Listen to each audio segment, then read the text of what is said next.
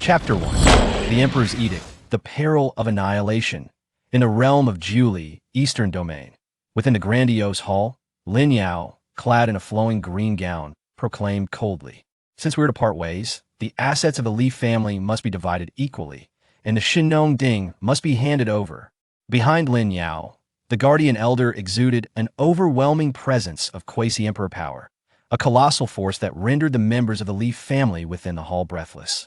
Her indifferent expression seemed to convey a warning. If the Shinnong Ding was not surrendered forthwith, she would not hesitate to resort to more severe measures.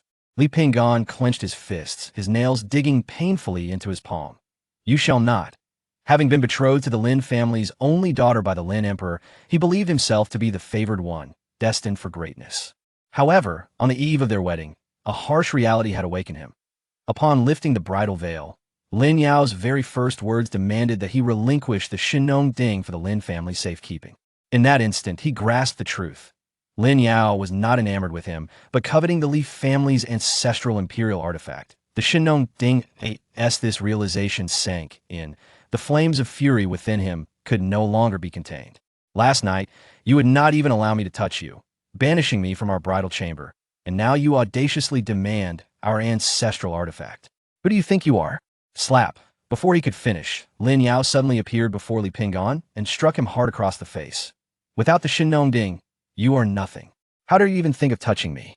She leaned closer, whispering in his ear, "Had you not refused to hand over the Shinnong Ding, perhaps you could have remained my loyal hound." Li Pinggan's eyes blazed crimson as he contemplated retaliating, yet an invisible pressure descended upon him, immobilizing him. He gritted his teeth, glaring at the guardian elder not far away. Seeing their young master struck, the Li family members erupted in rage. "How dare you?" A month prior, the Lin Emperor had arranged a marriage, bestowing his cherished daughter upon Li Pinggan. Though the Li family once boasted a great emperor, a first among the human race, this was a tale from 100,000 years past. Now, the Li family had long since faded from their former glory, with the highest cultivation among them being merely that of a heavenly sovereign, none having yet stepped into the quasi-emperor realm. Thus, when the marriage was announced, the Li family celebrated with unrestrained joy. Marry the daughter of an emperor was a boon, a new pillar of support for the Li family. Yet, they never anticipated that barely a day after the wedding, Lin Yao would demand a divorce and their ancestral Shinnong Ding. However, under the quasi-emperor's pressure, the family found themselves nearly paralyzed. At that moment, Li Chonlu, the family patriarch, stepped forward. Even in the face of a quasi-emperor, he exhibited no sign of fear. "Guardian Lin, the Shinnong Ding is a treasured heirloom of our family, not merely the possession of Pinggan. Even in dividing our assets, it cannot be included. The Li family possessed two imperial artifacts, both inherited from their ancestor, Li Lingge, a century ago.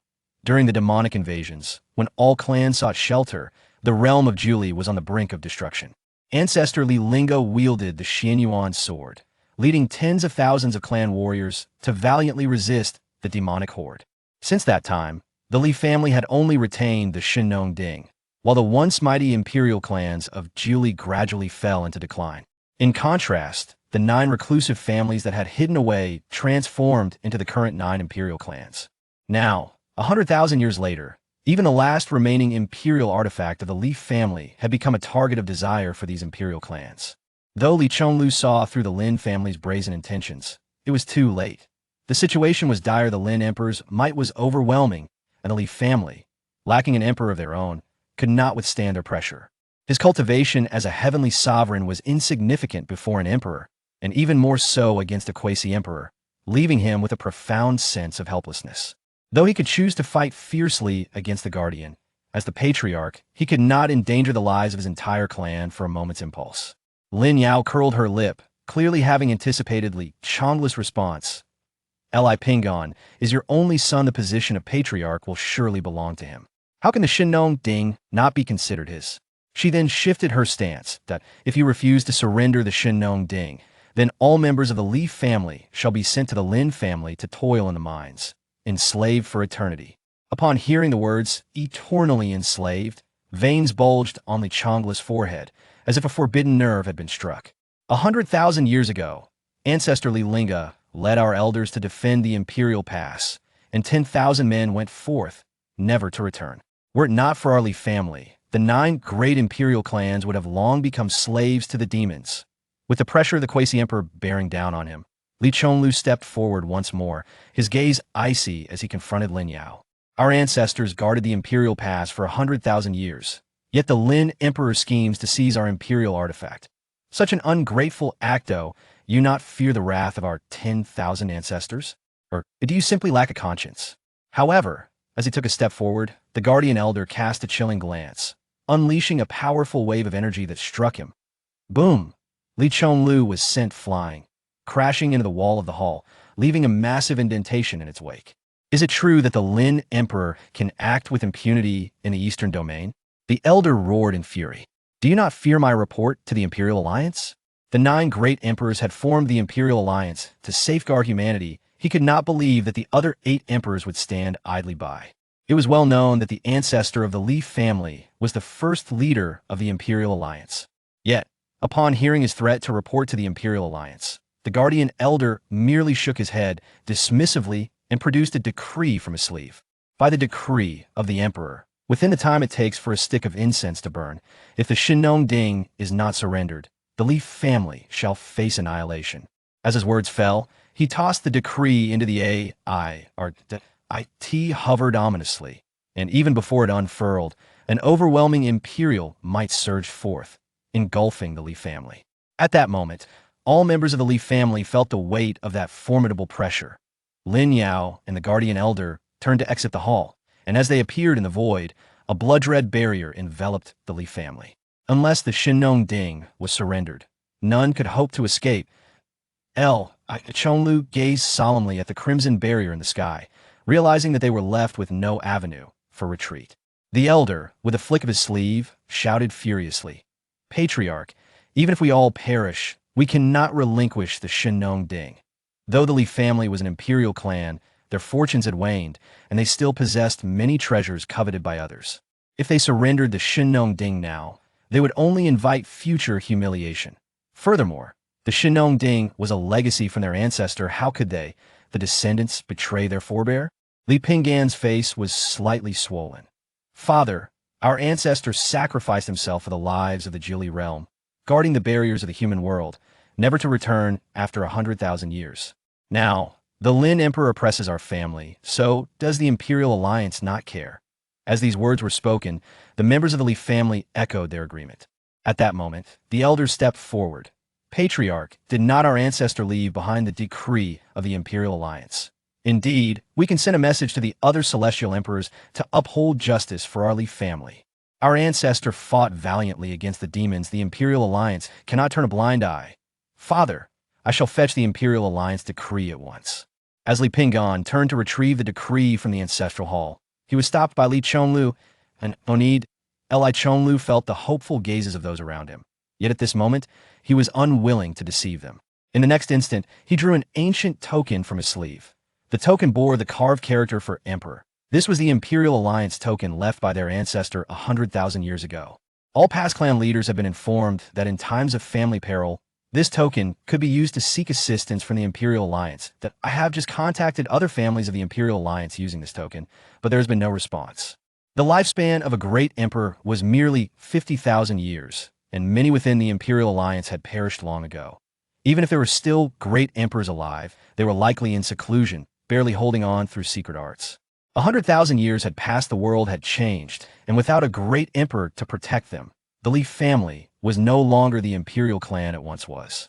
Lin Tiandi was one of the 9 great emperors of the Imperial Alliance. Would the other 8 great clans risk offending him for the sake of the Li family? Without a great emperor, the Imperial Alliance token was nothing more than a piece of scrap iron.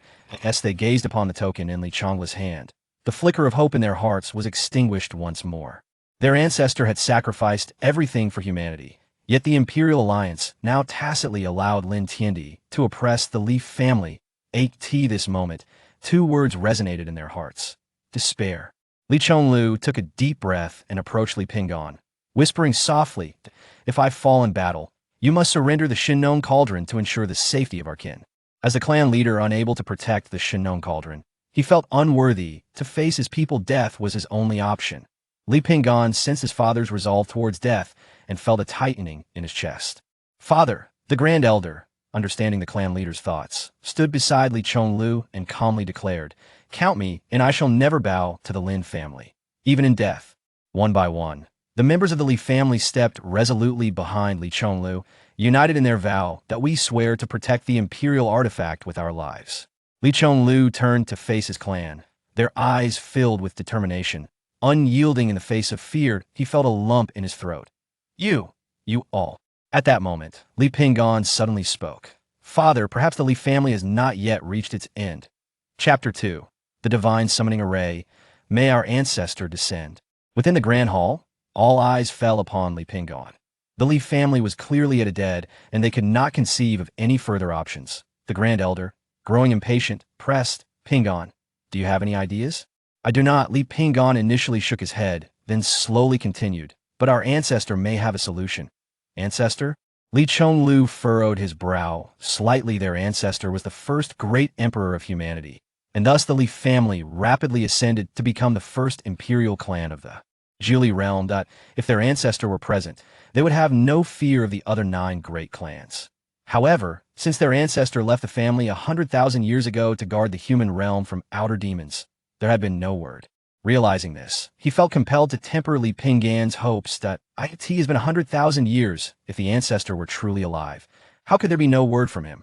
Upon hearing the name Ancestor, the spark of hope in the eyes of the crowd dimmed once more. It was well known that even great emperors had a lifespan of only 50,000 years. Now, 100,000 years had passed. Could they truly deny the possibility that their Ancestor was still alive? Li Pingan did not answer the question, as he did not know how to respond. But he countered with a question of his own. Legend has it that 100,000 years ago, the demon race tore apart the realm barriers, intending to invade the Zhuli realm, and our Ancestor single-handedly defended the human realm. If our Ancestor were truly dead, how could humanity have enjoyed peace for the past 100,000 years? He did not know if their Ancestor was still alive, but if he were dead, how could the demon realm remain inactive for all these years? Upon hearing this, the crowd was momentarily stunned. Then a flicker of hope ignited in their eyes once more. Pingan's words seemed to carry some weight. Li Chonglu pondered for a moment before continuing to question. Even if our Ancestor is alive, how do we reach him? The crowd hung their heads in silence indeed. Even if their Ancestor could sustain himself through secret arts, how could they contact him? Li Pingan's gaze fell upon the spatial ring on his finger, and he transmitted a message. "Master, it is up to you from here on." A gentle voice emanated from the ring. "If your Ancestor is truly alive, he will undoubtedly sense the call of the Divine Summoning Array. The Divine Summoning Array could summon Ancestors, granting the power to communicate with them. Typically, the Divine Summoning Array served as a prayer array for descendants to beseech their immortal Ancestors. As there were no immortals in the Li family, their highest-ranking Ancestor would become the focal point of the prayer." Upon hearing this, Li Pingan's determination intensified. This spatial ring, which he had fortuitously obtained in a secret realm, contained a remnant soul that had become his master, teaching him the ways of array formation. Now that the Li family had fallen into dire straits, this was their last glimmer of hope. "We can summon our Ancestor through the Divine Summoning Array." The Divine Summoning Array. The crowd looked on in confusion, having never heard of such an array. Li Chonglu asked, slightly apprehensive, "Pingan, can this Divine Summoning Array truly connect us to our Ancestor? As long as our Ancestor is still alive, we can reach him through our spiritual consciousness. He may even project a portion of his power through the array." Li Pingan earnestly explained. "Father, allow me to try." Upon hearing this, Li Chonglu nodded. Time was of the essence. This was nearly their only hope. The Grand Elder thumped his chest, declaring, "Pingan, tell us what to do. We will all cooperate, and we shall not hesitate to offer our blood if necessary." Under the hopeful gaze of those around him, Li Pingan formed hand seals, conjuring runes in the air that, of course, with his current strength, he could not fully manifest the Divine Summoning Array. However, with his master within the spatial ring, he merely needed to set the stage. The actual array formation would be handled by his master. In the next moment, a golden light erupted within the Grand Hall. "May our Ancestor descend." Li Pingan stood at the center of the hall, his voice resonating with thunderous authority. As his words fell, the golden array rapidly expanded. In the blink of an eye, the light spread throughout the entire Li family estate. The brilliance was dazzling and radiant, resembling a sun ablaze with fierce flames. Its resplendent light was blinding, rendering it impossible to gaze upon directly. The inhabitants of the Li estate closed their eyes simultaneously, murmuring in unison, "May our ancestor descend." At the same time, waves of spiritual consciousness surged within their minds, merging into the golden array. In the sky, Lin Hufa quickly noticed the unusual occurrence at the Li estate. His gaze fixated on the array, as if he had come to a realization. That is the divine summoning array. Rather than displaying panic, Lin Yao's face was filled with derision. Desperate struggles, who could the Li family possibly summon? Lin Hufa appeared to reminisce, his expression turning grave as he spoke. In the Li family resides a great emperor, the foremost among the human race, Li Lingge. Though he had never laid eyes upon Li Lingge, the legends surrounding him were abundant, for his brilliance was simply unparalleled. And no matter how one attempts to conceal it, history will inevitably leave its mark upon him. With a chuckle, Lin Yao burst into laughter. It has been 100,000 years. The corpse of that first emperor must have long since decayed. Indeed, you speak the truth.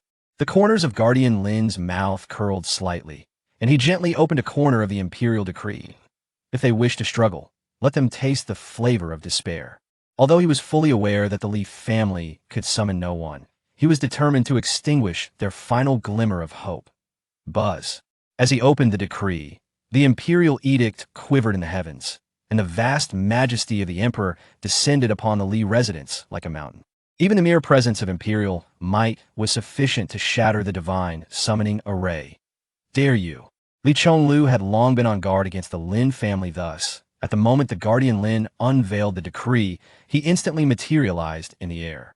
In his hands, he cradled a small azure cauldron, which, upon the influx of spiritual energy, erupted in radiant brilliance. A colossal phantom of a bronze cauldron enveloped the Li residence, barely resisting the overwhelming imperial might.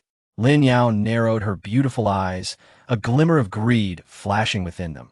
The Shinnon cauldron, having already taken the esteemed alchemist Gu Hai as her master, this imperial-grade alchemical furnace was solely worthy of her use. To place it in the Li family was indeed a waste. Out a throng of ungrateful ants. Those who defy me shall meet their demise. At the moment the imperial might was resisted, the imperial decree seemed to take offense, its radiance intensifying. Simultaneously, Li Chonglu felt his hands grow heavy, and the phantom of the bronze cauldron began to fissure under the pressure. Unworthy descendants, you tarnish the imperial artifact. Were it not for his insufficient cultivation, how could this imperial artifact falter against the emperor's oppressive force? Li Chonglu's complexion flushed, and he abruptly spat a mouthful of blood. The blood fell upon the divine summoning array, transforming into a crimson stream that illuminated a pattern within the formation. Chapter 3. Guarding the Imperial Pass. A call from future generations. Li Chonglu seemed to converse with the heavens and the earth, as if murmuring to himself. The disgrace brought upon the illustrious name of his ancestors by unworthy descendants filled him with a fervent desire to summon thunder with his blood. In an instant, it felt as though a raging inferno ignited within him, his essence burning rapidly like boiling magma. His previously slightly bent posture, influenced by the imperial might, suddenly straightened with renewed vigor. Simultaneously, the divine Shinnon Ding, suspended in mid-air, underwent a remarkable transformation.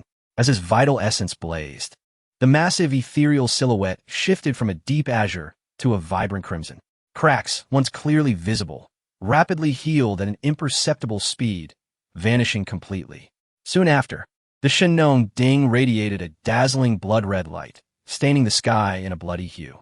Beneath this sanguine glow, ominous rumbles of thunder reverberated through the heavens. Lin Yao lifted her gaze slightly, her eyes filled with disdain. A mere celestial lord, attempting to challenge imperial authority. How laughable! As soon as the thought crossed her mind, dark clouds began to churn violently in the sky like a furious tide. Layers of clouds amassed, casting the horizon into a somber and oppressive scene. Silver serpentine lightning slithered through the dense cloud cover, illuminating the surrounding darkness with each flash as if it were daylight. Concurrently, a deafening roar of thunder cascaded down from the ninth heaven, striking towards the imperial decree below. Observing the impending calamity, the protector Lin displayed no sign of panic. a mere ant shaking a tree. He gripped the imperial edict tightly, fully unfurling it. The characters inscribed by the heavenly sovereign glimmered brilliantly in golden light, ascending skyward to collide with the descending thunderous tribulation. The air surged violently, threatening to tear the very fabric of space apart. Ultimately, the power of the descending tribulation was completely dispersed. Li Chongluo's vision began to blur. He could only vaguely perceive the lightning he had summoned with his own essence. However, as the imperial edict unfolded, the power it emanated shattered the tribulation with a resounding crash. With a jolt, Li Chongluo's body trembled violently, his meridians shattered. His arms fell limply, droplets of blood cascading from his arms, landing upon the divine spirit array below. Yet, his palm remained tightly grasped around the Shinong Ding, whispering, "Ancestor, I fear I can no longer hold on." Clan leader. The onlookers in the courtyard were moved to tears upon witnessing Li Chongluo's sacrifice of his essence to protect the divine spirit array. They stared fiercely at the imperial decree in the sky, filled with resentment towards the Lin family's tyranny and their own helplessness. The elder rose into the sky, standing beside Li Chongluo, and bellowed, "Stand with me to defend the array." With arms raised high, he conjured a barrier of spiritual energy above his head, as if attempting to withstand the overwhelming imperial might alone. In the next moment, figures from the Li family soared into the sky, standing resolutely beside Li Chongluo. Barriers of spiritual energy materialized overhead, and despite the futility of their efforts, the Li family vowed never to yield. Crack! Crack! Soon, fissures began to appear on the barriers under the oppressive weight of the imperial decree. Their spiritual power was woefully inadequate. Nevertheless, none would retreat. The elder's sleeves billowed, his blood surging like a tempest. Though he could not summon lightning as the clan leader did, he would never bow to the imperial might. Rise! The elder's form surged upward, and his vast spiritual energy rapidly mended the cracks in the barriers. With every crack that appeared, an elder would ignite their essence to restore it. In the sky, Protector Lin scoffed at the exhausted elders of the Li family. "Let us see how much essence you have left to burn." In the next moment, the divine spirit array blazed with brilliance, its light soaring skyward. The array was complete. Within the Li family hall, as the light converged, a colossal luminous screen materialized before the onlookers. Within this screen, pale bones intertwined and stacked, forming an indestructible wall. From a distance, it resembled an insurmountable bastion. Clad in white, a figure sat cross-legged atop the wall, gazing into the distance. Though only his back was visible, the onlookers felt an undeniable connection through the luminous barrier. Upon witnessing this, they could not help but exclaim in awe. "It worked. We have truly connected with our ancestor. Our clan is in peril. We beseech you, Ancestor, to descend. Lin Tiandi oppresses our clan, while the 8 imperial clans of the Imperial Alliance stand idly by. Ancestor, please, take notice of them." At the Imperial Pass, a grand banner stood tall atop the fortress. Its once clear inscriptions now stained crimson with the countless streams of blood that had flowed over it, exuding a strong scent of blood. A violent gale swept through, producing sharp, ear-piercing howls. The wind was so fierce that the dark red banner shook violently, its fabric flapping audibly. Li Lingge coldly surveyed the demonic army, which dared not cross the thunderous barrier. He lowered his head slightly, lips moving as he murmured softly, "It has been 100,000 years." His voice, though faint, seemed to transcend time and space, carrying with it an overwhelming sense of nostalgia and sorrow. 100,000 years ago, the demon clan had torn apart the barrier between the realms of humans and demons with supreme methods, their grotesque faces and insatiable greed laid bare. They sought to invade the Julie realm, viewing humanity as mere prey. In response to the demonic menace, humanity established the Imperial Alliance, and he was chosen as the first emperor, appointed as the Alliance's leader. With great power comes great responsibility. In the face of humanity's dire plight, Li Lingge, as the leader, stepped forward without hesitation to protect the lives of the Julie people and defend the last vestiges of human dignity. He led 100,000 clansmen to repel the demons beyond the barrier. Since then, he resolutely remained at the entrance to the human realm, engaging in one bloody battle after another against the relentless demon forces. As time passed, 100,000 years flew by, yet the demon's ambition to annihilate humanity had never waned. However, even with a million-strong demon army, they could not breach the Imperial Pass he guarded. This magnificent Imperial Pass stood like an impregnable fortress against the demons. Had truly no one else risen to the rank of Emperor within the Alliance over the course of 100,000 years? Li Lingge turned to glance back at the Julie realm, uncertain of how much longer he could stand guard for humanity. Yet, behind him lay the resting place of 100,000 heroic spirits of his clan, his family, and countless Julie cultivators and commoners. He could not retreat. As long as the human banner remained unyielding, the demons would never set foot past the Imperial Pass. His lifelong obsession might be the inability to return to his homeland. How he longed to see it once more. No sooner had he thought this than voices echoed around him. Invading our ancestral land, slaughtering our kin, seizing our imperial artifacts. Ancestor, where are you? Can you hear my call? Our clan is in peril. Why does the Ancestor not return? Chapter 4. Li Lingge. I have always been here behind Li Lingge. A luminous formation emerged seemingly out of thin air. Simultaneously, the voices of his kin echoed in his mind. A torrent of complex emotions surged within him. 3 parts surprise, 3 parts confusion, and 4 parts disbelief. Sensing the fluctuations of the formation, Li Lingge turned to look behind him. The divine descent formation. The descendants from the future had established contact with him, proving that after 100,000 years, the Li clan had endured. However, as he discerned the content of their call, his handsome visage gradually grew cold. Eradicate my entire clan? A whisper, as if from 100 millennia ago, resounded from the luminous screen. I have always been here. At that moment, when the Li family members heard this voice, they were initially taken aback, but then joy surged within their hearts. The Ancestor was still alive. They had hope. Soon, they beheld a figure clad in white, standing majestically atop the city of Diguan. In unison, they bowed and proclaimed, "We pay our respects to the Ancestor."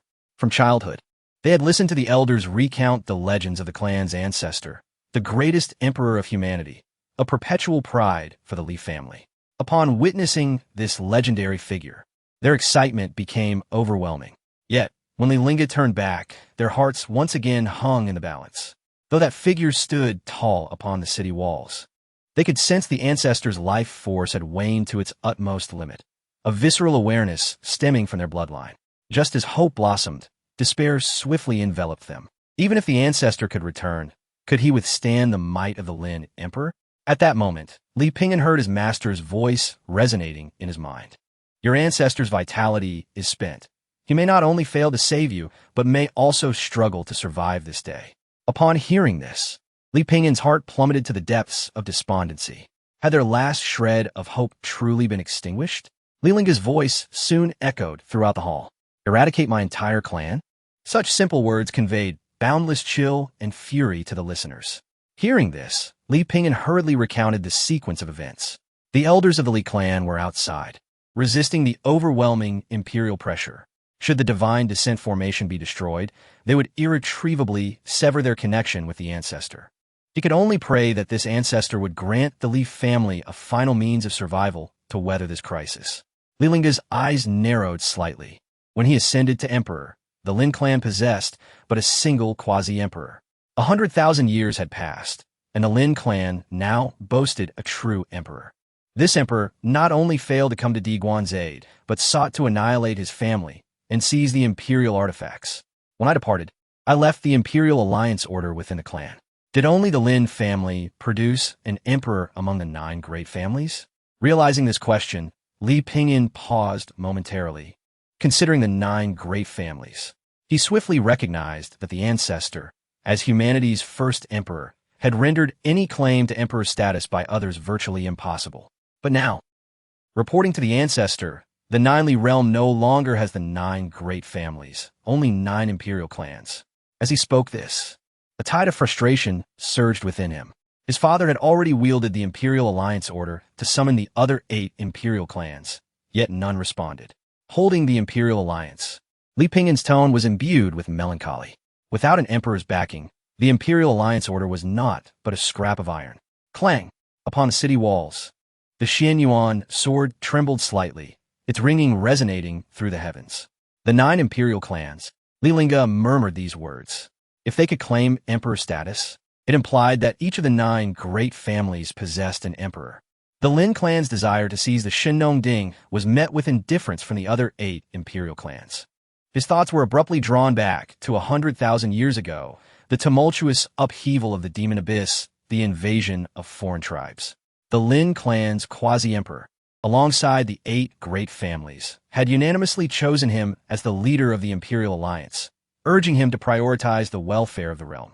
The Li family's 10,000 valiant spirits fell at Diguan, and he too had nearly expended his last vestiges of life force. For the protection of humanity over 100,000 years, he was met with this outcome. He suddenly felt as if these 10 millennia had been a farce. Had he not led his kin under the name of Emperor, fighting valiantly against the malevolent forces of the foreign realms? How could the Li clan have fallen into such a state of decline, subjected to bullying? Li Lingge slightly turned his gaze towards the row of tombstones within Diguan, his voice growing increasingly frigid. Protecting all beings? Did they deserve it? Listening to Li Lingge's voice, filled with murderous intent, Li Pingyan bowed deeply.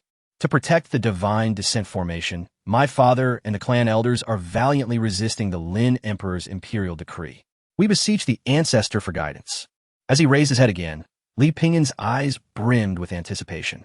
The entire sequence of events had been laid bare. The elders could not hold on for long. Thus, he could only place his final hope upon the Ancestor before him. Even the slightest hint of imperial power transmitted through the divine descent formation would suffice for the Li family to navigate this imminent crisis. Under the watchful gazes of many, Li Lingge, Saga souffly. If I wish to return to the clan from Diguan, I shall require at least 3 days. Upon hearing this, the faces of the assembly turned ashen, their eyes filled with despair. Not to mention 3 days. Even a single day would suffice for the Lin Emperor to obliterate the Li family from existence. However, before Li Lingge could finish his words, an unexpected upheaval occurred. Thunderous roars erupted from the distance. Soon after, a dense wave of demonic energy surged forth. This energy resembled the scalding magma expelled during a volcanic eruption, imbued with boundless power and heat. The demonic clouds surged aggressively into the sky. In mere moments, they thickened into a dark shroud, completely obscuring the heavens. In an instant, the sky grew dim, as if the apocalypse had arrived. Everything on the earth was enveloped in darkness, and the suffocating aura of terror was palpable. As the demonic energy coalesced, a colossal and indescribable formation slowly materialized above Diguan. This formation was entirely composed of pure demonic energy. Each line, every rune exuded an ancient and malevolent essence, as though from the depths of the abyss, sending chills down one's spine. Boom! Accompanied by a tremendous crash, a massive coffin shattered the black mist, crashing down upon the city walls of Diguan. Following this, a deep voice resonated from within the black fog, akin to the judgment of a malevolent being. Li Lingge, upon your demise, I shall ensure you are buried within the realm of humanity. Through the luminous screen, the Li family witnessed a scene that sent shivers down their spines. Though they had heard tales of the demonic tribe's grand invasion 100,000 years ago, ultimately repelled by their ancestor and 10,000 kin, those were merely legends. None had truly witnessed the demonic tribes. Now, they distinctly heard the chilling voice of the demons. Before seeing their form, they heard their voice. The demonic tribes were invading once more. Could the Ancestor withstand this alone? Their forebears had guarded Diguan for 100,000 years, yet now they faced such a fate. The 9 great imperial clans should share in this demise. Seeing the multitude of scarlet eyes within the black mist, they understood that humanity was on the brink of annihilation. Li Lingge slowly rose, grasping the Xianyuan sword that stood upon the city walls, his gaze resolute and profound. The entire world was shrouded in dense demonic energy, a veil of gloom and despair. Yet amidst this overwhelming darkness, a colossal crimson banner stood defiantly, akin to a flame igniting amidst the howling winds, fluttering with pride. Li Lingge radiated an aura so fierce that none dared to gaze directly upon him. He resolutely stood amidst the tumultuous waves of malevolent energy and the overwhelming aura of slaughter, resembling an immovable mountain. Yet, to everyone's astonishment, he did not draw his sword. Instead, he turned gently towards the vast forest of gravestones and softly uttered, "It is time to return home." As his words faded, a cold, white light suddenly erupted from one of the tombstones. This radiant beam shot forth with the swiftness of lightning, imperceptibly piercing into the divine, summoning formation. Almost simultaneously, countless dazzling streams of light ascended into the sky. The cold, white beams resembled meteors with long tails, streaking across the heavens, carrying an endless chill and oppressive force as they flew into the divine summoning array.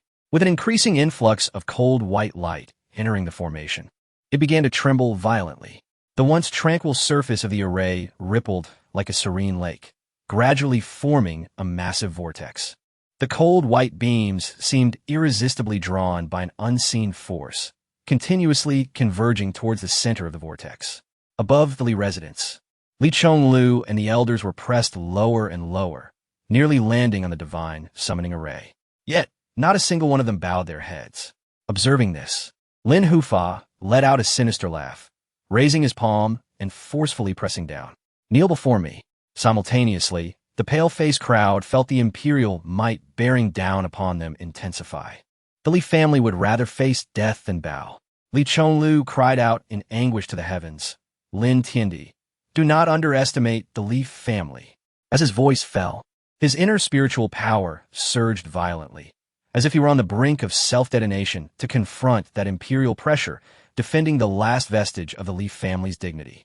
However, Li Pingyan was a step ahead, leaping into the air. "Master, lend me your strength." He could not bear to witness the humiliation of his kin. A faint sigh echoed from within his spatial ring, and a tremendous force surged into Li Pingyan's body. In the next moment, a barrier of formation coalesced above the Li residence, shielding everyone from the imperial might. Lin Hufa revealed a sinister grin. "Ah, let the young one stand in front. What other defenders does the Li family have?" Just then, an ancient voice resonated from within the great hall. "The Li family's grand elder, Li Lingge, is still here." As soon as the words were spoken, a cold white light soared into the sky. An elderly yet upright figure appeared in midair, arms raised towards the heavens. Soon after, more beams of light streaked across the sky. In the air, one ethereal figure after another emerged. The Li family's second elder, Li Zhongyi, is still here. Li Jingyu is still here. Li Fengxian is still here. The echoes of "still here" resounded throughout the firmament. Chapter 5. The 100,000 spirits challenged the Emperor's mandate. As a streak of radiant light appeared in the sky, a multitude of phantoms emerged in its wake. In mere moments, the heavens were filled with a dense array of figures, nearly toppling the imperial might. Hearing those unfamiliar yet familiar names, even the indomitable Li Chonglu, who had never bowed even when burning his essence, fell to his knees with a thud. Tears streamed down his face as he gazed upon the silhouettes soaring in the air. The 81st patriarch of the Li family, Li Chonglu, reverently welcomed the elders home. Though they had never met, their names were etched deeply in his memory. These were the ancestors who once stood alongside the elder against the demonic horde, guarding the imperial fortress, their names inscribed in the Li family genealogy. 100,000 spirits defying the emperor's decree. Li Pingyan, nearly depleted of his mental strength, suddenly felt a release of pressure above him. He looked around, confronting a multitude of unfamiliar figures. Yet, for reasons unknown, their presence evoked a profound sense of kinship within him. At this moment, he seemed to grasp the truth. Once, 100,000 ancestors protected humanity. Now, they shielded his family. Ling Yin turned to glance at Li Pingyan, offering words of comfort. "Young one, with us old fellows here, there is no need for you to step forward." Li Fengxian's eyes bulged with fury. "I have slain countless demons in the outer realms, yet my descendants are to be bullied by these rabble." Li Zhongyi, with a single arm raised to the sky, cast a sidelong glance at Li Pingyan. The Li family has successors at last. Lin Hufa staggered backward, his countenance shifting from mockery to astonishment. Impossible, utterly impossible. The 100,000 lingering souls before him were all at least of the celestial lord realm, with dozens even approaching the emperor tier. What does it mean to have 100,000 celestial lords and dozens of quasi-emperors? Even the Lin family today lacks such formidable power. Suddenly, a thought struck him with incredulity. Could it be that they had indeed connected with the first emperor, Li Lingge, from 100,000 years ago? Otherwise, this scene could hardly be explained. Lin Yao's complexion turned pale as she trembled. Where did these lingering souls come from? It was understandable, although these were but remnants. The sheer magnitude of 100,000 spirits was enough to instill terror. Those unacquainted with the battlefield could easily be daunted by the sight. As Lin Hufa observed the lingering souls gradually becoming more translucent under the pressure of the emperor's decree, his shock began to wane. They were merely the restless souls taken to the imperial fortress by Li Lingge 100,000 years ago. At that moment, he felt a sense of relief. Since they had perished in battle, Li Lingge must also be dead. A quasi-emperor could never measure up to an emperor, no matter how many quasi-emperors there were. Moreover, they were but remnants. After all, the legacy of the former First Imperial clan still held some weight. Hearing this, Lin Yao's lips curled slightly. Too bad. That is all the legacy you possess. The lingering souls, under the weight of the emperor's decree, would only grow weaker until they vanished from existence. Her father could effortlessly issue an emperor's decree, yet these 100,000 lingering souls could no longer manifest. As she spoke, she flipped her palm, revealing a black long banner. I advise you to surrender quickly and obediently come into my 10,000 souls banner. Then, her tone shifted abruptly as she coldly declared, otherwise, you shall witness your kin perish at your own hands. At the imperial fortress, Li Lingge tightened his grip on the Xinyuan sword. He gazed into the increasingly dense demonic mist, his animosity towards the 9 great imperial clans surpassing even that aimed at the demonic race. 100,000 clansmen had perished at the imperial fortress, only to be met with betrayal. Li Lingge lifted his head slightly, casting his gaze upon a large banner stained with the blood of countless demons. Memories flooded his mind as he watched clan members fall beside him. In those moments, he held a belief solely to protect the common people, vowing never to surrender even until the last moment. Yet now, that belief had crumbled, and the fate of humanity mattered not to him. Beyond the imperial fortress, a multitude of crimson dots appeared within the black demonic mist, advancing toward them at an astonishing speed. As time passed, these dots became clearer. Thousands of warriors clad in black armor, wielding sharp long blades, approached with a menacing aura. However, when this demonic army drew within 1,000 zhang of the imperial fortress, they suddenly halted as if obstructed by an invisible force. The scene fell into an eerie silence, save for the relentless howling of the wind. A robust, middle-aged man hovered in the air, his thick brows and wide forehead accentuated by 3 long strands of beard cascading down like a waterfall, gently swaying in the breeze.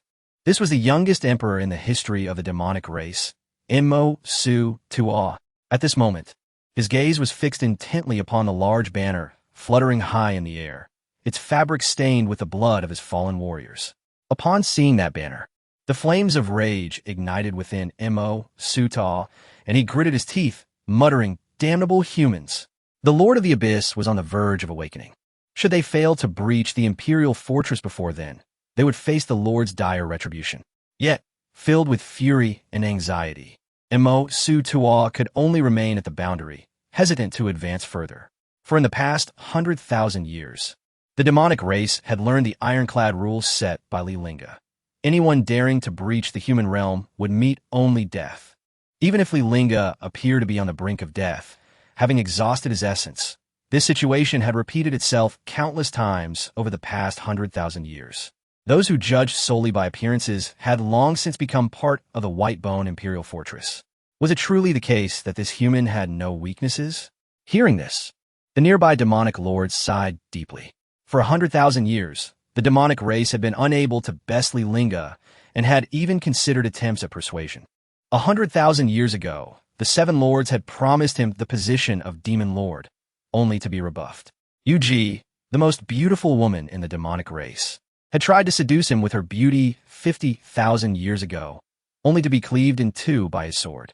2,000 years ago, they had discovered an immortal elixir to persuade Li Lingge, but he had merely pretended to agree, only to become more ruthless in his slayings afterward. Women, elixirs, power, none of it had any effect on this man. They were left utterly bereft of options. Su furrowed his brow slightly. The immortal elixir was a substance for extending life. Who had the audacity to suggest giving it to him? Hearing this question, the other demonic lords exchanged glances, all hesitating to respond.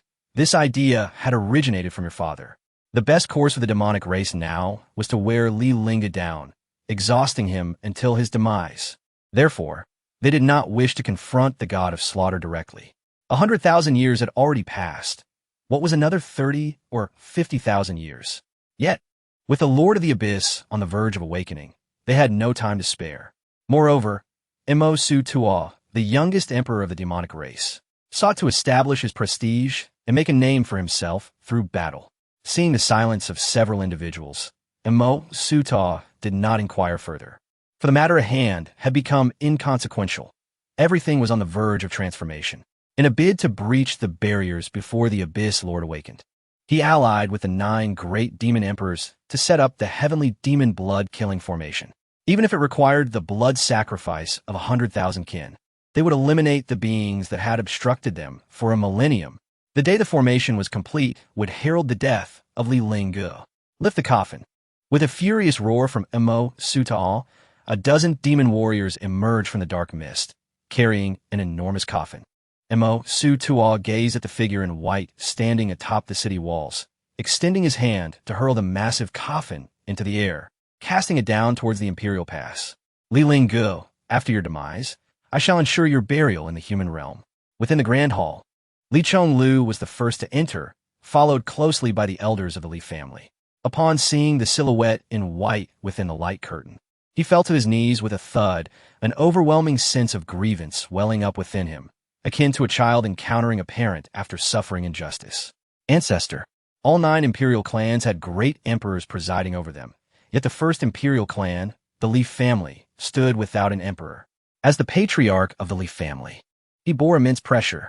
However, upon witnessing Li Lingge confront the 100,000 demon army with unwavering composure, his grievances dissipated like mist. After a brief silence, Li Lingge's voice resonated from the light curtain. You have done exceptionally well. Hearing the praise from the Ancestor, Li Chonglu felt an overwhelming sense of shame. The Ancestor had guarded the Imperial Pass for 100,000 years, fighting until his blood was exhausted. What right did he have to feel wronged? Ancestor, how may we assist you?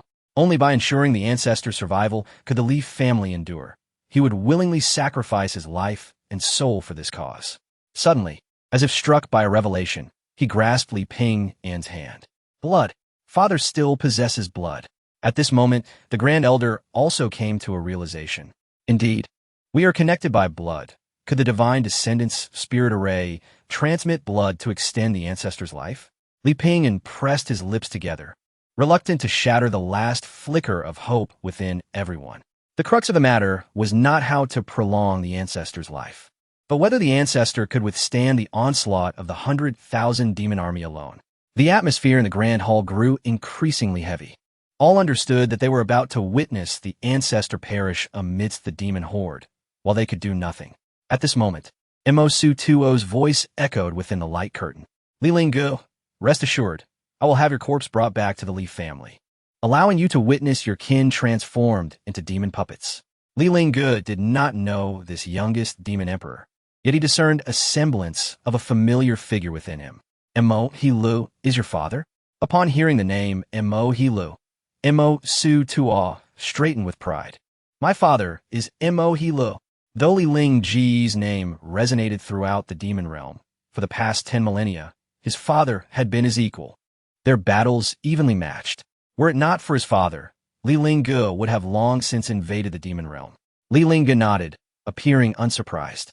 Few demons had escaped his grasp over the past 10 millennia, and Mo Hilu was the one who left the deepest impression. They had clashed countless times. Yet Mo Hilu always managed to evade capture, never daring to confront him alone, always teaming up with other demon emperors. He was as slippery as an eel, vanishing at the first sign of danger. However, Li Lingge no longer wished to waste time against the demons. He needed to return to his family at once. He removed the grand banner and cast it into the stone forest. Since the 9 great imperial clans had betrayed their trust, he saw no need to continue guarding for these cowardly creatures. Let the myriad of beings rely on the 9 great imperial clans for protection. Upon witnessing this, the surrounding demons stepped back, apprehensive. The grand banner had not been moved for 100,000 years, and now Li Lingge had uprooted it. What was his intent? Mo Su Tuo was puzzled by their fearful demeanor. Look at your pitiful resolve. He hasn't even drawn his sword, and you are already trembling in fear? The venerable Xingtian, his hair as white as snow, cautioned, that banner has stood atop the city for 100,000 years. Li Lingge's actions must bear profound significance. We cannot afford to be careless. Upon hearing this, the other venerables nodded in agreement. They recalled the time when Li Lingge stood alone before the Imperial Pass, clutching the grand banner against several demon emperors without flinching, even shouting, "I am Li Lingge, the bearer of the banner for the human race." In that battle, save for Mo Hilu, 5 demon emperors perished. The echo of that furious roar still resonated in their ears.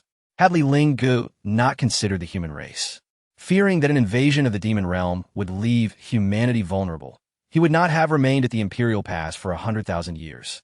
They ought to be grateful that Li Lingge still held the human race as a weakness. Otherwise, the demons would know no peace. At that moment, Li Lingge pointed at Mo Su Tuo, speaking calmly. "Return and inform your father to send an immortal herb. Then I shall depart." His voice, though soft, reached the ears of the assembled demons with clarity. Upon hearing this, the foreign demons' expressions darkened. Were it 2 millennia ago when Li Lingge made such a request, they would have believed him. But now, the remains of the emperor who had delivered the immortal herb 2 millennia ago lay at Li Lingge's feet. How could they trust him? The venerable Xingtian whispered to Mo Su Tuo, "Perhaps Li Tiandi's lifespan is truly nearing its end. We might as well wait a bit longer before collecting his remains." Over the past 100,000 years, Li Lingge had left an indelible shadow in their hearts.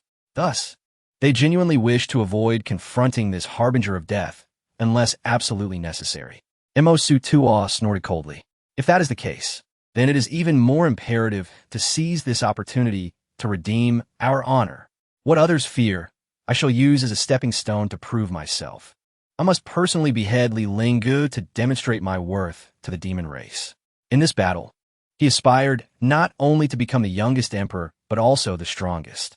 Do you think I, a member of the Mo clan, would stumble in the same place twice? While several demon venerables thought Mo Su Tuo's bravado stemmed from youthful ignorance, they unanimously agreed that the immortal herb must not be given. To do so would be to fall into a trap. Li Lingge seemed unperturbed by this outcome. After all, he had deceived the demon race once before. Then I shall retrieve it myself. With that, he stepped off the city walls, soaring into the air as if to breach the demon realm. At this sight, all the demons, save for Mo Su Tuo, felt as though they were facing a formidable adversary. The venerable Xingtian, trembling with rage, shouted, "Do not approach. If you dare take another step forward, we shall invade the human realm."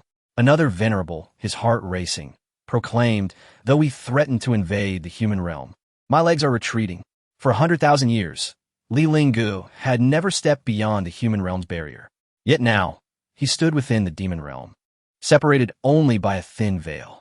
Yet that mere distance felt as though the heavens were collapsing upon them. The voluptuous female demon, Tianzun, gasped for breath, her chest heaving. They had relied heavily on the heavenly demon blood-killing formation to confront Li Lingge. They had not anticipated an actual confrontation. "Li Tiandi, do you possess no martial virtue? The formation has yet to be fully established. How can you intrude?" Li Lingge continued onward, his tone unperturbed. "The survival of the human race is no longer my concern. If you wish to kill, proceed." Upon uttering these words, the demon clan was thrown into disarray. After guarding the Imperial Pass for 100,000 years, the Emperor Li Tian declared, "The survival of humanity is no longer my concern." Such a statement was terrifying. The only vulnerability of Li Lingge had vanished. Consequently, Li Lingge was indeed determined to invade the demon realm and unleash a massacre to avenge his fallen kin. The esteemed Xingtian hesitantly inquired, "What do you mean by that, Emperor Li?" The response was resolute. "I aim to clearly inform the demon clan that the tides of battle have shifted." As soon as the words left his lips, Li Lingge suddenly appeared before Xingtian. His powerful hand pressed against the elder's aged visage, and he coldly declared, "If they can go, so can I. With a resounding crack, Li Lingge's grip crushed Xingtian's head in an instant. His swiftness was such that it was only after the blood mist erupted in the air that the other demons reacted. Initially skeptical of Li Lingge's words, they were left with no choice but to believe when he stepped into the demon realm and eliminated Xingtian. You actually killed Xingtian? The nearby dignitaries of the demon clan recoiled in fear, terrified that Li Lingge's next target would be them. Mo Shutuo sensed a chilling breeze pass by, followed by the metallic scent of blood. He turned in disbelief to behold Xingtian's headless corpse, his lips twitching slightly. How audacious for an aging emperor to slay his subordinate right before him. Originally, he intended to wait until the formation of the heavenly demon bloodslaughter array was complete before dealing with Li Lingge. However, seeing the latter rush headlong into danger, he was eager to witness the true measure of the legendary First Emperor. If he could eliminate Li Lingge before the arrival of the other 9 demon emperors, his name would resound throughout the demon realm, achieving everlasting renown. Now that Li Lingge had entered the demon realm and slain Xingtian, he posed a threat to the formation of the heavenly demon bloodslaughter array. Thus, he had no choice but to act decisively. He commanded. Within the Grand Hall, as they witnessed the scene of one man holding back an army, the members of the Li family stood agape, unable to utter a sound. How could it be that their ancestor, seemingly surrounded, caused the demons to retreat in fear? Li Chonglu swallowed hard and murmured uncertainly. It seems the demons are genuinely afraid of our ancestor.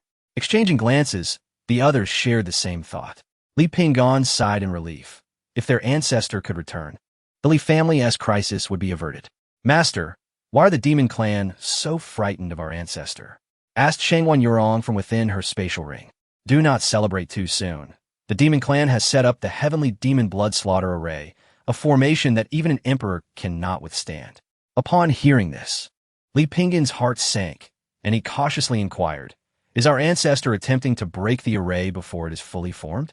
This formation requires the blood sacrifice of at least 100,000 demons, Shangwan Yurong retorted. Do you believe the demon clan would allow him to disrupt it? Li Pinggan fell silent, the enormity of the blood sacrifice weighing heavily upon his mind. It was evident how terrifying their ancestor was in the eyes of the demon clan. Yet, could they only watch helplessly as their ancestor faced demise? Just then, the Grand Elder pointed at the light screen and exclaimed, "What kind of formation is that?" Li Chonglu's lips trembled, his fists clenched tightly, worry evident in his tone. Ancient texts described it as the demon clan's heavenly demon blood slaughter array, specifically designed to target emperors. The hall fell into a mournful silence. In the light screen, Mo Shutuo stood amidst the chaos, his figure surrounded by swirling demonic energy, akin to black flames raging fiercely. The overwhelming energy surged, radiating a pressure that warped the surrounding air. Grasping a glimmering spear, its tip gleamed with a cold light. He proclaimed, gathering the spirit of the heavenly demon. Those 4 words echoed through the demon realm like thunder. Although the heavenly demon blood slaughter array had not yet fully formed, he could already harness the power of the 100,000 demon warriors. Their collective breaths and heartbeats intertwined, creating a unique rhythm that resonated with profound harmony, as if they shared a deep understanding among them. This power was not merely a result of sheer numbers or exuberant morale. It encapsulated the very essence and spirit of every demon present. Mo Shutuo gripped his spear tightly and swept it forward. Instantly, the spear trembled violently, emitting a resonant hum. The forces within each demon warrior surged forth through their veins, converging through the array's patterns. This immense torrent ultimately flowed into Mo Shutuo, elevating his formidable aura. He radiated a dazzling brilliance, transformed into an invincible war god descending upon the mortal realm. Every movement he made contained the power to obliterate the heavens and earth, stirring the elements and shaking the mountains. At that moment, his cultivation was on the brink of perfection, almost ready to transcend to the immortal realm. Yuqian observed the towering figure of Mo Shutuo in the sky and murmured, truly, he is the greatest genius of the demon clan. Not only was Mo Shutuo the youngest emperor of the demon clan, but he had also ascended through the mastery of formations, surpassing even the ancient sages of the demon race. Initially, Yuqian believed Mo Shutuo to be overly ambitious, uncertain against Emperor Li. However, now even she felt a flicker of hope. Could the rise of the demon clan hinge upon Mo Shutuo? 100,000 years ago, Li Lingge had emerged, suppressing the demon clan beneath his heel. Now, the era of the demon clan had arrived. The 100,000 demons roared in unison. Demon Emperor! Demon Emperor! Demon Emperor! As the shouts reverberated around him, Mo Shutuo envisioned the scene of Li Lingge crushed beneath his feet, even before he had taken action. He pointed his spear at Li Lingge and coldly commanded, "Kneel before me, and perhaps I shall grant you a swift death." At this moment, all eyes were fixed upon Li Lingge. Yuqian held her breath, seemingly anticipating something. In her mind, she frantically urged kneel. Her gaze flicked to the specially crafted coffin for Li Lingge beneath the Imperial Pass. Envisioning the sight of the man who had defied the demon clan for 100,000 years lying lifeless within, Li Lingge had no choice but to face death. Beside him, the other dignitaries expressed unease. Mo Shutuo was merely 23. Could he truly prevail? Yuqian scoffed, recalling when Li Lingge had led 100,000 kin against 1,000,000 demon soldiers at just 21. With this, Chishi Tianzuan echoed, talent emerges in every generation. Li Lingge has grown old. If he survives today, I shall eat dung. They had endured Li Lingge's oppression for far too long, and their hearts craved an outlet. Now, with Mo Shutuo stepping forth, young and commanding attention like Li Lingge once did, the anticipation was palpable. Li Lingge gazed calmly at the unstoppable Mo Shutuo, a hint of murderous intent lacing his tranquil voice. Those words are bold, even for your father, though eager to return to his clan. He had one final task to accomplish before doing so. With his lifespan nearing its end, he must find a way to extend his existence. Otherwise, they might not have reached their family, or perhaps they had already met their demise along the way. Moreover, his departure was not born from fear of the demon clan. It seemed these beings had forgotten his prowess. Li Lingge raised his hand, beckoning at Mo Shutuo with a curled finger. A cold and disdainful smile crept upon Mo Shutuo's lips, his laughter echoing like the mournful call of a night owl, sending chills down one's spine. Surging around him was a torrent of demonic energy, alive and writhing across his form, ultimately coalescing into a suit of pitch-black armor that exuded an aura of unending frost. He slowly twisted his neck, every rotation accompanied by a cacophony of cracking bones, as if capable of shattering eardrums. In that fleeting moment, the already tumultuous demonic energy instantly engulfed the heavens, darkening the sky and altering the very essence of the world. Simultaneously, a colossal three-headed, six-armed specter materialized behind Mo Shutuo. Towering over several tens of feet, it loomed like a magnificent mountain, radiating an unparalleled aura of chaos. As if a supreme demon had escaped from the depths of the abyss. Mo Shutuo's eyes glimmered with a blood-red light, betraying a sense of determination and ruthlessness.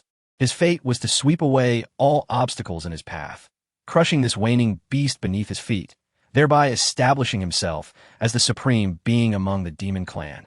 A radiant sun illuminating their realm. It was said that you had not drawn your sword for 100,000 years. Draw it now. For this emperor offers you an opportunity. As Mo Shutuo's furious shout resonated, the powerful arms of the specter began to thrash wildly, conjuring a tempest that roared through the skies. At this moment, the members of the Li family were already pale with terror, their eyes wide in horror as they gazed at the awe-inspiring spectacle above them. Their attention was riveted on Mo Shutuo, their hearts racing to the point of nearly leaping from their throats, the tension within them reaching a fever pitch. Shangwan Yorong let out a faint sigh, tinged with regret. Li Lingge's talent was evidently superior to that of Li Pingyan. Alas, he was born in the wrong era. Had she been able to nurture him, he might well have embarked on the path to immortality, potentially becoming her most capable aide. In Li Lingge's prime, there may have been a glimmer of hope. Yet, now he was nearly at his last breath. What could he wield against such odds? In the next instant, her previously serene eyes suddenly narrowed, as if witnessing an astonishing revelation. She struggled to maintain her composure, but a faint gasp escaped her throat. Though the sound was soft, it pierced the stillness, reaching Li Pingyan's ears with clarity. Almost simultaneously, Disbelief washed over the faces of the Li family, as if an invisible hand had seized their hearts, rendering them breathless. Their bodies trembled involuntarily, their blood seemingly boiling within them. Chapter 8. Li Lingge. You are not even worthy to die in my hands. With a resounding clang, the sound of a sword echoed through the heavens, causing the very cosmos to tremble. Though the Xianyuan sword remained sheathed, an endless torrent of crimson sword shadows erupted forth like a volcanic explosion. These sword images danced in the air like agile fire dragons, intertwining and exuding a chilling aura. Standing steadfast, Li Linge's robes billowed like the wind, and a sudden flash of brilliant red light illuminated his deep-set eyes as he coldly uttered 4 words: divine sword judgment. In that instant, the heavens seemed to collapse, and bloodlight spread across the sky. A white robe was completely enveloped in an inky crimson glow, resembling a deity of death descending from the depths of hell, radiating an aura of chilling malevolence. Facing Li Lingge was the formidable Mo Su-ta, whose complexion turned as pale as parchment. He could distinctly sense an overwhelming pressure rushing toward him, nearly suffocating him. The blood coursing through his veins felt as though it had frozen in an instant, a bone-chilling cold spreading to every corner of his being. This fear did not stem from a disparity in strength, but rather from the insatiable killing intent emanating from Li Lingge, as if it could devour everything in its path. Despite the terrifying scene, Mo Su-ta steeled himself, his voice trembling with false bravado, bluffing. As his shout echoed, shadowy arms appeared behind him, muscles rippling, crashing toward Li Lingge.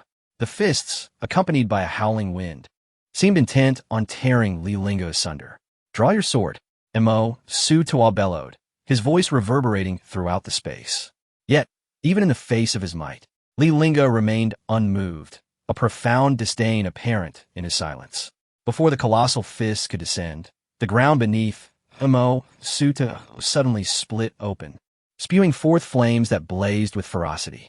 These flames coalesced into a massive circle of fire, and in an instant, countless razor-sharp sword energies surged forth, weaving an impenetrable net around him.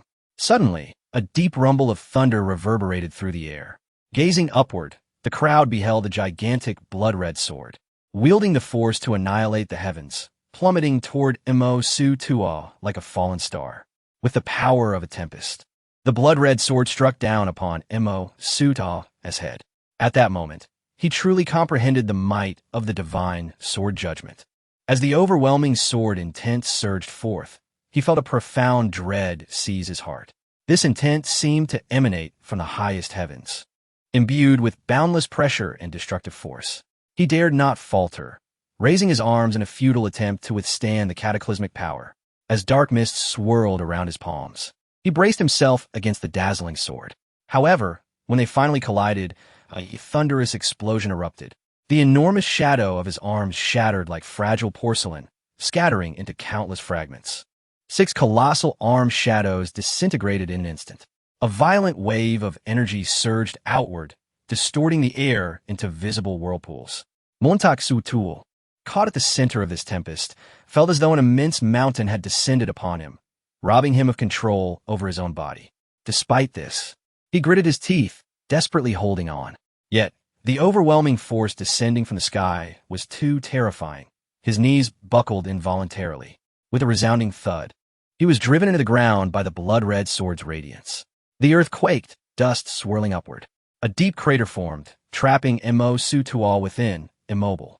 Simultaneously, the sound of cracking bones echoed around him. Mo Su-ta felt his bones fracturing one by one, the excruciating pain nearly sending him into unconsciousness. He struggled to rise, but the blood-red sword remained firmly anchored upon him, unyielding as a mountain. Moreover, its blade continuously emitted piercing sword energy that mercilessly cleaved through his flesh. Under the relentless assault of the blood-red sword, Mo Su-ta lost all capability to resist. With a violent thrust, the sword pierced his body, dark demonic energy gushing from the wound, mingling with the surrounding scent of blood, creating a ghastly tableau. The atmosphere grew heavy with tension, as if time itself had frozen. Silence enveloped the surroundings, punctuated only by the sound of ragged breathing reverberating through the air.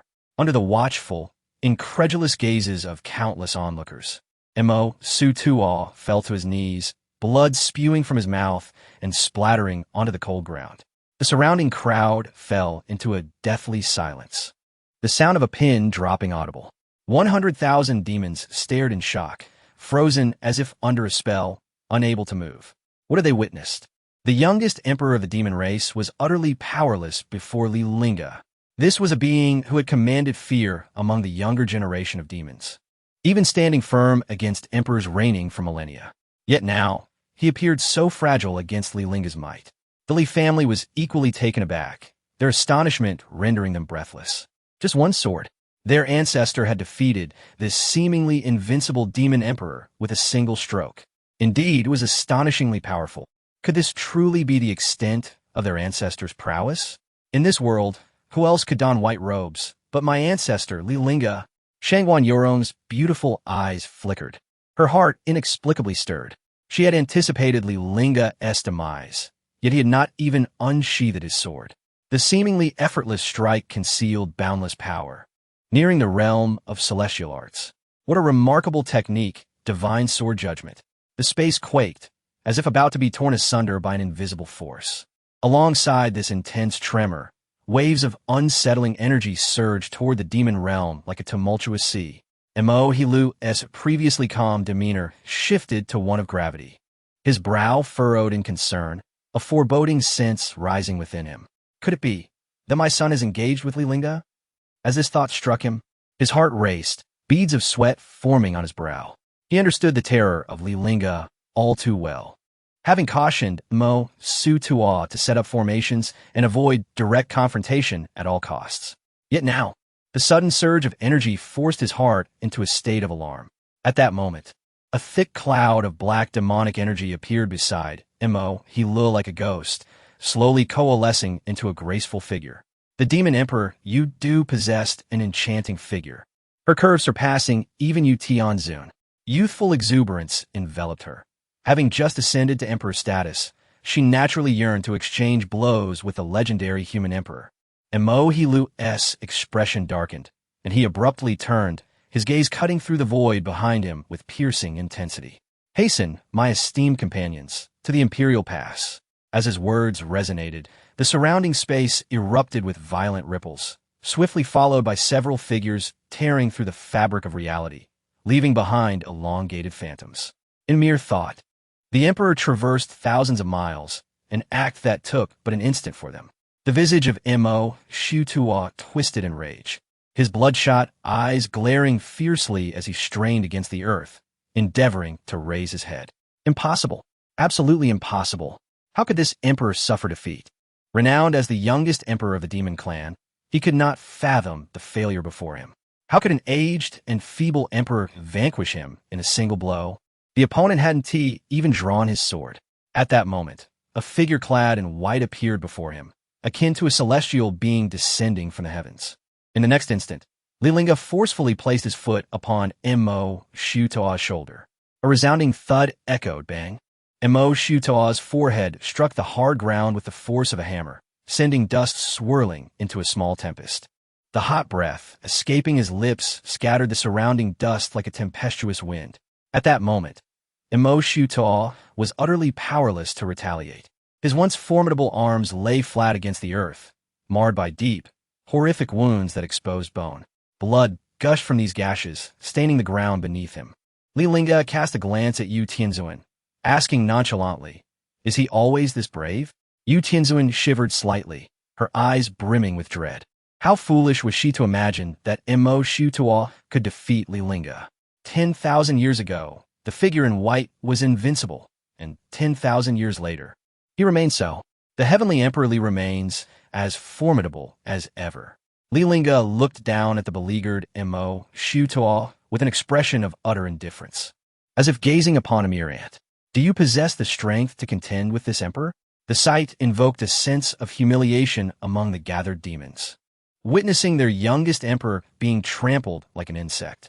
Mo Su-Tuo's dismal defeat compounded the disgrace of the demon clan. forcing them to confront the reality of their humiliation at the hands of Li Lingge. Li Lingge, I shall personally ensure your dismemberment. Upon hearing Li Linge's scornful words, Shutua's face contorted in a fury that threatened to consume him, unleashing a frenzied and mournful roar. When unparalleled disgrace, blazing anger surged from the depths of his being, enveloping him as if to incinerate his very essence. His insides felt as though gripped by an unseen hand. Racked with agony, as a demon, he had never endured such humiliation. Tremors coursed through Shutua's body, his once handsome features now twisted in grotesque rage. At this moment, his hatred for Li Lingge reached a fever pitch. Were his gaze capable of inflicting harm, Li Lingge would surely have met a grim fate. Crack! Li Lingge shifted his weight on Shutua's shoulder, shattering it instantly. You are unworthy even to die by this emperor's hand. These words reverberated like thunder in the ears of the onlookers, igniting the previously stagnant air with explosive tension. All 10,000 demons gasped in shock.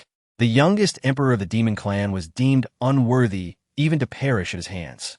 How audacious and arrogant such a declaration was. Yet, when spoken by Li Lingge, it seemed entirely justified. You cannot kill me. A flicker of fear ignited within Shutua. My father, Hele. His voice trembled as he attempted to invoke his father's name to intimidate Li Lingge. If you dare to kill me, my father will ensure your demise. Yu Qianzuan's forehead darkened with disbelief. How could he utter such words? Not only was Hele absent, but even if he were present, he would not dare speak so boldly to Li Lingge. As Hele's subordinate, she had witnessed this demon emperor flee in disarray before Li Lingge multiple times. Li Lingge lifted his foot, poised above Shutua's head, as if about to crush it. Are you threatening this emperor? Just as Li Lingge was about to bring his foot down, a thunderous shout from Hele echoed through the sky. The space trembled slightly as several demon emperors materialized above the demon realm. Observing Shutua trampled beneath, Hele's heart plummeted. His greatest fears were unfolding. As he beheld the scene, the seductive demon emperor's brows knit together. Although she had suspected Shutua might not be a match for Li Lingge, the extent of his defeat far exceeded her expectations. Though Shutua had just ascended to emperor, his mastery of formations was such that she felt a twinge of inadequacy. From the moment they clashed to their arrival at the Imperial Pass, only a few breaths had passed. Shutua had not even held out until their arrival, but was already subdued by Li Lingge. Catching sight of Hele, a glimmer of hope ignited in Shutua's eyes. Save me, father. Li Lingge retracted his leg and glanced up at Hele in the sky. Are you instructing this emperor on his actions? As the words left his lips, he thrust the Xianyuan sword downward. Seeing Li Lingge retract his leg, Shutua momentarily believed the other feared his father. However, before triumph could grace his features, an overwhelming aura of death enveloped him. His back tightened, and before he could react, the Xianyuan sword had pierced through his skull. Bang! Blood splattered, staining the hem of Li Linge's white robe. You dare! Hele's face contorted as he witnessed Li Lingge unabashedly slay his son before everyone. The vast demonic energy surged through the skies. With 8 demon emperors at his back, even knowing he was not a match for Li Lingge, he felt emboldened. This is the demon realm. How dare you act with such impunity? How I act is of no concern to you. Streams of crimson light surged into the Xianyuan sword as Li Lingge inhaled deeply, feeling a surge of vitality within him. It was the Xianyuan sword that had allowed him to guard the Imperial Pass for 10,000 years. The more demons he vanquished, the longer his life would extend. Yet, over the past 10,000 years, the demon clan had grown fearful of him, hiding in the shadows, waiting for his life to wane. Thus, he found himself in a passive position. While he could invade the demon realm to prolong his life, doing so could allow the demon army to infiltrate the human realm. However, with the 9 great imperial clans betraying him, the human race was no longer his Achilles heel. With 1 man and 1 sword, what was the harm in slaughtering through the demon realm?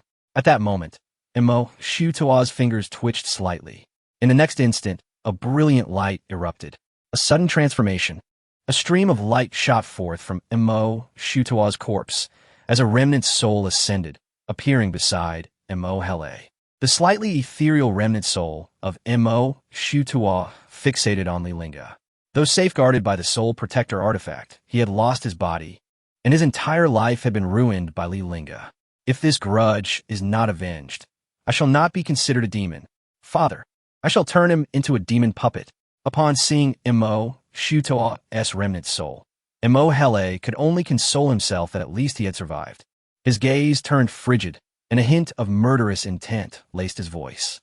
Although Mo Shutua's physical form was destroyed, the blood-killing formation of the 8 demon emperors was more than enough to subdue Li Lingge.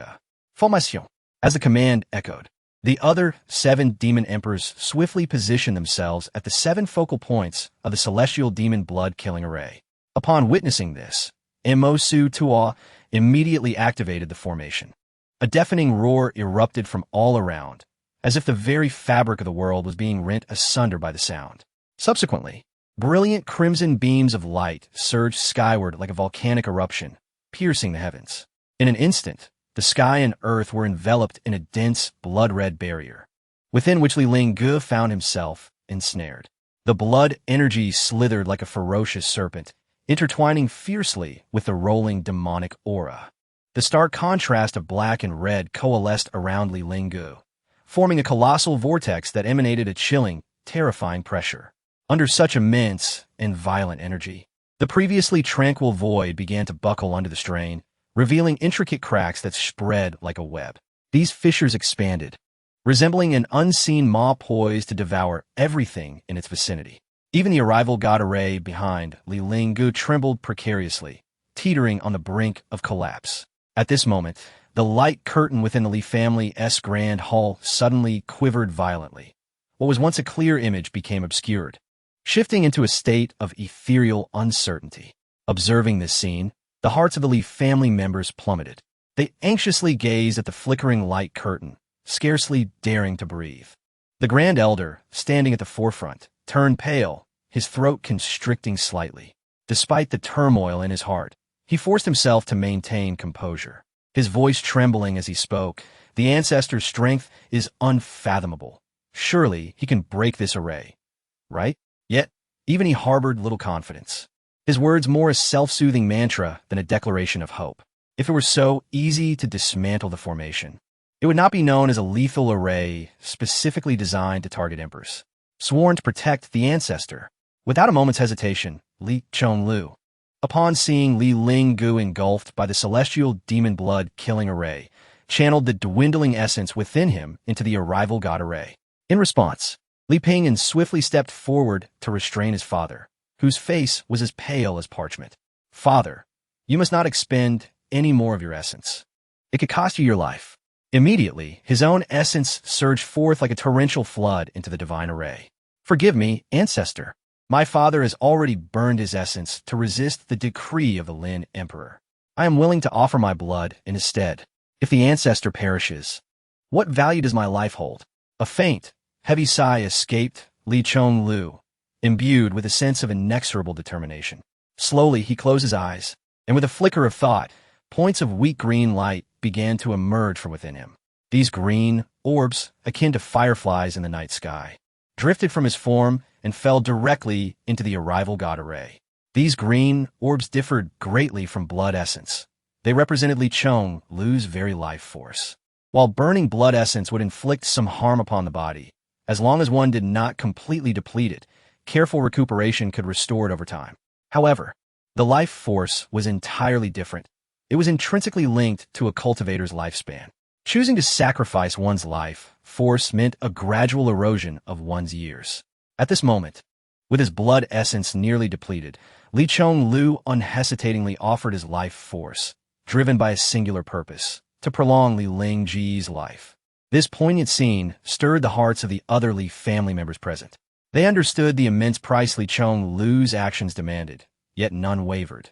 Instead, each gazed resolutely, inspired to emulate his sacrifice. In an instant, torrents of blood essence and twinkling life force surged into the arrival god array, intertwining to form an essence of pure vitality. Witnessing this, Shangwan Yurong could not help but feel a pang of emotion. If her own family were as united, would she have fallen to such a plight? Alas! Faced with the celestial demon blood-killing array, Li Lingge's demise was inevitable. At most, she could assist Li Ping in breaching the Emperor's decree, preserving a flicker of hope for the Li family. Such a prodigious talent, what a pity. In the demon realm, the atmosphere grew tense to a breaking point. Li Lingge stood defiantly, his gaze as frigid as frost, sweeping over the 10 demon emperors in the sky. A blood sacrifice of 100,000 kin, truly befitting of the demon clan. Mo Su Tua showed no sign of remorse. Rather, he spread his arms wide, a smug expression on his face. As long as I can obliterate you completely, I would not hesitate to sacrifice 100,000 or even 1,000,000, if necessary. Perhaps sensing imminent victory, Montak Su Tuo es matnes escalated. His gaze bore into Li Lingge, bloodshot eyes aflame with hatred and the thrill of vengeance. A ceaseless torrent of vitality flowed into Li Lingge's being, yet this did not instill even a modicum of fear in Mo Su Tua. His eyes, brimming with demonic energy, cast a cold glance at the arrival god array behind Li Lingge, as if he could peer through the formation to see the Li family members. Do not fret. I shall forge Li Lingge into a demonic puppet, compelling him to slaughter his own kin. The mere thought of such a scene elicited a frenzied laugh from Mo Su Tua, a chilling sound reminiscent of an owl's haunting cry, sending shivers down one's spine. What a delightful spectacle it shall be. Yet, as Mo Su Tua's laughter echoed, chaos erupted among the 100,000 demonic soldiers. They had been informed only that their strength was needed to vanquish Li Lingge, not that they were to be sacrificed. The demon emperor intends to sacrifice us? No, I refuse to die. Flee. Panic spread rapidly through the ranks, while they could accept dying in battle. The thought of being sacrificed was unbearable. Yet it was far too late. With a thunderous roar, a terrifying wave of heat erupted like a volcanic explosion, engulfing the surroundings. The temperature soared, as if they were trapped within a blazing furnace. The air thickened with a nauseating stench of blood, rapidly permeating the atmosphere. Despairing screams resonated from all directions, akin to the wails of tormented spirits. The once formidable demonic army writhed in agony upon the ground, their faces contorted in excruciating pain, issuing heart-wrenching cries. However, no matter how they struggled, escape from the refining power of the celestial demon blood-killing array proved impossible. At that moment, a spine-chilling sight unfolded. The bodies of the demonic soldiers began to dissolve, transforming into crimson mist that slowly ascended, merging with the surrounding air. The scene resembled hell itself, descending upon the earth, invoking a sense of dread. Faced with such horror, a few remaining rational demonic soldiers attempted to flee the bizarre and deadly array. Yet, the moment they touched the scarlet barrier formed by the array, a cacophony of cracking sounds ensued. Their bodies were instantly shattered by the overwhelming force radiating from the formation, subsequently consumed entirely, leaving not a trace behind.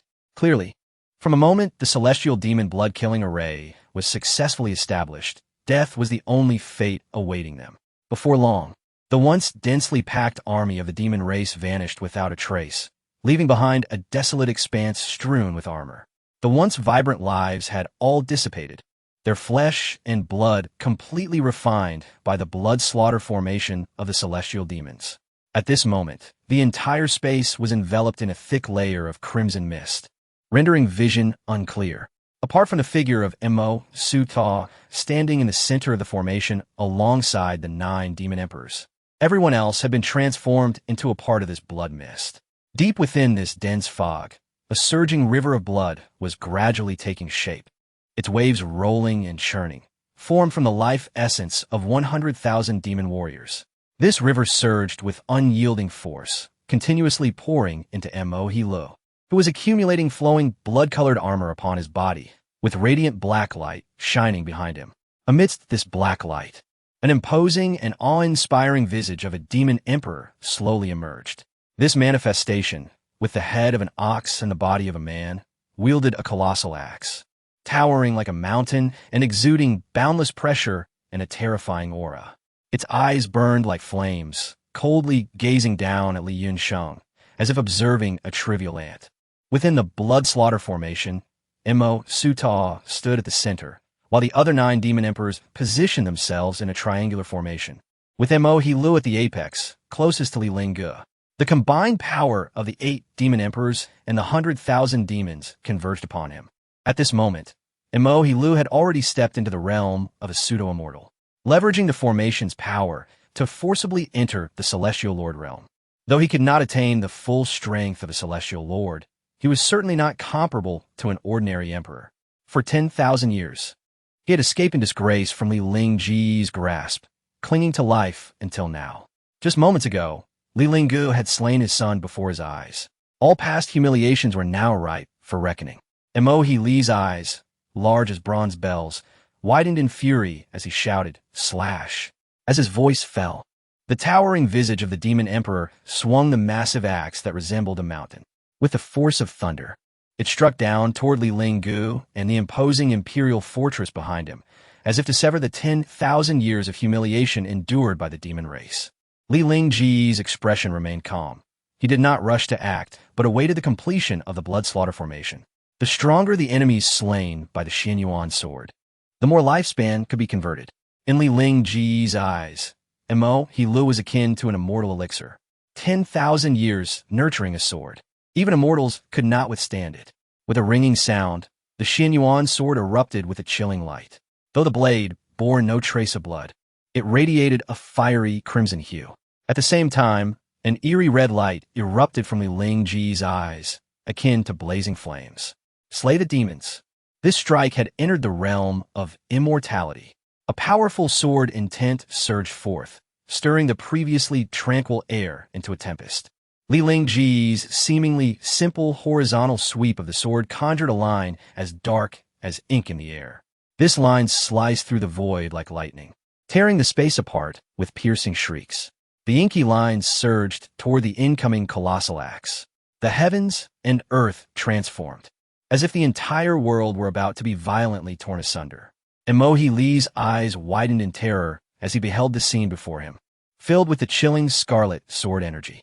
This torrent of sword energy swept in like a deluge, laden with endless murderous intent and destructive power.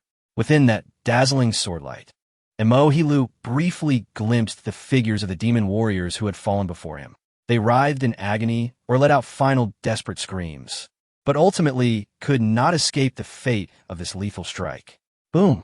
The sword light flashed by, and the towering visage of the demon emperor crumbled. The blood slaughter formation was shattered by a single strike, and the blood-red barrier surrounding them cracked and then collapsed. Gazing at that astonishing sword strike, Mo He Lu's mind was consumed with a singular thought. It cannot be stopped. The speed of the sword was incomprehensibly swift. He had no time to flee. Mo He Lu's cheek was marked by deep, intersecting wounds from the fierce sword energy, blood gushing forth and staining his face. In the next moment, the demon who had escaped Li Lingge's grasp multiple times was left with only profound despair in his eyes. No, with Mo He Lu's unwilling cry, a razor-sharp sword light streaked through the void, slicing cleanly through his waist. A dull thud echoed, as if the entire world trembled in response. Mo He Lu's seemingly indestructible immortal body was effortlessly cleaved in two by this sword light. The lifespan of a celestial lord is endless, their body immortal and unyielding. Yet at this moment, Mo He Lu could only lower his head in disbelief, his gaze fixed upon the shallow wound at his waist. Just then, a drop of crimson blood slowly dripped down, splattering upon his toes. The wound did not heal as Mo He Lu had anticipated. Instead, a terrifying sword energy rampaged within him. In the blink of an eye, his body became enveloped in a web of cracks, a horrifying sight to behold. Having nurtured his sword for 10,000 years, Li Lingge's strike had already transcended to the realm of immortality. The might of this blow was such that even a true immortal body would struggle to withstand it, let alone a pseudo-immortal like Mo He Lu. Mo He Lu watched in horror as his body disintegrated at an alarming rate, chunks of flesh falling away as if they had lost all support. His face was painted with disbelief, murmuring to himself, "I have become an immortal. How can I possibly die?"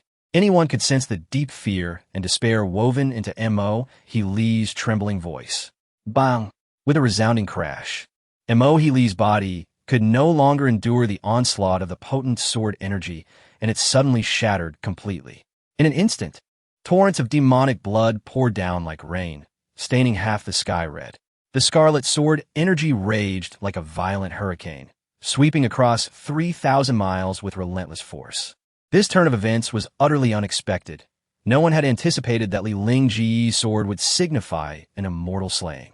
Mo Sutua, positioned at the heart of the blood slaughter formation, possessed no demon emperor body and was left with only a remnant soul, utterly incapable of resisting that strike. Boom! Mo Sutua looked down, astonished, as his remnant soul gradually became ethereal, dissipating into the heavens and the earth. He could not comprehend why his father had claimed to be on par with Li Lingge. Why, even after stepping into the realm of immortality under the formation's influence, could he not withstand a single strike from Li Lingge? At this moment, he was filled with regret. Had he known that Li Lingge's sword was an immortal strike, he would have gladly offered up not just one, but 10 immortal elixirs. Alas, it was all too late. Aside from Mo Sutua, the powers of the other 8 demon emperors had been entirely channeled into the blood slaughter formation. The formation was destroyed by the single strike. The 8 demon emperors had no time to react before they were sent flying like kites with severed strings. Only the demon emperor of desire reacted swiftly, flipping her hand to place a pink fan in front of her.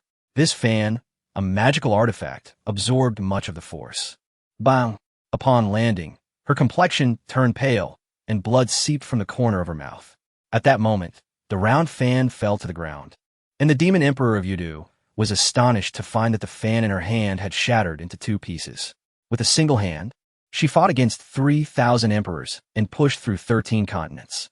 Even though her heart ached for the broken fan, she dared not linger for a moment longer. She only wished to escape this terrifying place as quickly as possible. The false immortal realm's Moheel had been severed by a single sword strike. Who could possibly withstand Li Lingge? She could not help but feel fortunate that Moheel was in charge. Otherwise, had that sword struck her, her demise would have been even more tragic. The thought of Moheel's body dissolving into a mist of blood in the air caused her delicate form to shudder. Yet, just as she intended to turn and flee, she suddenly found her legs weaken, causing her to collapse onto the ground. She had faced death before, but Li Lingge had cultivated a sword with murderous intent for 100,000 years. That last strike had made her soul tremble, rendering her momentarily forgetful of how to escape. The other 7 demon emperors lay bloodied in the air, their bodies marked by deep, bone-exposing wounds. More tragic than that of the Yudu demon emperor. The wounds left by the sword, given their imperial cultivation, could not heal in a short time. They did not wish to flee, but escape was impossible. Li Tiendi, do not approach. The Lord of the Abyss has awakened. Should you dare to invade the demon realm, you will undoubtedly pay the price. If you retreat now, we can pretend that nothing has happened. The sword Chi tore through the ground, creating a bottomless chasm. The residual sword energy writhed like a spirited dragon at the abyss's depths, refusing to dissipate. Gazing at the unsheathed Xianyuan sword, the demon emperors were genuinely afraid, fearing that the next moment, that very sword would rest upon their necks. At this moment, their only reliance was on the Lord of the Abyss. They could only hope that invoking the name of the Lord of the Abyss might intimidate Li Lingge into retreating. The battlefield, suffused with sword energy, gradually returned to silence. Eon's son had long been frightened to the point of losing his senses by that sword. The 10 demon emperors had indeed been defeated. The demon realm had poured all its efforts into this battle. The 10 demon emperors joined forces, sacrificing 100,000 demons.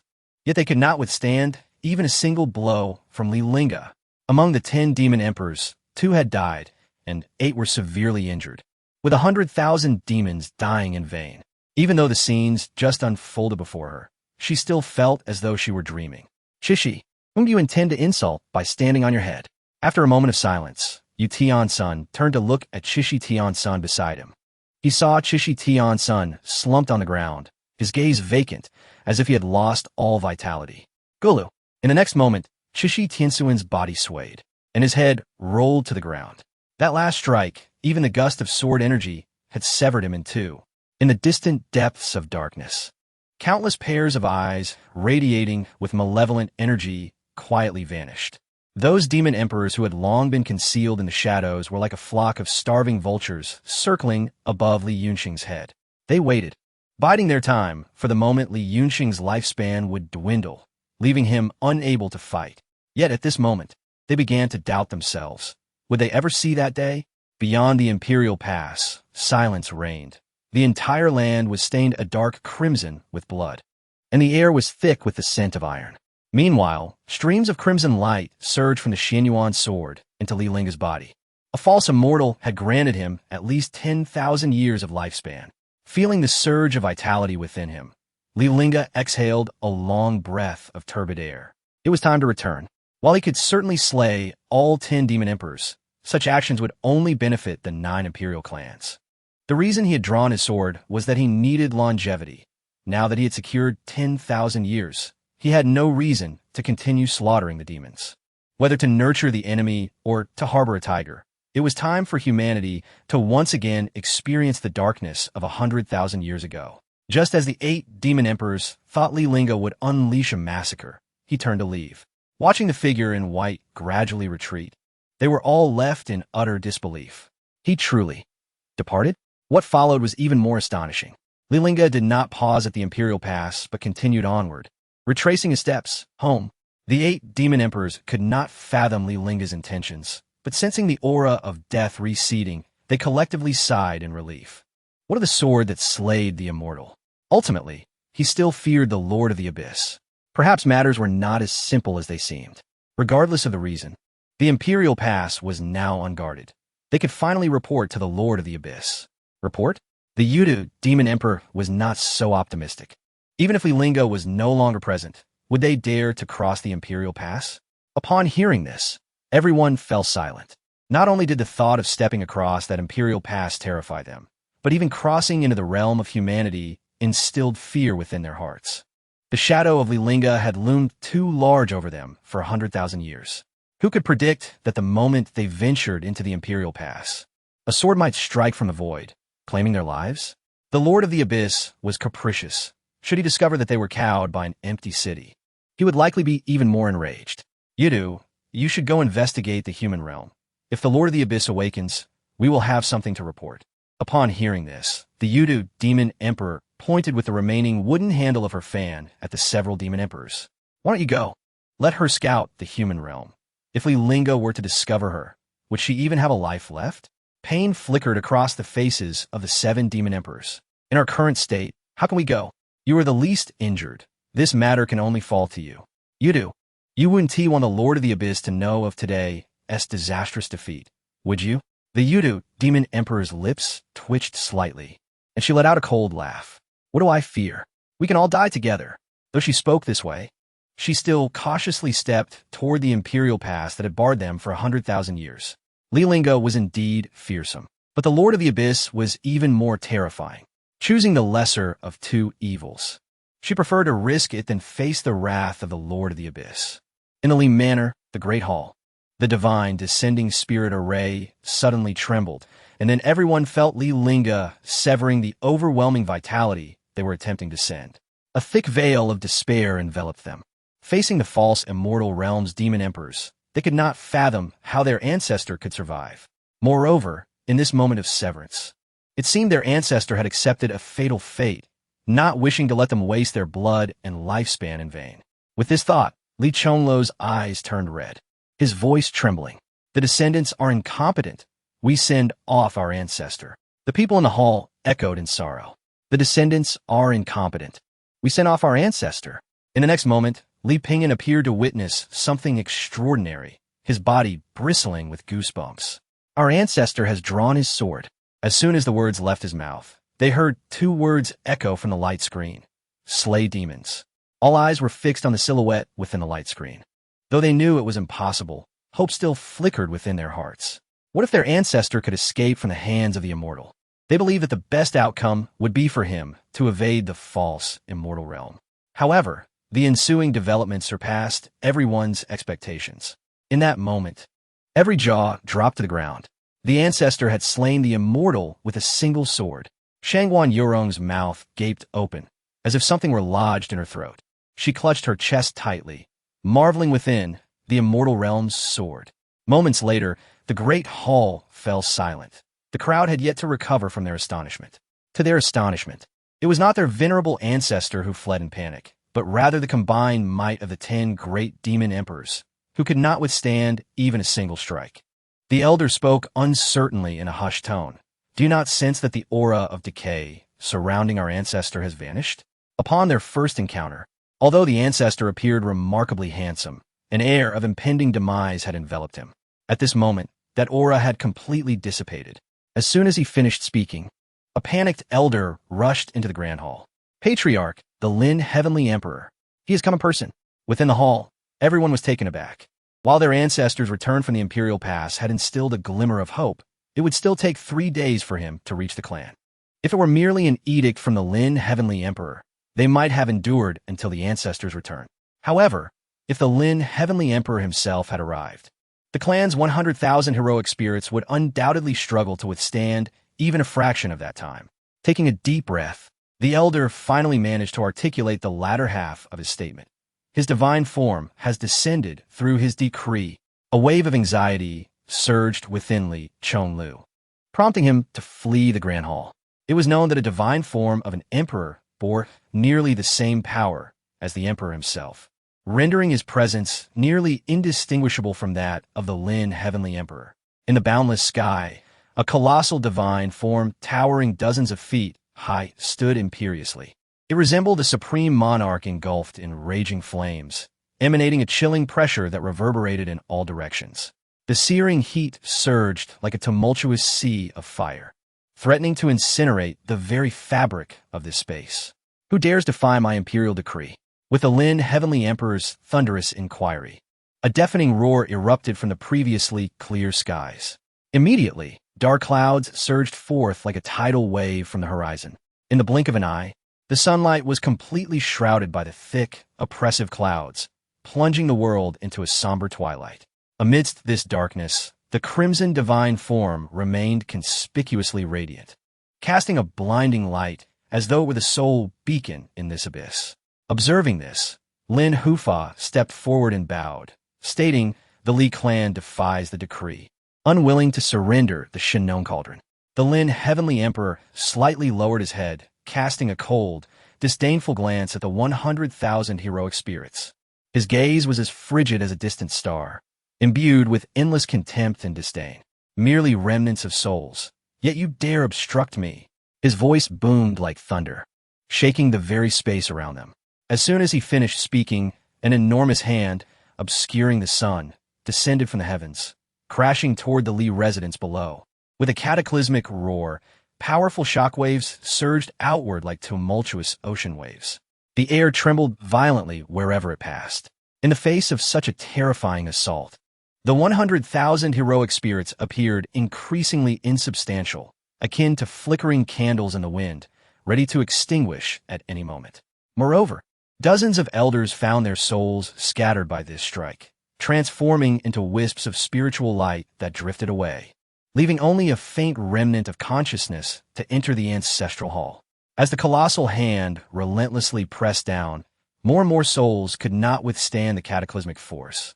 Vanishing into the void, streams of consciousness flowed into the ancestral hall, causing the clan's genealogy to flutter without wind. Names flickered by as the pages of the genealogy turned rapidly. Hearing the commotion outside, Li Pingyan anxiously turned to Li Lingge. "Ancestor, my father and the others." Before he could finish, the divine descending array suddenly erupted with ripples. In the next moment, the Xianyuan sword soared from the array, landing in Li Pingyan's embrace. Within the luminous barrier, Li Lingge glanced at Li Pingyan, speaking in an even tone, "Can you wield the sword?" With a resounding thud, the Xianyuan sword fell into Li Pingyan's hands, shattering the divine, descending array. Watching the spiritual lights scatter in the air, Li Pingyan felt a tightening in his chest. The Li clan stood at the brink of life and death, and only the ancestor could reassure them. Yet with the array's collapse, they lost their connection with him. "Master, what is happening?" In the next instant, he heard Shangwan Yurong's voice in his mind. "The sword's power is too immense. The divine descending array cannot bear it. Moreover, my spiritual energy is utterly depleted. I had been nurturing my soul within the ring, and only then could I awaken." Her power was already dwindling, and maintaining the divine descending array had become increasingly strenuous. Furthermore, The Xinyuan sword had been directly hurled by Li Lingge through the descending divine array, draining her last vestige of strength. Stop! Witnessing the ancestral spirits of the human race being shattered in battle against the Imperial Pass, Li Chongluo's fury soared to the heavens. They perished for humanity. How can you bear to annihilate their spirits? 10,000 years ago, to resist the demon race, 100,000 members of the Li clan ventured to the Imperial Pass, leaving only the Ancestor alive. Each name inscribed on the 10,000 tombstones within the Imperial Pass bore the surname Li. Their souls had roamed for a decade, and now they had finally returned home, only to be destroyed by the Lin Heavenly Emperor. Our Ancestor still lives. Even if you annihilate the Li clan, he will undoubtedly avenge us. Upon hearing this, Lin Hufa laughed derisively. Do you truly believe others are mere children? His tone was resolute. Even an emperor cannot survive for 10,000 years.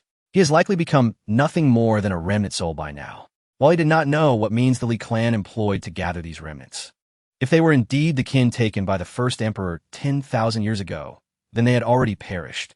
Could the first emperor still be alive? Surprisingly, upon hearing this, Li Chongluo scoffed coldly. Did not your Lin clan ancestor also survive for 10,000 years? Though the Lin clan was now under the Lin Heavenly Emperor's dominion, it was said that their ancestor still lived, a contemporary of the Li clan's ancestor. Lin Hufa's expression shifted slightly. The reason their ancestor could live for 10,000 years was due to the consumption of the undying blood pill. What is Li Lingge compared to my Lin clan's ancestor? Li Shunglo's kuntansa darkanat. If it were not for our ancestor guarding the Imperial Pass for 10,000 years, how could humanity have enjoyed this peace? I witnessed with my own eyes how our ancestor single-handedly withstood the onslaught of 10,000 demon armies through the divine descending array. My ancestor defended the Imperial Pass for 10,000 years, ensuring humanity's tranquility, unlike certain individuals who, like vampires, refine others' essence to prolong their lives. This statement undoubtedly provoked the ire of everyone in the Lin clan. The undying blood pill was forged from the essence of the undying race. While it was no secret that the Lin clan's ancestor consumed it to extend his life, it was not a proud matter for them. Everyone was wary of the Lin clan being one of the Imperial Alliance, especially with two great emperors among them, and thus refrained from openly discussing this issue. Li Chongluo's public mention of it was akin to tearing away the Lin clan's veil of shame. Lin Hufa immediately attempted to divert the topic, retorting, "What do you mean by guarding the Imperial Pass for 10,000 years? I see it as Li Lingge orchestrating a play to elicit gratitude from humanity towards the Li clan." His suspicions were not unfounded. It was well known that an emperor's lifespan was merely 50,000 years. Even if their ancestor consumed the undying blood pill, he could only retreat to meditate and recuperate. If there truly were a demon army intending to invade humanity, how could Li Lingge alone withstand it for 10,000 years?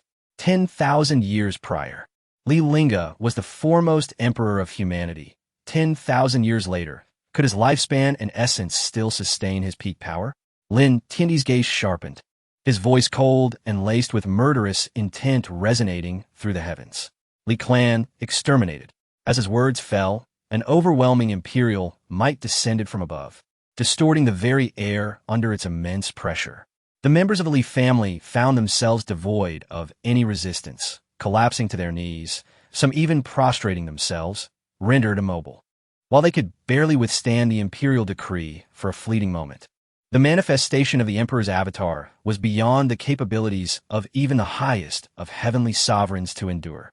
Moriube Li Shungluo, having burned his essence and sacrificed his life force, could only watch helplessly as his kin knelt before their doom, a mix of fury and a twisted sense of revenge flickering in his eyes. Just wait, you will come to regret this. You will eventually pay for your actions. He had witnessed the ancestral guardian single-handedly defend the imperial gate. How could that have been a mere act? Without the ancestor, even the 10 great demon emperors could have brought ruin upon humanity. Now that the ancestor had departed from the imperial gate, it was only a matter of time before the demon race returned. Darkness would ultimately envelop the human realm once more. Even if he descended into the underworld, he would observe how the 9 imperial clans would cope. Every member of the Li family with any cultivation felt their insides nearly bursting from the immense pressure. The higher their cultivation, the more intense the pressure they faced. The elders of the Li family were particularly affected, their faces pressed firmly against the ground, blood seeping from their mouths, struggling to breathe. In that moment, they realized they could not wait for the ancestors' return. Their sole regret was their own inadequacy. Unable to shield the younger generation of the Li clan, they could perish, but there were still many young descendants of the Li family. At that moment, Li Pingyan, wielding the Xianyuan sword, burst forth from the main hall. If you wish to annihilate the Li clan, first ask if my sword consents. Pingyan returned. Upon hearing Li Pingyan's voice, Li Chongluo's heart raced with anxiety. As the patriarch of the Li clan, he felt no remorse for his own demise. But his son and the young heirs of the Li family, they should not perish. Yet, as he turned to look back, he was astonished to find that Li Pingyan remained unaffected by the emperor's pressure. How is this possible? The elders, lying on the ground, were equally dumbfounded, having just witnessed the sword in the ancestor's grasp. One sword, slaying immortals. That was the Li clan's imperial artifact, the Xianyuan sword. They could never mistake it. But how did it end up in Pingyan's possession? Upon seeing Li Pingyan emerge, Lin Yao's eyes were filled with disdain. A mere newly initiated heavenly sovereign dared to shake the foundations of the world. Lin Hufa's gaze flickered with doubt under the weight of the emperor's avatar. None could maintain their stance. Everyone was prostrate, yet Li Pingyan stood unyielding in the courtyard, seemingly untouched. How could this boy possibly achieve such a feat? Witnessing Li Pingyan's defiance and the challenge emanating from his eyes, Lin Tiandi's expression darkened. Among the younger generation of the Li family, he might not recognize others, but he certainly recognized Li Pingyan, his nominal son-in-law. In his 20s, newly ascended to the heavenly sovereign realm, and merely at the third level of that realm. Were it not for the Li family's possession of the Shinnon cauldron, and if Li Pingyan were not the son of the clan leader, he would not even have the right to see his daughter, let alone be his son-in-law. A worthless individual was still a worthless individual. Although Li Pingyan had yet to touch his daughter, such a worthless presence was still a blemish upon Lin Yao. Thus, today he would eradicate this stain. With a sudden clench of his hand, the space around Li Pingyan shattered with a cacophony of breaking sounds. The air was compressed to its limits, forming fissures surrounding him. Pingyan, just as Li Chonglu believed his son was doomed, Li Pingyan unsheathed his sword. The Xianyuan sword emerged, and Li Pingyan's mind echoed with the astonishing strike of Li Lingge that had once slain an immortal. He remembered that the Ancestor sword was called Slaying Demons. A flash of sword light glimmered in Li Pingyan's eyes as he unleashed his might, the sword energy extending for thousands of miles. This strike was named Slaying Heaven. Gripping the Xianyuan sword tightly, he radiated an overwhelming aura, merging with the sword itself. With fierce determination, he glared and poured all his strength into a powerful slash towards Lin Tiandi. In an instant, the sword energy roared forth, rampaging like a ferocious dragon, crossing hundreds of miles in the blink of an eye. A colossal scarlet sword of light manifested in the sky, resembling a pillar connecting heaven and earth, exuding a terrifying aura that sent shivers down spines. As Lin Tiandi felt the overwhelming sword energy, the disdain in his expression vanished, replaced by unprecedented gravity. An imperial artifact, an imperial realm strike. As a dignified emperor, he had never regarded a mere heavenly sovereign as worthy of his attention. It was precisely for this reason that he had not noticed Li Pingyan wielding an imperial artifact. He had never anticipated that this sword housed the might of Li Lingge's imperial strike. It was no exaggeration to say that once Li Pingyan drew the sword from its sheath, the earth-shattering might of that imperial strike would descend like a thunderbolt.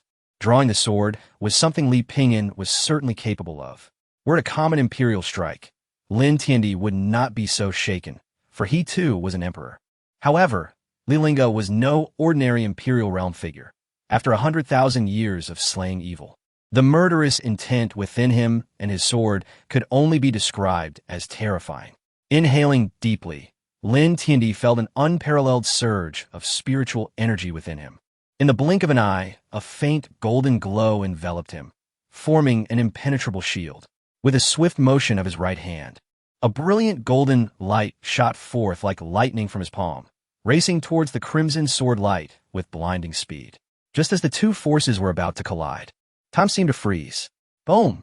The next moment, a deafening explosion reverberated, shaking the very heavens and earth. The scarlet sword energy and the golden light clashed violently, erupting into a dazzling brilliance where they met.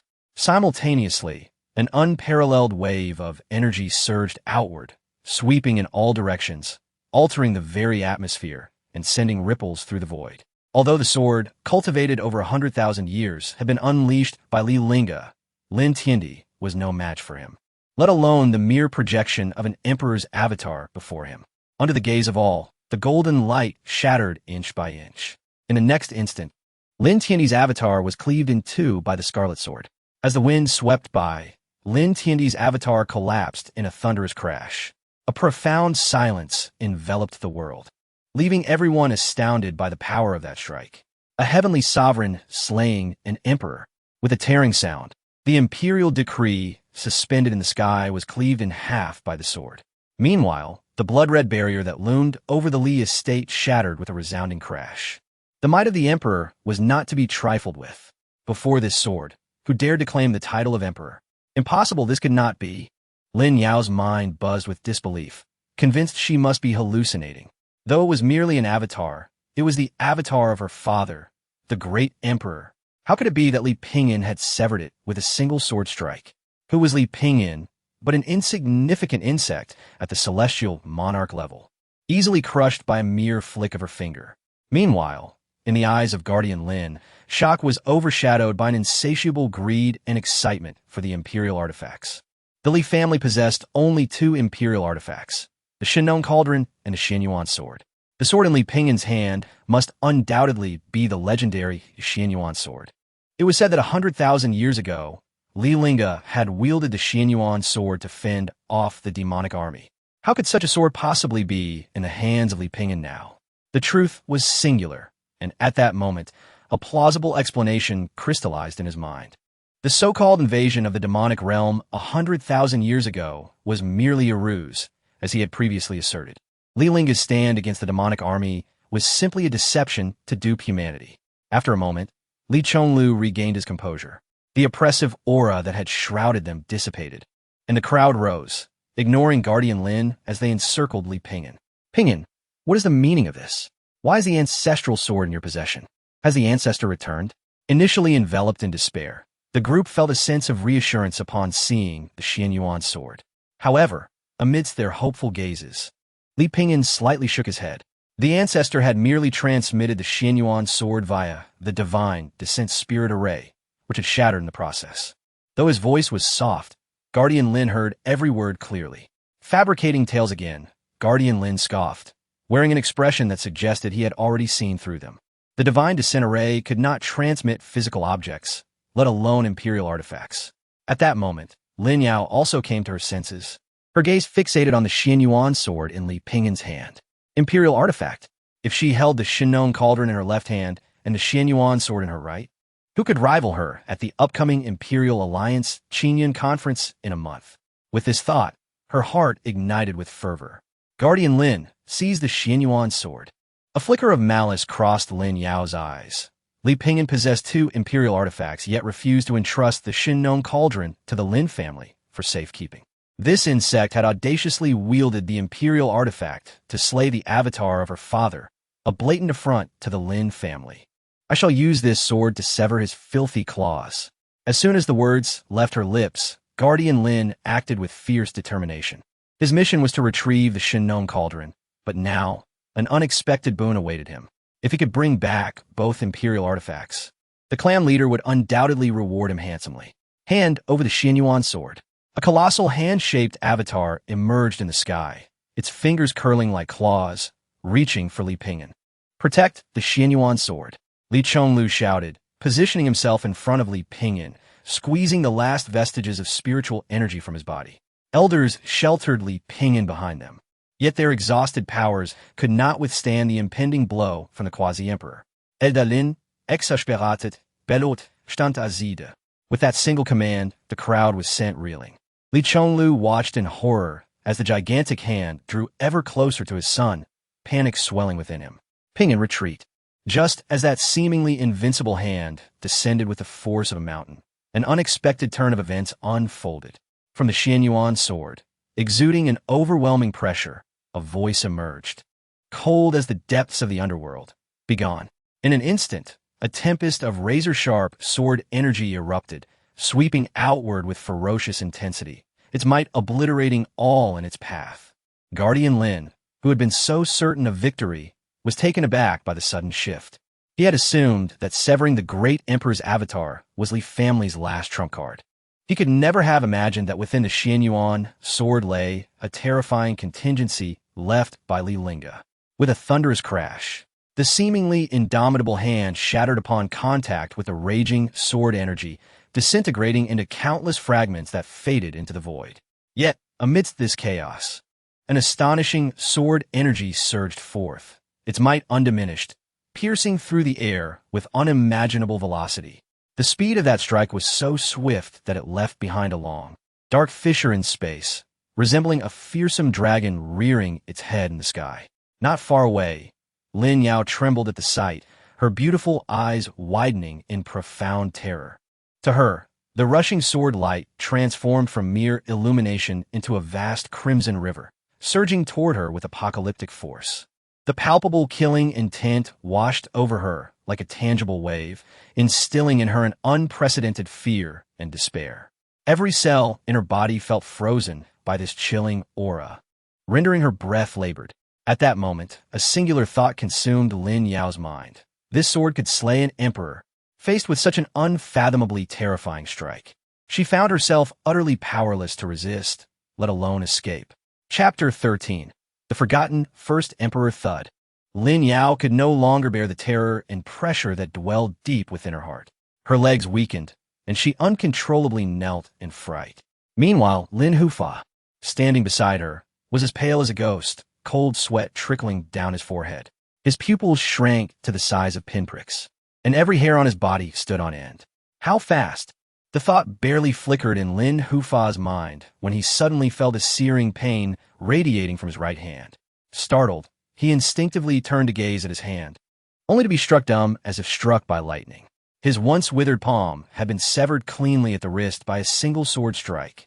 My hand! Lin Hufa's eyes widened in disbelief. However, before he could utter a word, the severed hand seemed to lose its support, separating swiftly from his wrist and plummeting downward. In an instant, blood gushed forth from the wrist like a fountain, painting the air with a vivid crimson arc. The warm blood fell like a red rain, saturating the atmosphere with a grotesque scent of iron. Simultaneously, the agonizing scream of Lin Hufa pierced the air, a sound of sheer torment. After finally staunching the flow of blood, his gaze turned icy as he fixed a cold stare on Li Ping'an. The vendetta for his severed hand must be repaid 100-fold. Do not become too complacent. The patriarch of my clan will surely descend upon the Li family, leaving no one alive. Although he could not breach the barrier of sword energy before him, he knew that these sword energies would eventually dissipate. When that moment arrived, he would ensure that every hand of the Li family met the same fate. News of the Li family's plight spread rapidly throughout the eastern region, attracting a multitude of figures to gather at the outskirts of the Li residence.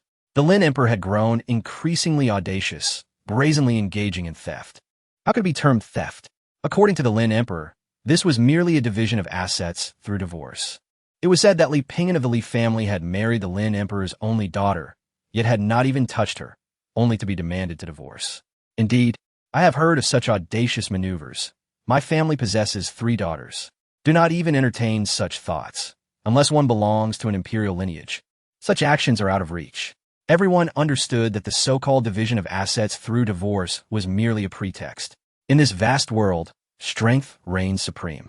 The rationale lies with those who possess power, lacking sufficient strength. Attempting to seize another's imperial artifact under the guise of divorce is nothing short of folly. It is hard to believe that the elder of the Li family did not take the Xianyuan sword with him. I have heard that the invasion of the demon race was merely a play directed by the elder of the Li family. That was a matter from 100,000 years ago. Who can discern truth from fiction? As discussions erupted, many were indifferent to the invasion of the demon race from 100,000 years prior. After all, so much time had elapsed, and they had enjoyed a prolonged period of stability. Having never encountered the demon race, they had come to believe that such entities did not exist in this world. 100,000 years had passed, and the tale of the Li family's 10,000 clansmen fending off a million-strong demon army had faded from memory, perhaps only remaining inscribed in the family genealogy. The Li family produced the first emperor of humanity, yet their descendants are so lamentably inadequate, lacking even a single emperor among them.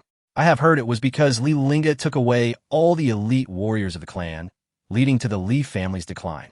To take away all the elite forces of one's own clan, sacrificing their survival for the sake of protecting humanity. What kind of fool would commit such an act? No one would believe that Li Lingge truly sacrificed himself and his family for the sake of humanity. Thus, the notion of the 10,000 clansmen dying at the Imperial Pass was met with skepticism by all. Moreover, given the current state of the Li family, even if those events were true, what difference would it make? For the moment, it was better to consider how to profit from the chaos that would ensue once the Li family was extinguished. At the Lin residence, the Lin emperor's form trembled, a flicker of astonishment crossing his eyes. Could it be that a single sword strike could sever the embodiment of this emperor? The terrifying sword strike seemed to linger before his eyes, causing his brows to furrow. Could it truly be a contingency left by Li Lingge? 100,000 years had passed, and he certainly did not believe that Li Lingge still lived. Yet, the power of that sword strike had greatly exceeded his expectations. In his view, Li Lingge was merely a figure of renown. Although he was the first emperor, it did not imply that he was the most formidable emperor. 100,000 years had passed, and humanity had produced countless talents, evolving far beyond the individuals of that ancient era. From a moment he ascended to the emperor realm, he had believed he would never be inferior to Li Lingge. It was merely that Li Lingge had been born 10,000 years earlier, thus overshadowing him. Had they been born in the same era, the title of the first emperor would undoubtedly belong to him. Li Lingge, I truly wish you were still alive. To trample upon the first emperor of humanity would be a most glorious feat at that moment. An elder clad in a blue robe entered the grand hall. Upon seeing the newcomer, the Lin emperor immediately rose. Mr. Gu, how fares the health of our ancestor? Gu Hai's expression was grave as he shook his head slightly. I have crafted a longevity pill for Elder Lin. It can extend his life by no more than a year. A single longevity pill can prolong life by 10 years, but the effects diminish significantly if a second one is consumed. The ancestor of the Lin family had already taken one longevity pill, and thus he could only extend his life for a maximum of 1 year this time. Upon hearing this, a trace of unease crept into the Lin emperor's heart. The ancestor had lived for 100,000 years solely through the use of the undying blood pill. However, in recent years, to create the undying blood pill, the undying blood clan had nearly been eradicated. Please, Mr. Gu, stay for a few days. Our clan has already discovered the whereabouts of the undying blood clan princess, Luoli. It won't be long before we can bring her back. Gu Hai nodded and then spoke. If we can obtain the divine farmer's cauldron for alchemy, the quality of the undying blood pill will ascend to a higher tier. As an alchemist, he yearned for only two things: exotic fire and an alchemical furnace. With these two items, the success rate of alchemy, the quality of the pills, and their efficacy would all experience a significant enhancement. However, he was not in a position to seize the divine farmer's cauldron from the Li family directly. Such a nefarious act must be left to the Lin family. Lin Yao had already become his disciple. Once the divine farmer's cauldron was in her hands, he could utilize it at will. Yet, considering the Li family was once the foremost imperial lineage, he still harbored some concerns about unforeseen complications. The Lin emperor seemed to perceive the unspoken implications in Gu Hai's words, directing his gaze toward the Li family. Rest assured, Mr. Gu, I shall personally journey to the Li family to reclaim the divine farmer's cauldron. Chapter 14. Li Lingge. Are you from the Lin family? In the northern region, a furious voice echoed from behind. Stop right there. A girl clad in a black dress lowered her head in silence, her sole focus on commanding her beast to flee. Behind her, a quasi-emperor and two celestial beings pursued relentlessly. A bead of sweat trickled down Luo Li's forehead as she unconsciously tightened her grip. Xiaolan, hurry up! Beneath her, a cerulean-feathered Juyo sparrow let out a cry, increasing its speed. Yet, Luo Li was acutely aware that this was Xiaolan's limit. Though the Juyo sparrow was known for its swiftness, the young Xiaolan could not shake off the pursuing quasi-emperor. Luo Li bit her lip, filled with a sense of helplessness. The vendetta against her family's annihilation remained unavenged. How could she face her parents and kin in the underworld? Just hold on a little longer. We're almost at the boundary sea. It was said that beyond the boundary sea, the human race's barrier had been breached, and the first great emperor, Li Lingge, guarded the Imperial Pass there. She vividly recalled her mother's last words, urging her to seek out the immortal benefactor of the undying blood clan at the Imperial Pass. Only he could save the undying blood clan. Throughout this escape, her kin had perished to protect her. Although 100,000 years had passed, Luo Li held onto a sliver of hope that the first great emperor still lived. If she could reach the Imperial Pass, perhaps there was still a chance. If captured by the Lin family, she would share the fate of her fallen relatives, being refined into undying blood pills, ultimately consumed by that ancient wretch of the Lin family. Now, she was the last of the undying blood clan. Survival was imperative, for only by living could she hope for revenge. Benefactor, are you truly still alive? As time wore on, the distance between them closed rapidly. The two celestial beings from the Lin family began to breathe heavily, their reliance on the talismans they carried barely allowing them to keep pace with the Elder. However, their talismans were nearly depleted. Elder, our talismans are running out. Lin Bo's expression darkened. Despite the decreasing distance, they were still slightly behind. Ahead lay the boundary sea, a realm teeming with formidable sea monsters, including those of the Demon Emperor level. If they forced their way through, they risked provoking those sea creatures, possibly losing their chance to retrieve Luo Li and their own lives as well. As this thought crossed his mind, a ruthless glint flickered in his eyes. You stubborn girl, you leave me no choice. The refinement of undying blood pills required living beings, which had restrained him from acting against Luo Li thus far. But the boundary sea loomed ahead. If she escaped into its depths, it would spell trouble. Just then, a violent tremor shook his heart, a surge of inexplicable dread enveloping him. He distinctly sensed an immense and boundless power racing towards them from the distant depths of the boundary sea. Despite the vast distance, a mere hint of this power's residual might filled him with an overwhelming sense of murderous intent. Yet, this was merely the precursor. As time passed, that mysterious and terrifying force drew closer, its oppressive aura intensifying exponentially. Gradually, Lin Bo found himself trembling involuntarily, engulfed by profound fear. He understood that such a chilling presence could not belong to an ordinary sea monster. The creature capable of emitting such terrifying pressure must have reached the Imperial realm. Faced with the impending approach of a demon emperor, a flicker of trepidation surged within him. To prevent any unforeseen developments, Lin Bo hesitated no longer. He retrieved a long-preserved Imperial talisman and unleashed his spiritual energy to activate it. This was his trump card, now employed against the mere girl. If he refused to return to the Lin family, then perish. Boom! In an instant, a thunderous explosion reverberated through the air, shaking the very fabric of space. Following this tumultuous sound, a massive and radiant fireball streaked across the sky, akin to a meteor ablaze with fierce flames, hurtling toward the Juyo Sparrow with incredible speed. Wherever the fireball passed, the surrounding air ignited, the moisture evaporating in an instant. The once humid air transformed into an arid furnace, the scorching heat enveloping the area as if it were a blazing inferno. Luo Li felt a sudden tightening in her back, an overwhelming wave of heat crashing over her. In mere moments, beads of sweat dotted her forehead, and her complexion flushed from the intensity. She sensed the encroaching danger, but realized her strength was insufficient to withstand this attack. Xiaolan dodge.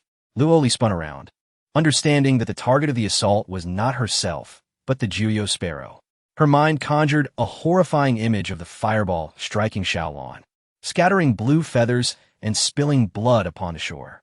The immense impact threatened to hurl her into the boundary sea, leaving Xiaolan shattered. However, the envisioned catastrophe did not unfold, as the fireball inexplicably halted 3 paces before her. The intense heat warped the air, and beyond the fireball, she beheld a figure clad in white, suddenly appearing before the 3 from the Lin family. Just as Li Lingge was about to pass by the Lin family trio, he caught the words, Lin family. Thus he paused. You are from the Lin family? His speed was so astonishing that Lin Bo only sensed the presence of the figure when he stood before them. At that moment, their eyes widened in disbelief. They had vaguely noted a flash of white light, but never anticipated it was a human. Remarkably, this light surged forth from the boundary sea, and the beasts within remained utterly unresponsive. Who are you? Li Lingge's gaze sharpened, and an overwhelming imperial aura enveloped the three. I dislike being questioned. Thud. Under the oppressive might of the great emperor, the two celestial elders from the Lin family collapsed to their knees shattering upon impact. Even as Lin Bo exerted all his internal energy to resist the imperial pressure, his knees buckled. A quasi-emperor could not withstand the true might of an imperial realm. Bang! He fell heavily before Li Lingge, his face contorted in rage. Li Lingge paid no heed to Lin Bo's fury. His voice was frigid, as if capable of encasing the three in ice. But the Lin family of the eastern region? Upon hearing this, Lin Bo exchanged glances with the two elders beside him. In the vast expanse of the Julie realm, who was unaware of the Lin family and the identity of its esteemed elder. Indeed, we hail from the Imperial Lin family of the eastern region.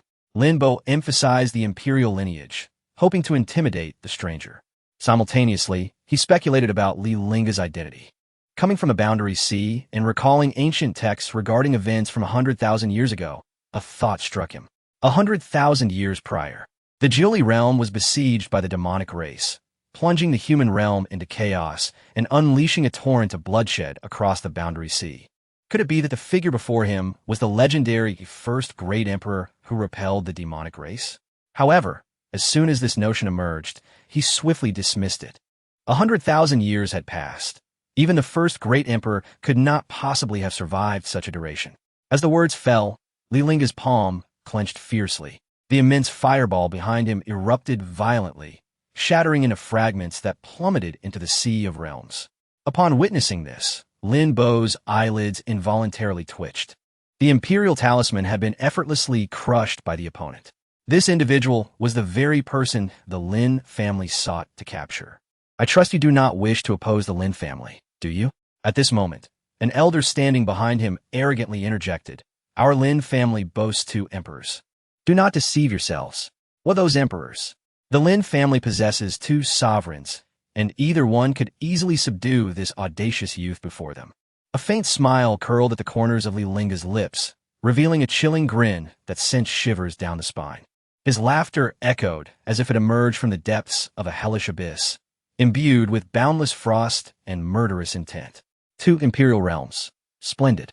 As his words echoed, an icy chill erupted like a tempest, sweeping outward with astonishing velocity. The 9 nether sparrow quivered at the sensation, its feathers standing on end.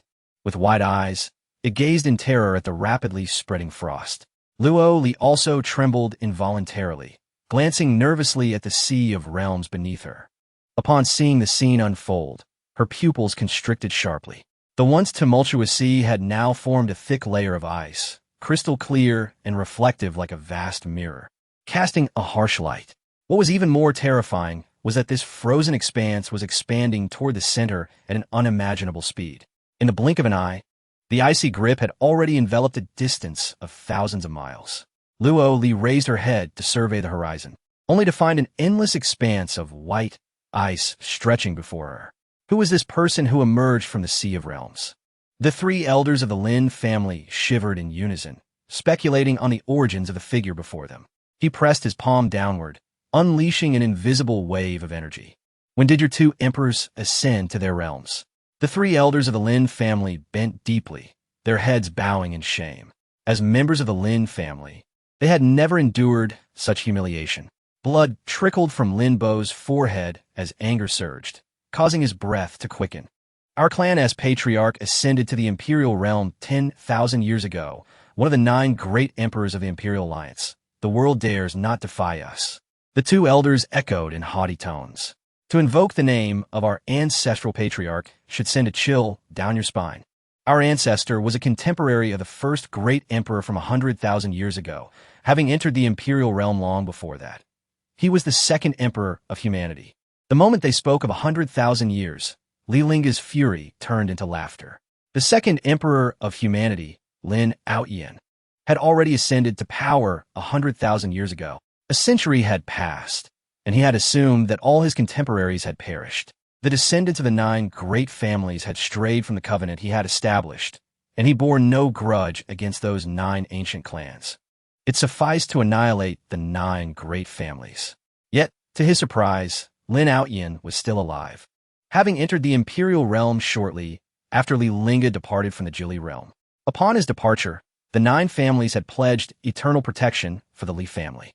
Moreover, any who entered the Imperial realm would undoubtedly rush to provide aid at the Imperial Pass. The Lin Lingge who had once sworn oaths before him was still fresh in his memory. Who could have imagined that not only did Lin Lingge fail to assist at the Imperial Pass after ascending, but he also sent individuals to seize the divine farming cauldron from his clan, intending to wipe out his entire lineage. The other 8 Imperial clans, all of which possessed emperors, turn a blind eye to this. His 10,000 kin had perished at the Imperial Pass, and he had defended it alone for 100,000 years, preventing the demonic horde from breaching a single step. Ultimately, what had he gained? What had he earned? Crack! Crack! The power of the Imperial realm rampaged, creating fissures in space around them. You actually know the name of my ancestor. As soon as he spoke, Lin Bo was pressed down, collapsing to the ground, his complexion reddening as he spat out a mouthful of blood. Though the might of the Emperor threatened to rupture his very organs, a flicker of assurance ignited within him. Since this person knew the name of their ancestor, it indicated he hailed from the Jili realm. However, given that the individual had returned from beyond the Sea of Realms, yet was oblivious to the happenings of the past 100,000 years, the truth became evident. He was a descendant of the Li family. Moreover, he was one of the emperors of the Li lineage. It was said that 100,000 years ago, Li Lingge had led 100,000 kin beyond the Sea of Realms to resist the demonic forces. It was only natural that after a century, descendants of the Li family who had once ventured beyond would still endure. If he were indeed a descendant of the Li family, then there was nothing to fear. If I am not mistaken, your surname must be Li? Upon hearing this, the other 2 elders of the Lin family immediately grasped the implication. Descendants of the Li family. Although their knowledge of events from 100,000 years ago was limited, ancient texts recounted that the Li family had dispatched their elite forces to the Sea of Realms. The foremost imperial clan of humanity had swiftly descended into mediocrity. Knowing the individual was a descendant of the Li family, they felt emboldened. For the current Li family was firmly within their grasp. As long as there were descendants, there existed a vulnerability. What could an emperor do? The once first imperial clan had long since perished, and the Li family was no longer an imperial lineage. Their ancestors had been the second emperor from 100,000 years ago, and their patriarch was one of the 9 great emperors of the Imperial Alliance. The Lin family could determine who lived and who perished, and who would face annihilation. What the once immortal Blood Clan? They had been deemed a bloodthirsty, evil clan by a decree from the Imperial Alliance. The immortal Blood Clan had been slaughtered by the united forces of the 9 imperial clans, their tens of thousands of kin exterminated, leaving only this lone princess of the immortal Blood Clan. The Lin family had at least 9 methods to annihilate the Li family. 9 methods. As if reading Lin Bo's thoughts, Li Lingge responded with a hint of profundity. Indeed, I am of the Li lineage. Chapter 16. You do not realize your mistakes.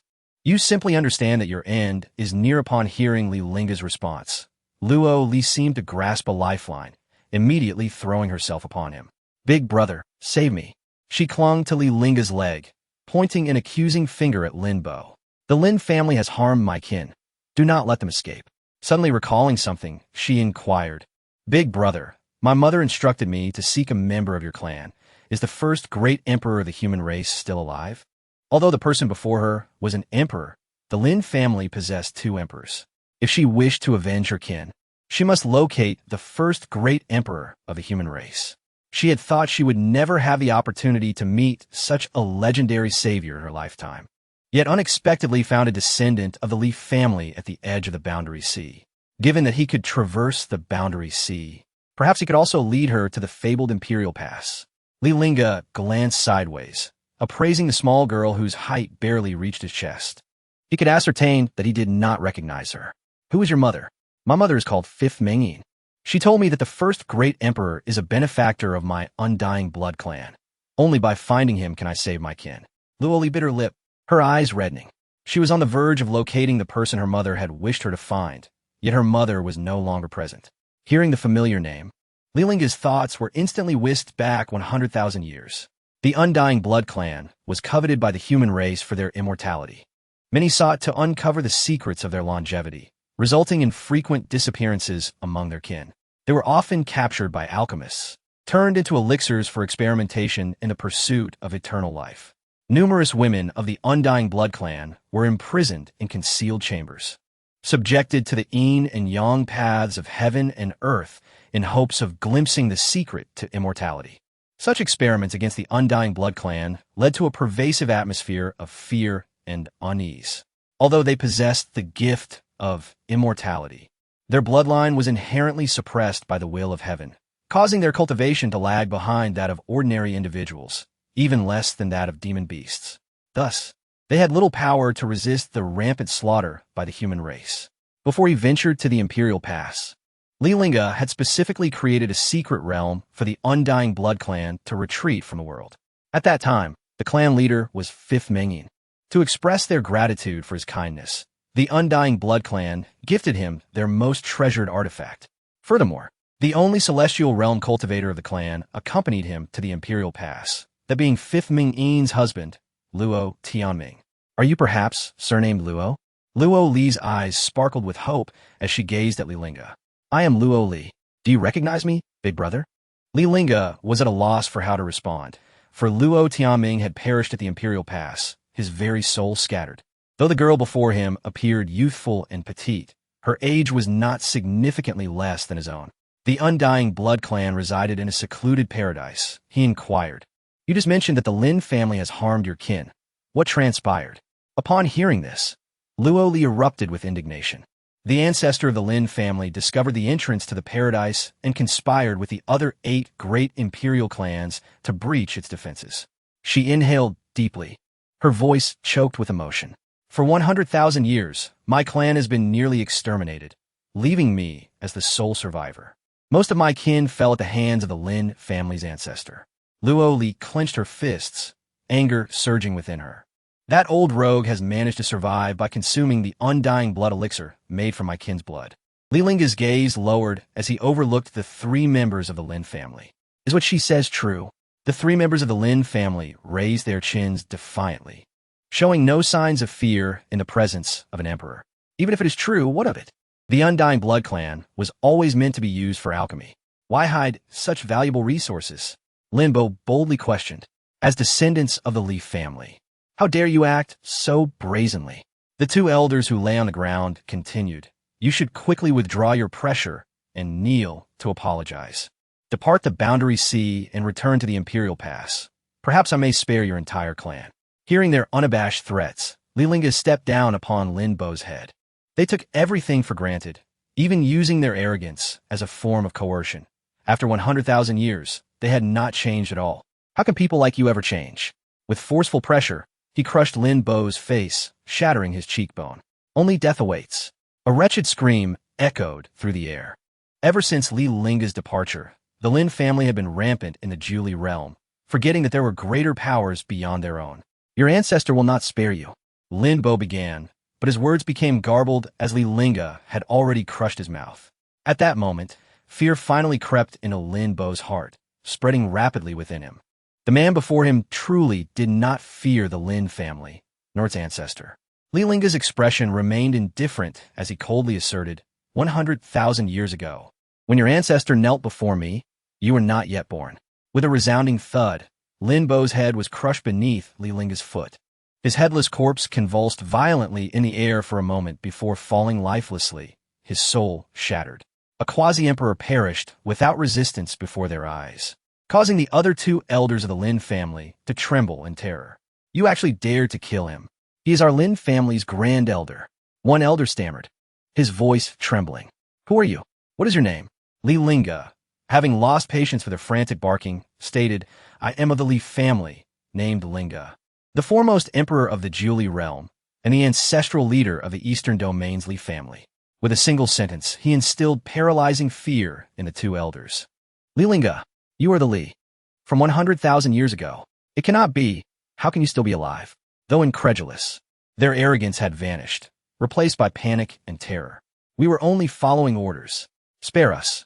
We understand our mistakes. Li Lingge gazed down upon the two prostrate figures. You do not realize your mistakes. You simply understand that your end is nigh. As soon as his words fell, he flicked his finger like a sword. A flash of crimson light cut through the air, and their bodies dissolved into blood mist, vanishing from existence. Only then did Luo Li, who was slow to react, comprehend that the person before her was indeed the one she had long sought.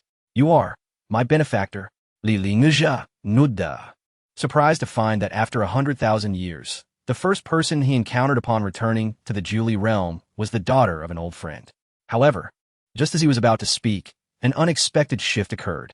He had comprehended the sword principle of the demon realm, and now that essence was clashing with the sword principle of the human realm, as though a resolution must be reached. In an instant, sweat beaded his forehead, his body becoming a battlefield for the two opposing philosophies. He placed a heavy hand on Luo Li's shoulder, involuntarily gasping for breath.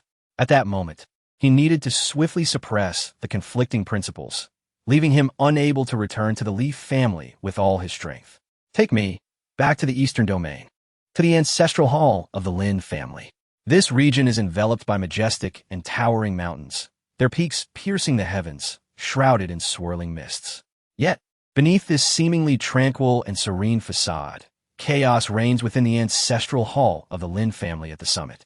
A disciple tasked with guarding the hall is overcome with terror, his lips quivering as he exclaims in a voice tinged with uncontrollable panic, "The Elder's soul tablet is shattered." With this exclamation, the previously solemn atmosphere of the ancestral hall devolves into uproar. Those present converge, their gazes fixated on the now fragmented soul tablet. Each face pales to a ghostly white, an overwhelming wave of foreboding washing over their hearts. The elder, the strongest among the Lin family's elders, stood on the precipice of the Imperial realm. In an instant, a multitude of speculations and fears began to fester in the minds of the onlookers. Who possesses such terrifying power to bring about the demise of the elder? Questions flooded their thoughts, amplifying the already tense and oppressive atmosphere. The elder was on the verge of becoming an emperor. Who could possibly slay him? Whispers circulated that the elder had discovered the whereabouts of the Undying Blood Clan, Luo Li. The Undying Blood Clan lacks even a heavenly sovereign. How could they challenge the elder? In the midst of this conjecture, hurried footsteps echoed in the hall as a dozen elders rushed in, their faces etched with gravity, resembling a sky heavy with ominous clouds. Their sharp eyes were fixed on the shattered remnants of the soul tablet, reflecting shock, confusion, and profound concern. This tablet contained a fragment of the elder's soul. Logically, if only his physical form had been destroyed, the tablet would not have shattered so completely. Yet, the scene before them brutally shattered the last vestige of hope within their hearts. It was evident that the elder was not only dead, but his very soul had been obliterated. The fact that a being on the verge of becoming an emperor had been slain indicated that the perpetrator must be a great emperor themselves. As one of the 9 imperial clans that command respect across the realm and a member of the Imperial Alliance, which of the great emperors would dare to strike at the Lin family? Quickly, inform the clan leader. Someone urged. The clan leader has gone to the Li family. What should we do? The soul tablet can reveal the last 3 breaths of the elder's life. We must uncover the truth. The second elder stepped forward to the now irreparably damaged tablet, which bore the last remnants of the deceased's essence and memories. Through a soul-retrieving technique, it was possible to harness the residual power of the tablet to present the fleeting moments seen by the deceased in their final breaths. 3 breaths could suffice to identify the murderer. The second elder swiftly began to perform an intricate and profound incantation with remarkable speed. In an instant, a torrent of immense spiritual energy surged from within him, cascading towards the shattered soul tablet. The scattered fragments of the tablet seemed to respond to some unseen force. Rising into the air, gradually they began to coalesce. With the continuous infusion of spiritual energy, the alarming fissures began to mend, and the tablet appeared as if it had never been damaged at all. In the next moment, the tablet erupted with an extraordinarily brilliant light. This radiance converged in mid-air, swiftly forming a massive luminescent screen. Almost simultaneously, a deep, trembling voice emanated from this light. Though the voice was soft, it resonated clearly in the ears of everyone present, sending a shiver down their spines. Our ancestral patriarch will not spare you, it declared. Then, they beheld a figure clad in white robes within the luminescent screen. 100,000 years ago, when your Lin family patriarch knelt before me, you were not yet born. At this, the crowd furrowed their brows. Their elder had been subjected to such humiliation and scorn. Yet, upon recognizing the figure, an overwhelming imperial might radiated from him, causing everyone to instinctively take a step back in awe. Who was this person, that even in a vision, they could feel such dominion? I sense a potent, murderous intent in his gaze, someone murmured. The elder perished in the sea of realms. Should we send someone to investigate? A clamor of voices erupted. Yet no one wished to venture into the sea of realms. Among the Lin elders, although the elder had not yet ascended to the imperial realm, he was second only to the clan leader in strength. With the most promising candidate for emperor now fallen, they, at best, were only of heavenly sovereign rank. Who would dare to go? If the young emperor had not departed, would they not be walking into a trap? The vision revealed by the soul-retrieving technique could only last for 3 breaths. As the vision concluded, the massive luminescent screen dissipated like a fleeting dream.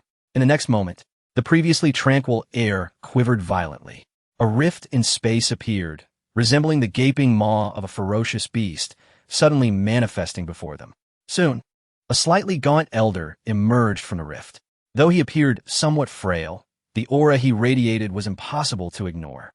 With each step he took, an invisible pressure seemed to descend upon everyone present, akin to a great mountain bearing down upon them. What has transpired? He inquired calmly, his voice not loud, yet resonating clearly in every ear. This simple question sent a tremor through the crowd. They dared not exhibit the slightest negligence, hastily bowing in respect. Their voices unified in reverence. Ancestor. The arrival of Lin Lingge, the ancestral patriarch of the Lin family, immediately dispelled the pervasive unease that had hung in the air. He stood as a stabilizing force, a bastion of strength for all. After all, the Lin family's current stature and glorious achievements were largely owed to the patriarch, the second great emperor of humanity. As long as Lin Lingge presided over the Lin family, any great emperor would have to bow before them. The second elder took a deep breath before beginning to explain. Ancestor, the elder, has died. Upon hearing this, Lin Lingge's gaze lifted slightly, a cold glimmer sweeping across the gathered elders. His piercing gaze seemed capable of penetrating souls, instilling terror in those present, who instinctively lowered their heads, unable to meet the patriarch's authoritative stare. In an instant, the hall fell silent, the atmosphere thick with tension. What transpired? Who was responsible? The assembly exchanged glances, retreating half a step, leaving the second elder standing alone before Lin Lingge. Noticing the patriarch's intense gaze upon him, the second elder realized something was amiss. He turned to his peers, beads of sweat forming on his brow. We have already utilized the elder's soul tablet to retrieve the soul's memory. The assailant is a young emperor. Lin Lingge's once tranquil eyes narrowed, emitting a chilling light that sent shivers down their spines. A mere emperor was able to instill such fear in you? Faced with Lin Lingge's merciless inquiries, the assembled elders averted their gazes, each silenced by an overwhelming dread that stifled any attempt to respond. Although the individual appeared to be merely in his 20s, the prowess he displayed rendered even the formidable Grand Elder powerless. Such an emperor could not possibly be ordinary.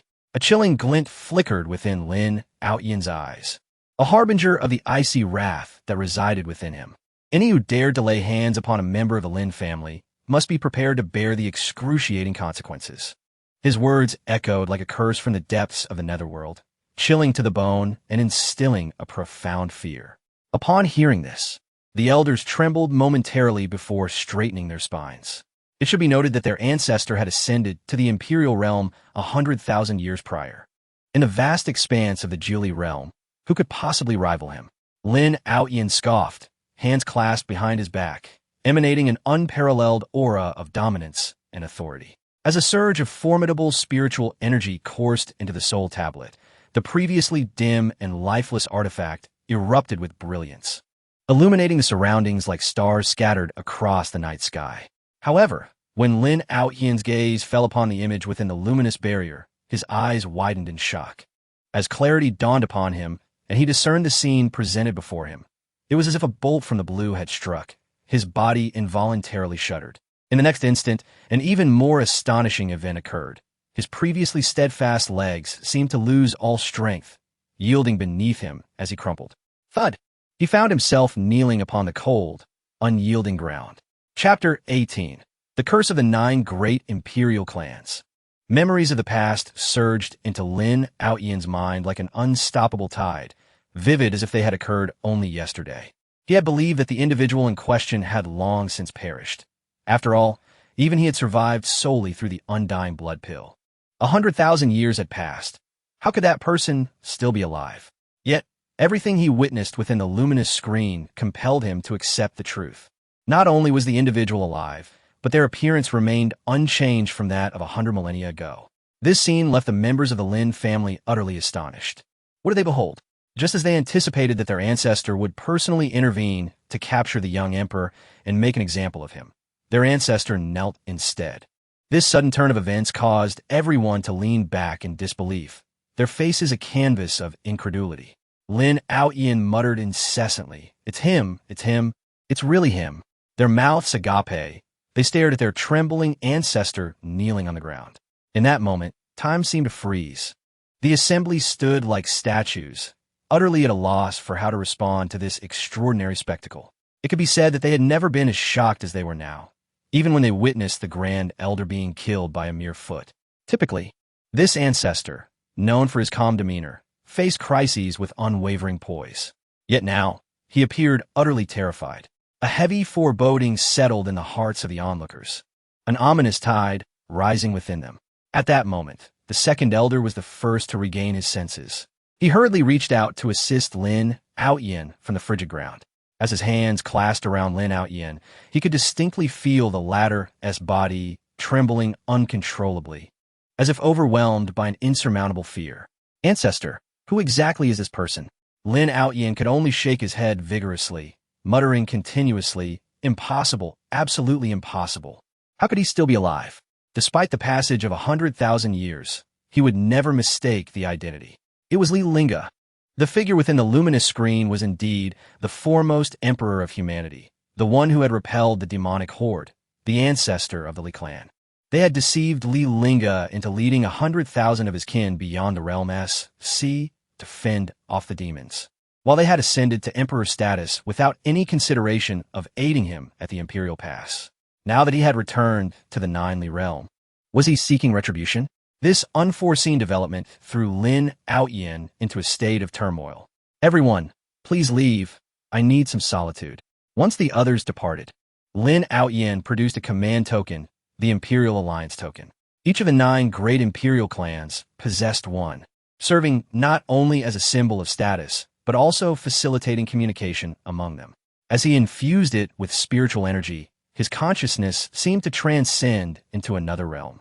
This was a space of awareness, wherein they could enter at will through the Imperial Alliance token. Ancient halls floated above the celestial sea, and within the central divine hall, 9 grand and imposing thrones loomed majestically.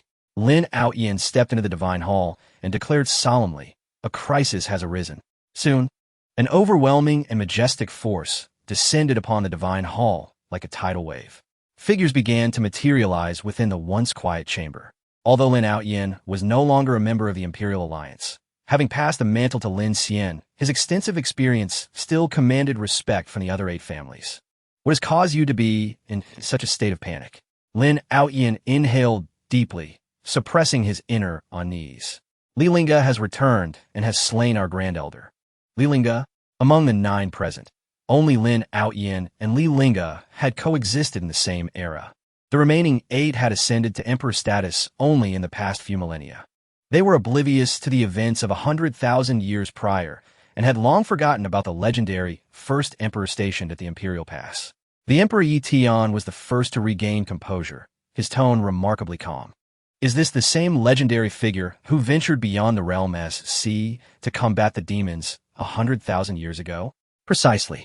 Lin Lingge nodded and recounted the demise of the Grand Elder at the realm sea. Concurrently, he formed hand seals to invoke a soul-tracking spell.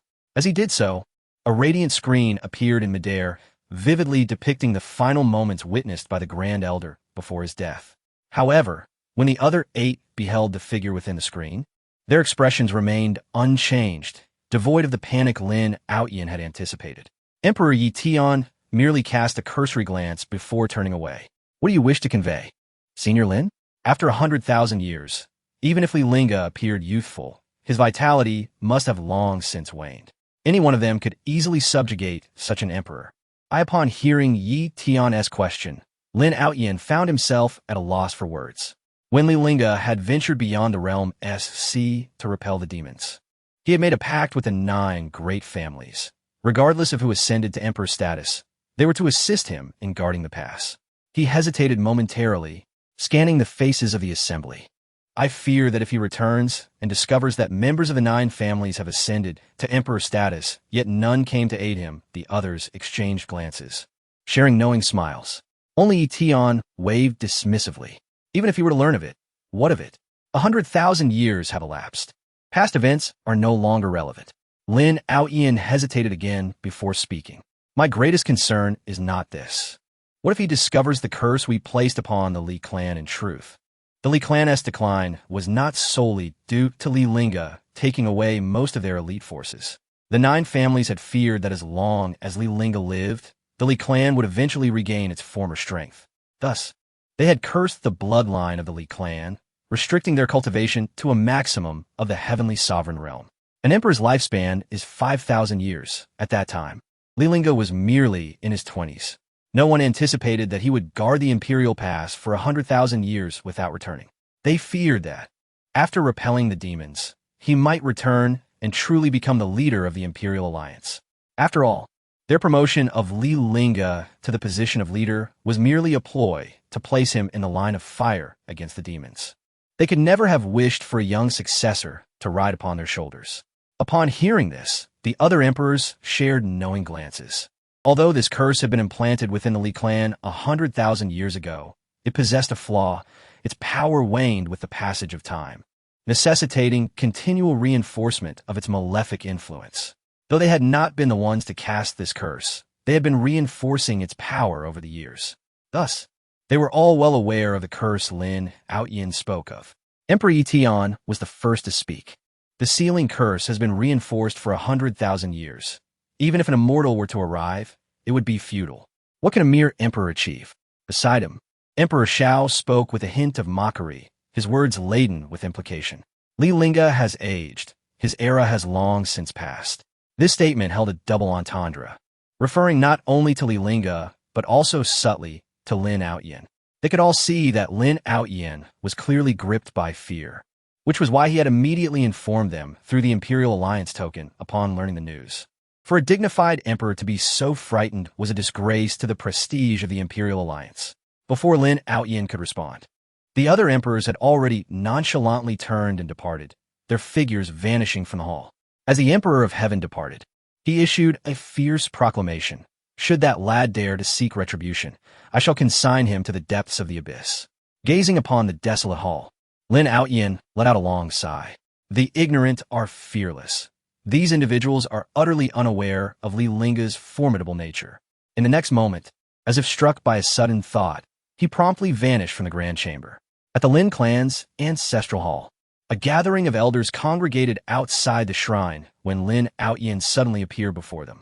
"Where is Lin Xian?" he inquired. "The clan leader has gone to the Li family to seize the divine farmer's cauldron," replied the second elder, seemingly oblivious to the gravity of the situation. However, upon hearing this response, Lin Lingge's pupils constricted. "Hurry and summon him back." Under a cloudless sky, a resounding dragon's roar echoed forth. The crowd turned their gaze toward the sound, where they beheld a colossal dragon pulling an immense golden carriage through the air. That was the Imperial chariot. Only the Emperor of Heaven could command such a magnificent sight. With the Emperor's arrival, the Li family was doomed. As the murmurs of the crowd intensified, the golden carriage soon hovered above the Li estate. Upon witnessing the arrival, Lin Hufa felt a surge of joy. The clan leader had indeed come. With the Emperor's intervention, the sword formation left by Li Lingge could be effortlessly dismantled. Lin Yao hastened to the carriage, intertwining her arm with that of the Emperor. her tone laced with a hint of grievance. "Father, Li Pingyan refuses to surrender the divine farmer's cauldron and nearly took my life with that sword." Following her gesture, Lin Xian's gaze fell upon the Xianyuan sword, an imperial weapon. As a swordsman, none could resist the allure of an imperial sword. It was unexpected that Li Lingge had not taken this sword with him. The Li family harbored secrets deeper than anyone had imagined. Throughout the Nine Li realm, it was common knowledge that the Xianyuan sword belonged to Li Lingge. It was said that years ago, he wielded it to fend off the demon race beyond the Sea of Offerings. Yet now, this sword had appeared within the Li family. It was this very sword that had shattered his Dharma form.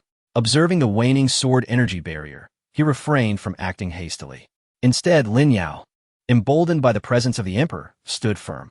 With hands on her hips, she imperiously addressed the Li family members. "You should promptly present the Xianyuan sword and the divine farmer's cauldron, or else not a soul shall remain." In the Li family, concern shadowed the faces of those who gazed upward at the golden carriage. They were astonished that the emperor had come in person. It had been 3 days. Could the Ancestor return in time?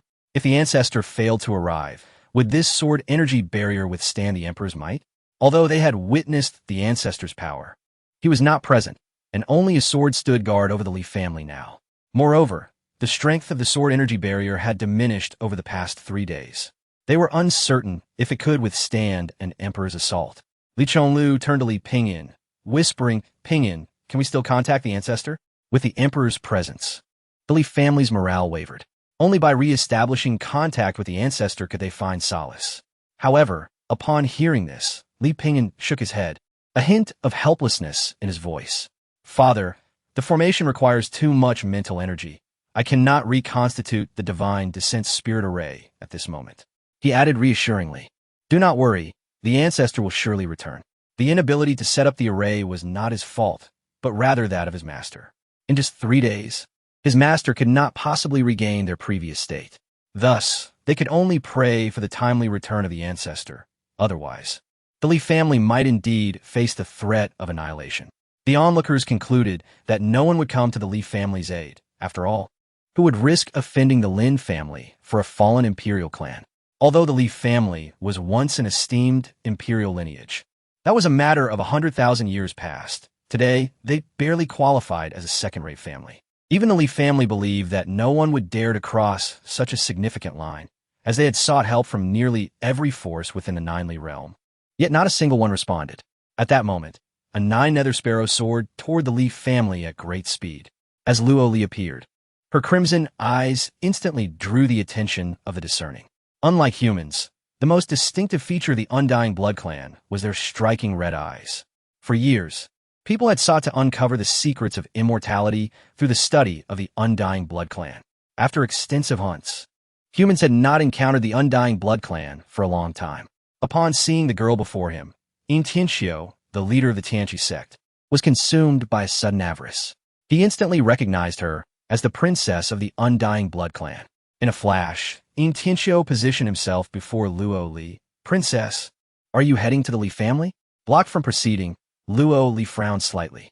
At this moment, Li Lingge was striving to suppress the demonic sword energy within him. Although he was aware of the happenings outside, he lacked the energy to react, as if in a deep meditation. Luo Li was unaware of Li Lingge's condition. She only knew that she needed to escort her benefactor home.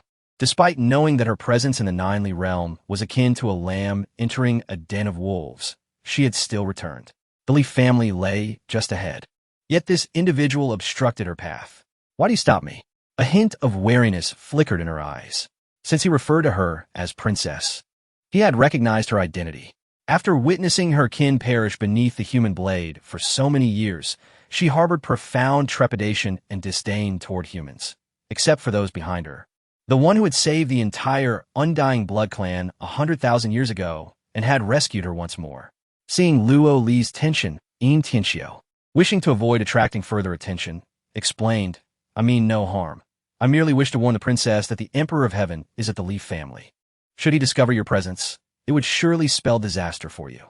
The Emperor of Heaven. Upon hearing this name, Luo Li's heart surged with fear, mingled with fury and hatred. Most of her kin had perished at the hands of the Lin family, transformed into undying blood elixirs. The Lin family's elder who pursued her did so under the emperor's orders, seeking to prolong the life of the legendary ancestor of the Lin family. Yet, she never anticipated that the emperor would be at the Li family. In that moment, the implications of continuing forward struck her. Noticing her reaction, Tianxiu sensed that he was drawing closer to success. It was not the right time to act with so many witnesses around. If he could coax Luo Li back to Tianqi's sect, she would be at his mercy. I am the leader of Tianqi's sect. The princess may accompany me back to the sect, where we shall ensure her safety. Thank you for your concern. Luo Li's eyes reflected only resolve, but I must go. Ever since she decided to bring Li Lingge back, she had resolved to face death. Had it not been for Li Lingge, she would have perished 100,000 years ago. Now, he had saved her once more. A drop of kindness deserves a fountain of gratitude. Apart from her life, she possessed nothing further to repay Li Lingge's kindness. Thus, she was determined to fulfill the task he had entrusted to her. Seeing Luo Li's unwavering resolve, Tianxiu grew increasingly anxious. The Li family had offended the Emperor of Heaven, now that the Emperor sought to annihilate them. Did the princess truly intend to walk into her own demise? Upon hearing this, Luo Li visibly hesitated. Having lived for 100,000 years, she was undoubtedly more knowledgeable about the history of the Nine Li realm than most. According to the ancestral teachings of Tianqi's sect, if the Li family is in peril, we must go through fire and water for them. What are you doing? Upon hearing this, Tianqiu's expression darkened. He had intended to persuade Luo Li to join the Tianqi sect, but he never anticipated that she would invoke the ancestral edicts of the sect. 50,000 years prior, the Tianqi sect had nearly faced annihilation, and it was the Li family that intervened to ensure its survival. Henceforth, an ancestral decree was established. Should the Li family encounter peril, the Tianqi sect shall brave fire and water to assist them. However, the current circumstances dictated by the presence of the heavenly Emperor Lin made the demise of the Li family an inevitable outcome, one that could not be altered. The Li family had offended the heavenly Emperor. How could the Tianqi sect recklessly rush into danger? Feeling somewhat embarrassed under Luo Li's scrutinizing gaze, Tianxiu cleared his throat in self-defense. It is not that I fear death. Rather, I am merely biding my time, awaiting a day to exact vengeance for the Li family. Luo Li smiled, fully aware of Tianxiu's true sentiments. The adage of a gentleman taking his revenge after 10 years was merely a guise for cowardice. Xiaolan, come closer, she commanded. At her behest, the Jiu bird flapped its wings, bringing Luo Li nearer to Tianxiu. She looked up at him and continued, higher still. In no time, her stature rose to align with Tianxiu's shoulders. The distance and angle were perfect. With a swift motion, Luo Li raised her hand and delivered a resounding slap to Tianxiu's face. This slap is in retribution for the Li family. The impact was not physically damaging, yet it bore a profound insult. Tianxiu was left stunned for a full 3 breaths before he could react. But by the time he turned to respond, Luo Li had already departed, leaving only her words behind. I do not comprehend retreat. I only know that kindness must be repaid, even at the cost of death. Chapter 20. A warm welcome to the Ancestor's return. Soon, the crowd noticed a girl accompanied by a young man rushing towards the Li family. Who were they to dare seek death at such a moment? The 9 nether sparrow moved swiftly, and by the time the onlookers realized what was happening, Luo Li had already appeared at the entrance of the Li family. Upon seeing the gleam in her eyes, Lin Protector immediately recognized her. Patriarch, she is Luo Li from the Undying Blood Clan. The entire Lin family had been searching for this princess of the Undying Blood Clan, hoping to use her precious blood to concoct high-quality Undying blood pills. After a long and arduous search, they had not anticipated that she would come to them willingly. At that moment, Lin Tiandi also took notice of Luo Li. Although he was curious as to why she, who had been pursued by the Grand Elder, was here, he could not help but feel pleased as all the necessary ingredients for the Undying blood pills lay before him. The Shinnon Cauldron, the princess of the Undying Blood Clan, both were within reach. Taking a deep breath, Luo Li announced to the Li family, I, Luo Li of the Undying Blood Clan, have returned with my benefactor. The members of the Li family stared at her, momentarily stunned and unable to react. True feelings emerge in times of adversity. Who would have imagined that it would be a young girl from the Undying Blood Clan who came to aid the Li family? Li Ping'an leaned closer to his father and whispered, Father, Do we have any ties with the Undying Blood Clan? Li Zhonglu's expression grew serious. If I am not mistaken, our ancestor saved the Undying Blood Clan 100,000 years ago. Who would have thought that such a favor would still be remembered after all this time? Moreover, he was acutely aware of what the Undying Blood Clan represented to Lin Tiandi. The fact that they dared to show themselves, fully aware of Lin Tiandi's presence, indicated they were prepared to face certain death. Among the cultivators present, many had benefited from the Li family's kindness but chose to remain spectators, overshadowed by a mere girl. Just then, Li Ping had noticed a figure in white robes sitting cross-legged behind Luo Li.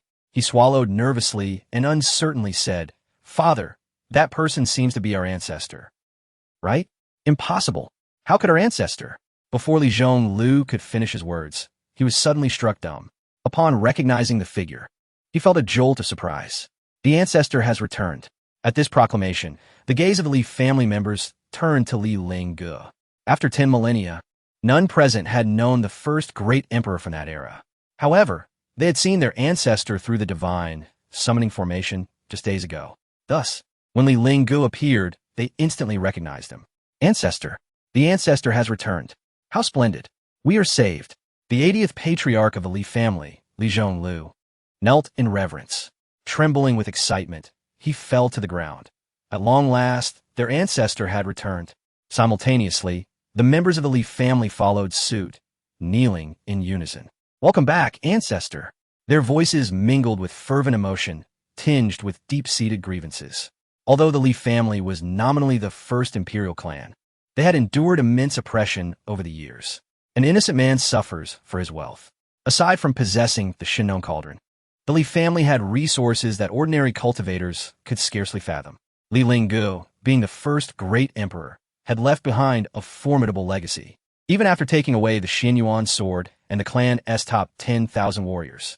Yet, without the emperor, the once mighty imperial clan had become a target for all. If not for their substantial foundation, they would have struggled to survive until now. The once mighty imperial legacy had long been depleted, with even the coveted Shinon cauldron drawing envious eyes. With the ancestor's return, the Li family would no longer have to bow to the 9 great imperial clans. Witnessing this scene, the bystanders were momentarily taken aback. "Ancestor? The Li family has an ancestor still living?" The next moment, laughter erupted around them. Lin Yao laughed the loudest, openly mocking, "I have never seen such a young ancestor." Others chimed in, and Yin Tiancho, who had been slapped by Luo Li, boomed, "The Li family must be terrified to find such a young lad to impersonate the ancestor. 10,000 years is a long time, and most people from Li Lingge's era had long since passed away." Naturally, the crowd could not recognize him as the first emperor of humanity. Li Lingge had to suppress the sword's essence within him, and his aura betrayed none of his true might, appearing as just another young individual without any cultivation. Coupled with his youthful appearance, it was no wonder the crowd could not associate him with the Li family's ancestor. Thus, although the Li family spoke the truth, none in attendance believed them, and they were met with ridicule, as if they were fools. Lin Protector pointed at the still closed-eyed Li Lingge, mocking, "You can't possibly mean that this is your Li family's first great emperor, Li Lingge?" Li Zhonglu raised an eyebrow, gesturing toward Lin Protector. "You are correct. This is indeed my family's ancestor, the first great emperor of humanity." Lin Protector pressed his lips together, but could not suppress his laughter. "Ha ha, I was merely joking." Yet Li Zhonglu actually took it seriously. If he is the first great emperor, then I am the first immortal lord of humanity. In an instant, he appeared before Luo Li, looking down at the seated Li Lingge. Do not think that closing your eyes and pretending to be profound makes you the first great emperor of humanity. Huh, an emperor? To expose Li Zhonglu's charade. I stand right here, ready to strike you down. If you dare not, then step aside. For a moment, Li Lingge remained motionless. The eyes of the Li family members turned towards him and noticed something amiss.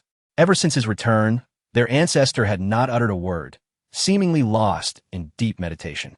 Li Zhonglu hesitated, but still approached Luo Li with respect. "Miss Luo, what has become of our ancestor?" Li Lingge, unsure of how to respond. On their journey back, Li Lingge had suddenly fallen silent, and despite her attempts to engage him, he remained unresponsive. Seeing her stammer, Lin Protector became even more convinced that the Li family was staging a charade to deceive them. Li Zhonglu, weren't you quite bold? Now, in the face of death, you resort to claiming this young man as your ancestor. Hearing such sharp taunts, Li Zhonglu clenched his fists and replied coldly, when our ancestor awakens, you shall know whether my words hold truth. Enough of this charade. Lin Protector ceased his banter and unleashed a strike, an imperial blow that shook the heavens, far beyond Luo Li's capability to withstand. At that moment, both Luo Li and Li Lingge found themselves engulfed in imperial might, unable to evade. Gazing at the blood-red hand forming in the sky, Luo Li gritted her teeth and spread her arms protectively in front of Li Lingge. You shall not harm my benefactor. Seeing Li Lingge remain unresponsive, the Li family members could not help but feel anxious. The divine spirit formation had already been severed. They had no knowledge of what had transpired after their ancestor departed the Imperial Pass. Ancestor, be careful. The onlookers shook their heads in disbelief, seeing Li Lingge, who was overwhelmed by the pressure. How could they possibly deceive Lin Tiandi with such a young descendant? The Li family must be desperate. What a pity. Such a promising youth. Against an imperial blow, he was doomed. As the formidable palm descended from the sky, the sword energy barrier surrounding the Li family underwent a sudden transformation. A series of crimson sword energies abruptly shielded Luo Li and Li Lingge within the barrier. Accompanied by a resounding boom, the Emperor-level strike was wholly repelled by the sword energy barrier. Outside the barrier, the voice of the Lin Emperor echoed. The Li family had colluded with the Undying Blood Clan. They were commanded to swiftly surrender the remnants of the Undying Blood Clan, the Shinnong Ding, and the Xianyuan sword. He then shifted his tone, warning that otherwise he would not hesitate to break the formation. Upon hearing these words, the crowd turned their gazes towards the sky, where Luo Li hovered. To justify their righteous hunt of the Undying Blood Clan, the 9 imperial families had consistently portrayed them as vile creatures that fed on human blood. Thus, Luo Li's presence at the Li family estate only provided the Lin Emperor with further justification. Without a moment's hesitation, Li Chonglu firmly rejected the ultimatum, declaring that even if the Li family were to perish, they would never acquiesce to his demands. This proclamation was met with unanimous agreement from the Li family members. A young girl dared to stand against the world's great injustices, assisting the Li family in their time of peril. How could they possibly surrender her? Observing this, the onlookers were taken aback. Had the Li family lost their senses? They would oppose the Lin Emperor for the sake of a stranger. Those who understand the times are truly wise. The corners of the Lin Emperor's mouth twitched slightly, his eyes brimming with murderous intent. You have forsaken your chance to survive, he warned. The moment his words fell, a blood-red spear materialized in his hand, exuding an aura of boundless malice. The spear possessed an almost lifelike quality, quivering slightly as blood energy pulsed through it. The Lin Emperor was eager to witness just how long this sword energy barrier could protect them. The sight of the blood spear evoked gasps of astonishment from the crowd. That was the Lin family's imperial artifact, the Ing spear. In the next moment, an overwhelming surge of spiritual power erupted from the Lin Emperor, flooding into the blood spear like a torrential flood. An immense, oppressive imperial aura descended, akin to a colossal mountain that rendered one breathless. The Lin Emperor gripped the blood spear tightly, veins bulging on his arms, clearly intent on shattering the barrier with a single blow. He then let out a fierce roar, propelling himself like a blazing meteor towards the sword energy barrier. Instantly, a colossal phantom of the blood spear materialized in the sky, emanating a terrifying aura that enveloped the entire realm. The heavens were bathed in a blinding crimson light, reminiscent of an impending apocalypse. A deafening boom reverberated, akin to thunder cracking across the 9 heavens. The massive phantom of the blood spear descended with overwhelming force, crashing heavily against the sword energy barrier.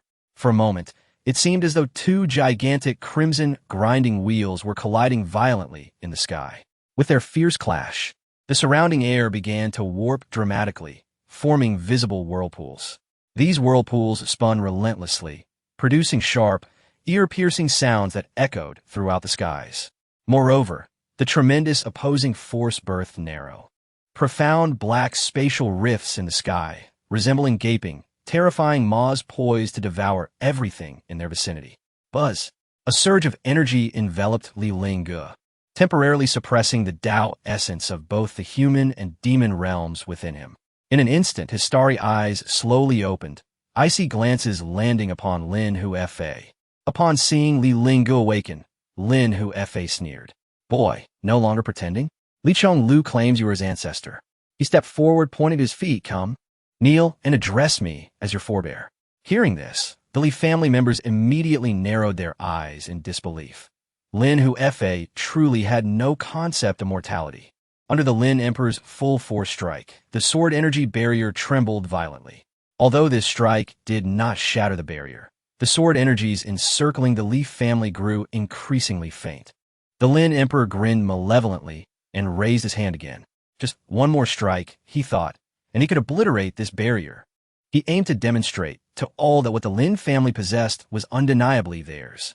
Opposing the Lin family would lead only to death. Just as he was about to bring the blood spear down once more, the sword energies surrounding the Li family returned to the Xianyuan sword. The crowd gasped in surprise, believing the sword energy barrier had been shattered by the Lin Emperor's blow. As the blood spear descended again, they anticipated the ensuing devastation. Without the barrier, the Li family would be utterly doomed. No one could save them. What was the point of it all? Once dead, could the Imperial artifact be preserved? From that moment on, the first Imperial family would exist only in legend. Yet, only the Lin Emperor understood that his previous strike had not shattered the sword energy barrier at all. At that moment, Li Lingge swiftly appeared above the Li estate. Though 100,000 years had passed, he recognized the blood spear, the Lin family's sole Imperial artifact, the Ing spear.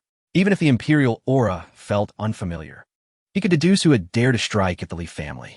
The Ing spear could only be wielded by someone of Imperial rank. Thus, this individual could only be the Lin family as patriarch. Lin Ao Tian. So you swore to protect the Li family with your life, did you? The next instant, gasps of shock filled the air. He had positioned himself above the Li family. Was he courting death? Did he truly believe himself to be the Li family's ancestor? Wait, how could this be? With a full force strike, the Lin Emperor could not halt his momentum, nor did he intend to. A nameless wretch dared to stand before him, challenging the might of an emperor. Such provocation warranted death. Yet, to everyone's astonishment, the blood spear halted above Li Lingge's head, unable to advance further. The anticipated scene of being crushed by the Imperial pressure did not unfold. Instead, Li Lingge stood calmly in midair, coldly regarding the Lin Emperor. Li Lingge slightly raised his gaze, and the boundless pressure surged forth like an overwhelming flood. In an instant, the entire space began to twist and contort violently, shattering like fragile glass. At that moment, even heaven and earth seemed unable to endure the terrifying, boundless killing intent. The onlookers were gripped by profound terror, their eyes wide with shock as if an invisible hand had seized their throats, rendering them voiceless. Something had changed. The aura emanating from the young man had completely transformed. Despite appearing to be in his 20s, his presence was monumental, akin to an insurmountable mountain. A mere fleeting glance stirred an overwhelming sense of reverence within the crowd. It felt as though a single glance from him could result in instant demise. One by one, they lowered their gazes, lacking the courage to meet Li Lingge's deep, cold eyes. The Lin Emperor's expression had turned grotesque. His powerful arms bulged with muscles, veins protruding as he gripped the blood spear, which bent into an astonishing arc. He clenched his teeth, his cheeks puffed, clearly exerting every ounce of his strength. It is important to note that he was a dignified emperor. Even so, when faced with Li Lingge, the formidable aura emanating from him instilled a sense of trepidation, even fear within him. Locking eyes with Li Lingge felt akin to gazing into an unfathomable abyss, causing his very soul to tremble. At that moment, Li Lingge merely cast a casual glance, and the blood spear above him was abruptly hurled away as if struck by a tremendous force. I have heard that you intend to exterminate my entire clan. The blood spear struck the ground heavily, resonating with a tremor.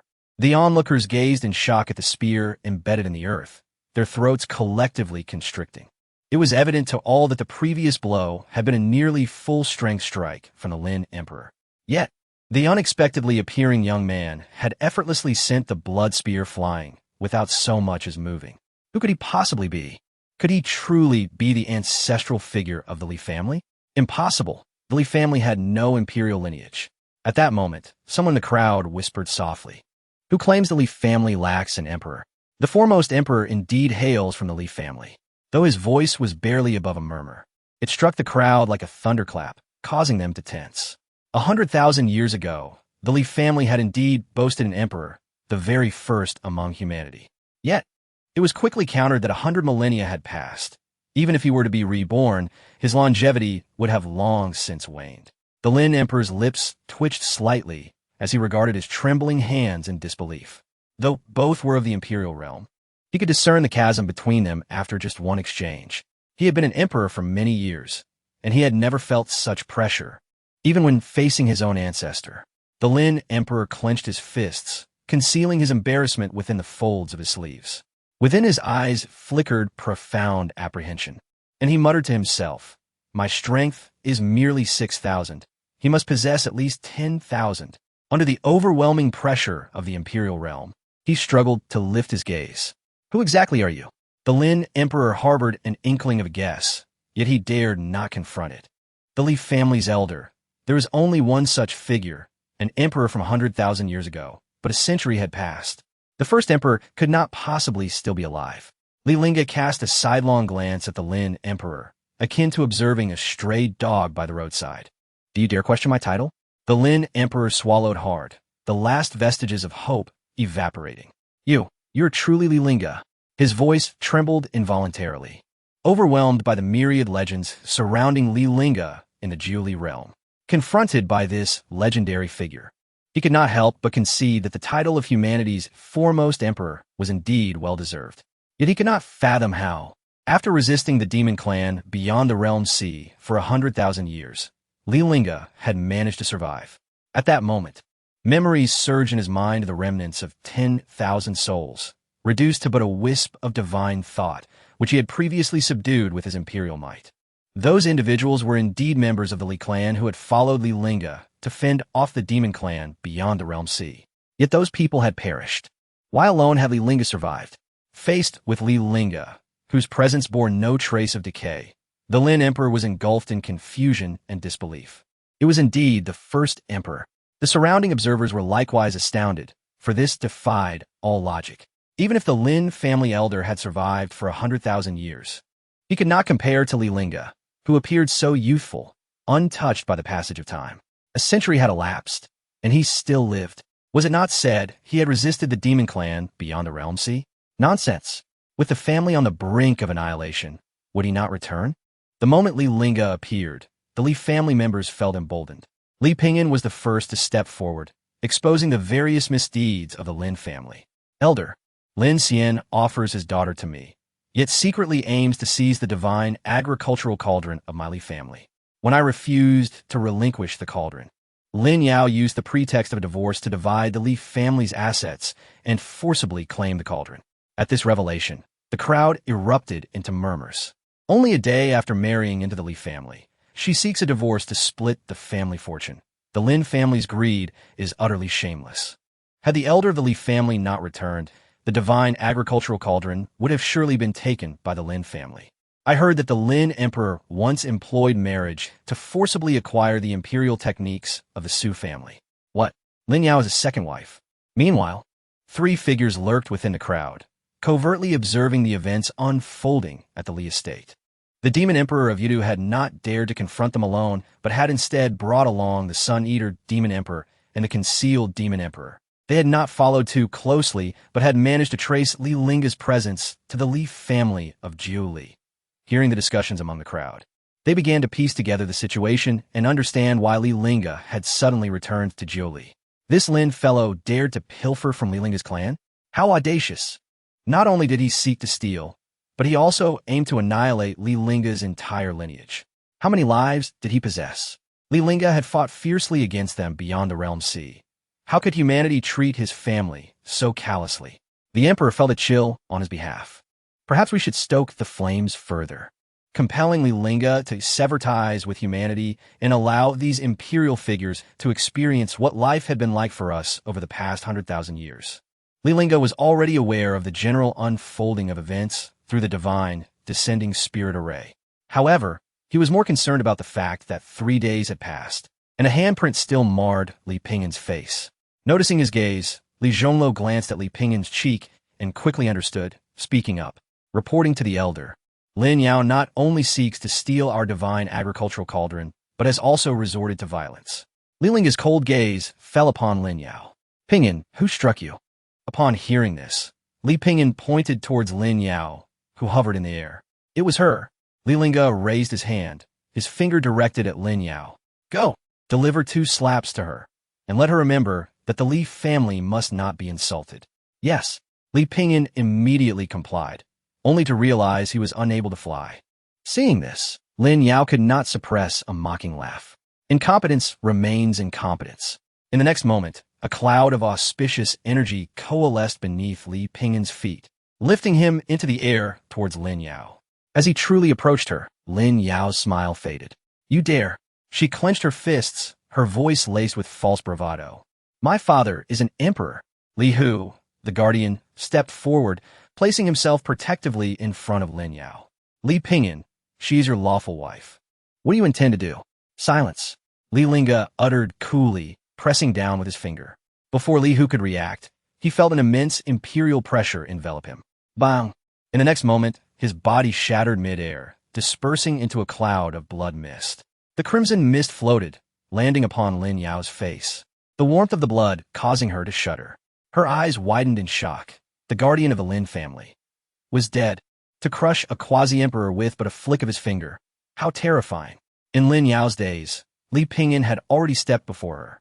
With the elder's backing, he raised his hand and struck Lin Yao's face. Slap! Slap! Li Pingyan held nothing back, delivering 2 resounding slaps that sent Lin Yao sprawling to the ground. Blood trickled from her lips as she finally regained her senses, realizing that the man she had regarded as an insect had publicly slapped her face. You seek death. However, just as she prepared to strike at Li Pingyan, an invisible pressure suddenly descended upon her shoulders. Thud! Her knees buckled, and she found herself kneeling before Li Pingyan. Perceiving Lin Yao's imminent peril, the fate of her life hanging solely upon Li Lingge's whims, the heavenly emperor Lin acted swiftly, dissipating the overwhelming force threatening Lin Yao. Dear friend, it is natural for young couples to quarrel. He began, but before he could finish, he felt an immense pressure crashing down from above. An ant dares to address this emperor as a dear friend? Upon hearing Li Lingge's scornful words, the expression of the heavenly emperor Lin darkened, as if he were about to burst with fury. He had witnessed the slaughter of his clan's esteemed quasi-emperor by Li Lingge without pursuing the matter. This youth had the audacity to confront him, even if Li Lingge's power surpassed his own. He must not forget that the Lin family was not limited to just one emperor. The Zhuli realm was not solely dominated by the Li clan.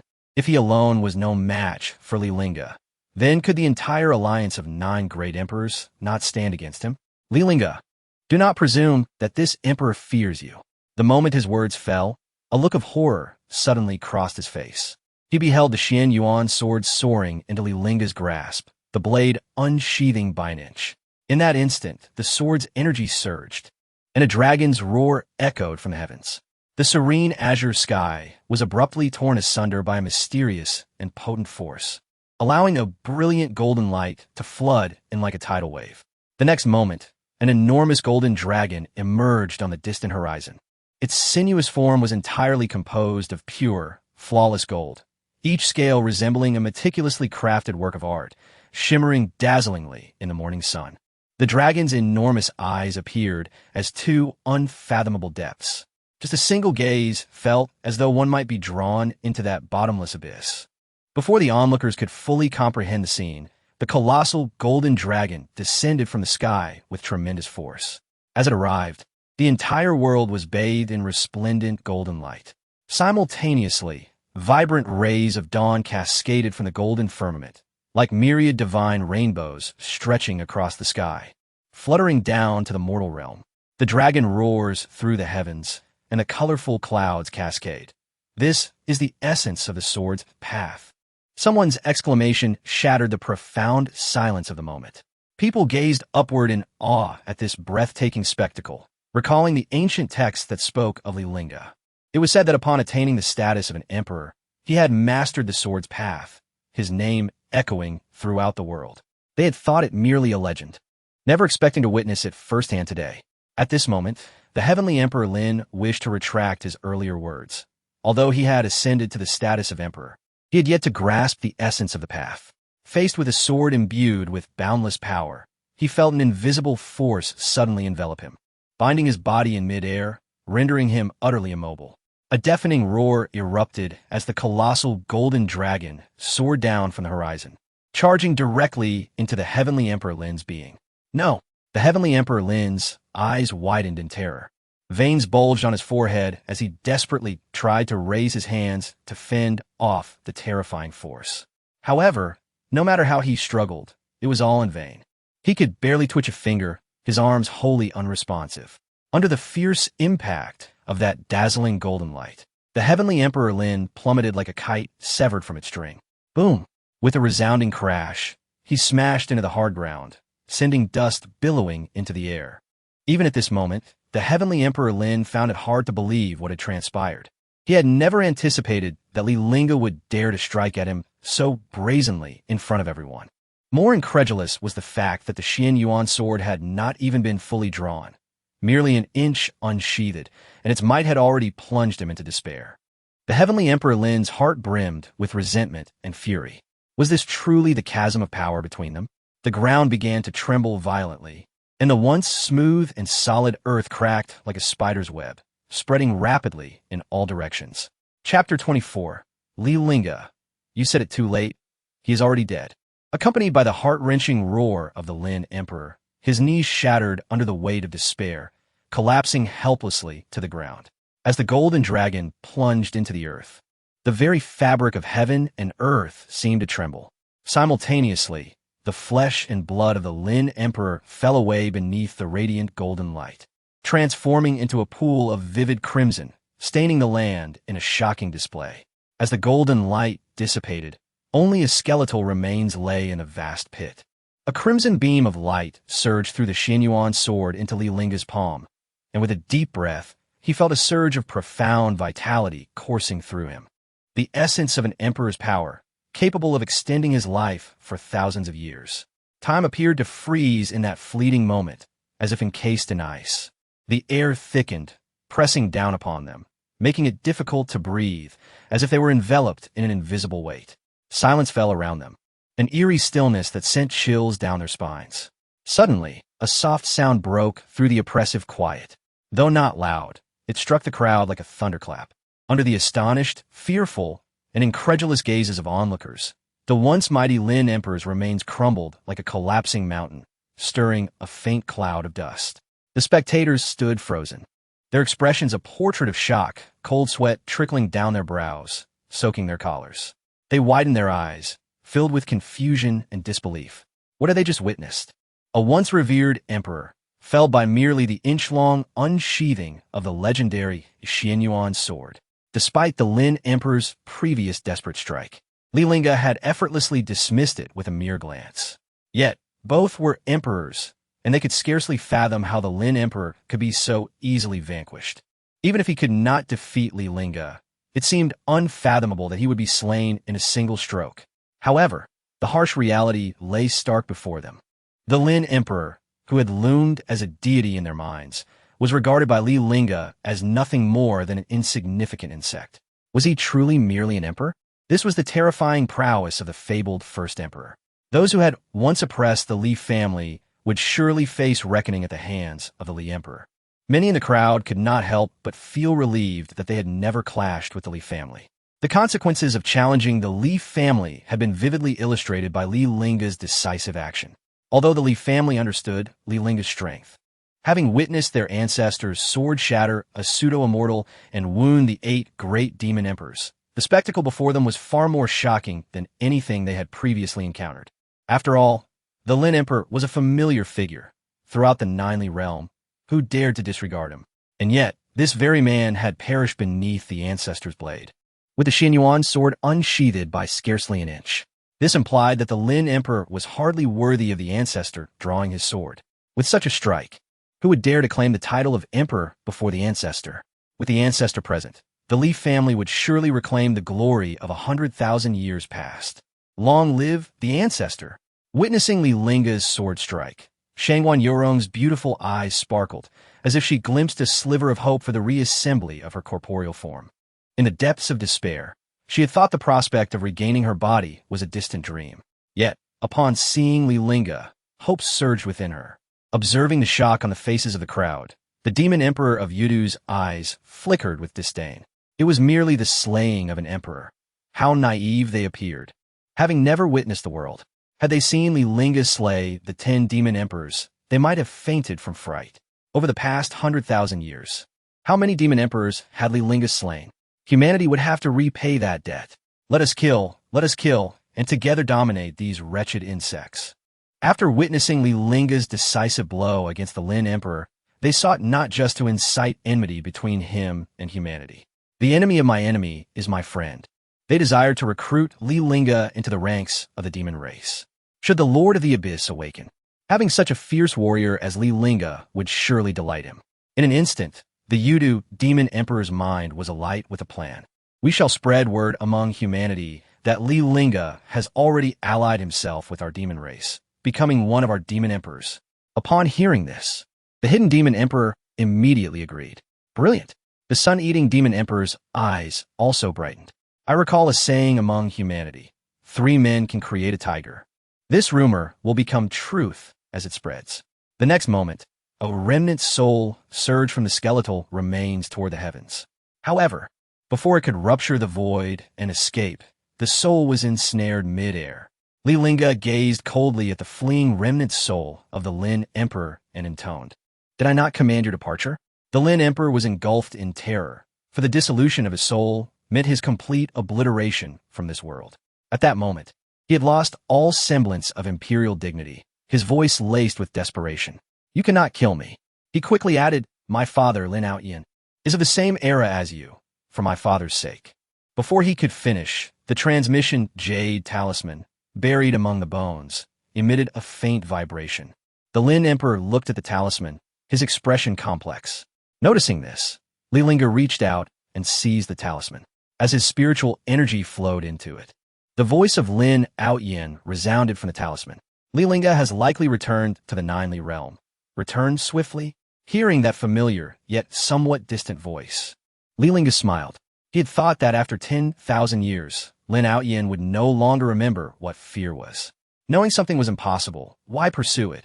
10,000 years ago, the 9 great families had implored him to become the leader of the Emperor Alliance to save humanity, a scene that felt like yesterday.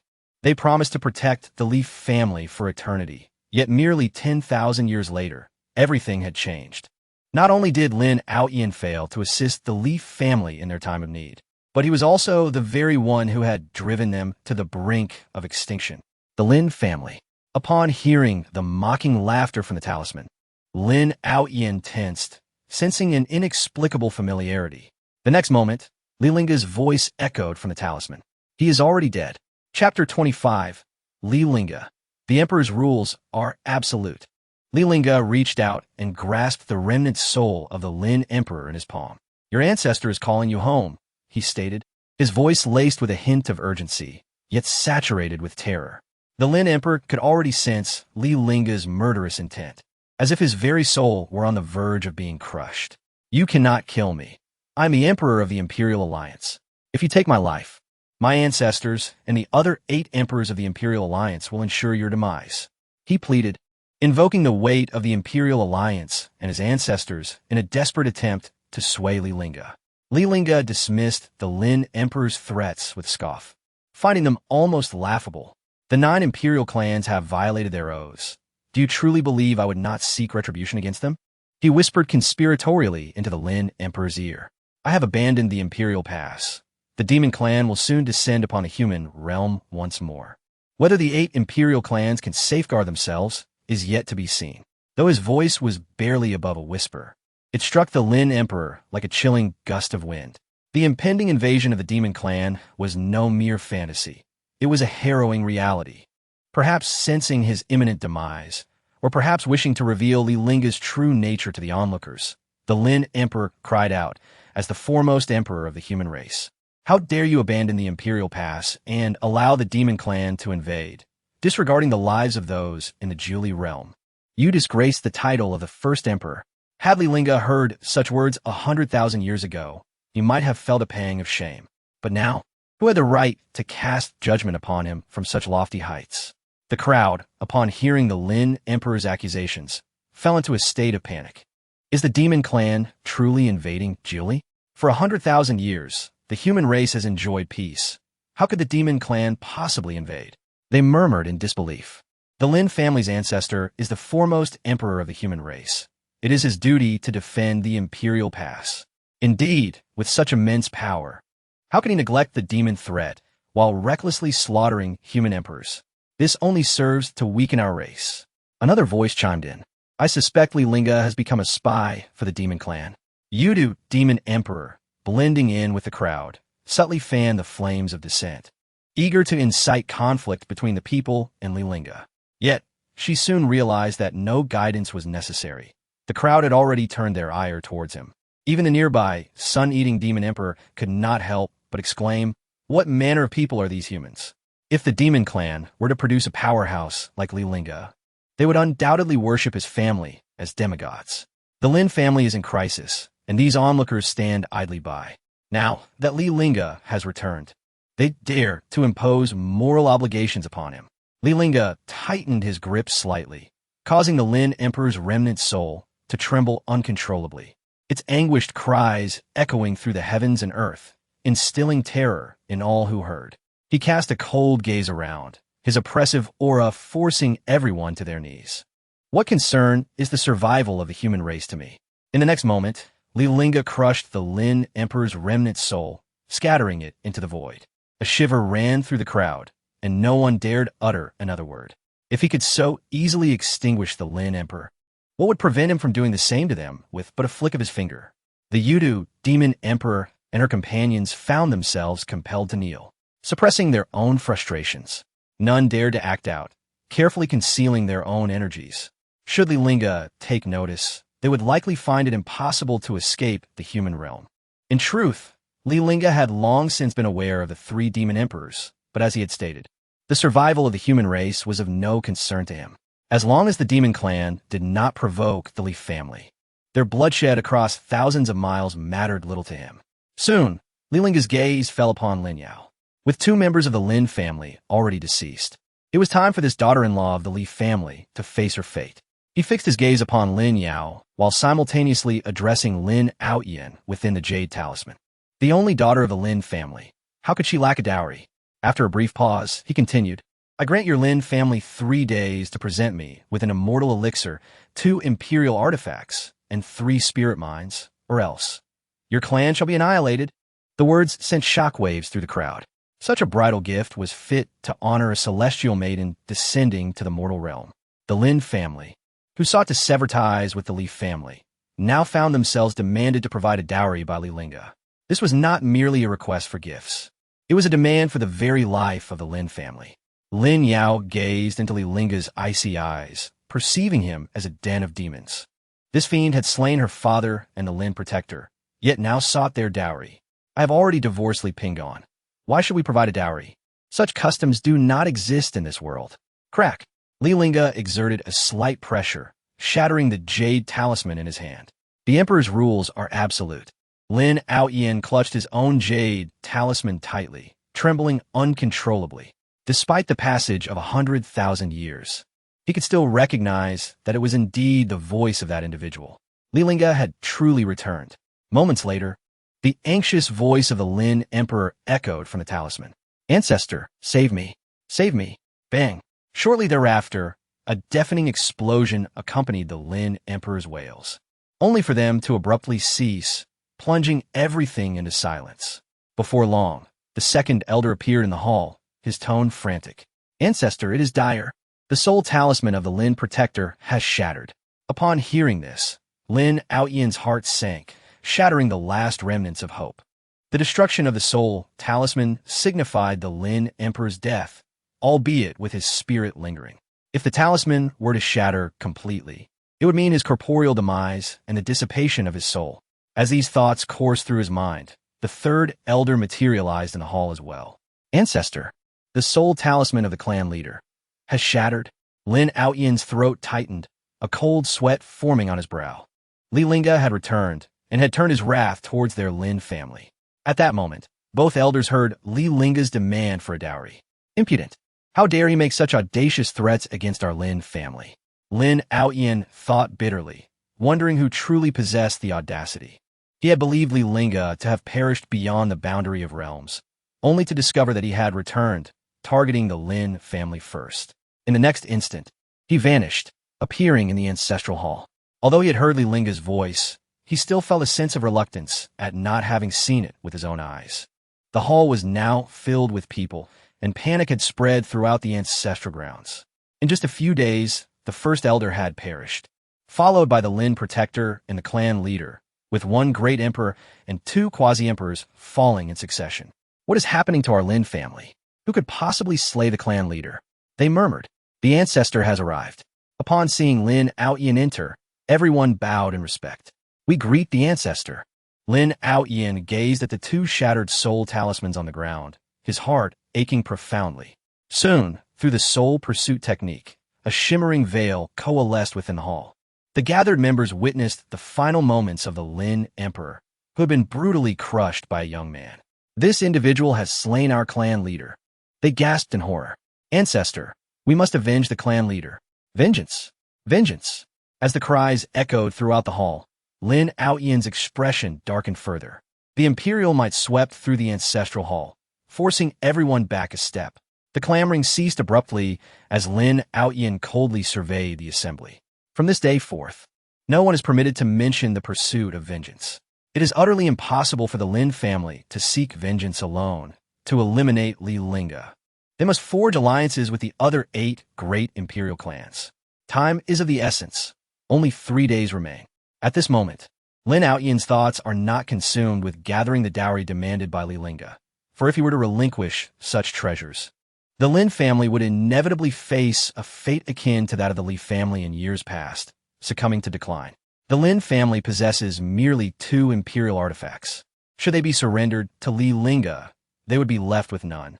Furthermore, the elixir of immortality, capable of extending one's life for millennia, is something he fervently wishes to keep from Li Lingge, as he hopes for the latter's swift demise rather than prolonging his existence. He promptly activated the protective clan formation, summoning all elders and clan members from afar to return to the family estate without delay.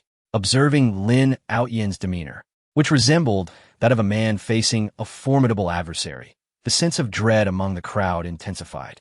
Unable to contain his curiosity, the second elder inquired, Ancestor, who was that figure within the luminous screen just now? Lin Lingge gazed into the distance and slowly uttered 3 words. Li Lingge. Chapter 26. The Curse Within the Li Family. In the Grand Hall of the Li family, the return of the ancestral spirit instilled a sense of unwavering confidence among the crowd. We pay our respects to the ancestor. The Li family members knelt in unison, their eyes brimming with excitement. After 10,000 years, their venerable ancestor stood before them, having effortlessly beheaded the Lin Emperor with a mere sword strike. With such an illustrious ancestor, anyone bearing the Li surname would feel an overwhelming sense of pride. From this moment on, who among the 9 great imperial clans would dare to provoke them? Li Lingge raised his hand slightly, his tone softened. Rise. Within the hall, the majority of the elders appeared utterly drained. In their struggle against the Lin Emperor, they had nearly exhausted their lifeblood, with some even sustaining injuries to their foundational cultivation. Particularly, Li Chonglu was barely standing, relying solely on sheer determination. Unyielding and steadfast, he refused to suffer indignity, and though the younger generation lacked the prowess of their forebears, their spirit was equally indomitable. All of this weighed heavily on him. Had he not taken away the clan's top combatants in his youth, the Li family would not have fallen into such despair. Yet, one question plagued his mind. Despite having left behind ample cultivation resources, why did not a single emperor arise from the Li family? Though he had removed the clan's elite warriors, the resources for cultivation had remained untouched, preserved for future generations. After 10 millennia, while descendants of the other 8 great clans ascended to emperorhood, why did the Li family remain devoid of such accomplishments? Upon hearing this question, the Li family members exchanged glances, suddenly feeling unworthy in the presence of their ancestor. Yet, as the ancestor pointed out, not a single individual from the Li family had become an emperor in these 10 millennia, with the highest cultivation level reaching only the celestial lord realm. It was not due to negligence in their training, yet they found themselves at a loss for an explanation. The first, second, and third elders shared a knowing glance and took a synchronized step back. Simultaneously, Li Lingge's gaze naturally fell upon Li Chonlu. Under the weight of the Ancestor's scrutiny, Li Chonlu felt a tightening sensation at the back of his neck. It is our negligence in cultivation that brings shame upon the Ancestor's name. Li Lingge shook his head slightly. This was evidently not the answer he sought. While an individual might falter in their training, was it conceivable that every member of the Li family had been remiss over the span of 10,000 years? With a plethora of cultivation resources at their disposal, even a mere heap could yield a quasi-emperor. At that moment, Li Chonlu wavered, nearly losing consciousness. Li Pingyan, quick of reflex, supported his father. Concurrently, Li Lingge appeared before them in an instant, grasping Li Chonlu's wrist. As a torrent of imperial energy surged into his body, Li Chonlu felt as though he were enveloped in a warm ocean. This benevolent force swept through him at an astonishing speed, nourishing every cell with its comforting and potent essence. Thank you, Ancestor. However, Li Lingge's previously relaxed brow suddenly knit into a frown. Observing this, Li Pingyan felt a pang of concern, recognizing that his father's consumption of lifeblood had surely compromised his foundational cultivation. I cannot mend the damaged foundation. It may be that he will never reach the realm of emperors again. Is there any hope for my father, who has harmed his foundation through the burning of his lifeblood? Li Lingge remained silent, the furrow in his brow deepening, even revealing distinct lines across his forehead. As he delicately probed Li Chonlu's body with his spiritual energy, he soon sensed an anomaly. This peculiarity did not stem from the injuries inflicted upon Li Chonlu's body, but rather from a concealed seal hidden within him. This seal was remarkably elusive. Without the probing of someone possessing imperial cultivation, it would be nearly undetectable to an ordinary person. Upon closer examination, Li Lingge was astounded to discover that a layer of a sinister black mark adhered to Li Chonlu's meridians and spiritual roots. Rather than being merely a seal, it was more aptly described as a vicious curse. Each time Li Lingge's spiritual energy attempted to approach this black mark, it was ruthlessly devoured, akin to a lamb entering a lion's den, consumed utterly in an instant. Moreover, this black mark appeared to possess a voracious ability to absorb energy. Like a greedy beast, it rapidly assimilated this spiritual energy as sustenance, growing ever more profound and powerful. This black mark resembled a monstrous creature lurking in the shadows, continuously devouring Li Chonlu's spiritual energy and strength. At that moment, he began to comprehend why Li Chonlu had been unable to ascend to the realm of emperors. Suddenly recalling something, his gaze turned sharp. The sealing pulse curse. Having dealt with the demon race for 100,000 years, he realized this was a method employed by them.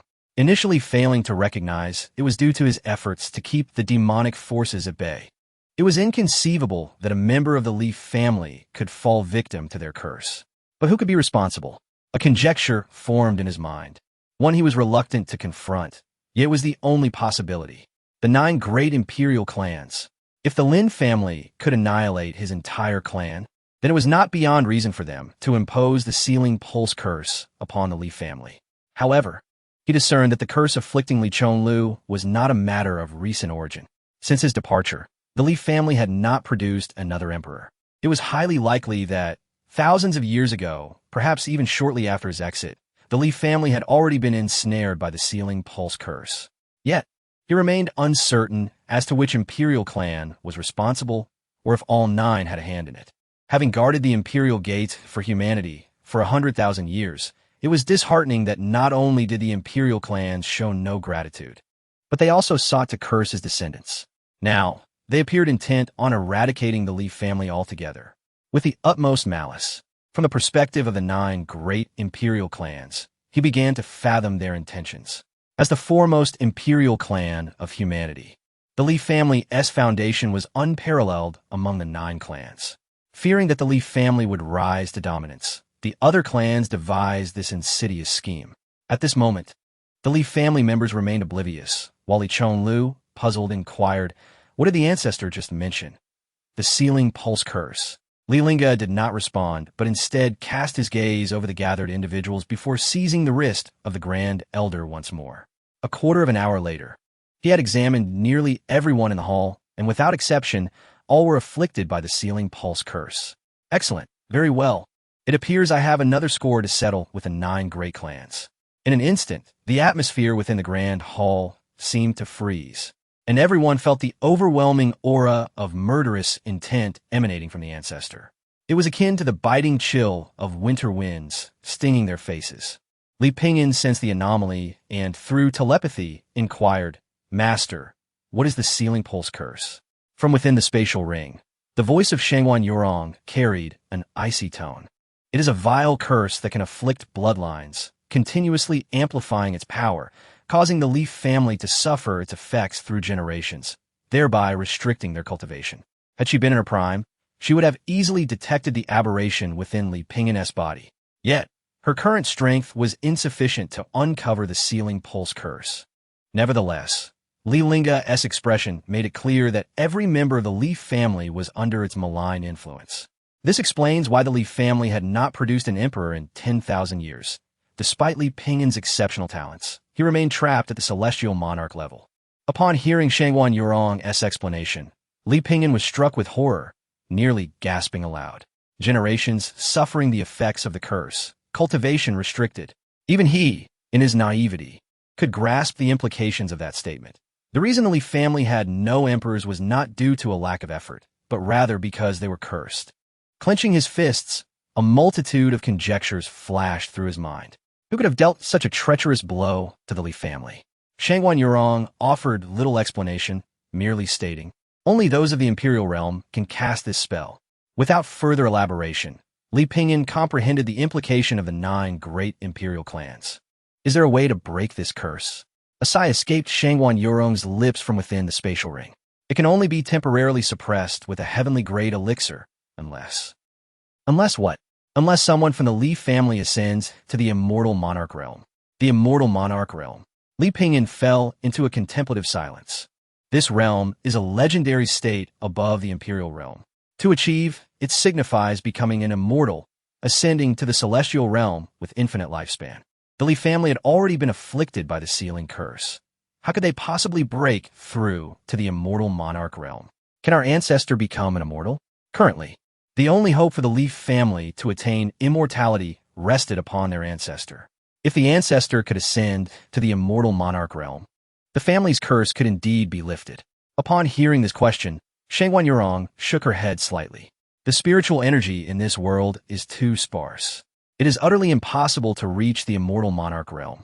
The reason there are only 9 imperial clans in the Julie realm is due to the insufficient spiritual energy to support more individuals attaining the status of emperor. Li Lingge's current strength stems from being the first to ascend as an emperor. Even if Li Lingge were to exhaust the spiritual energy of this world alone, it would be futile to reach the immortal monarch realm. The words "utterly impossible" plunged Li Pingyan into silence, signifying that he would never have the hope of becoming an emperor in this lifetime. Even though he was merely a minor heavenly monarch, what cultivator does not harbor dreams of becoming an emperor?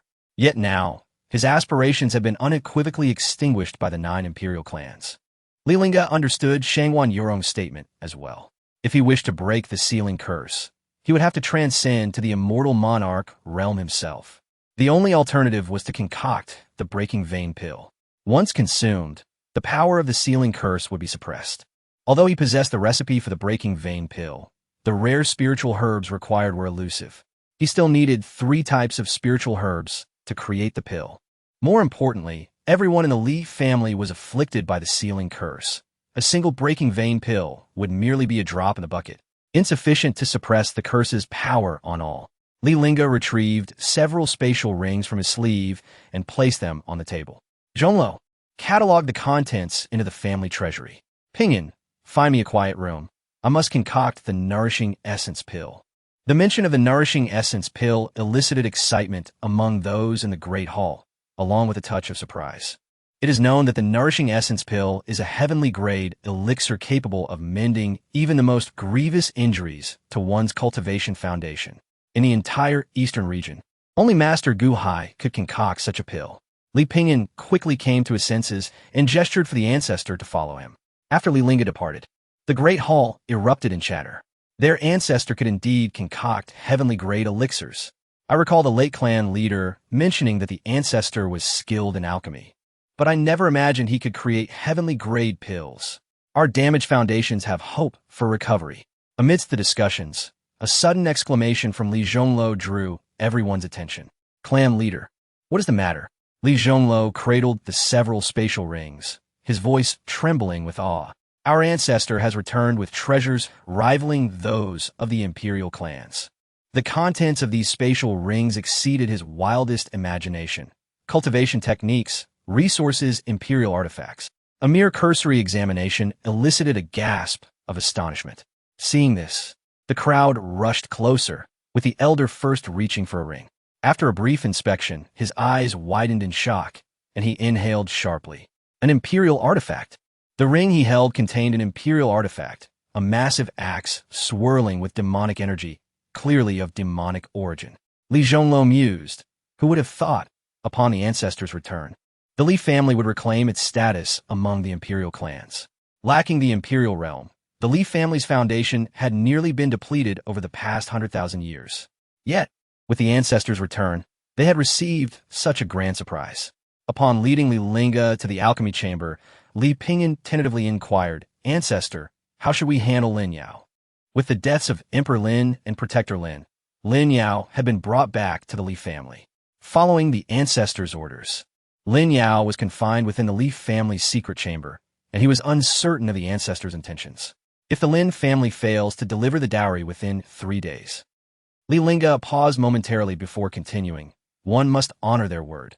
If I decree their extermination, not a single one shall be spared. Li Lingge's heart sank. He had assumed the Ancestor was merely speaking in jest, but it appeared he was dead serious. In the next moment, Li Lingge's gaze shifted to the spatial ring in Li Lingge's hand. The divine descending spirit array was set up by her, wasn't it? Upon hearing this, both Li Lingge and Shangwan Yurong were taken aback. They believed they had left no trace, yet it was seen through effortlessly. Just as Li Lingge was about to explain, Ancestor, she is my mentor and means no harm, Li Lingge interjected. If she harbored ill intentions, she would have long since vanished from this world. Half an hour later, the skies abruptly transformed as dark clouds thick as ink enveloped the previously clear blue sky. The clouds rolled and surged like ferocious beasts, clawing and snapping. Following this, a deafening thunderclap resonated, shaking the very heavens and earth. Above the Li family, dense spiritual energy nearly materialized, converging like a surging tide, interweaving with brilliant bolts of lightning. In this moment, all eyes in the eastern region were drawn to this extraordinary phenomenon. The crowd stood agape, faces etched with astonishment. Someone in the throng suddenly shouted, "Heavenly tribulation descends. Could someone be about to ascend?" This remark ignited a flurry of commotion and debate. No, this resembles the legendary pill tribulation. Only heavenly-grade pills could provoke such a tribulation. Does that phenomenon appear to be emanating from the Li family? Impossible, absolutely impossible. The Li family has no heavenly-grade alchemist. Heavenly-grade pills inherently contain extraordinarily pure or immensely potent spiritual energy. Such power may occasionally breach the taboos or rules of the cosmos. Thus, when an alchemist attempts to condense a pill, it may awaken the heavens' vigilance, resulting in a tribulation as punishment. While the crowd debated fervently, someone suddenly seemed to recall something. I remember the ancient texts mentioning that the Li family's ancestor was also an alchemist. Perhaps it is he. Impossible. He is the first emperor and can concoct heavenly-grade pills. I refuse to believe it. In my opinion, it is highly likely that Master Gu Hai has gone to the Li family. At the Lin family, Gu Hai gazed at the pill tribulation in the sky, a frown creasing his brow. Has another heavenly-grade alchemist arisen in the eastern region? Just as he spoke, Lin Outyin appeared beside him. Mr. Gu, I have a request. Upon seeing the newcomer, Gu Hai slightly cupped his hands. What does the esteemed elder wish? Lin Outyin did not directly state his purpose, but instead looked up at the tribulation in the sky. In your opinion, can Li Lingge concoct this heavenly grade pill? Hearing this question, Gu Hai's heart jolted. Are you implying that the one who concocted this heavenly grade pill is Li Lingge? Aside from him, who else in the Li family could concoct such a remarkable elixir? Lin Outyin let out a long sigh. No one in the Julie realm understood Li Lingge better than he did. He was a rare genius, endowed with extraordinary talents in swordsmanship, alchemy, and cultivation, unmatched for 100,000 years. Over the past millennium, many illustrious alchemists had emerged in the Julie realm, such as Gu Hai. There were also several masters of the sword, like the Emperor Yi from the Yi family. In the realm of cultivation, one could ascend to become the foremost emperor of the human race. In swordsmanship, one could comprehend the essence of the sword. And in alchemy, Li Lingge stood alone at the pinnacle. While there were many geniuses, he had never encountered another who excelled in all areas. However, Gu Hai was exceedingly confident in his alchemical skills and declared outright, "This elixir is destined to fail." Oh, Lin Outyin was visibly taken aback. Why is Mr. Gu so certain? Gu Hai gestured towards the impending thunder tribulation in the sky and replied nonchalantly, from the severity of this tribulation, "It is evident that Li Lingge seeks perfection, aiming to produce a flawless heavenly grade elixir." He then shook his head slightly. He is far too eager for success. One must remember that an overflowing cup spills and a full moon wanes. A perfect elixir cannot be accommodated by the heavenly laws. He cannot possibly succeed. Gu Hai spoke with unwavering conviction, as all his elixirs achieved a potency of 90%, which he deemed the absolute limit, believing no one could surpass him. He acknowledged that this emperor of the human race was indeed formidable in cultivation, but in the art of alchemy, Li Lingge had much to learn. Upon hearing this, Lin Outyin felt a surge of reassurance. Lin Xian had already been slain by Li Lingge, and the Yumming spear along with Lin Yao had been forcibly seized by the Li family. The emperor intended to request Mr. Gu's assistance, offering the Yangyuan Dan as a condition to exchange for the Yumming spear and Yaoer. 3 days hence, he could never produce what Li Lingge demanded. However, the Yumming spear was an imperial artifact and the Lin family's greatest asset.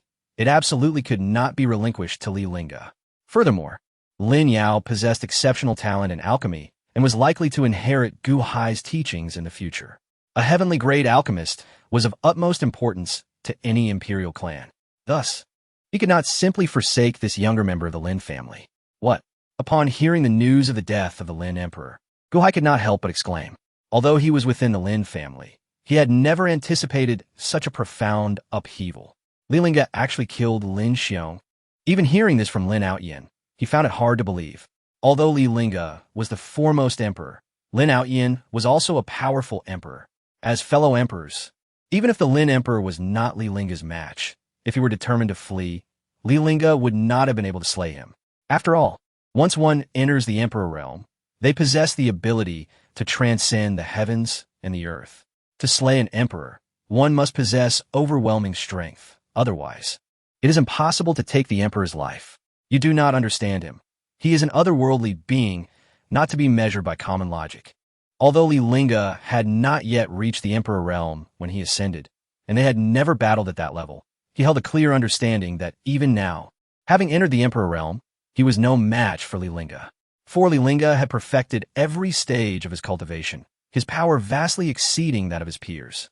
Gu Hai observed Lin Outyin's eyes, filled with murderous intent yet tinged with a hint of fear, and felt an increased curiosity about this legendary first emperor. The vendetta for his son. Lin Outyin had not personally descended upon the Li family for revenge, but instead sought to negotiate with Yangyuan Dan as a means to retrieve his kin. What made Li Lingge so overwhelmingly powerful? Or had he cast some shadow over Lin Outyin in the past? Yet, even with his curiosity, he could not directly inquire. How do you know that the Li family requires Yangyuan Dan? The family head, Li Chonglu, has burned his essence, undoubtedly injuring his foundational cultivation. I surmise that the elixir Li Lingge is currently refining is indeed Yangyuan Dan. As he spoke, Lin Outyin produced 2 sets of herbs prepared for Gu Hai to concoct Yangyuan Dan. For the sake of Li Chonglu's future cultivation, he would agree. but it would require Gu Hai's assistance. Seeing the matter had reached this point, Gu Hai felt it inappropriate to say more. After all, Lin Yao was also his disciple. Rest assured, I shall certainly return with the yumming spear and Lin Yao. With that, he stepped forward and instantly vanished from sight. In the Li residence, the onlookers gazed anxiously at the alchemy chamber. After all, the ability to invoke a tribulation did not guarantee the successful refinement of a heavenly-grade elixir. The tribulation was the greatest trial before creating an elixir, and many had failed at this juncture, with some even perishing beneath its fury. Will the Ancestor succeed? Need you even ask? The Ancestor will undoubtedly succeed. I heard that Gu Hai can concoct Yang Yuan Dan with 90% efficacy. I wonder how much efficacy our Ancestor's Yang Yuan Dan will possess. Just as he finished speaking, a clan member hurried into the Great Hall, reporting clan head. Master Gu Hai has come to visit. At this, the crowd displayed expressions of confusion. Master Gu Hai, what brings him here? The Grand Elder's expression turned cold as he cautioned. Lin Yao is his disciple. The Lin family's attempt to seize the Shinong Ding might very well be orchestrated by Gu Hai. Li Chonglu pondered for a moment before replying, let him in. Soon, Gu Hai entered the Great Hall. His gaze first swept over the pallid Li Chonglu, and as an alchemist, he instantly discerned that Li Chonglu had indeed damaged his foundational cultivation. Without Yang Yuan Dan, his advancement would likely be stymied. However, before he could speak, the Grand Elder interjected. What brings Mr. Gu to our Li family? Gu Hai did not even glance at the Grand Elder, taking a seat and stating plainly, I am here to save Clan Headley. Li Chonglu narrowed his eyes slightly, a flicker of confusion crossing his gaze. Save me? Gu Hai nodded and addressed the matter directly. Clan Headley has burned his essence and suffered damage to his foundation. If he does not take Yang Yuan Dan, his cultivation will be difficult to advance. Upon hearing this, the Grand Elder scoffed. There is no need for Mr. Gu to concern himself with Yang Yuan Dan. There are many alchemists, and he is not the only one capable of refining it. The second elder echoed, our Ancestor is currently refining Yang Yuan Dan. As he spoke, he pointed to the tribulation looming outside the Great Hall. This is the tribulation for a heavenly-grade elixir. Surely Mr. Gu can recognize it? Gu Hai was not surprised by this. After all, Lin Outyin had informed him beforehand that Li Lingge indeed possessed talent in alchemy. Mimicking the Grand Elder's earlier tone, he replied, there are many alchemists in this world who can summon tribulations, but how many can successfully refine a heavenly-grade elixir? If anyone else had said this, they would have been met with disbelief. Yet, the person before them was Gu Hai, the strongest alchemist in the eastern region. At this moment, a sense of doubt began to creep into their hearts. Could the Ancestor truly succeed? Seeing the crowd fall silent, Gu Hai continued. I can assist Clan Headley in refining a Yang Yuan Dan with 90% efficacy. Of course, my conditions are simple. Lin Yao is my disciple, and I wish to take her with me. Furthermore, the yumming spear belongs to the Lin family and should rightfully be returned to its owner. In his view, this was a fair exchange, offering an imperial artifact and a younger member of the Lin family in exchange for the future cultivation path of the Li family head was a choice any rational individual would understand. To his surprise, Li Chonglu shook his head firmly, stating, our Ancestor will undoubtedly succeed in refining Yang Yuan Dan. Even if we were to concede, what would it matter if I were to remain at the heavenly sovereign realm for the rest of my life? Now that our Ancestor has returned to the family, my cultivation level as clan head is of little consequence. Even if he consumes the fully potent Yang Yuan pill, he may only aspire to transcend to the Emperor realm in this lifetime. Could it be that his strength surpasses that of the Ancestor? The Ancestor, after all, was the one who vanquished the 10 great demon emperors with a single stroke. Conversely, the imperial artifact holds paramount significance for the Li family. The Yuming halberd, a trophy taken after the Ancestor defeated the Lin Emperor, represents the very foundation for the future rise of the Li family. How could he possibly relinquish an imperial artifact for his own sake? The Lin family, with their cunning schemes, seeks to usurp the Li family's imperial artifact, even aiming to annihilate them. Now they wish for him to surrender the imperial artifact and Lin Yao. Such a notion is preposterous. Lin Yao is the daughter-in-law of the Li family and should naturally remain with them.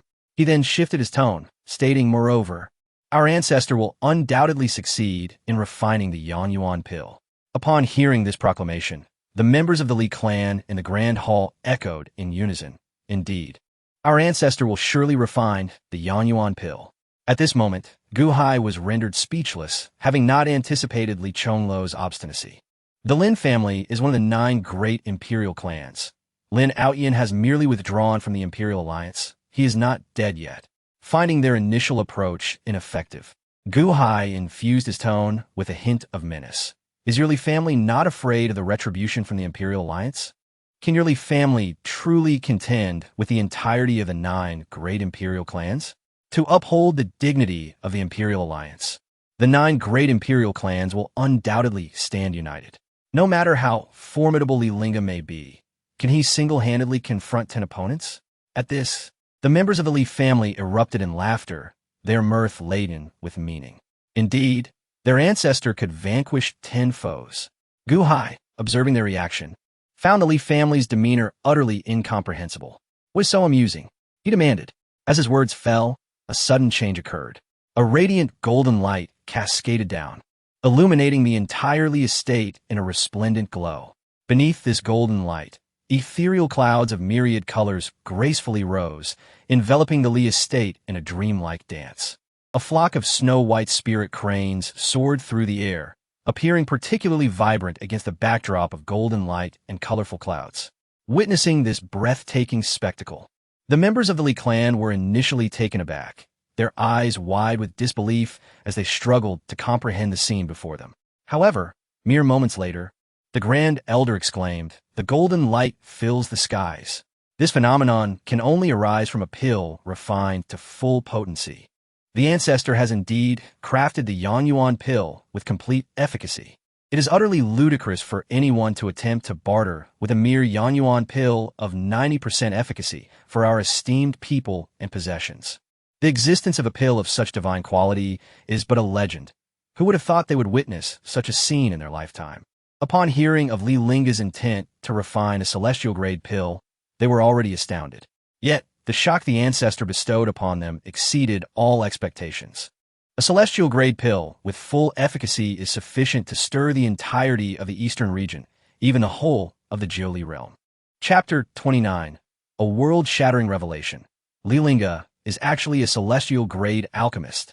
Li Lingge sat gracefully before the alchemical furnace, her hands deftly forming seals as she drew the formidable energies of heaven and earth into the cauldron.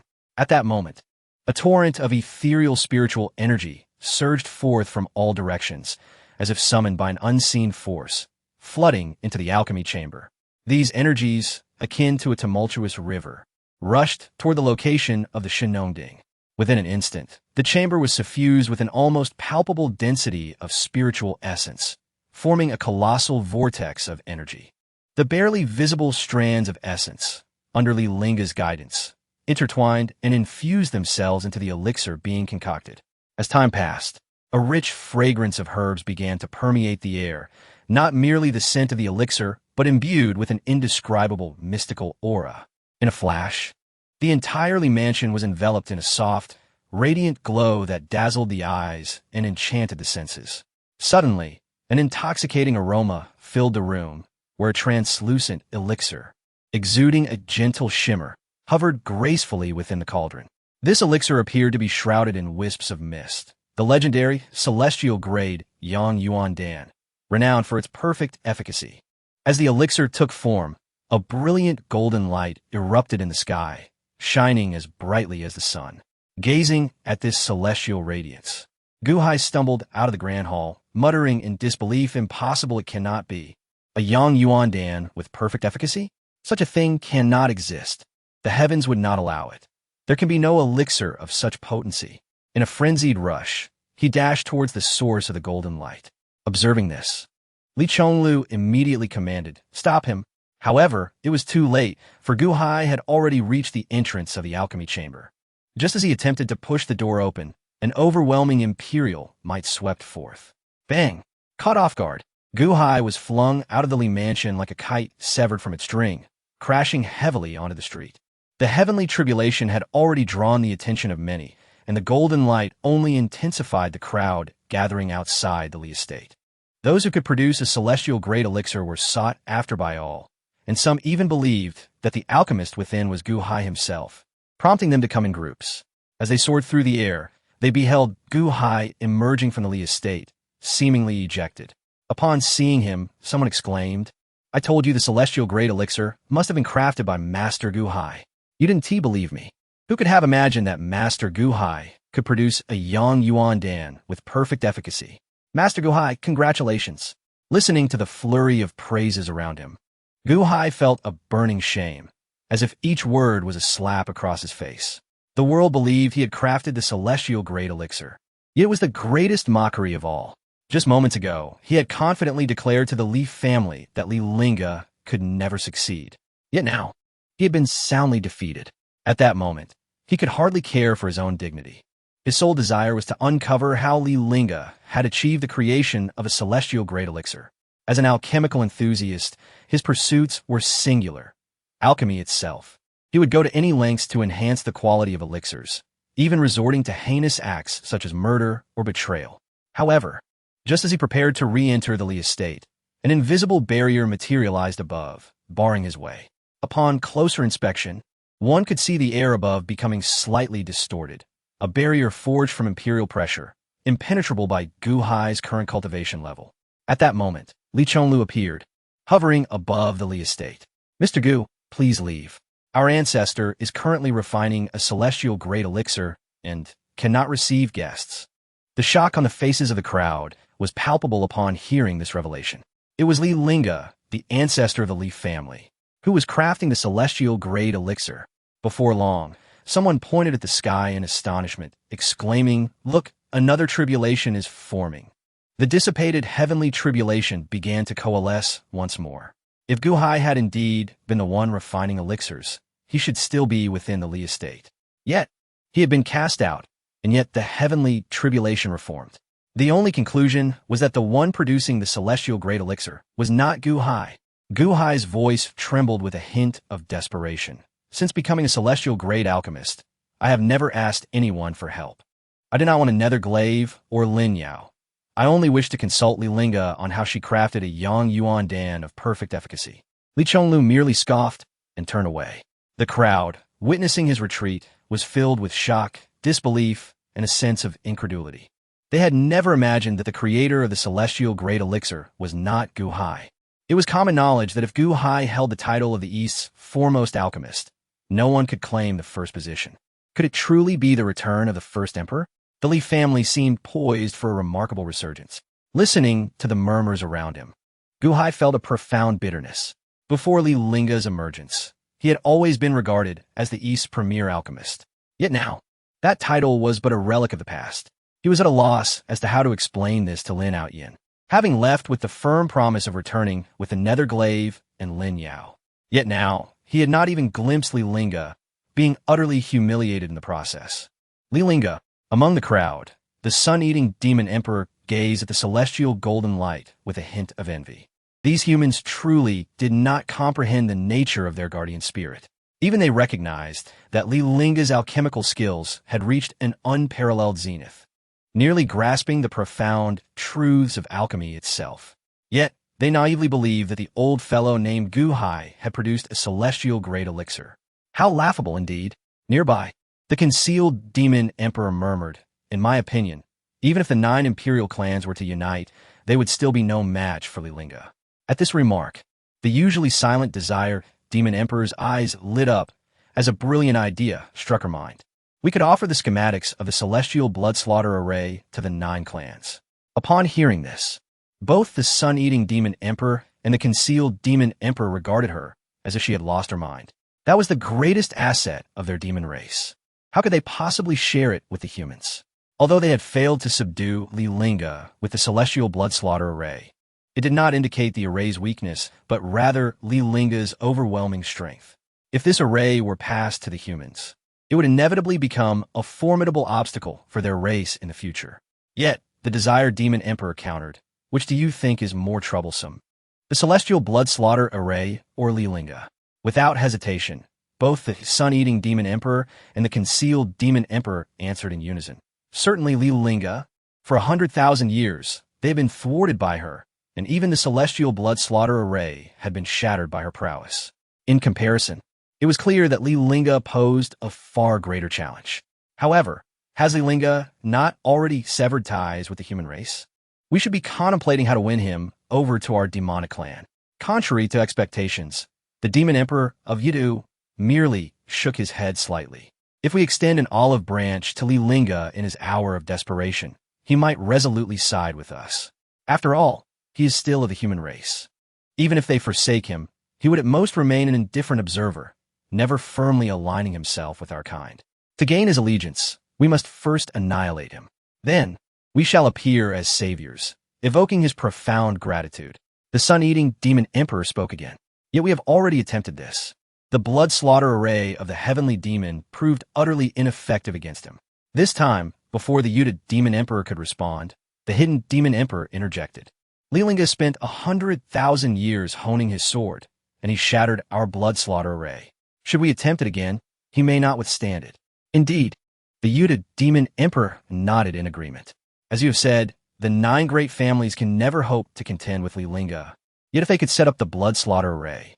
Wait, the sun-eating demon emperor's gaze swept over the two, and he tentatively inquired, what if he were to perish within the blood slaughter array? A slight smirk graced the lips of the Yudu demon emperor.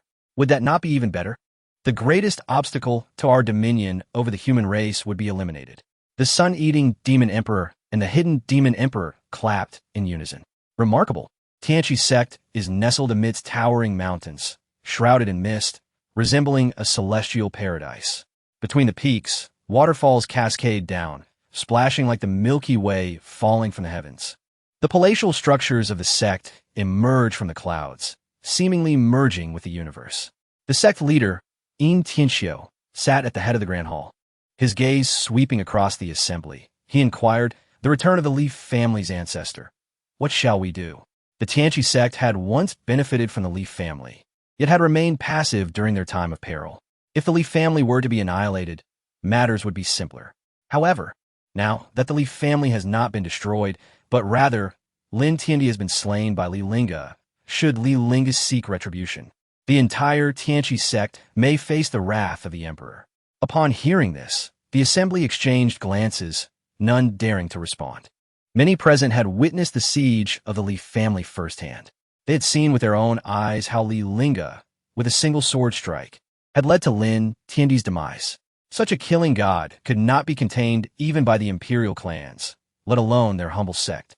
The hall fell into a profound silence until In Tianxiu slammed his palm onto the table. Under the collapsing nest, how can there be unbroken eggs? If Li Lingge turns his wrath upon the Tianqi sect, none of you will escape. Upon these words, an elder spoke up. Perhaps we should send someone to the Li family to apologize. Lord Li Tiandi is magnanimous and may not hold it against us. Hearing this, the grand elder rose. Sect leader, you worry too much. The conflict between Li Lingge and the 9 great imperial clans is now irreconcilable. He is unlikely to concern himself with our Tianqi sect. The grand elder spoke true. The Li family sought aid from all powerful factions, and we were not the only ones to remain passive. Could Li Tiandi truly annihilate every sect?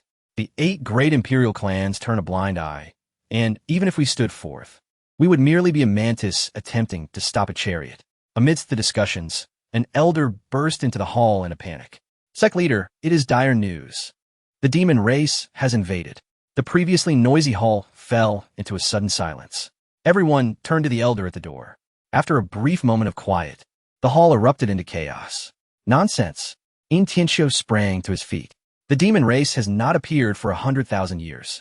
How could they suddenly invade the human realm? The elder pointed behind him, his voice trembling. She is right outside. What? All gazes turned towards the entrance, eager to glimpse the rumored demon race. However, before their sights could fully focus, an unexpected change occurred.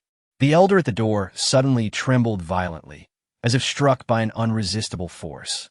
The next moment, a terrifying tentacle, as thick as a giant python, pierced through his chest with astonishing speed. The tentacle, drenched in blood, glimmered with a sinister red hue under the sunlight.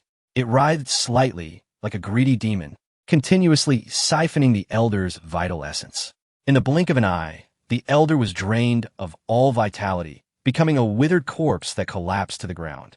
Only then did the spectators awaken from their stupor and finally observe the voluptuous figure outside the hall. The Yudu demon emperor radiated an aura of boundless malevolence, as if she had emerged from the abyss of hell. All present were rendered speechless. None anticipated that the legendary demon race would arrive with but a single individual. Yet this one presence caused every soul within the hall to involuntarily gasp in trepidation. The demon emperor, Tianxiu, was the first to sense the immense imperial aura emanating from her, his voice trembling with astonishment. It is known that the demon emperor is the pinnacle of the demon race, akin to the great emperors of humanity, with unfathomable strength.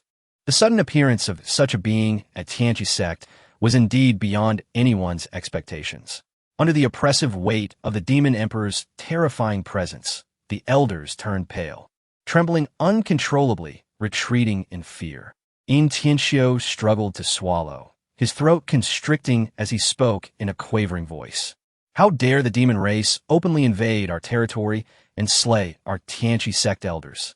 Do you not fear inciting Li Tianyi's wrath? A flicker of surprise flashed in the Yudu demon emperor's eyes, astonished by the audacity of the humans. When the Li family faced peril, these individuals had stood idly by. Now, in the face of life and death, they dared to invoke Li Lingge's name. What audacity did they possess? When the Li family was in crisis, you turned a blind eye. Do you think it was I who sent the demon emperor to settle accounts with you? Upon hearing this, an involuntary shudder coursed through the hearts of the assembly. They had suspected that Li Lingge might hold the Tianqi sect accountable, but never had they anticipated it would occur so swiftly. Even more shocking was that Li Lingge had not appeared personally, but had sent the demon race in his stead. Despicable, truly despicable. The Grand Elder protested. It is the Lin family that wishes to annihilate the Li family. What connection do we have with it? No sooner had the Grand Elder spoken than he felt an indescribable, overwhelming imperial pressure descend upon him like a mountain. This pressure was suffocating, as if the very world was under its dominion. Bang! A resounding crash echoed, and terror filled the Grand Elder's eyes, his expression forever frozen in horror. His body suddenly exploded, scattering into countless bloody fragments. A warm, crimson mist enveloped the air, raining down upon the faces of the assembled elders. The sudden and gruesome spectacle sent shivers through the once comfortable elders, flooding them with boundless fear and shock. They had always lived in comfort, never truly witnessing the brutality and ferocity of the demon race, nor understanding their utter disregard for reason.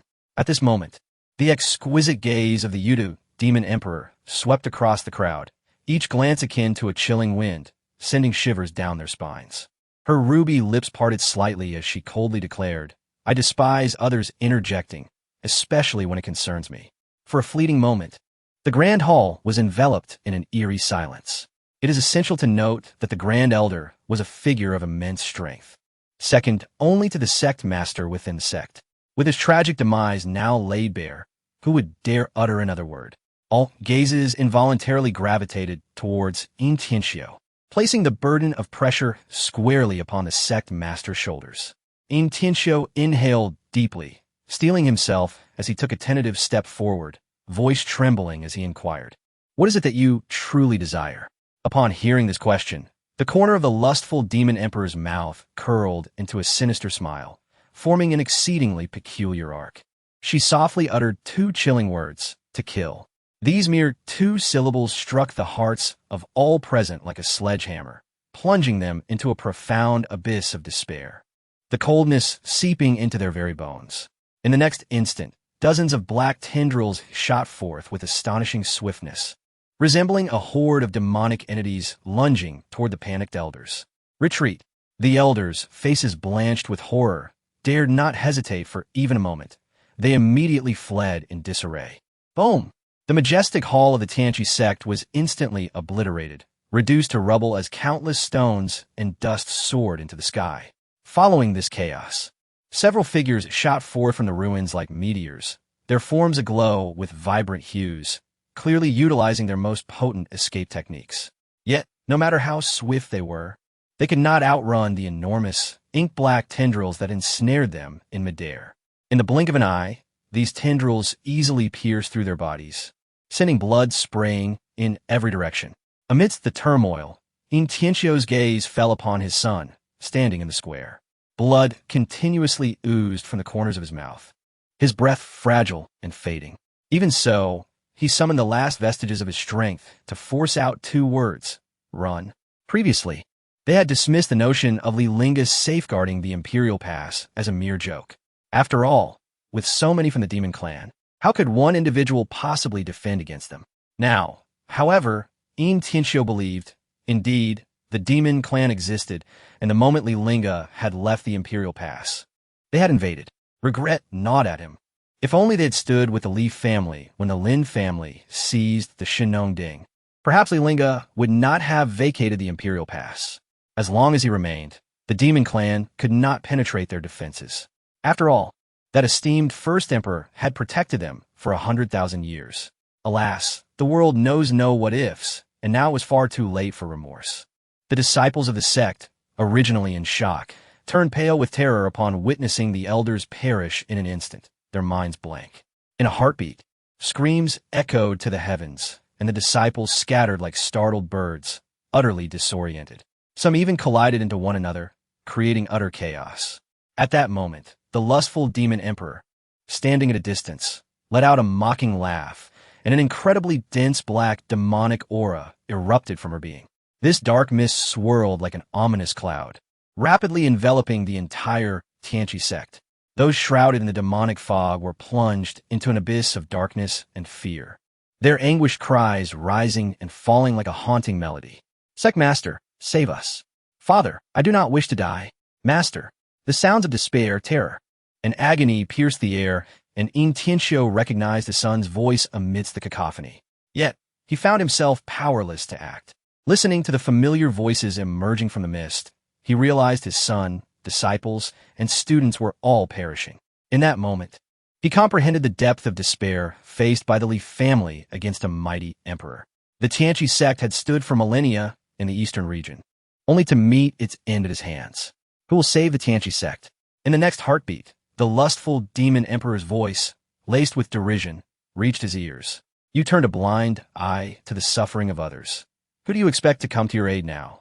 Although the demon clan had been held at bay by Li Lingge at the Imperial Pass, she felt a mixture of helpless hatred and a hint of admiration for him.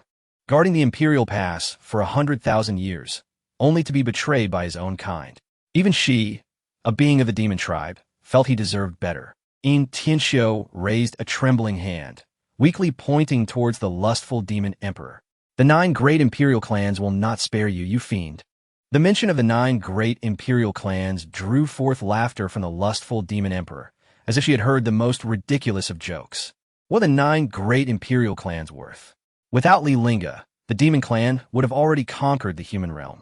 What are the 9 great imperial clans? The 8 great imperial clans? Without Li Lingge, they are merely a horde of ants. Only Li Lingge can save humanity, yet you have pushed him toward the demon realm. A tendril coiled around Tianxiu's chin, forcing him to gaze downward. Look, behold your disciples. Witness their struggles before death. What a delightful spectacle it is. Tianxiu watched as the disciples of the Tianqi sect writhed in vain below, his eyes reddening with tears. At this moment, scarcely a tenth of the Tianqi sect disciples remained. Li Lingge, you conspired with the demon clan. May you find no peace in death. Amidst the demonic mist, cries of sorrow, pleas, fear, and regret resonated through the air. Why did the demon clan invade the moment Li Lingge returned? He was truly our protector all along. Li Tiandi, we were wrong. Come save us. The air was thick with the stench of blood, nauseating in its intensity. Even the ground beneath them became grotesquely sticky, as if each step would land them in a pool of blood. In mere moments, the Tianqi sect had transformed into a hellish nightmare, rivers of blood flowing freely. Amidst this carnage, one could faintly hear the sound of something gnawing on flesh, sending shivers down the spine. Before long, the surging demonic mist seemed to be drawn by some powerful force, rushing toward the lustful demon emperor's luscious lips in a frenzy. In the blink of an eye, all traces of the mist vanished without a trace, as if it had never existed. The scene within the Tianqi sect was now one of unimaginable horror, strewn with desiccated corpses lying in disarray upon the ground. These once vibrant lives have been reduced to mere husks, exuding a repulsive aura of death. The once bustling and thriving Tianqi sect now lay in oppressive silence, resembling an infernal realm. In Tianxiu, the last flicker of life within him lay trembling on the ground, paralyzed by fear. His survival was not due to his own strength, but rather the lustful demon emperor's deliberate mercy. With the demon invasion and darkness looming, someone had to spread the news. The lustful demon emperor delicately extended her finger, gently wiping away a trace of blood from the corner of her mouth. The blood stood out starkly against her pale, snow-like fingers, resembling a crimson blossom blooming in the heart of winter. She lifted her gaze, staring into the distance, murmuring to herself, "Li Lingge, humanity is unworthy." With that, she threw her head back and erupted into wild laughter, the echoes of her mirth resonating throughout the desolate ruins. Lingering endlessly. Chapter 32. The assassination plot of the 9 great imperial clans against Li Lingge. The Lin family, where celestial mountains rise and the clouds churn. At this moment, the outskirts of the Lin family were teeming with people, primarily scattered cultivators, and even some common folk. The news of the demonic invasion had long since spread. Aside from the severely injured sect leader of the Tianqi sect, all had perished in the terrifying demonic aura. It was said that their deaths were exceedingly tragic, having been drained of their life essence. Fearing they might become prey to the demons, people from the Eastern domain flocked to various sects, especially the 9 great imperial clans, which had become a beacon of hope. Everyone sought refuge within the imperial territories, as the invasion was led by several demon emperors, with no one else capable of resistance. However, these individuals found themselves blocked outside the mountainous barriers, with numerous Lin family elders patrolling the skies, while Lin family members guarded the gates. The Lin family was not a place that just anyone could enter, and the demonic incursion provided them an opportunity for profit. To gain the Lin family's protection, one must offer 1,000 spirit stones. Those without them could leave. This proclamation incited the ire of the crowd. 1,000 spirit stones was no trivial sum. Ordinary folk could not possibly afford it, and even many casual cultivators found it exorbitant. "What nonsense is this?" they exclaimed. If it were not for the Lin Emperor's desire to seize the Shinnon cauldron from the Li family, how could Li Lingge have suddenly returned to the Zhuli realm? Indeed, the Li Emperor had never failed in guarding the Imperial Pass. It was the Lin family's provocation that incurred his wrath, and they must bear the consequences. Nevertheless, their curses bore no fruit. The Lin family was an imperial clan, and breaking in was out of the question. The elders patrolling above were there specifically to prevent any disturbances, while the Lin family members guarding the gates wore smug smiles. They had struck gold indeed. In just a single morning, they had amassed hundreds of thousands of spirit stones. The Zhuli realm was vast, and many could afford 1,000 spirit stones. The plight of the impoverished outside was of no concern to them. Another family member leaned in and whispered, "Could the demons truly be coming to attack our Lin family?" "Impossible, utterly impossible," replied a youth counting spirit stones, his tone resolute. "With our ancestors watching over us, which demon dares to wreak havoc upon the Lin family?" At that moment, dark clouds began to gather ominously on the horizon, slowly enveloping the Lin family. Panic surged through the crowd as they desperately pushed to enter the Lin family grounds.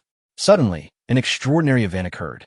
A faint blue barrier illuminated the perimeter, isolating everyone outside. To enter the Lin family, one could only pass through a single entrance of the main gate, and to do so, the toll was 1,000 spirit stones. Outside the barrier, despair filled the eyes of the onlookers as they beheld the advancing demonic mist. The invasion of the demons heralded the return of darkness. They finally witnessed the despairing scenes recorded in ancient texts, reminiscent of 100,000 years past. Could it be that heaven truly intended to annihilate humanity? Anguished cries echoed through the heavens. In this dire moment, they all yearned for Li Lingge to once again rise and save humanity from peril, to rescue the masses from the abyss.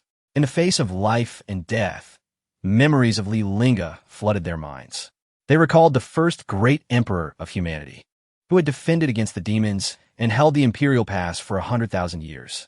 Regret gnawed at them. They lamented their indifference towards the Li family's pleas for aid.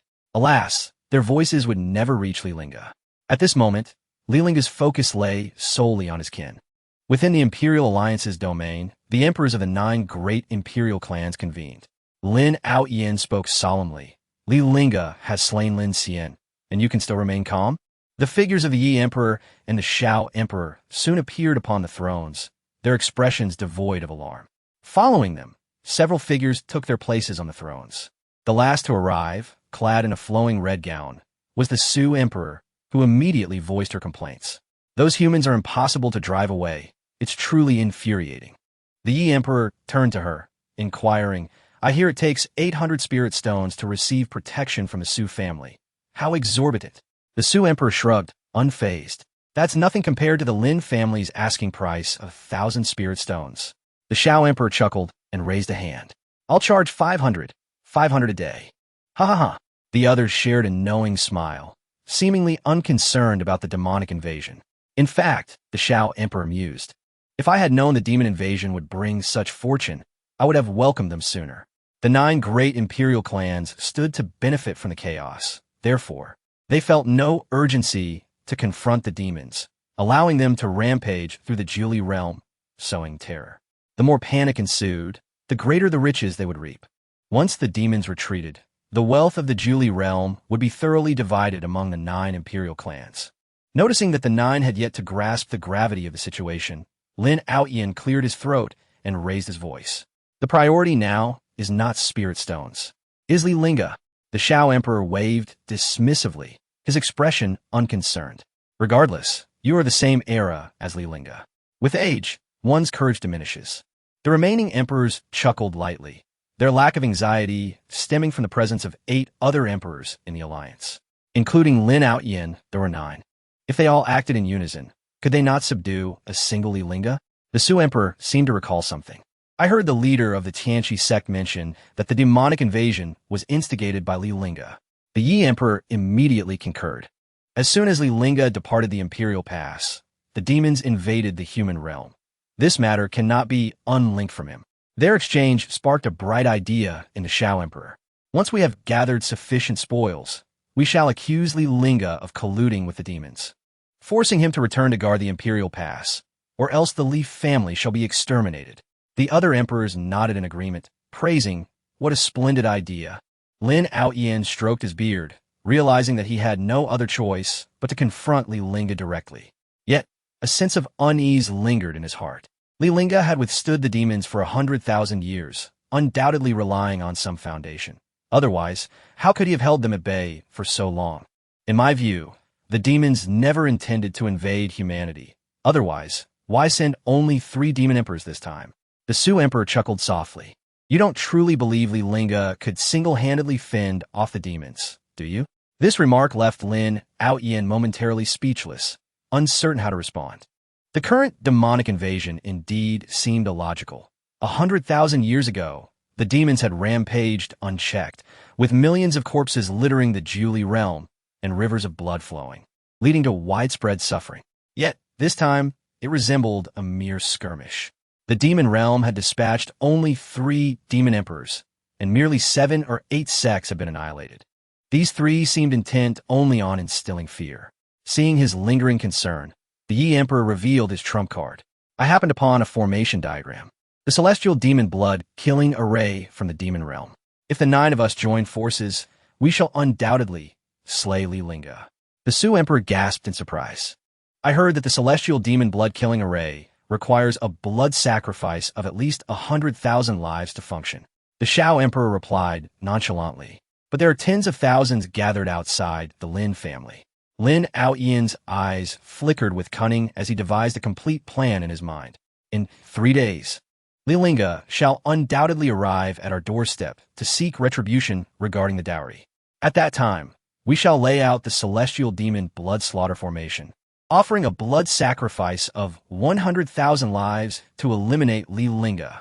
Emperor Su licked the corner of his lips, adding with a smirk, the narrative of Li Lingge colluding with the demonic race to sacrifice 100,000 humans, ultimately being vanquished by the Imperial Alliance, sounds exceedingly harmonious. Chapter 33. The transaction of Shangwan Yurong 2 days later, under the cover of night. The moonlight poured down, casting a serene tranquility over the courtyard. At that moment, a sudden knock echoed from outside Li Lingge's door.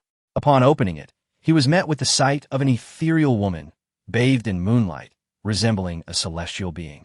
With just a glance, Li Lingge recognized her identity. Standing before him was not merely a person, but a lingering soul. Although he was aware of the residual spirit residing within Li Pingyan's ring, this was their first encounter. "What brings you here?" Shangguan Yurong calmly inquired, her eyes briefly scanning the room. "I seek to make a transaction with you." Upon hearing this, Li Lingge stepped aside, allowing her entry. He sensed that her identity was far from ordinary, perhaps capable of presenting an intriguing deal. Once Shangguan Yurong took her seat, Li Lingge inquired, "What kind of transaction?" "I wish for you to help me restore my physical form." She stated her purpose directly. Originally, she had hoped to rely on Li Pingyan's assistance.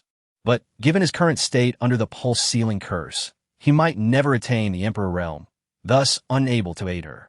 As a great emperor himself and skilled in alchemy, Li Lingge was the most suitable candidate for her request. After a moment of silence, Li Lingge did not immediately refuse. "How do you propose I assist in restoring your physical form?" "It requires the concoction of an immortal-grade elixir," Shangguan Yurong replied with apparent ease, leaving Li Lingge momentarily taken aback. An immortal-grade elixir. He felt a twitch at the corner of his mouth. Where did this woman derive her confidence that he could create such a potion? At present, he could only produce heavenly-grade elixirs, and to craft an immortal-grade one, he would need to advance to the immortal monarch realm, along with possessing the necessary formula. "What do I stand to gain?" Shangguan Yurong was evidently well prepared, her gaze settling on the Xianyuan sword at Li Lingge's waist. "I am aware that you're nurturing this sword with killing intent, aspiring for it to transcend to the level of an immortal artifact. I can assist you in this endeavor." Boom! Although Shangguan Yurong's voice remained soft throughout, her words struck Li Lingge like a thunderclap. For over 100,000 years, aside from guarding the Imperial Pass, he had been engaged in a singular task, nurturing his sword. Having not drawn it for a millennium, he had been cultivating its sword aura, while simultaneously infusing the blade with the blood of countless demons to elevate the Xianyuan sword's rank. If he continued guarding the Imperial Pass for several more millennia, the sword could indeed progress to the realm of an immortal artifact. However, the 9 great Imperial clans had slaughtered his kin, forcing him to return to the human realm, and his aspirations were temporarily shelved. To his surprise, his secret had been perceived by her at a glance. Clang! As the Xianyuan sword slid from its sheath by an inch, Li Lingge spoke calmly. "What method do you propose?" "I can use a formation to merge the residual soul of an emperor realm into the sword, transforming it into a spirit and elevating its rank to at least a quasi-mortal artifact." This was the most substantial offer Shangguan Yurong could present. Without her formation, even if he attempted to refine her into a weapon spirit, it would be futile. After a brief pause, she continued, "Pingyan has already taken me as his master. Surely, you would not desire for him to lose his mentor, would you?" A slight smile tugged at Li Lingge's lips as he straightened. "If in the future I attain the immortal monarch realm, I shall certainly assist you in concocting an immortal-grade elixir." Sensing the murderous intent within Li Lingge had subsided, Shangguan Yurong exhaled deeply. "It's a deal." Just as her words fell, a knock echoed from outside the door once more. Shortly thereafter, the door was gently pushed open, and a small head peeked in. Benefactor called out Luo Li, glancing inside. Li Lingge held a fondness for this lone survivor of the Undying Blood clan. He gestured for her to come closer and inquired, "What brings you to me at this late hour?" Noticing the presence of others, Luo Li hesitated to speak. Shangguan Yurong, recognizing the situation, rose and said, "I shall not intrude upon your conversation." After bidding farewell to Shangguan Yurong, Luo Li approached, her lips parting to speak. However, just as she was about to utter her words, her expression shifted dramatically, her previously beautiful visage contorting in agony. Clenching her teeth, she strained to utter 2 words. "Be careful." Li Lingge, who had been closely observing Luo Li's every move, immediately sensed something was amiss. He could distinctly feel a powerful and tumultuous force awakening within her. Without a moment's delay, he reached out towards her shoulder, attempting to discern the origin of this power. Yet, before his hand could make contact with her form, an unexpected event unfolded. A narrow fissure suddenly appeared on Luo Li's smooth forehead, resembling a fearsome eye. Strangely, this so-called eye was hollow, devoid of any pupil, presenting only an abyss of darkness. In an instant, this boundless darkness erupted like a ferocious beast, opening a gaping maw to engulf Luo Li entirely. Following this, the darkness coalesced into an inextricable mass of black mist, darting toward Li Lingge with the velocity of a released arrow. Simultaneously, a chilling voice echoed in Li Lingge's ears. What a marvelous body! This voice was both seductive and frigid, imbued with a power that seemed to penetrate the very soul, akin to a curse uttered by a lurking malevolence from the depths of the abyss, instilling a palpable dread. Having dealt with demonic entities for over 100,000 years, Li Lingge was intimately familiar with their various essences. He could ascertain that this was decidedly not demonic energy. The black mist before him radiated a bone-chilling cold, causing every hair on his body to stand on end even before it made contact with his skin. Boom! Li Lingge's chamber erupted in a violent explosion, and at that moment, the Xianyuan sword was drawn forth. The black mist darted toward his forehead with astonishing speed. As he unsheathed his sword, a momentary hesitation gripped him. Luo Li was ensnared within that very mist. Should he strike down with his blade, she would surely meet her demise. In that instant, his peripheral vision caught sight of Shangguan Yurong, who had not yet departed the courtyard. Although he was unaware of the nature of the black mist, the chilling voice and the ominous aura it exuded indicated it was undoubtedly a residual soul of the Emperor realm. Sword Spirit. Upon witnessing the mass of black mist in the sky, Shangguan Yurong instantly comprehended Li Lingge's intent. She swiftly formed seals with her hands, conjuring a massive light formation that illuminated the night sky. Chapter 34. The 9 great heavenly emperors issue their decree to Li Lingge. Present yourself immediately. In the night sky, an immense crimson light array suddenly emerged, radiating with such intensity that it seemed to drape the entire heavens in a cloak of twilight hues. Shangguan Yurong succinctly reminded, "Channel your spiritual energy to assist me." Though she possessed the capability to establish the advanced fusion spirit array, her own soul power was insufficient to sustain such a potent formation. Initially, she had intended to wait until her soul energy replenished enough to aid Li Lingge in setting up the array and merging spirits. However, she had not anticipated that Li Lingge would encounter a suitable sword spirit so soon. This sword spirit appeared formidable, its cultivation level undoubtedly surpassing the Imperial realm in its previous life. Yet like her, it was currently weakened, reduced to the pinnacle of the Imperial realm due to soul damage. A golden formation, approximately 10 feet in diameter, suddenly manifested beneath Li Lingge's feet. At the moment this array coalesced, his spiritual energy surged uncontrollably towards it. Recognizing that Shangguan Yurong was harnessing his spiritual power, he offered no resistance.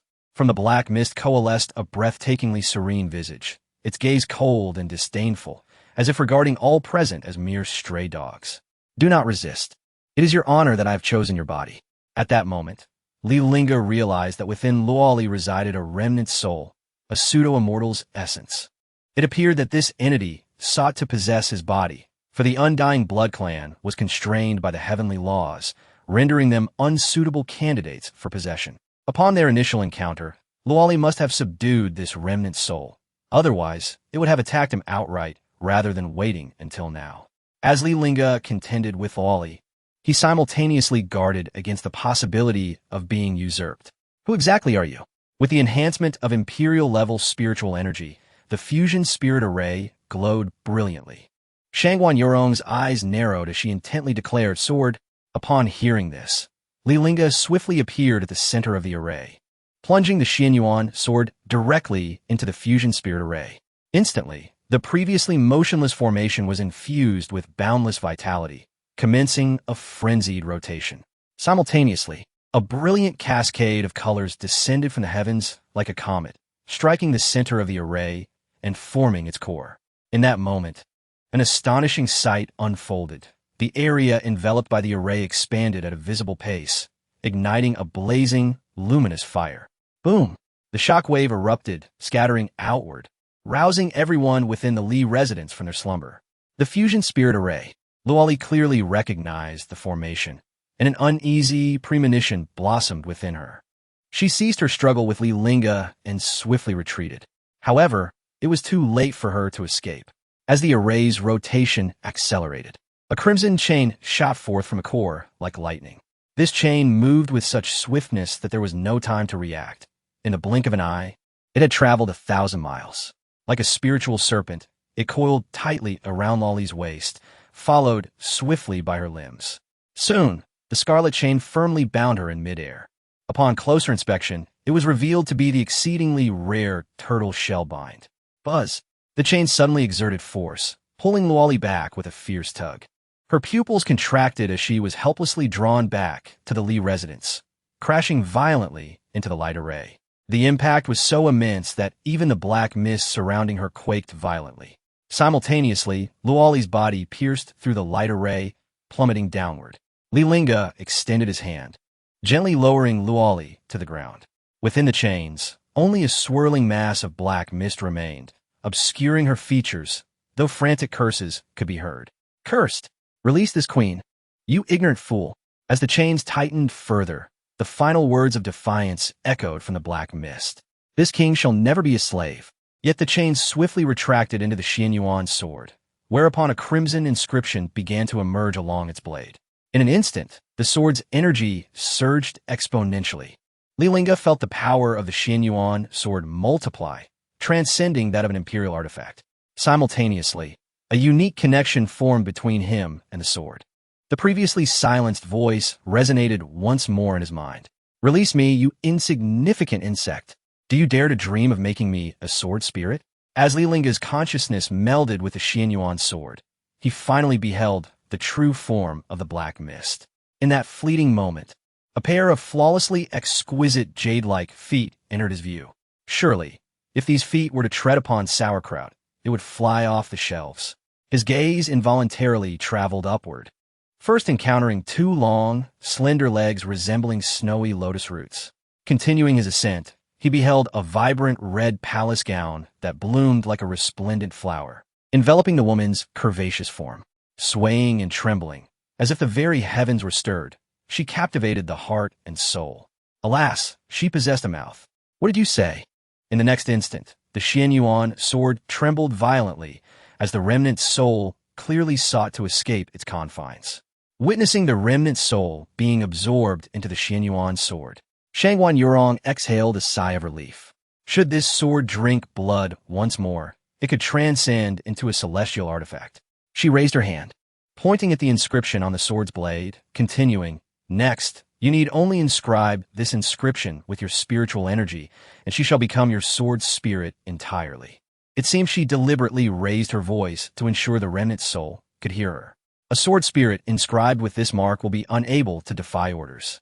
Buzz! The Xianyuan sword emitted a resonant sound, a voice filled with murderous intent emanating from within. Wretched creature! As the sword returned to its sheath, Li Lingge found himself unexpectedly in the midst of a fortuitous turn of events, as Shangwan Yurong had demonstrated sufficient sincerity in their transaction. I shall never go back on my word. In the future, I will certainly assist the fairy in reuniting her physical form. Shangwan Yurong nodded slightly before departing the courtyard. As she stepped beyond the threshold, she turned and said, I am Shangwan Yurong. As her figure dissolved into the night, Li Lingge's gaze fell upon Lolly. At that moment, Lolly stirred awake, and as memories flooded back, a flicker of terror crossed her eyes. Upon meeting Li Lingge's gaze, she charged forward, clasping his leg and shaking it fervently. Murmuring, You wicked woman, return my benefactor. Seeing Lolly's eyes welling with tears, Li Lingge couldn't help but chuckle at the absurdity of the situation. I am here. Lolly gazed up at Li Lingge's charming, spring-like visage, momentarily lost in reverie. However, she quickly donned an expression of wariness. You wicked woman, do not attempt to deceive me. Come out of my benefactor's body. Noticing Lolly's resolute demeanor, Li Lingge raised the Xianyuan sword. She has already been absorbed within. He shook the sword and commanded, Speak. Yet, the Xianyuan sword remained silent. With a thought, Li Lingge summoned a bolt of purple lightning from the sword's interior, striking the remnant soul. Accompanied by a shriek, the remnant soul squeezed out a defiant retort. This king shall confine you in a secret chamber, ravaging you day after day. Upon hearing the voice emanating from the Xianyuan sword, Luo Li finally believed the words of Li Lingge. She was indeed trapped. The years of oppression she had endured were instantaneously released, causing her to lean weakly against Li Lingge, her shoulders trembling uncontrollably. After a moment, Li Lingge gathered from Luo Li's account the essence of the matter. That remnant soul was named the fifth immortal princess, hailing from a fabled forbidden realm. Due to the damage to her divine essence, she had entered Luo Li's body. As an immortal bloodline, Luo Li was merely a transit point for the fifth immortal princess. For years, the fifth immortal princess had resided within Luo Li, seeking a perfect vessel to possess. Upon encountering Li Lingge, she realized she had found the most suitable target. By the time she had recounted everything, Luo Li's eyes were slightly swollen and red. "I'm sorry. I didn't mean to. I couldn't suppress her. This is not your fault. On the contrary, I must thank you for this unexpected gift." Li Lingge replied, gripping the Xianyuan sword, the inscriptions on its blade deepening further. The following day, at noon, the Lin family gathered the 9 great emperors. They had already set a trap, awaiting Li Lingge to walk into their snare. However, as noon arrived, the anticipated figure had yet to make an appearance. Emperor Shao, growing impatient, remarked, "I believe Li Lingge is too afraid to come." Emperor Yi tossed a grape into his mouth, spitting out a seed. "Anyone with a modicum of sense wouldn't dare oppose us, the 9 great imperial clans. Regardless of Li Lingge's prowess, he is but a solitary individual. Even in the absence of the blood demon-killing array, the 9 great clans are more than capable of controlling all within the Zhuli realm. Moreover, he is merely an emperor from 100,000 years ago. Lin Tian Emperor's demise at the hands of such a person only reflects poorly on him. Li Lingge, at the peak of emperorhood, is far beyond Lin Tian Emperor's league. Should Li Lingge dare to show, he wouldn't even require the blood demon-killing array. He would learn humility in due course." For reasons unknown, Lin Tian Emperor felt increasingly uneasy as Li Lingge continued to delay his appearance. "What shall we do now? Since he does not come, we shall summon him to the Lin family." Emperor Yi produced the Imperial Alliance order from his waist. Qingfeng, he tossed the order into the air, stating coolly, "Go to the Li family and declare the edict," demanding Li Lingge to present himself immediately. As commanded, within the Grand Hall, an elder with one arm stepped forward, revealed to be of imperial stature as well. He respectfully accepted the Imperial Alliance order, fully comprehending Emperor Ye's intent. To behold the Imperial Alliance order is to behold the Emperor, who in all the land would dare defy it. Though it was known that Lin Tian Emperor had perished at Li Lingge's hands as the celestial envoy of the Imperial Alliance, his duty was to obey the 9 great emperors. An hour later, a massive airship pierced the sky, halting above the Li family. At the ship's bow, a banner unfurled, emblazoned with the golden characters, Imperial Alliance. Shortly thereafter, a somewhat aged voice resonated throughout the realm. The 9 great emperors summoned Li Lingge for an immediate audience. Chapter 35, The Emperor as a Steed. The clouds churned as the banners of the Imperial Alliance fluttered vigorously in the air. The moment the Imperial Alliance's vessel manifested in the eastern region, it stirred a multitude of forces into alarm. Just days prior, Li Lingge had personally slain the Lin family's emperor, Lin Tiandi, and had boldly proclaimed his intent to annihilate the Lin clan today. Everyone awaited the unfolding of events, eager to witness whether Li Lingge would indeed approach the Lin family and how the Imperial Alliance would respond. To their astonishment, before Li Lingge could depart from the Li residence, the Imperial Alliance's ship had already made its appearance in the eastern region. The Alliance was poised to enact retribution upon Li Lingge.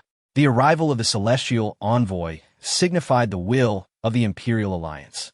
By killing Lin Tiandi, he had effectively slapped the Alliance in the face.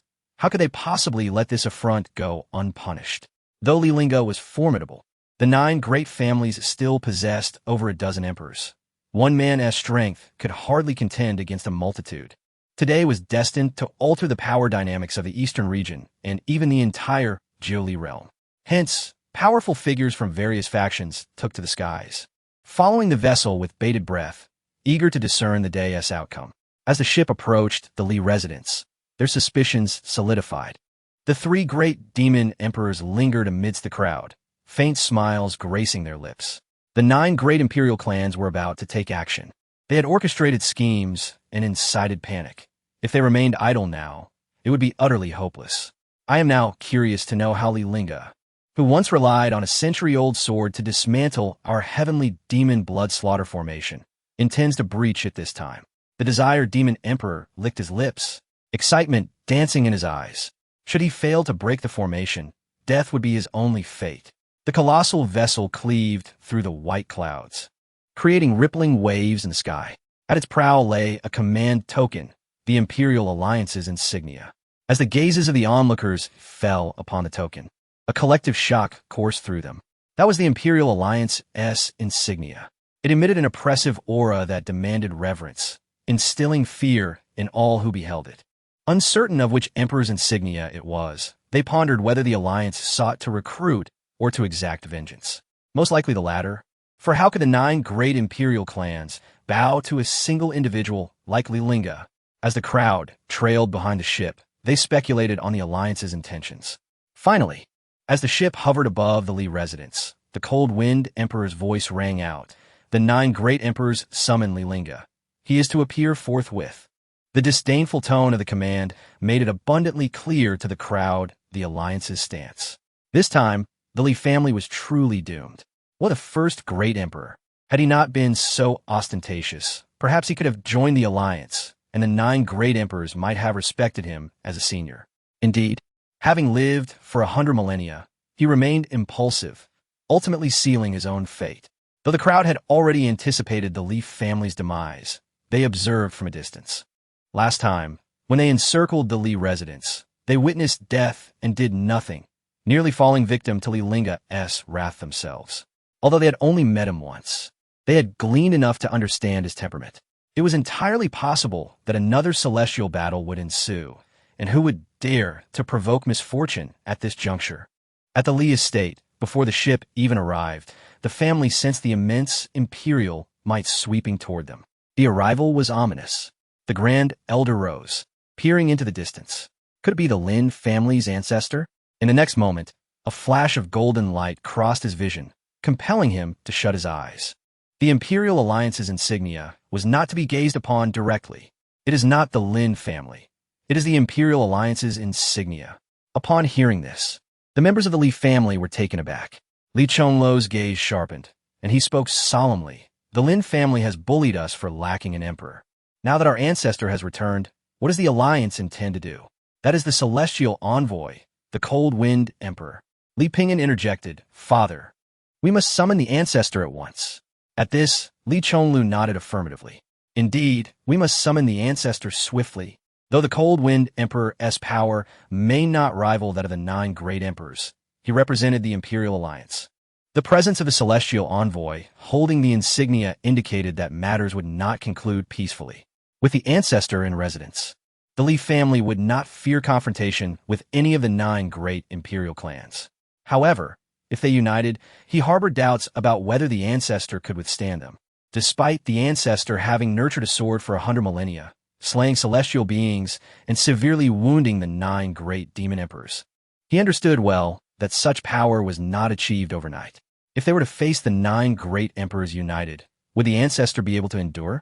Before long, the Grand Elder returned, his tone laced with concern. The ancestor is in seclusion and will see no one. As soon as he spoke, a voice resonated from the heavens. The 9 great emperors summon Li Lingge.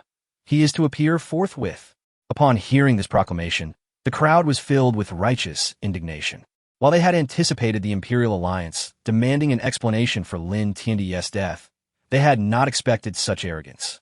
Directly summoning their ancestor to meet the 9 great emperors. Their ancestor was the leader of the Imperial Alliance, even if summoned. It should be the 9 great emperors who came to the Li residence to pay their respects to the leader. The remaining 8 great emperors within the alliance were all descendants of the ancestor. What right had they to command him? They were exploiting their numbers to insult the Li family. Li Chonlu took a deep breath and stepped out of the grand hall, rising into the air. However, upon witnessing that Li Lingge had not appeared and only sent forth Li Chonlu, who was merely a celestial sovereign, the cold wind emperor felt a swell of displeasure. What of killing Lin Tiandi? He was backed by the Imperial Alliance. Li Lingge was clearly dismissing their authority. Before Li Chonlu could speak, The Cold Wind Emperor interjected coldly. Li Lingge has quite the audacity. I come bearing the Imperial Alliance's insignia, yet he does not emerge to kneel in welcome. Standing before the ship, Li Chonglu slightly cupped his hands, ready to explain, but upon hearing the Cold Wind Emperor's words, he immediately withdrew his hands and straightened his posture. The Cold Wind Emperor was, after all, the celestial envoy. Initially, Li Chonglu had intended to extend a modicum of respect, but upon hearing such contemptuous remarks about their ancestor, he realized that some individuals were simply ungrateful for kindness. Our ancestor is the leader of the Imperial Alliance. Do not think that just because you are a mere celestial envoy, you can command him, even if an emperor of the Alliance were present. It is the duty of the emperor to kneel before our leader. Now that the ancestor had returned, this was his confidence. The Li family had endured humiliation for 100 millennia. He had had enough. Today, even if the 9 great imperial clans united, he would never retreat another step. The Cold Wind Emperor had never expected that Li Chonglu, who had typically lacked even the right to meet him, would dare to speak to him in such a manner. He could not help but let out a cold laugh, mocking the leader of the Imperial Alliance. That was a matter from 100 millennia ago. If he wishes to maintain his status as leader, he ought to seek out those emperors who supported him back then. The Cold Wind Emperor cast a disdainful glance at Li Chonglu, scoffing lightly. Although Li Lingge had not made an appearance, he understood that Li Chonglu's defiance stemmed from the support of Li Lingge. Unfortunately, the Li family had yet to grasp the gravity of their situation. The 9 great emperors had united to lay down the heavenly demon blood slaughter formation. Li Lingge was undeniably doomed. This last bastion of the Li family would ultimately collapse. And when that time came, all members of the Li family would be mere lambs awaiting slaughter. The Cold Wind Emperor's figure trembled as he grasped the Imperial Alliance's insignia firmly in his hand. Shall I test the power of the Imperial Alliance's insignia? In an instant, Li Chonglu felt an invisible pressure envelop him, compelling him to bow his head. Seeing this, the Cold Wind Emperor smirked and declared, Li Lingge, you are to swiftly emerge and kneel in welcome of the Imperial Alliance's insignia. As the words left his lips, an insignia from deep within the Li residence soared forth. Hovering above Li Chonglu's head, the Imperial Alliance token, a symbol of the Alliance's leadership, manifested in an instant, sweeping away the oppressive aura that had enveloped Li Chonglu. He gazed upward at the token floating in the sky, his chest swelling with pride.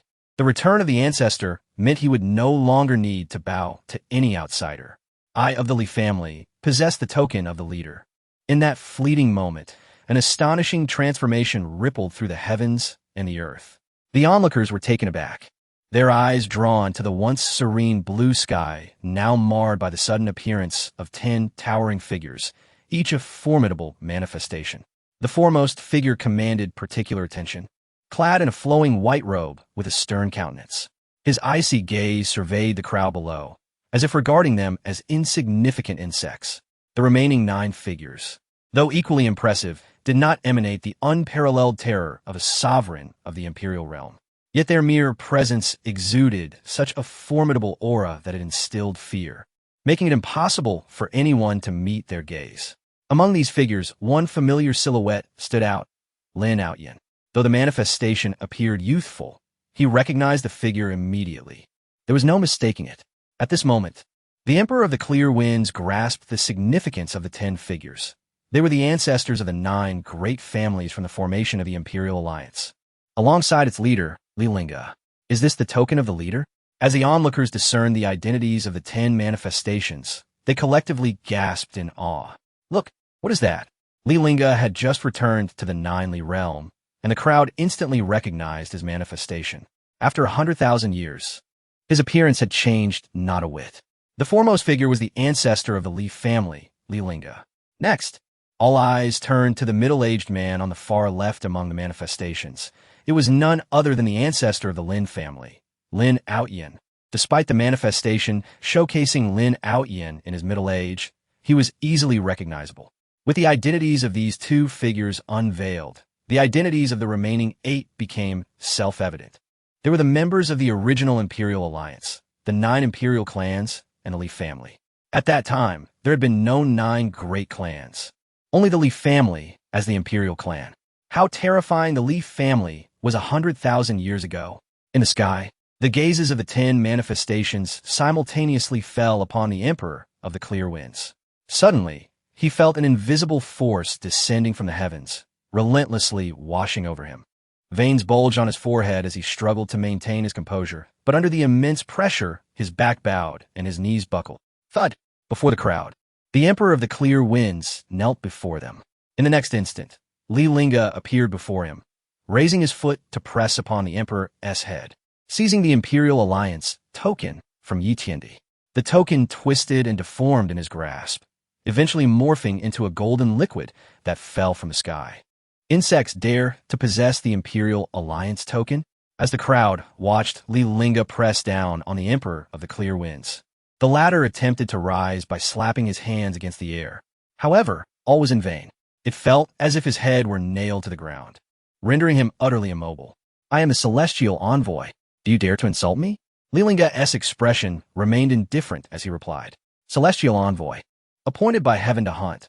I ask you, who is the sovereign of the Ninely realm? Without a moment's hesitation, the Emperor of the Clear Winds replied, of course, it is the 9 celestial emperors of the Imperial Alliance. Bang! As soon as he finished speaking, his head was crushed beneath a single foot. His headless corpse jerked violently in the air before plummeting down. The scene unfolded so abruptly that none in the crowd could respond.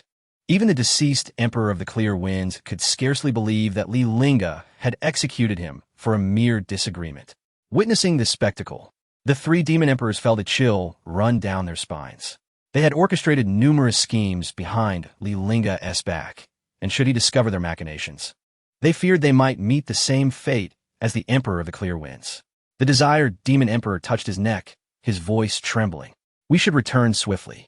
Remaining in the same realm as Li Lingge is far too terrifying. The sun-eating demon emperor's voice quivered slightly. We must at least witness the outcome of the trap we laid for Li Lingge. Indeed, otherwise, how shall we explain ourselves to the Lord of the Abyss? The concealed demon emperor coughed lightly. For the past 100,000 years, the shadow Li Lingge cast upon them had been immeasurable. He often pondered how these humans dared to challenge Li Lingge. Did they not comprehend the weight of guarding the Imperial Pass for 100,000 years? Or did they believe their demon race was easy to defeat, thus delaying their invasion of the human realm? Meanwhile, Li Lingge's foot pressed down on the soul of the Emperor of the Clear Winds. Even though his imperial body had been obliterated, his soul remained pinned beneath Li Lingge's foot, unable to rise. Li Lingge, are you not afraid of the wrath of the 9 great imperial clans? Seeing him remain defiant, Li Lingge silently inquired again, who is the sovereign of the Ninely realm? The Emperor of the Clear Winds opened his mouth, yet this time, he dared not respond rashly. Having witnessed what had befallen him for a single misstep, he understood that another incorrect answer would lead to the annihilation of his very soul. If his soul were to dissipate, he would vanish from existence, with no hope of resurrection. Reluctantly, he squeezed out the words, "You are the sovereign. I am about to meet the so-called 9 celestial emperors of the Imperial Alliance." Li Lingge lifted his foot and kicked the Emperor of the Clear Winds' head, as if it were a ball. Bang! With a resounding crash, the body of the Emperor of the Clear Winds collided with the bow of the ship. Just as he thought he had regained his freedom and could stand again, a thick chain ensnared him. Li Lingge sat calmly at the helm, stating indifferently, "Lead the way." The Emperor of the Clear Winds, initially bewildered, soon realized Li Lingge intended for him to pull the ship like a beast of burden. Impossible. Absolutely not. He roared defiantly. Li Lingge slightly raised his hand and then brought it down with force. Submit or perish. The Emperor of the Clear Winds felt a tightening sensation in his back, the overwhelming aura of death palpable. Li Lingge showed no regard for the Imperial Alliance or even the 9 great clans. Should he utter a single word of defiance, he would surely meet a fate worse than death. His hands tightened around the chains, and he forced a smile. "Please, make yourself comfortable." Though he smiled outwardly, his mind raced with thoughts of 9 ways to kill Li Lingge. A wise man knows when to yield. If he could survive and lead Li Lingge to the Lin family, he could one day repay the humiliation he suffered 100-fold to Li Lingge. As the Emperor of the Clear Winds pulled the ship into the horizon, he departed with all the pride he had arrived with, now reduced to a state of utter humility. The ship sailed past, leaving the onlookers stunned, as if struck by lightning, unable to comprehend what they had just witnessed. What had they just seen? Just days prior, Li Lingge had slain Lin Tiandi, and today he had executed the celestial envoy of the Imperial Alliance. Li Lingge had indeed killed the Emperor of the Clear Winds. He had even commanded an emperor to pull a ship, a spectacle that likely no celestial emperor within the Imperial Alliance had ever experienced. This was a bold affront to the entire Imperial Alliance. Forcing the celestial envoy to act as a mere vessel was a blatant humiliation, ruthlessly trampling the dignity of the Imperial Alliance. The Alliance of Emperors shall never tolerate the existence of such a person. Li Chonglu could not help but exclaim. As long as the Ancestor remains alive, the 9 great imperial families will never find a chance to rise again. Within the spatial ring, Shangguan Yurong gazed deeply at the departing figure. The other party seemed to have never bowed down, regardless of whom they faced. Lost in thought, her mind drifted further away. At the Lin family, Emperor Yi felt a tremor in his brow, sensing something amiss. The imperial decree of the alliance had been destroyed. How intriguing, truly intriguing. His expression darkened, and his narrowed eyes brimmed with coldness. The celestial envoy of the alliance, Qing Feng, was en route to the Li family. Now that the imperial decree was shattered, they could ascertain Li Lingge's stance. Upon hearing this, the other emperors were taken aback. Li Lingge was audacious enough to destroy the imperial decree. This was an outright provocation.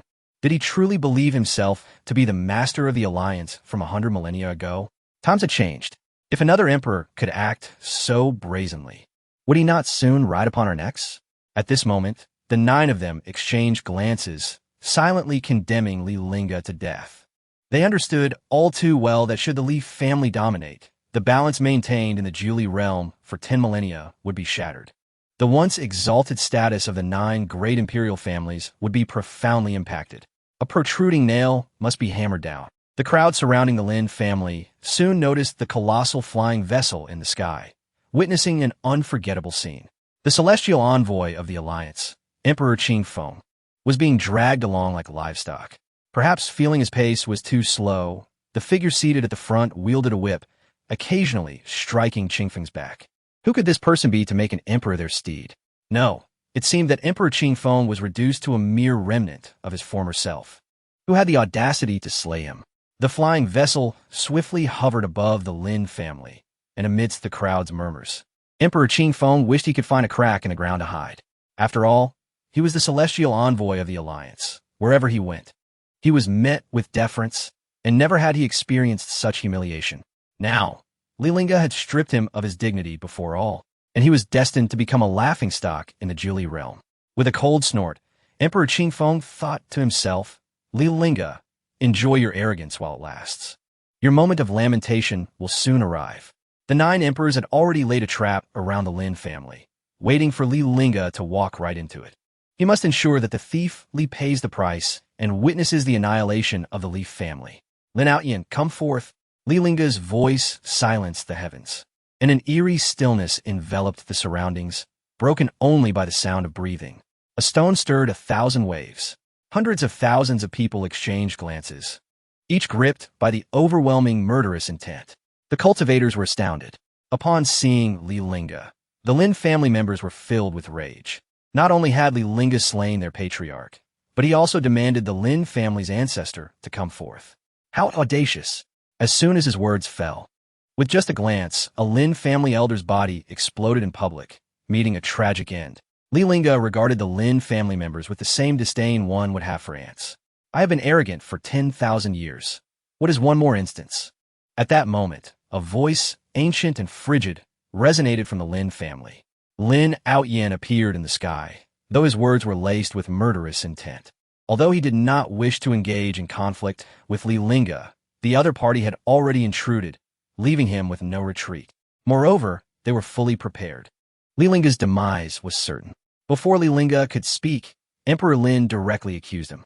Li Lingge, as the foremost emperor of humanity, you colluded with the demon race, breached the imperial barrier, and allowed the demon race to invade, causing untold suffering for the people of the Julie realm. Are you aware of your crimes? Regardless of the outcome, they aimed to first make Li Lingge the target of public ire, then place the blame of collusion with the demon race upon him. As these words echoed, the crowd erupted in an uproar. The alliance was regarded as a supreme entity in their hearts. When Lin Outyin claimed that Li Lingge had allied with the demon race, their preconceived notions led them to believe it. After all, the foremost emperor from 10,000 years ago felt too distant to them. Since their birth, they had lived under the dominion of the alliance. Thus, the alliance's words carried an inherent credibility. Li Lingge actually colluded with the demon race. No wonder he has lived for 10,000 years and remains unscathed. It turns out he learned the demon race's techniques. How could such a person still have the audacity to return to the Jili realm? Listening to the surrounding curses, Li Lingge was genuinely astonished by Lin Outyin's audacity. Back in the day, it was the 9 great families that sought his assistance. And for the sake of the common folk, he resolutely led 100,000 clansmen to fend off the demon race. Now, the Lin family sought to seize his imperial artifact and annihilate his entire lineage. They even aimed to place the blame of collusion with the demon race upon him. Lin Outyin, are you questioning me? In the sky, a murderous aura swept forth, ravaging the surroundings. Buzz, sensing this malevolence, Lin Outyin stood calmly in place. Suddenly, flames erupted around him, not of ordinary fire, but of an exceedingly rare and exotic flame. As the strange fire surged, the surrounding air seemed ignited, creating ripples of scorching heat that spread outward. The space began to warp under the terrifying heat, resembling a canvas scorched by flames, striking fear into the hearts of onlookers. Yet, even such formidable exotic fire appeared trivial in the face of the overwhelming murderous intent cultivated over a full 10,000 years. This killing intent surged forth like an unfathomable ocean, bearing down upon Lin Outyin with relentless pressure. Despite Lin Outyin's desperate struggle to withstand it, his form was continually pressed down beneath the formidable force. With every inch he sank, the pressure upon him doubled, and the exotic fire gradually dimmed under the weight of this murderous intent. Boom! In the next moment, Lin Outyin could no longer endure, his body plummeting to the ground like a falling meteor. With a resounding crash, the earth trembled violently, dust swirling, and a massive pit appeared before the crowd. Li Lingge gazed down from above, coldly proclaiming, "It seems you have forgotten how you knelt before me 10,000 years ago." All eyes turned to the deep pit. As the dust settled, Lin Outyin's forehead bulged with veins, but he knelt upon the ground, unable to move. The ancestor of the Lin family had knelt. Was the gap between the second and first emperor truly this vast? Had Lin Outyin also knelt before Li Lingge 10,000 years ago? The members of the Lin family were enraged, shouting, "How dare you insult our ancestor?" However, their protests only invited the imperial might of the celestial city to rapidly expand, enveloping the Lin family above. In the next moment, the entire Lin family found themselves kneeling beneath the weight of this pressure. Enduring such humiliation, Lin Outyin bellowed, "Show yourselves." Immediately, the 8 great emperors appeared in the sky. The 8 joined forces, finally managing to resist Li Lingge's oppressive aura. Emperor Yi surveyed Li Lingge with disdain. "So, you are Li Lingge?" Without waiting for a response, he continued speaking. "Kneel and bow your head in apology. Swear an oath to the heavens. Return to guard the Imperial Pass, and never again set foot in the realm of Jili. I, the Emperor, may forgive your transgressions."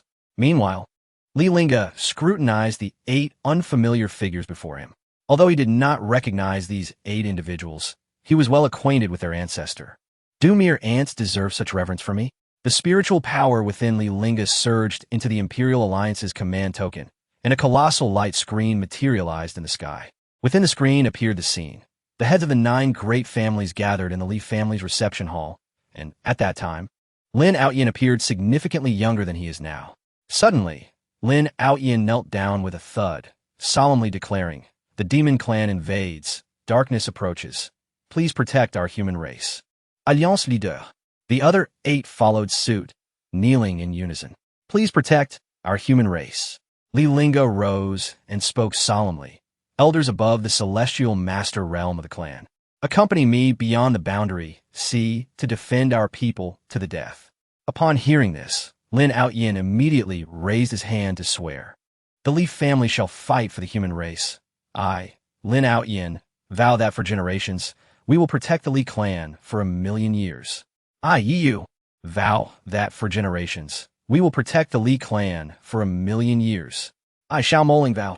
This was a scene from 100,000 years prior, when the 9 great families sought his aid against the demon clan. After witnessing the contents of the light screen, the crowd erupted in uproar. It turned out that 100,000 years ago, the demon clan indeed invaded the human race. To think that Lin Lingge had knelt before Li Lingge back then. Yet why did only the Li family resist the demon clan, while the other 8 families remained absent? They spoke of protecting the Li family for 1,000,000 years. Yet Lin Lingge sought to annihilate the Li clan to obtain the divine farmer's cauldron. Alas, had these 9 not sworn an oath to the heavens back then, they would likely have faced retribution by now. The expressions of the 9 great emperors darkened to the extreme. Lin Lingge had not anticipated that the scene of their oath-taking 100,000 years ago would be recorded by the Imperial Alliance's decree and made public after such a long time. At that time, he had no choice but to lead the other 8 Imperial family heads to the Li family to implore Li Lingge for assistance against the demon clan. After all, only Li Lingge had the potential to withstand the demon army. Who could have foreseen that Li Lingge would leave behind such evidence? This child is truly cunning. Lin Lingge, with a stiff neck, retorted defiantly, as the foremost emperor of the human race, it is only natural to resist the demon clan. Li Lingge gripped the command token tightly, his voice rising with anger. Is it also natural for my clan's 10,000 souls to perish at the Imperial Pass? The Emperor Su believed he had laid the heavenly demon blood-killing formation, rendering Li Lingge incapable of turning the tide, thus showing no mercy. You chose to lead 10,000 clansmen to the Imperial Pass. We did not compel you. Whom can you blame? Even though the onlookers had learned the truth from 100,000 years ago, they could not help but criticize Li Lingge, having promised to guard the Imperial Pass. How can you abandon it so easily? For the sake of your family, you allowed the demon clan to invade, disregarding the lives of others. How selfish. My poor daughter. If it weren't for your abandonment of the Imperial Pass, she would not have fallen to the demon clan. The outcry from the crowd against Li Lingge grew increasingly fervent. They cared not for the fate of the Li family, nor the 10,000 Li clansmen who perished at the Imperial Pass. They only knew the demon clan invaded, threatening their own lives. In their eyes, all of this was a consequence of Li Lingge's departure from the Imperial Pass. Seeing this, Emperor Shao, swaying with the public sentiment, declared loudly, Li Lingge has assassinated the Imperial Alliance's heavenly patrol envoy, colluded with the demon clan, and harmed the human race. He must be punished. At this proclamation, the crowd roared in unison. Punish him! Punish him! Punish him! To them, Li Lingge's life or death was inconsequential. What mattered was someone needed to resist the demon clan. If Li Lingge perished, the 9 great imperial families would certainly act against the demon clan, restoring peace to the world. Thus, they would no longer need to expend thousands of spirit stones seeking refuge in vain. The 9 great emperors exchanged glances and promptly took their positions according to the formation diagram, beginning to gather the heavenly demon blood-killing formation. Emperor ye grinnet, murmuring. In that case, let your life be the offering. A thunderous roar erupted, akin to the heavens collapsing, deafening all present. Soon after, a blinding fire burst forth, illuminating the entire sky. When the brilliance faded, the onlookers were horrified to find a massive formation, forged from raging flames, had appeared before them. The formation resembled a colossal beast with a gaping maw, exuding boundless pressure and a terrifying aura. The air surrounding the formation seemed ignited, searingly hot, and waves of heat assaulted them, making it difficult to breathe. Even more chilling was the overpowering scent of blood that pervaded the air. This sanguine stench spread like a plague, withering all vegetation and sending birds and beasts fleeing. Simultaneously, agonizing screams echoed from all directions, sharp and piercing, akin to the wails of tormented souls in the depths of hell, sending shivers down spines and causing bodies to tremble. The crowd, originally gathered around the Lin family with hopes of finding refuge, had now become sacrificial offerings to this formation. They writhed in anguish, emitting heart-rending cries. Yet amidst the cacophony of suffering, their skin gradually reddened as if scorched by fierce flames, eventually beginning to melt away, transforming into streams of crimson mist. This mist swirled and danced in the air, slowly merging into the formation, becoming an inexhaustible source of energy. The onlookers, filled with dread, gazed at the 9 emperors orchestrating the formation above, unable to suppress their cries. Emperor Yi, what do you intend to do? They plan to use our blood essence for sacrifice to activate the formation. How can you commit such atrocities against the human race without fear of divine retribution? The outer region of the Lin family was now enveloped by a thick, almost tangible blood-red barrier, its dark crimson light instilling terror. Meanwhile, the Lin family had activated their protective formation, temporarily shielding themselves from the onslaught of the heavenly demon blood-killing formation. However, those outside the protective barrier were far less fortunate, as hundreds of thousands were subjected to blood sacrifice. Their blood essence continuously flowed towards the ominous and terrifying blood-red barrier, amplifying its power. Numerous scattered cultivators, filled with panic, fled from all directions, and when they finally reached the barrier, despair and rage surged within them. Emperor Li, save us. The 9 great imperial families seek our lives. Please, Emperor Li, save us. We cannot coexist with the Imperial Alliance. We are willing to follow the Li family. Yet, Li Lingge remained unmoved by their cries for help, just as they had once disregarded the Li family's pleas. As the last vestige of spiritual power was utterly expended, those who had lost the protection of the barrier found themselves exposed to the suffocating blood mist, which soon engulfed them. A chilling wail echoed through the air, rising and falling like a mournful symphony. Those souls vanished without a trace, dissolving into a pool of blood that mingled with the array, becoming an integral part of the sanguine mist. Li Lingge gazed upon the blood fog enveloping the heavens and the earth, a cold smile playing upon his lips. These people incessantly accused him of collusion with the demon clan, yet they employed the very arrays of the demon clan to bring about his demise. How absurd, truly absurd. With a hum, the power of the imperial realm pressed upon a token of the alliance, causing it to distort. Soon, a piece forged from vibrating gold was forcibly melted into liquid, cascading from the sky. Li Lingge's voice remained calm and devoid of emotion, betraying no hint of joy or anger. He inhaled deeply, murmuring, "From this day forth, I shall no longer be the leader of the Imperial Alliance. The fate of the 9 Li realm is no longer my concern." With a sharp clang, the Xianyuan sword was drawn, and Li Lingge pointed it at the 9 great emperors. "Today, I shall fulfill the oaths you once swore on behalf of the heavenly Tao." In the next moment, a massive crimson sword manifested in the sky. However, its target was not the demon bloodslaughter array, but rather the protective formation of the Lin family. As the crimson sword descended, the Lin family's protective array shattered with a thunderous roar. Without the shield of their formation, the Lin family members, like the hundreds of thousands before them, were swiftly consumed by the blood fog. Soon, the air was filled with their anguished cries. "Ancestor, please cease. Our kin are being refined." "No. Stop, do not stop." As the protective formation crumbled, the Lin family was engulfed by the sea of blood. This scene took everyone by surprise. No one anticipated that Li Lingge would strike first at the Lin family's protective array. Upon witnessing the array's destruction, Lin Outyen's eyes bulged with rage. "Li Lingge, if you have the ability, come at me directly." Observing Lin Outyen's impotent fury, Li Lingge felt a fraction of his own frustration dissipate. "I merely return what has been done to me in kind." He had guarded the Imperial Pass for 100,000 years, only for Lin Outyen to infiltrate his home. Today, he aimed to ensure that all in the 9 Li realm would understand the consequences of offending the Li family.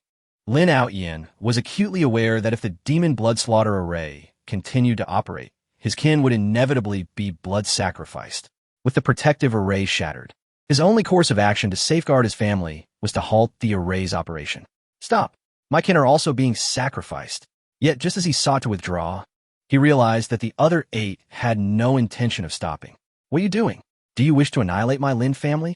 The remaining emperors, particularly Yi Tiandi, cast a cold glance at the Lin family members, warning with a frigid tone, "Once the array is activated, it cannot be halted. Otherwise, we shall all face the backlash." Lin Outyen could hardly fathom that these individuals would disregard the lives of his kin to slay Li Lingge. Just as he contemplated forcibly exiting the demon bloodslaughter array, Xiao Tiandi spoke indifferently. "If you withdraw mid-operation, we shall suffer the array's backlash. No one will remain to oppose Li Lingge. and your kin will meet the same fate. Su Qiandi concurred. Li is cunning. If we do not eliminate him completely this time, it will be nearly impossible for the Lin family to seek vengeance in the future. Hearing their words, Lin Aoyan's face flushed crimson, and he coughed up a mouthful of blood. He should never have agreed to set up the demon bloodslaughter array for the Lin family, placing his kin in peril. Now, he could only watch helplessly as his family members were refined by the array, turning into wisps of blood fog that coalesced into the sea of blood. Li Lingge, I vow to leave you without a grave. I will eradicate the Li family from existence. Li Lingge's eyes blazed like burning stars, locking onto Lin Aoyan, who stood at the forefront of the demon bloodslaughter array. His voice resonated with thunderous authority. Let me witness the extent of your progress over these 100,000 years. As Lin Aoyan watched his kin being consumed by the demon bloodslaughter array, a volcanic rage erupted within him, all his hatred directed at Li Lingge. In an instant, he was enveloped in a raging inferno, soaring toward the heavens. A colossal manifestation of a fire god, towering 100 feet tall and wielding a fiery banner, erupted into existence above. This figure resembled a deity of flames descending from the sky, its flames flickering and dancing, as if it sought to ignite the entire firmament. The burning banner exuded a searing aura, suggesting that with a mere wave, it could incinerate all creation to ashes. The fire god looked down upon Li Lingge with a cold and regal gaze. He swung the fiery banner with fierce intent, summoning an immense surge of energy that swiftly coalesced into a gigantic hand. This fiery hand surged forth, propelled by the tumultuous waves of the Blood Sea, aiming to overwhelm Li Lingge. Yet, in the face of this hand capable of annihilating any great emperor, Li Lingge remained composed. The blood of billions of demons forges the celestial sword. This sword cleaves the heavens. The Xianyuan sword glimmered with an eerie bloodlight, emanating an aura of cataclysmic terror. Li Lingge gripped the sword, seemingly nonchalantly cutting through the air. He uttered a powerful command, break. A streak of crimson light shot across the heavens like a meteor, and the Xianyuan sword trembled, its entirety glowing a deeper red, as if ignited by an inferno. The sky appeared to be torn apart by massive claws, a vast rift splitting the once clear firmament. Within the chasm, the stars danced, with the roar of a dragon echoing through the clouds. The colossal body of the Zhu Long traversed the starry expanse, ripping through the sky. Enveloped in mist, its scales shimmered with a golden radiance, akin to the blazing sun. The Xianyuan sword seemed to resonate with the power of the Zhu Long, producing a clear, melodious sound, as the Zhu Long spiraled downward like a bolt of lightning. Upon contact, its form transformed into a beam of light, flowing into the Xianyuan sword. The sword erupted with a tremendous roar, its brilliance illuminating the entire realm. A formidable force surged forth from the blade, radiating outward. The earth trembled, mountains crumbled. In the face of such overwhelming power, all seemed insignificant. Only at this moment did the 9 great emperors realize something was amiss. A celestial sword. How is this possible? They were momentarily taken aback, thinking they were hallucinating. Lin Aoyan, in particular, recognized that the Xianyuan sword in Li Lingge's grasp was an imperial artifact. There was no mistaking it. This was the very sword he had longed for. Yet now, it had transformed into a celestial weapon. Lin Aoyan's pupils constricted, and he bellowed in unwilling fury, retreat. But retreat was no longer an option. The array had just formed, and the other 8 had no path to escape. Su Qiandi's eyes widened in disbelief as she gazed at the celestial sword wielded by Li Lingge. How can this be? Initially brimming with confidence, she had believed that by activating the demon bloodslaughter array, Li Lingge would be utterly obliterated. But to her astonishment, she realized how gravely mistaken she had been. Li Lingge, now wielding a glimmering celestial sword, was surrounded by swirling sword energy. The sheer might of his sword intent had reached the celestial realm. Facing the colossal hand descending from above and the churning sea of blood, Li Lingge gently waved his celestial sword. A dazzling beam of sword light shot forth like lightning, directly confronting the terrifying hand. In that instant, it felt as though the very heavens and earth were being cleaved asunder, split into 2. As the colossal palm made contact with the radiant sword light, it shattered with a thunderous crash, disintegrating into countless fragments that scattered in all directions. The sky above erupted in a dazzling display of fire, akin to a magnificent fireworks show. Concurrently, even the fire god Avatar was not spared. Under the overwhelming might of that singular strike, it was cleaved in half. Accompanied by a deep, resonant boom, the fire god Avatar crumbled, dissipating into tiny sparks of light that vanished into the void. With the protective shield of the fire god Avatar gone, Lin Outyin found himself in immediate peril. As the terrifying sword light surged towards him in an instant, his heart and body trembled. The shadows of fear and dread left by Li Lingge surged back into his mind. 100,000 years ago, he had witnessed Li Lingge's formidable strength and had hoped that the passage of time would narrow the gap between them. However, to his utter dismay, that divide had only widened to an insurmountable extent. There was no way he could withstand this sword strike. With the blood-kill formation of the heavenly demons shattered, only death awaited him. No! A cry of defiance erupted from Lin Outyin as he faced his impending doom, followed swiftly by his body being torn apart by the sword's energy. Yet, to everyone's astonishment, no blood was spilled. Only a fragment of his soul dispersed into the ether. Realizing this, the others comprehended that the entity they had been battling alongside was not Lin Outyin's true form, but merely a soul clone. Xiao Tianyi exclaimed furiously, "Lin Outyin, you are more cunning than anyone." Li Lingge narrowed his eyes slightly, unable to recognize that it was merely a doppelganger of Lin Outyin. Over the past 100 millennia, while Lin Outyin had not honed other skills, his proficiency in evasion had evidently surpassed even Li Lingge's expectations. Where else can you escape to? Split up. It was no longer the time for approaching Lin Outyin, the old fox. Yi Tiandi roared, tearing through space to flee. Simultaneously, Xiao Tiandi retreated in another direction. Having lost all will to fight, Li Lingge, wielding his celestial sword, knew that even if all 9 of them joined forces, they would still be no match for him. At this moment, whoever was caught would simply have to accept their misfortune. Su Tiandi, filled with trepidation, could not help but tremble. Before this sword, she truly felt fear, even forgetting to flee. With a thud, Su Tiandi fell to her knees, her voice quavering as she implored, "Spare me, Tiandi." Yet, it was already too late. Wherever the sword light passed, Imperial bodies were shattered and Imperial blood spilled. She looked down at her body, which was cracking, feeling a dizzying sensation, and soon, her last shred of consciousness faded into the cosmos. The 3 great demon emperors concealed in the distant skies shuddered in unison. The demon emperor of Yudu gasped, his chest heaving violently. The celestial sword, that blade stained with the blood of countless members of their race, had ascended to the level of a celestial artifact. Each time she believed she had seen, through Li Lingge's strength, he consistently surprised her. This time, with a single strike, he had obliterated the 9 great Tiandi, completely thwarting their plans. The sun-devouring demon emperor spat disdainfully.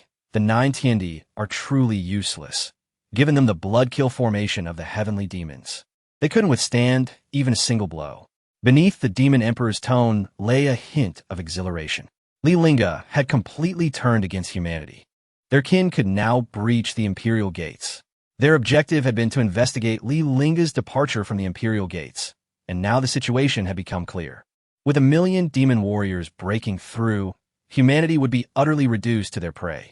The demon emperor of Yu nodded in agreement. Return immediately to inform the other demon emperors. I can hardly wait to witness the despair on humanity's faces. Li Lingge single-handedly battled 9 emperors, resulting in the annihilation of the Lin clan, with Lin Tiandi and Su Tiandi perishing.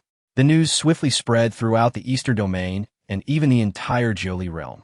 No one expected that Li Lingge could confront 9 opponents and even slay 2 emperors. The 8 great imperial clans immediately activated their protective formations, fearing that Li Lingge might come for them next. After all, the Lin clan had already been exterminated. No one knew who would be next. However, the 8 great Tiandi did not return to their respective clans, but instead gathered in the Imperial Alliance.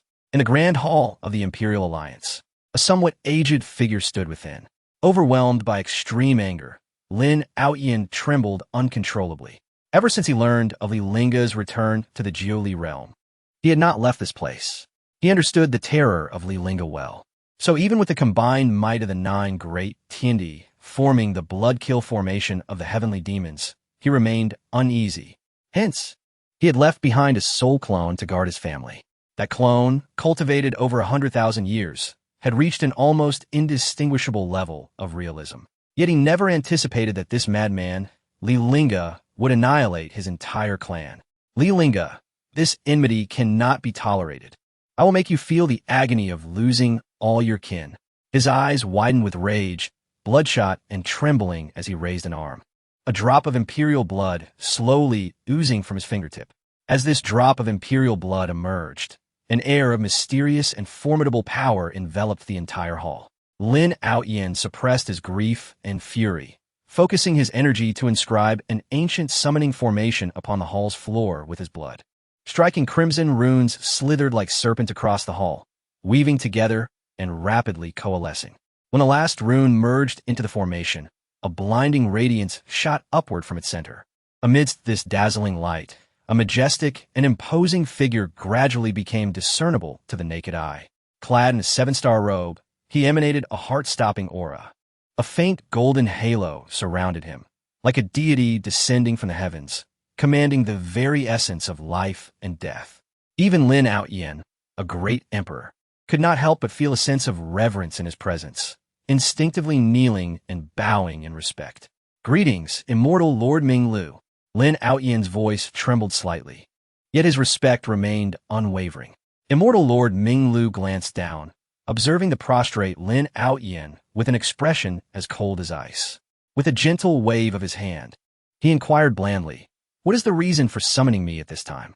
"Your Majesty, 100,000 years ago, Li Lingge abandoned the imperial gates and returned to the Jiuli realm, causing upheaval in the Imperial Alliance. This individual has become somewhat uncontrollable." Upon hearing Li Lingge's name, a glimmer of coldness ignited in immortal Lord Minglu's eyes. 100,000 years prior, he had appointed Li Lingge, the foremost emperor of the Jiuli realm, as the leader of the Imperial Alliance, expecting him to manage the realm. However, that proud youth had ultimately forced him to support Lin Lingge as emperor. To his astonishment, 100,000 years later, Li Lingge was still alive. After recounting the entire sequence of events, Lin Lingge bowed once more. "I beseech your Majesty to take action and eliminate this fiend, restoring peace to the Jiuli realm." He added, "Li Lingge wields a celestial sword. It is by virtue of this sword that we are unable to contend with him. Even an immortal lord would find celestial artifacts immensely enticing. Thus, by mentioning the celestial sword, he felt confident that immortal Lord Minglu would take action. Indeed, upon hearing about the celestial sword, a hint of greed flickered in the depths of immortal Lord Minglu's eyes. "Are you certain it is truly a celestial sword?" Lin Lingge's tone was resolute. "Without a doubt." "Excellent." Immortal Lord Minglu nodded in satisfaction. "After the conclusion of this immortal summit, I shall grant you special permission to enter the heavenly realm for cultivation." To enter the heavenly realm. Upon hearing those 5 words, Lin Lingge's heart was instantly filled with unrestrained joy, even causing him to momentarily forget the anguish of his clan's annihilation. Entering the realm beyond the heavens brought him one step closer to immortality. Without the elixir of undying blood, his lifespan was dwindling. Thus, only by venturing into the celestial expanse could he glimpse the hope of survival. He expressed his gratitude to the Celestial Lord. As the figure of the Minglu, Celestial Lord, gradually dissipated, it transformed into a beam of white light. This radiance coalesced in the air, forming a decree from the Celestial Lord that fell into Lin Lingge's hands. Armed with this decree, he could eradicate Li Lingge, who had become unnecessary to exist. Lin Lingge took a deep breath and reverently accepted the decree with both hands. "I shall faithfully obey the Celestial Lord's edict." Meanwhile, the 7 great emperors entered the Imperial Alliance Hall, only to find Lin Lingge seated upon the imperial throne. The Yi Emperor wore a grim expression, saying with significant undertones, "Watching your kin be extinguished, yet you remain unperturbed." The Shao Emperor's words were laced with scorn. Truly a senior, cunning and calculating, sending a clone to consolidate the blood demon slaughter array, effortlessly maneuvering through the chaos. The gazes of the others towards Lin Lingge were tinged with disdain. After all, this conflict stemmed from the grievances between the Lin family and Li Lingge.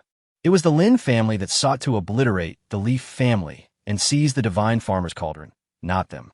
Yet they had joined forces to slay Li Lingge.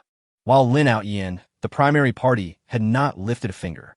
Lin Outyin paid no heed to their derision. Survival was his only qualification for vengeance. He feared not death, but the inability to avenge his kin. Li Lingge was marked for death. None could detain him. The reason for my continued existence is that without me, none stand a chance against Li Lingge. Upon hearing these words, the Yi Emperor laughed derisively. What qualifications do you have to utter such claims? Lin Outyin rose, his voice grave. Have you ever heard of the forbidden land beyond the heavens? At this proclamation, the assembly fell silent. They had indeed heard of the realm beyond the heavens, a domain that once housed great emperors in the ancient times of the Juli realm. However, after enduring multiple invasions by the demon race, those ancient emperors chose to forge a new world, which became the realm beyond the heavens. Legends spoke of its rich spiritual energy, allowing those ancient emperors to persist even to this day. Some had one foot already in the realm of the immortal, thus disregarding earthly affairs. After a prolonged silence, the Yi Emperor inquired, "Can you establish contact with the ancient emperors of the realm beyond the heavens?" Naturally, Lin Outyin clenched his fists. Initially, he had wished to conceal his inadequacies from the celestial beings of the realm beyond the heavens. However, given the current situation, they could no longer manage the aftermath on their own. To regain control, the intervention of the celestial beings was imperative. Otherwise, Li Lingge might obliterate the Imperial Alliance by tomorrow or even within the next heartbeat. On the surface, the Imperial Alliance was meant to protect humanity, yet it merely served as the menial caretakers of the celestial beings' backyard beyond the heavens. Only these young emperors believed themselves to be the pinnacle of the Juli realm, oblivious to the existence of realms beyond and people beyond people. Upon hearing this, the Shao Emperor lamented, "Senior, your patience is commendable. Had you contacted the ancient emperors sooner, we might not have been reduced to this predicament. If the ancient emperors had intervened, how could Li Lingge have been so rampant? Had he not fled swiftly, he would have already become a casualty beneath Li Lingge's blade." Lin Outyin fixed his gaze on the Shao Emperor, coldly retorting, "You were the ones who proclaimed the blood demon slaughter array infallible. You advised me to await Li Lingge's self-sabotage, yet now you blame me. If not for your overconfidence in the blood demon slaughter array, would my kin have all fallen as sacrifices? Now Li Lingge remains unharmed while my family is no more." As tensions rose and the prospect of internal strife loomed amidst their unfulfilled vengeance, the Yi Emperor hastily intervened. "What is done is done. We must urgently summon the ancient emperors, lest Li Lingge wreak havoc across the entire Juli realm." Lin Outyin produced the Celestial Lord's decree, feeling a surge of confidence. This decree left by the Celestial Lord would undoubtedly enable him to eliminate Li Lingge. Just as he finished speaking, an icy voice resonated from beyond the hall. "Lin Outyin, come out." The Imperial Alliance was situated at the heart of the Juli realm, a convergence of spiritual energy. Li Lingge had sensed Lin Outyin's presence within. With the Lin family annihilated, Lin Outyin had nowhere to flee. It was evident he was hiding within the Imperial Alliance. "Lin Outyin, I command you to emerge." Inside the Imperial Alliance hall, Lin Outyin, holding the Celestial Lord's decree, felt emboldened. He had not anticipated that Li Lingge would pursue him before he could seek him out. "Very well, you have come to meet your demise. I shall oblige." Upon witnessing the decree in Lin Outyin's grasp, the other 7 emperors felt an overwhelming pressure, leading them to kneel on one knee. Was this the aura of the Celestial Lord? The Yi Emperor struggled to lift his gaze, unable to confront the decree directly. He had believed he was but a step away from becoming a Celestial Lord, yet he realized the chasm between them was vast. Faced with that decree, he felt no desire to resist. The Shao Emperor cast a deep glance at Lin Outyin. After all, who could have imagined that this individual maintained a connection with the Celestial Lord beyond the heavens? These emperors of the Imperial Alliance fancied themselves masters of the Juli realm. Yet all their endeavors were observed by the celestial beings beyond the heavens. What were they truly worth? There are people beyond people, realms beyond realms. Only through becoming stronger could one rise above the rest. He would ascend step by step to the pinnacle. He would not permit anyone to trample upon him. Observing the 7 great emperors kneeling before him, Lin Lingge raised his chin slightly. Only by becoming the voice of authority in the Julie realm could he bask in this moment of glory. And he was that voice. Once, this opportunity had been presented to Li Lingge, but he had forsaken it.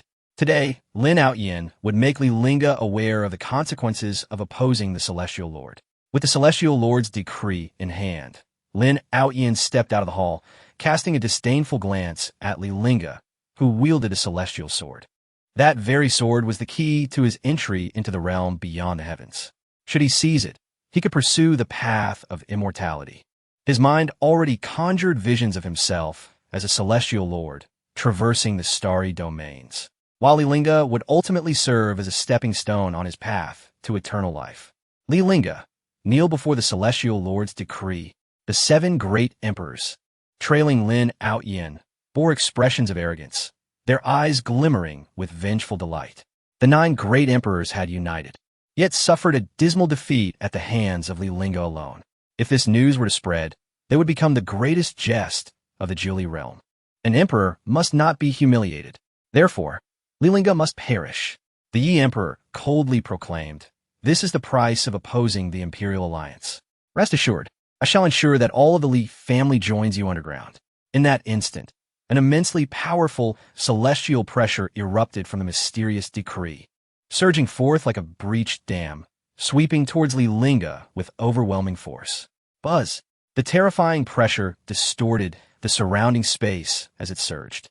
Following this, a colossal wave of force, resembling a formidable beast, rushed towards Li Lingge, seemingly intent on consuming him whole. Lin Lingge, the debts of 100,000 years must be repaid. Unfazed, Li Lingge grasped the Xianyuan sword tightly in his right hand and swung it fiercely. In an instant, the brilliance of the sword illuminated the surroundings, akin to a bolt of lightning cleaving through the darkened night sky, fiercely striking the oncoming wave of energy. With a thunderous explosion that reverberated through the heavens, the sword's aura collided violently with a forceful gust, erupting into a myriad of dazzling sparks and fierce currents. The once formidable wave of energy was split asunder, dispersing to either side, while the residual sword energy surged forward, relentlessly slicing through the distant void. The howling wind swept past Li Lingge, causing his ethereal robe to flutter dramatically, resembling a flag billowing in the breeze. As the sword's aura approached the decree of the celestial sovereign, it suddenly shattered.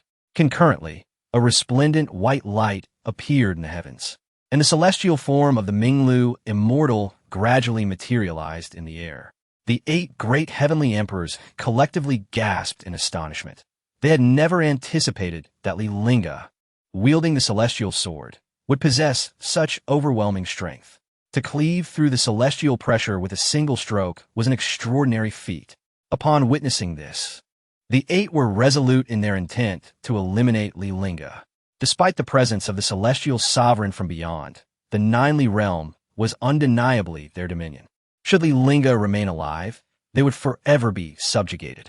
Moreover, the situation between them and Li Lingge had escalated to one of irreconcilable enmity. Lin Lingge proclaimed with feigned reverence, "I beseech the celestial sovereign to vanquish the human rebel." Li Lingge, feeling the immense power emanating from above. Li Lingge narrowed his starry eyes, sensing an eerie familiarity. His thoughts drifted back 100,000 years, to when he had just ascended to the rank of emperor and had witnessed a celestial phenomenon. A heavenly gate had swung open, and an elder clad in Taoist robes emerged, approaching him. This man declared himself as the Minglu immortal from beyond, wishing to appoint Li Lingge as the administrator of the 9 realm, offering him access to the secrets of eternal life and the path of immortality. However, faced with the temptation of eternal life, Li Lingge had resolutely declined. Although records of the celestial realm were scarce in the 9 realm, he had gleaned enough from the text to surmise that the immortals from beyond achieve their longevity by exploiting the inhabitants of the 9 realm. He had no desire to become a pawn in their schemes, thus he chose to refuse. In retrospect, he realized how naive he had been. With fervor, he had guarded the Imperial Pass for 100,000 years, only to be met with treachery in the end. These beings had been drained of their worth, and he bore no responsibility for their fate. Subsequently, with the invasion of the demon tribes, He had been unable to spare further thought for the celestial realm. Unbeknownst to him, the Minglu immortal had not relinquished his pursuit, and evidently, Lin Outyin had become his surrogate. Lin Outyin, how surprising that you have become a lackey of the celestial realm. Yet, Lin Outyin appeared unashamed, wearing a smirk of superiority. To be a dog of the celestial sovereign is far better than to have led 100,000 lives to their demise at the Imperial Pass. He regarded Li Lingge as one would a fool, exuding an air of extreme arrogance. Li Lingge, I should thank you. Had you not spurned the celestial sovereign, I would not have advanced to the realm of Emperor so swiftly. He then pivoted his words. You consider yourself the savior of the Ninely realm. Yet in the eyes of the celestial sovereign, you are but a mere pawn. Listening to Lin Outyin's mockery, Li Lingge felt an inkling of something significant. But the insight slipped away, leaving him feeling just out of reach of the truth. In the next moment, the celestial form of the Minglu immortal materialized in the sky. His enormous, previously closed eyes suddenly opened, fixing their gaze upon Li Lingge below. 100,000 years have passed, and your continued existence surprises me. As he spoke, his attention remained on the Xianyuan sword in Li Lingge's hand. Lin Outyin was correct. It was indeed a celestial sword. Although he had seen 100,000 years ago, it had merely been an imperial artifact at that time.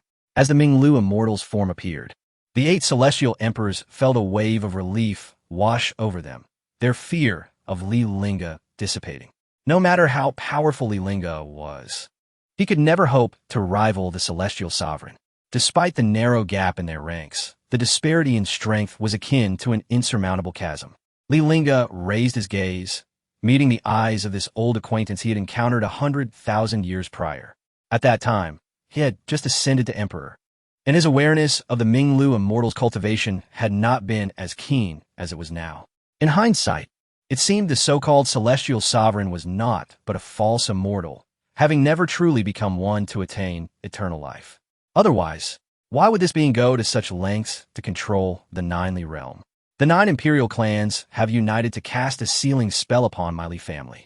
Do you intend to stop me? The 8 great heavenly emperors leaned back slightly, astonished. Did Li Lingge truly not grasp the gravity of his actions, daring to draw his sword against the celestial sovereign? Even if this was merely a projection of the celestial sovereign, it still contained immense power. 10 Li Lingges would be no match for it. The moment Li Lingge pointed his sword at the Minglu immortal, the scene of his imminent demise at the celestial sovereign's hands flashed before their eyes. When a celestial being is enraged, corpses will float for miles. In that instant, the world fell into silence, as if awaiting the celestial sovereign's wrath. Lin Outyin reveled in his delight. Li Lingge was courting death and could blame no one but himself. How audacious to show such disrespect to the celestial sovereign. Having slain a few demons, do you truly believe yourself invincible enough to draw your sword against me? The Minglu immortal was equally taken aback by Li Lingge's audacity. Who had given this youth the courage to draw his sword against him in public? Even as a mere projection, it would be as effortless to extinguish Li Lingge as it would be to squash an ant. Li Lingge snorted coldly, his eyes devoid of fear. You are but a rat hiding in the shadows, stealing spiritual energy. What do I have to fear? Arrogant. The description of rat in the shadows infuriated the Minglu immortal. His voice thundered like the roar of a tempest, shaking the very fabric of the universe. With a swift motion of his expansive robe, he sent forth the whisk of his staff like a silver bolt of lightning. In an instant, the winds howled, sand and stones flew, and the air around them seemed to boil with the force of his power. As the whisk moved, the sky erupted into a dazzling display of radiant light, illuminating the heavens as if it were midday. At the heart of this resplendent glow, a cage of celestial light materialized. This prison, crystalline and translucent, was inscribed with countless runes and seals, emanating a disquieting brilliance. The celestial cage, imbued with the might to obliterate the world, descended toward Li Lingge like a hammer of fate. Its speed was that of a meteor, and in the blink of an eye, it loomed mere feet above him, effectively ensnaring him within its confines. This was the Minglu immortal's self-created celestial technique, the heavenly prison. For those ensnared within this prison, there was but one path: death. 100,000 years prior, when Li Lingge had rebuffed him, The Minglu immortal had shown him mercy. Yet now, a century later, this youth had grown increasingly arrogant, daring to draw his sword against him. The celestial prison in the sky continued to constrict, as if intent on squeezing the life from Li Lingge. However, in the face of this celestial prison, Li Lingge merely inhaled deeply before unleashing a powerful strike with his sword. The sword's aura surged, yet the white glowing energy did not collide with the celestial prison. It halted in midair. Upon witnessing this, Lin Aoyan erupted in disdainful laughter. Li Lingge, you dare to draw your sword against the celestial sovereign? You seek your own demise. The Minglu immortal gazed at the strike with a trace of regret in his eyes. Regrettably, even if you have grasped the essence of the sword's path, this strike cannot shatter my celestial light prison. Li Lingge slightly raised his gaze, a flicker of darkness gleaming within his eyes. Then let it be two swords. As soon as the words left his lips, his second sword was swiftly unleashed.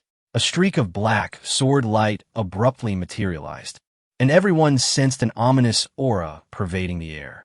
Gasps of astonishment echoed as the crowd realized the implications of the black sword light. The essence of the demon clan. Li Lingge, you have indeed comprehended the demon clan's essence. To think, you have not only colluded with the demon clan, but have immersed yourself in darkness.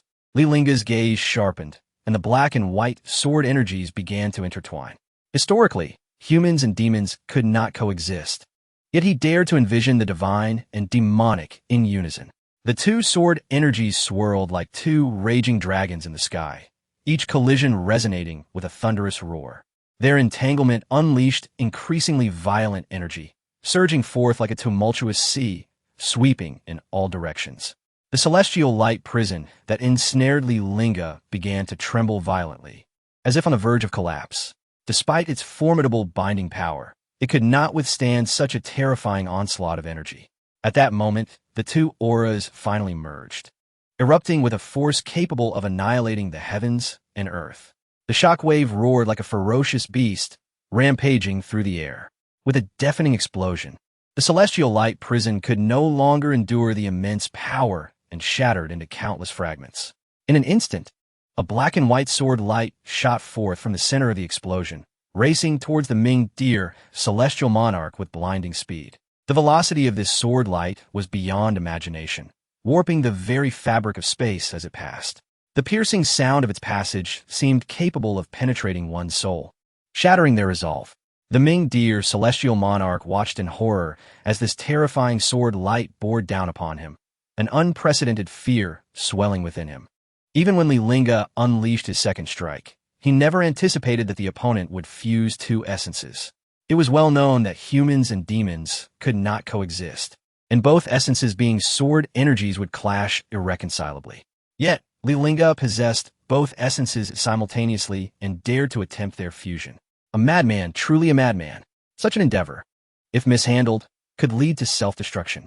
The Ming Deer celestial monarch had never envisioned that someone could wield such a formidable sword technique. Faced with this world-shattering strike, he hastily swung his whisk, striving to deflect the fatal blow. His left hand swiftly formed incantations, yet trembled uncontrollably from fear. Break! The Ming Deer celestial monarch shouted fiercely, channeling all his strength to swing the whisk towards the sword light. Though his whisk was a true imperial artifact of unmatched prowess, could it possibly withstand a celestial weapon? With a thunderous crash, the whisk was obliterated upon contact with the sword light, disintegrating into countless specks of starlight that vanished into the void. Furthermore, the tremendous backlash surged through the whisk into the Ming Deer celestial monarch's hand, causing his raised right hand to shatter instantly. How is this possible?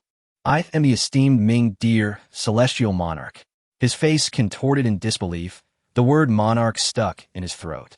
In the next moment, the black and white sword light ruthlessly pierced through his body, engulfing him entirely in a resplendent radiance. Crack! The once mighty visage of the Ming Deer celestial monarch was suddenly marred by horrifying cracks, resembling a spider's web rapidly spreading across its form, threatening to tear the entire manifestation apart. Just then, a gentle breeze swept through, and this seemingly inconsequential gust became the final straw that broke the camel's back. Accompanied by the sound of wind, the Ming deer, celestial monarch's manifestation, could no longer sustain itself, collapsing into disarray. At that moment, the expression etched upon his face remained one of extreme terror, as if he could scarcely believe the unfolding events even in death. In the next instant, his colossal visage shattered like fragile porcelain, splintering into countless fragments. Each shard radiated an intense aura, shimmering in the air before gradually transforming into wisps of spiritual mist and dissipating into the cosmos. Yet, the relentless sword energy did not dissipate with the destruction of the Ming deer, celestial monarch's manifestation. With the force of a thunderous strike, it descended upon the Imperial Alliance Hall. This edifice, once a symbol of supreme authority and glory, appeared feeble under the weight of such a cataclysmic blow.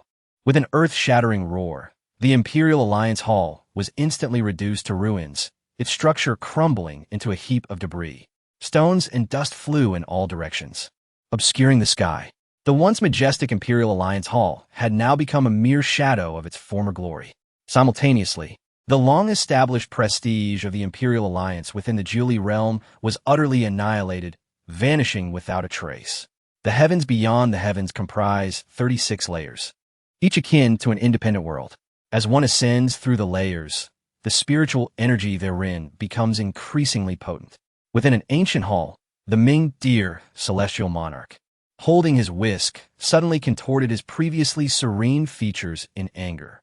He tightened his grip on the whisk, which now felt as solid as iron. Insolence! With a furious shout, the Ming deer, celestial monarch, violently swung his whisk. In an instant, an overwhelming force surged forth, wreaking havoc like a tempest. Everything within the hall disintegrated into dust, vanishing without a trace. Through gritted teeth, the Ming deer, celestial monarch roared, "How dare you shatter my avatar, a provocation? This is an affront to the divine." He had existed for countless ages, his foot poised on the threshold of immortality as an ancient emperor. Yet today, Amir Jr. had effortlessly shattered his avatar with a single strike, a profound humiliation for him. If word of this spread, and other celestial monarchs learned of it, where would he find the courage to show his face? With that thought, the flames of fury within the Ming deer, celestial monarch, blazed even brighter. He cast a cold gaze towards the distance, where the Julie realm lay. The Julie realm shall not harbor such a formidable individual. At that moment, a graceful figure appeared within the hall. Who has dared to provoke the Ming deer Taoist to such fury? The Ming deer, celestial monarch, shot a glance at the newcomer, suppressing his inner rage. "What brings you here, Taoist Su?" "The ritual for the Immortal Invitation Conference has been moved forward. The celestial sovereign has sent me to inform you." Sun Yin stepped into the hall, intending to find a place to sit. However, the hall was entirely empty, devoid of any seating. "What?" The Ming deer, celestial monarch, expressed astonishment, a flicker of unexpected joy surfacing. "When is it moved to?" The fifth celestial maiden disrupted the Immortal Invitation array, causing a leak of spiritual essence. Thus, the celestial sovereign has scheduled the array to reopen in 10 days. Upon hearing this, the Ming deer, celestial monarch, nodded in acknowledgement. Li Lingge has already abandoned the Imperial Pass, and the invasion of the demon clan heralds the return of darkness. This presents an opportune moment for our Tianwei to activate the Qixin Grand Array, reminiscent of events from 100,000 years ago. However, Sun Yin shook her head, stating that the loss of spiritual essence is too great, and the common populace can no longer compensate for previous damages. Minglu Xianjun understood immediately, a fierce glint flashing in his eyes. "Let all 9 imperial clans enter the Qixin Grand Array," he commanded. Sun Yin murmured, "It is time to forge a new batch of imperial clans." Minglu Xianjun smiled broadly, seizing the chance to personally teach Li Lingge a lesson. He intended for this arrogant individual to witness the true prowess of a celestial lord. He recounted the events that transpired in the Julie realm and then proposed, "I have a splendid idea." After a prolonged silence, as the dust settled, the world seemed to have been muted, falling into an eerie stillness. The violent waves of energy dissipated, casting an unsettling calm over the scene. Lin Aoyin's face, previously adorned with arrogance and mockery, suddenly froze as if under a binding spell. His eyes widened in disbelief, his mind echoing the same thought. It was impossible, utterly inconceivable. The notion that an emperor could slay a celestial lord was sheer fantasy. In the collective consciousness of humanity, there exists an insurmountable chasm between the celestial emperors and lords. Yet at this moment, reality dealt Lin Outyin a resounding slap in the face. With a thud, his legs buckled, and he fell to his knees. He had once been brimming with confidence, believing that with Minglu Xianjuan's formidable strength, he would surely vanquish Li Lingge, seize the Xianyuan sword, and ascend to Tainwei, embarking on the path of immortality. However, all his beautiful fantasies shattered like fragile bubbles before the sword Li Lingge wielded. If even the esteemed celestial lord met his demise at Li Lingge's hands, where could Lin Outyin possibly escape? As despair surged within him, drowning the last flicker of hope, the other 7 celestial emperors stood dumbfounded, witnessing the astonishing scene unfold before their eyes. The celestial lord had been defeated. Their jaws dropped, nearly grazing the ground, as they stared blankly at the empty space where Minglu Xianjun had once stood. Merely 2 strikes. Li Lingge had effortlessly slain the avatar of Minglu Xianjun with just 2 swords. Although it was merely an avatar, it was still a manifestation of a celestial lord's power. The strength and authority contained within were not something an ordinary individual could withstand. Yet this terrifying entity crumbled effortlessly before Li Lingge. The avatar possessed over 80% of Minglu Xianjuan's strength, and yet it was cut down by Li Lingge. Had they not witnessed it with their own eyes, no one would have believed it. Furthermore, Li Lingge appeared entirely unscathed. What sort of prodigy was this? In their minds, thoughts of retreat began to form. Now that Li Lingge had slain the avatar of the celestial lord, he would undoubtedly incite the lord's wrath, potentially drawing his true self to Julie realm to annihilate Li Lingge. Their immediate objective was to survive until the celestial lord's true form descended. Yi Qiandi was about to turn and flee, but before he could act, a warning echoed from the heavens. Those who dare move shall perish. The hearts of the 8 trembled, and the urge to escape was swiftly quelled. If Li Lingge could slay a celestial lord, where could they possibly flee? With the might of that single strike, even if they fled to the ends of the earth, they would be cleaved in 2. In the next moment, Li Lingge's figure appeared before Lin Outyin, gazing down upon the trembling emperor on the ground. The tip of the Xianyuan sword rested against Lin Outyin's chin, and a chilling voice reached his ears. When someone dies, there are those who mourn. When one mourns, they must speak their heart. You have at least 3 statements to make. Lin Outyin quivered, his voice trembling. This emperor, I should not covet the Shinnon cauldron. The sword's tip rose an inch. That is not the statement. A drop of blood trickled down the blade, forcing Lin Outyin to tilt his head upward to meet Li Lingge's gaze.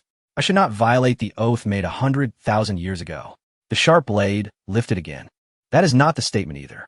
Lin Outyin's eyes darted. I should not have acted against the Li family, nor should I have placed the sealing pulse curse upon them. The sealing pulse curse. Li Lingge's gaja sharpanat, amurdaros inten surging forth. If it were not for the sealing pulse curse, how could the Li family have fallen to such a plight? The 9 imperial clans not only violated the oath made 100,000 years ago, but also turned a blind eye to the Li family's suffering, even adding insult to injury. The Xianyuan sword pierced Lin Outyin's skin, blood flowing abundantly. Whose idea was the sealing pulse curse? As soon as the words left his mouth, the 7 celestial emperors simultaneously pointed at Lin Outyin without the slightest hesitation. Lin Outyin's eyes widened in disbelief, unable to act against them. You all have strengthened the curse's power over the years. None of you were uninvolved. Although the sealing pulse curse was indeed his idea, he had not anticipated that. After 100,000 years, the other 7 clans would still carry it forward. He certainly did not expect these 7 to betray him without hesitation. Yi Qiandi sneered, distancing himself. Back then, you had already become an emperor. You brought forth the incantation to curse the Li family. Who among the other 8 clans dared to disobey? Upon hearing this, the nearby Shao Tiandi chimed in. Indeed, my ancestor from the Shao clan also claimed he was coerced by you, forced into compliance. The other celestial emperors nodded in agreement. In all these years, we have never troubled the Li family. We too were compelled to strengthen the curse. Lin Outyin's breath quickened, wishing for nothing more than to perish alongside these 7. Yet, facing the increasingly intense, murderous intent from Li Lingge, he could only hastily shift the blame. I was also coerced. It was Minglu Xianjun who forced me into this.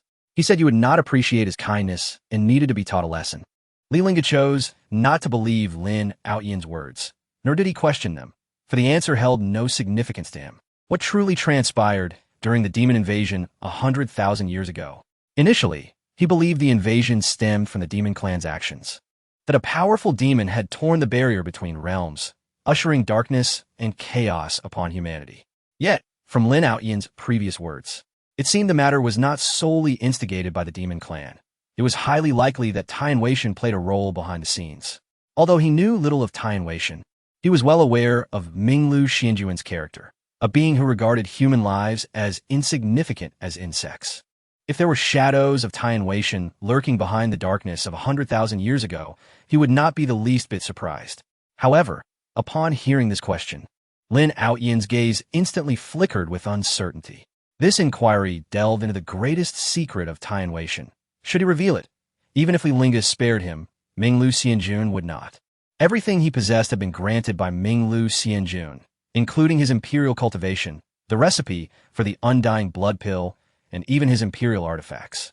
You should know best that it was the demon clan that tore the barrier between realms. Lin Outyan barely finished speaking when the Xianyuan sword pierced through his throat. Blood gushed forth, staining the earth crimson.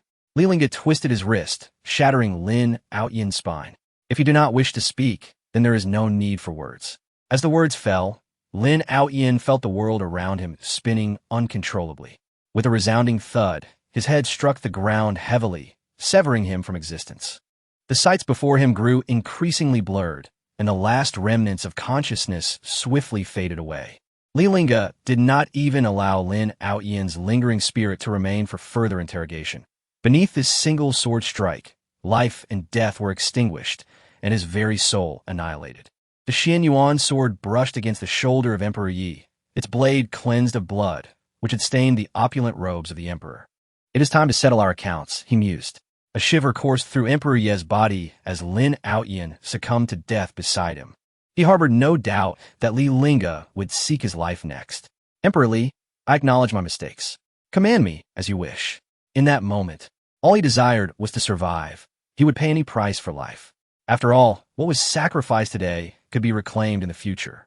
Divine artifacts, immortal elixirs, celestial mines, take whatever you desire to spare my life. The once mighty emperor, who had dominated the Julie realm, now found himself on his knees, pleading for mercy before Li Lingge. Chapter 43.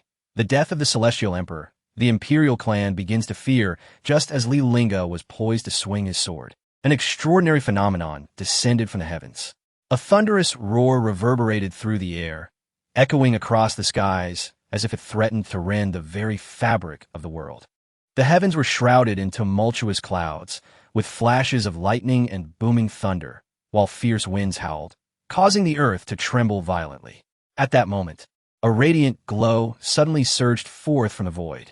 Following this, an immense wave of celestial energy swept across the Ninely realm, instantly enriching the spiritual essence of the land. Within this luminous glow, a colossal portal, towering dozens of feet high, emerged in the sky. This portal was entirely translucent, resembling a masterpiece carved from the purest crystal, radiating a dazzling brilliance that could dazzle the eyes. It stood there, silently bridging the realms of existence, reminiscent of a gateway connecting two disparate worlds. This scene felt eerily familiar to Li Lingge, reminiscent of a time 100,000 years ago when he ascended to become an emperor, and the celestial monarch, Minglu, emerged from that very celestial gate. The celestial gate had manifested. Instantly, all eyes in the Ninely realm were drawn towards the portal in the sky. Although Li Lingge had witnessed this spectacle 100,000 years prior, it was the first time for many to behold the legendary celestial gate. The light emitted from the gate cascaded down like golden waterfalls, showering the world with an ethereal glow that transformed mountains, rivers, and flora into a dreamlike tapestry, rendering the entire realm as if it were paradise. Simultaneously, a melody akin to heavenly music floated from within the gate, its enchanting harmonies resonating deeply within the souls of those who heard it. Faced with such a miraculous and awe-inspiring sight, countless citizens knelt in reverence. With hands clasped together and expressions of utmost sincerity, they murmured prayers, beseeching divine protection from the calamities wrought by the demon invasion. Surely, the heavens could not bear to witness their suffering and had sent celestial beings to their aid. The appearance of the celestial gate was an opportunity for ascension. The resplendent light illuminated the entire sky, making it as bright as day. Unlike the ordinary populace, for cultivators, this celestial gate represented the chance for immortality. They gazed longingly at the magnificent portal, their hearts swelling with overwhelming awe. Ascending to become an immortal, achieving eternal life. This was the aspiration of every cultivator. What once seemed unattainable was now within grasp. In that fleeting moment of seeing the celestial gate, many felt an undeniable conviction that they were but a step away from ascension, especially for the aged ancestors nearing the end of their lifespans. Their yearning for immortality burned more fiercely than anyone else's. Their aged eyes fixated on the portal, as if stepping through it would grant them eternal life. The path to immortality lay before them. The second elder of the Sioux family, exuding an aura of power, surged towards the sky like a flaming meteor, aiming directly for the celestial gate. This audacious move drew the attention of all present, prompting immediate reactions. Such golden opportunities in life are rare. One must seize them with fervor. The second elder of the Shao family, witnessing this spectacle, hesitated not a moment to follow suit. The opportunity for ascension lay before them, and figures began to emerge from the heavens. They hailed from various factions and families, each pair of eyes glimmering with desire and greed, as if stepping through the celestial gate would transform them into exalted immortals, granting them eternal youth. In the Li residence, the Li family members gazed skyward, their hearts racing and breaths quickening.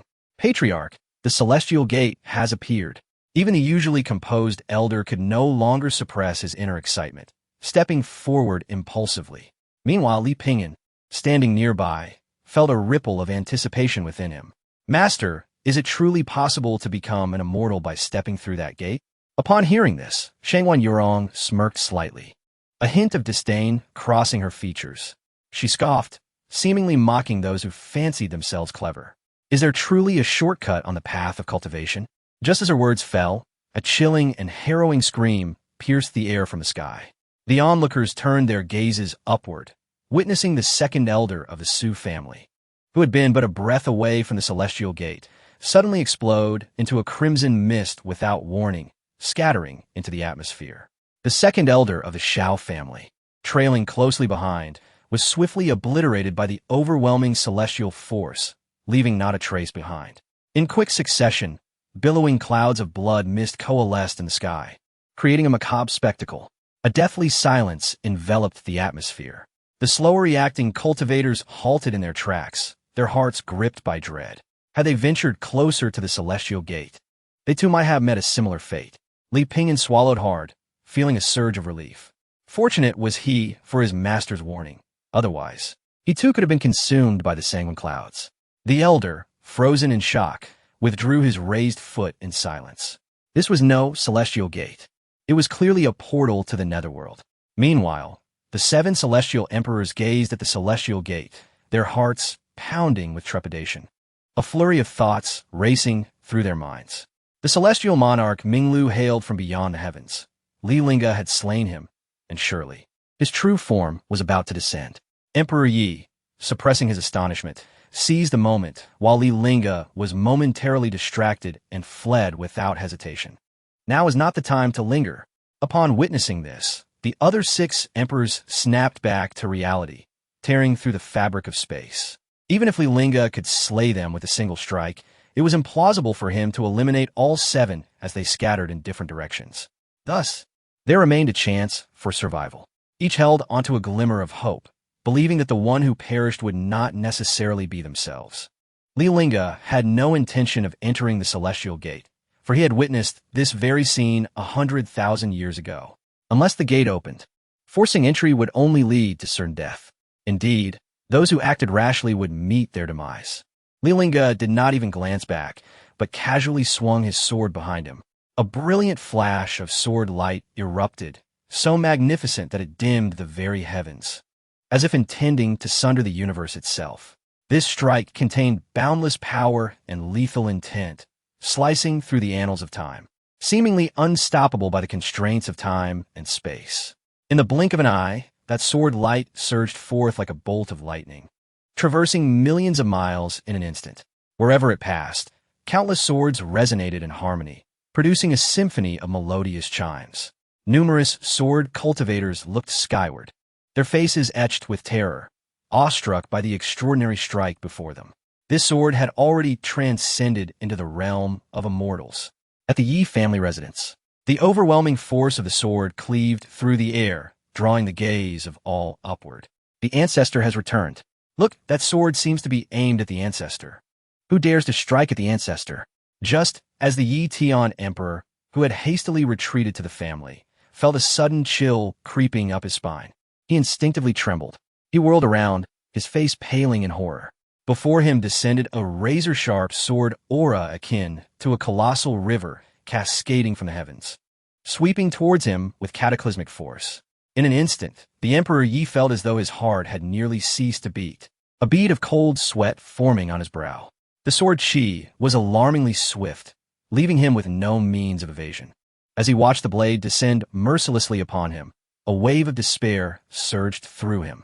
The imminent arrival of the Ming dear immortal left him with the haunting thought that if he could not withstand this strike, he would never witness the moment when the Ming dear immortal would vanquish Li Lingge. I refuse to accept this fate. With a roar of defiance, the Emperor summoned the full power of his imperial artifact, the Dragon Roar armor. In that instant, a brilliant azure light erupted from within him, swiftly coalescing into a formidable spectral armor that enveloped his form. At that moment, the boundless terror of the sword Qi was upon him. With an earth-shattering roar, the sword Qi clashed violently with the armor, igniting a dazzling display of sparks.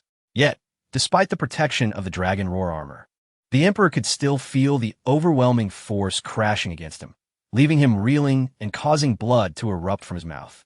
As the azure armor met the sword Qi, it shattered like fragile porcelain struck by a heavy blow, scattering countless fragments like vibrant fireworks across the night sky. Meanwhile, the relentless sword light pierced through the Emperor's body like a bolt of lightning. However, when he glanced down at his still intact form, disbelief washed over his features. In that fleeting moment between life and death, a wave of relief surged through him. Initially stunned, a smile gradually crossed his lips, echoing with unrestrained mockery. Li Lingge, you are nothing but this. Simultaneously, the onlookers from the Yi clan witnessed the extraordinary scene in the sky and erupted in jubilant cheers. The Ancestor has held firm. Yet, just as the Yi clan believed the Emperor had successfully withstood this earth-shattering blow, an unforeseen turn of events unfolded. The tension in the Emperor's heart had just begun to ease when an indescribable agony surged through him like a tsunami. His body trembled uncontrollably, as if struck by a tremendous force. As he shook, fine cracks began to appear on the once indomitable Dragon Roar armor. Initially but a few, these fissures rapidly spread at an astonishing pace, soon enveloping the entire armor. With a resounding crash, the armor that had accompanied the Emperor through countless trials suddenly disintegrated, raining down in countless tiny shards.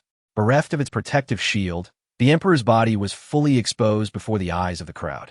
As they beheld this sight, gasps of horror filled the air, for on his once majestic form lay a ghastly, gaping wound. This hole pierced through his chest and back, revealing shattered organs and stark white bones within.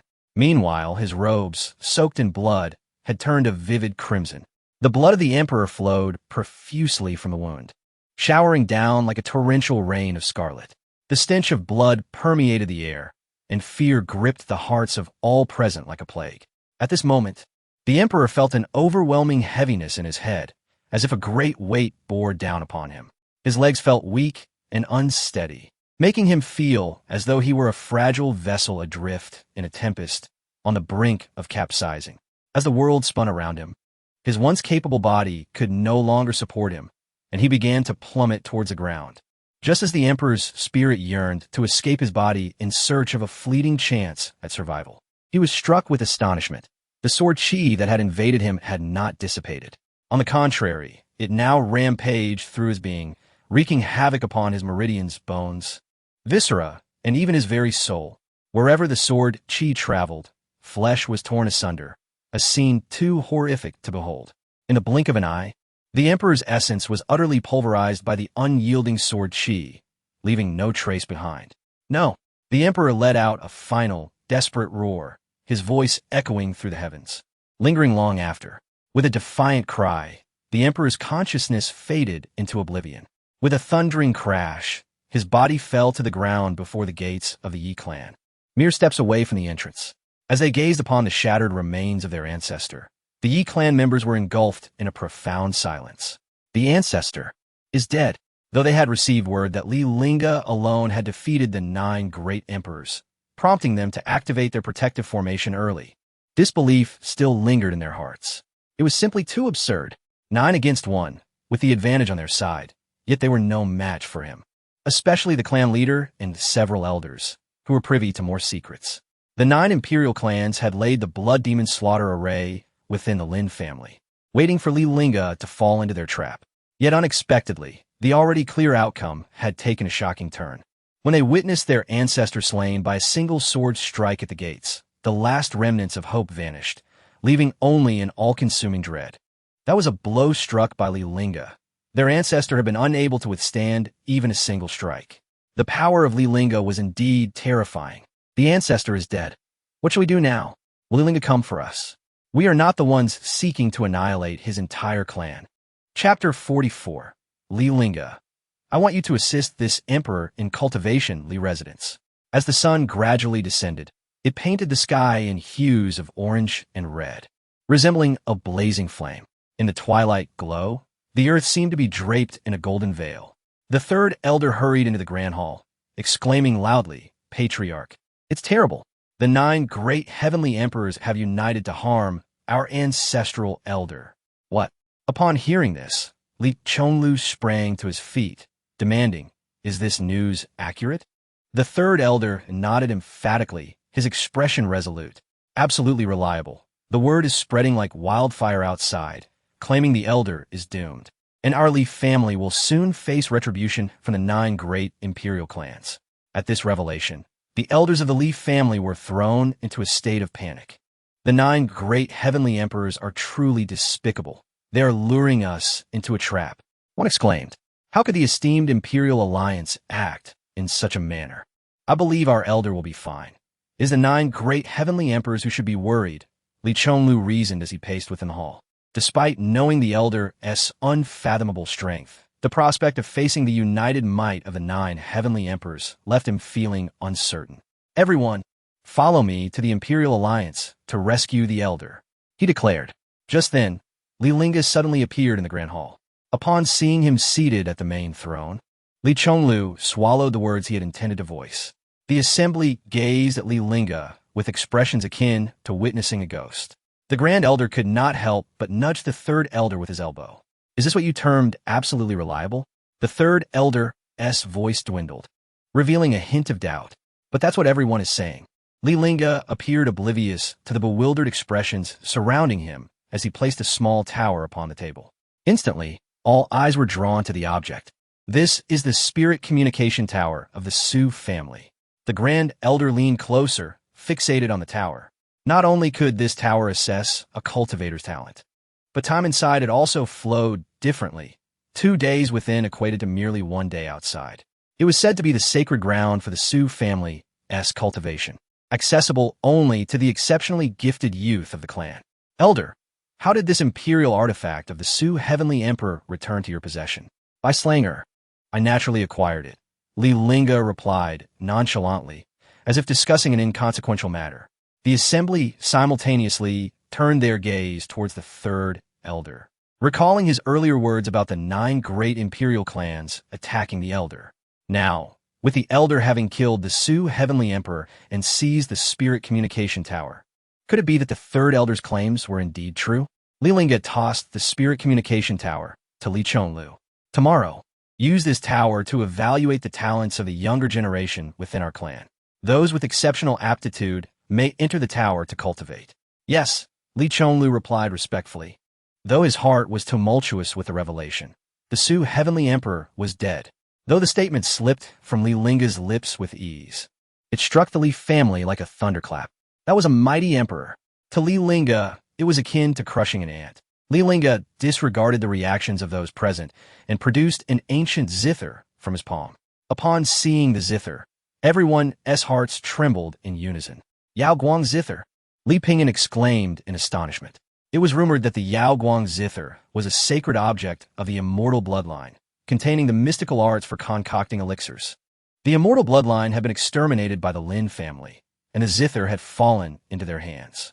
For his master to fully restore his soul power, he required the soul-condensing elixir, a divine-grade potion beyond even the ancient sea's capabilities to refine.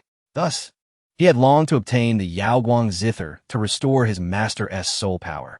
Yet, he never anticipated encountering this coveted artifact so swiftly. Rest assured, master, I shall soon beseech the elder for the method to concoct the soul-condensing elixir. Within the spatial ring, upon seeing the Yao Guang zither, Shangwan Yurong's chest rose and fell violently. If she wished to restore her physical form, the prerequisite was to first revive her soul to its peak state. Furthermore, the elixir for regaining her corporeal body was also of divine grade. In the entire Ninely realm, there were no alchemists capable of refining divine-grade elixirs. Thus, all her hopes rested upon the mystical arts hidden within the Yao Guang zither. May it be true that this zither indeed contains the secrets for concocting elixirs, Li Lingge remarked, handing the Yao Guang zither to Luo Li. It belongs to its rightful owner. Having acquired the Xianyuan sword, he no longer required imperial artifacts. And since the Yao Guang zither was not originally a possession of the immortal bloodline, he could not claim it as his own. Then, addressing Li Chonlu, he continued, "The Lin family has been eradicated. Chonlu, gather people to retrieve all their treasures." At this moment, the entire Li family was engulfed in a state of shock. The Lin family, exterminated, as one of the 9 great imperial clans with a legacy spanning over 100,000 years, their annihilation was unfathomable. As the assembly gazed at the Yao Guang zither in Li Chonlu's hands, their eyes reflected profound implications. They had assumed this imperial artifact was willingly offered by the Lin family, only to discover that the Yao Guang zither had come into the elder's possession through such a means. The corners of Li Chonlu's mouth twitched as he tentatively inquired, "Elder, what of Lin Outyen, the patriarch of the Lin family?" "Dead," Li Lingge answered with casual ease. The jaws of all present dropped in disbelief. The 9 great heavenly emperors had besieged the elder, yet he had managed to kill both the Lin Heavenly Emperor and the Su Heavenly Emperor, obliterating the Lin family and returning unscathed. What terrifying power did the elder possess? At this moment, the Grand Elder was the first to regain his composure, murmuring, "Have we once again become the foremost imperial clan?" Although they had anticipated this day, since Li Lingge's return, they had not expected it to arrive so swiftly. The Li family, the lineage that birthed the first great emperor, had reclaimed its status as the foremost imperial clan, a presence that none dared to provoke in the Ninely realm. Seeing Luo Li remain silent, Li Lingge nudged the Yao Guang zither closer to her. Gazing at the zither she had lost and regained, Luo Li pressed her lips tightly, her eyes suddenly brimming with tears. This zither had been entrusted to her by her mother, and she had lost it. The benefactor not only returned the zither to her, but also avenged her by annihilating the Lin family. In that moment, a millennium of grievances found release. Tears cascaded down, falling onto the Yao Guang zither as Luo Li sobbed, unable to articulate her gratitude for such a profound kindness. In the next instant, she pressed her finger to her forehead, and a drop of her true blood flew forth, landing on the zither. Quickly, that drop of true blood merged with the zither, which then radiated a dazzling spectrum of colors, illuminating the Grand Hall. The assembly looked on in astonishment, their minds racing with speculation. Could the legends be true, that the Yao Guang zither concealed the secrets of elixir concoction? Li Lingge too felt a surge of surprise as he sensed a formidable power emanating from the zither, one that was far beyond what an imperial artifact should possess. Before the assembly could fully process the moment, a radiant halo of multicolored light erupted from the Yao Guang zither. Before anyone could react, Luo Li pointed her finger, and that halo shot towards Li Lingge's forehead. With a hum, Li Lingge's consciousness quaked as a vast memory surged into his mind. As the legends foretold, that memory was none other than the divine method for concocting immortal-grade elixirs. The celestial elixir technique is an unparalleled art of alchemy. Even those who have never encountered the path of elixirs can effortlessly produce immortal-grade pills, achieving a potency of 100% with a success rate that is absolutely guaranteed. However, the method of consumption is rather unconventional. Such celestial arts, one could surmise, would incite fervent competition among celestial lords, not just within the realm of Li, but even beyond in the celestial expanses. Yet, surprisingly, Luo Li bestowed this art directly upon him. Luo Liu, this belongs to your undying bloodline. Luo Li shook her head, cradling her ancient zither with both hands, her voice tinged with a raspy quality. I am unable to repay the immense kindness that the benefactor has shown to my undying bloodline. Were my mother still alive, she would undoubtedly support my decision. Li Lingge sighed softly as he gently caressed Luo Li's head. Had he returned sooner, the undying bloodline would not have been reduced to just Luo Li as its sole survivor. I have returned too late. Upon witnessing that kaleidoscopic glow, Li Pingyan instinctively held his breath. The alchemical celestial arts. The legends were indeed true. The Yao Guang zither concealed the secrets of alchemical mastery. He and his master had already gathered the necessary spiritual herbs for crafting the soul-condensing pill, and now they merely required the assistance of their ancestor to forge one, which would restore his master's soul power. However, just as he was about to speak, Li Lingge suddenly conjured an imperial decree and handed it to Li Pingyan. With this decree, you shall survey the 8 great imperial clans. Each clan must present one imperial artifact and an immortal herb as a tribute to celebrate my return. He then shifted his tone. Failure to comply will result in their extinction. With the emergence of the Heavenly Gate, he pondered why the esteemed Minglu Xianjun had not made an immediate appearance. Nonetheless, before the other party manifested, he intended to make the 9 great imperial clans pay a sufficient price. Of course, this was merely interest. He would not so easily let the remaining 8 clans off the hook. The reason he refrained from outright exterminating them was that he wished for these clans to undergo the same trials that the Li family endured: decline, humiliation, and annihilation. They must experience it all. He wanted the 8 great clans to regret their actions more with each passing day, to sink deeper into despair. Li Pingyan held the imperial decree with trembling hands, filled with awe at the prospect of overseeing the imperial clans. He had never imagined that he would one day be entrusted with such a monumental task, something even the celestial envoy of the Imperial Alliance could not claim. Beside him, Li Chonlu gasped in astonishment. He had only heard of delivering tributes, never of demanding them. Allowing a junior to oversee the imperial clans was a blatant act of disdain towards them. The Grand Elder, with envy gleaming in his eyes, approached Li Pingyan and whispered, "Pingyan, I shall accompany you. The intricacies of the imperial clans are far too profound for you to navigate alone." Li Pingyan swallowed hard, hesitating to agree, stealing a glance at Li Lingge. Holding the imperial decree and with his master by his side, he felt emboldened, unafraid even in the presence of the imperial clans. The Li family had suffered oppression from the 9 great clans for years. Now that the Lin family had been eradicated, the Grand Elder merely wished to assert some dominance over the remaining 8 clans. Truth be told, if not for the constraints of his position as clan leader, Li Chonlu would have eagerly joined him. Seemingly aware of the Grand Elder's thoughts, Li Lingge nodded and then produced a palm-sized flying vessel. "You may accompany him." Gazing at the ship hovering before him, the Grand Elder trembled as he accepted it. This was once the Lin family's vessel, but now, all that belonged to the Lin family was now under the Li family's dominion. Rest assured, Ancestor, I will ensure they submit willingly. Li Lingge rose and exited the Grand Hall. However, Li Pingyan chased after him. "Ancestor, my master requires a soul-condensing pill to restore her soul power."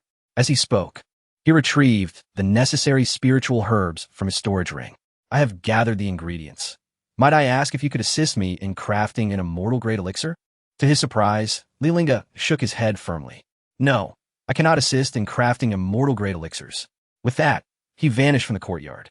Upon returning to his chamber, Li Lingge was taken aback to find another presence within. Shangguan Yorong sat in the room, her beautiful eyes reflecting a glimmer of anticipation and earnestness. I truly need a soul-condensing pill. Otherwise, my spirit will eventually dissipate entirely. As she spoke, she raised her hand to swear an oath. Should I restore my spirit, I will wholeheartedly protect the Li family before reclaiming my physical form. Yet, Li Lingge remained unmoved. It was not that he did not wish to comply, but the method of crafting elixirs using the celestial elixir technique was far too peculiar for him to articulate. I indeed acquire the method for concocting immortal-grade elixirs from the Yaoguang zither, but the process requires the consumer to endure some hardship. Upon hearing this, Shangguan Yurong felt a surge of joy. As long as I can restore my soul power, I would gladly endure any hardship. Li Lingge gazed deeply into her eyes. Are you certain? The elation had clouded her judgment, rendering her oblivious to the implications of his words. I'm certain. Seeing her resolve, Li Lingge refrained from further persuasion. He cleared his throat and spoke calmly. If you wish for me to craft the elixir, you must first agree to one condition. Shangguan Yurong's fists clenched tightly, realizing that the situation was not as straightforward as she had hoped. However, after a moment of contemplation, she acknowledged that transactions were only reasonable given her plight. What condition? Noticing Li Lingge's gaze lingering on her chest, her eyes narrowed slightly with a hint of wariness. I am Pingin's master. What are your intentions? Li Lingge's starry eyes focused intently on her, enunciating each word. I require your assistance in my cultivation. Upon hearing this, Shangguan Yurong's eyes widened in disbelief. Her face flushed with indignation. What did you say? Sensing her misunderstanding, Li Lingge hastily clarified. What I seek is not your physical form, but rather your expertise in formations. Today, he had already offended the 8 great imperial clans and the esteemed Minglu Xianjun. Yet, he could not remain confined to his family for eternity.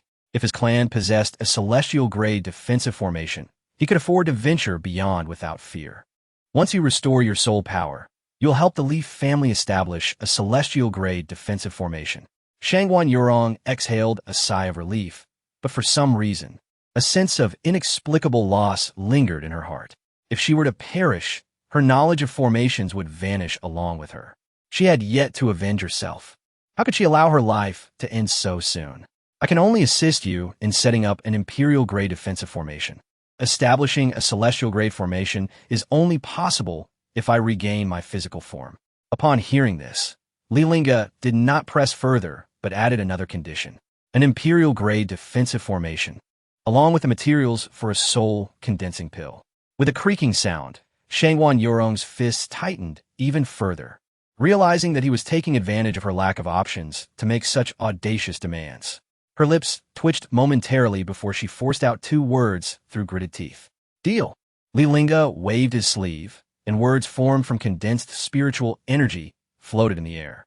Now, swear an oath to the heavens. What? Shangguan Yurong stared at the celestial oath before her, utterly bewildered. She had anticipated that Li Lingge might refuse or agree, but she never expected him to require her to swear an 800-word celestial oath. The meticulously crafted heavenly oath, with its intricate clauses and restrictions, resembled an inescapable net, binding her tightly within it and rendering her utterly immobile. She could not fathom what further concerns Li Lingge might possess, given his unparalleled strength. Even if she were to fully restore her former divine powers, she would still stand little chance against him. Yet for the sake of the soul-condensing pill, she found herself devoid of the right to refuse. Taking a deep breath, Shangguan Yurong vowed with her spirit according to the terms of the heavenly oath. Moments later, the heavenly oath erupted in a dazzling golden light, transforming into a brilliant golden chain that swiftly shot in her mind like a bolt of lightning, vanishing in an instant. As the golden chain fused with her essence, she distinctly felt a formidable power beginning to spread through the depths of her soul. There was no doubt that the oath she had taken was now irrevocably binding. Should she dare to contravene any stipulation of the oath in the future, she would face the severe retribution of the heavens, with a terrifying lightning tribulation poised to strike her down without mercy. Realizing her soul was now tightly constrained, Shangguan Yurong inhaled deeply, striving to calm the tumultuous emotions within her. After a brief pause, she slowly lifted her head and softly inquired, "So now, can you assist me in refining the pill?" As she spoke, Shangguan Yurong gently waved her right hand, revealing a storage ring that shimmered with a faint light. With a mere thought, the ring trembled and several fragrant spiritual herbs floated in the air. Over the years, she had exerted immense effort to prepare for the refinement of the soul-condensing pill, and after a prolonged period of gathering and accumulating resources, she finally possessed the rare materials required for its creation. It is essential to understand that no alchemist can guarantee a 100 success rate with every pill they concoct. Particularly with a top-tier elixir like the soul-condensing pill, even celestial-grade alchemists face a certain probability of failure. Unexpectedly, Li Lingge directly absorbed one portion of the spiritual herbs into his own storage ring before commencing the alchemical process. His hands swiftly formed seals, and, as the gestures changed, streams of spiritual energy flowed through his body like agile fish, circulating rapidly in accordance with the celestial liquid pill formula. Typically, conventional methods of pill refining impose stringent requirements on both the timing of the fire and the sequence of adding the herbs. A slight misstep could not only result in failure, but might also trigger a backlash, known as the pill tribulation. The pill tribulation associated with celestial-grade elixirs is particularly formidable. Given Li Lingge's current alchemical skills, it would be impossible for him to successfully channel the pill tribulation into the furnace. However, with the celestial liquid pill formula, all challenges could be effortlessly surmounted. This formula requires no prior alchemical experience. Even a novice alchemist, if they grasp this technique, could easily refine celestial-grade pills. As the spiritual energy surged, an immense vitality erupted from within Li Lingge, manifesting as a translucent pill furnace radiating a soft azure glow. Upon witnessing this, Shangguan Yurong was left utterly astonished. Her shock escalated when she observed the precious herbs, previously arranged neatly on the table, all rush into the azure furnace. Although she was not an expert in alchemy, she was aware of some basic principles. What unfolded before her was beyond comprehension. Could one truly refine pills in such a manner? Her eyes widened in disbelief as she witnessed the impossible. She had assumed that even celestial techniques would necessitate a proper pill furnace. Who could have anticipated that Li Lingge would use himself as the furnace? The herbs almost instantaneously dissolved into the azure furnace like droplets, merging into the ocean, subsequently transforming into the purest medicinal liquid. Shangguan Yurong's lips parted in astonishment, forming a small circle. Her heart surged like a tempest-tossed sea, tumultuous and wild. Was this the alchemical technique hidden within the Yaoguang Qin? If it were not for celestial-grade alchemy, how could the potent medicinal essence within the herbs be preserved so flawlessly? A technique of such caliber was beyond anything she had ever encountered or even heard of. To her astonishment, the Julie realm concealed such an alchemical mastery. In the next moment, the most refined medicinal properties from the herbs were extracted with precision. However, before Shangguan Yurong could recover from her astonishment, a startling scene unfolded before her eyes. The pure medicinal liquid surged simultaneously into Li Lingge's mouth. Witnessing this, her brows furrowed slightly in concern. Was this method of refining taking place within his very body? The thought flashed through her mind, leaving her astounded. Suddenly, a deafening thunderclap reverberated through the sky, which had been bathed in the hues of twilight. The booming sound echoed like a cataclysm, shaking the very heavens and reverberating in the hearts of all present. Shangguan Yurong felt her heart leap to her throat upon hearing the thunderous roars. She understood that this heralded the impending pill tribulation for the refined celestial-grade elixir.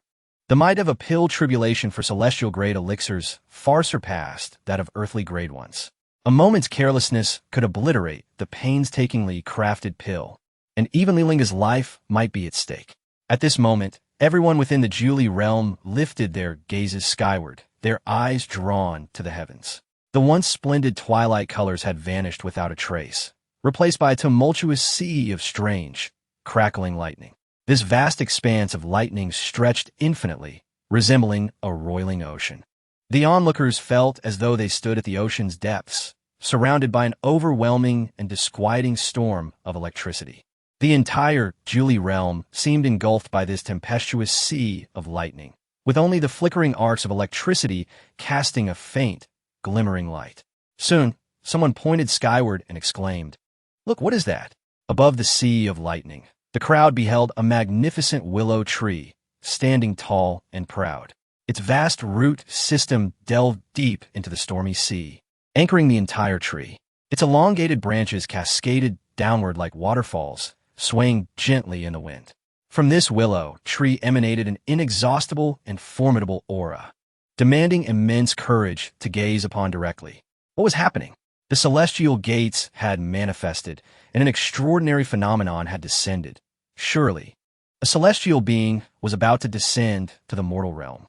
Li Lingge had angered the celestial lord, and he would undoubtedly face consequences.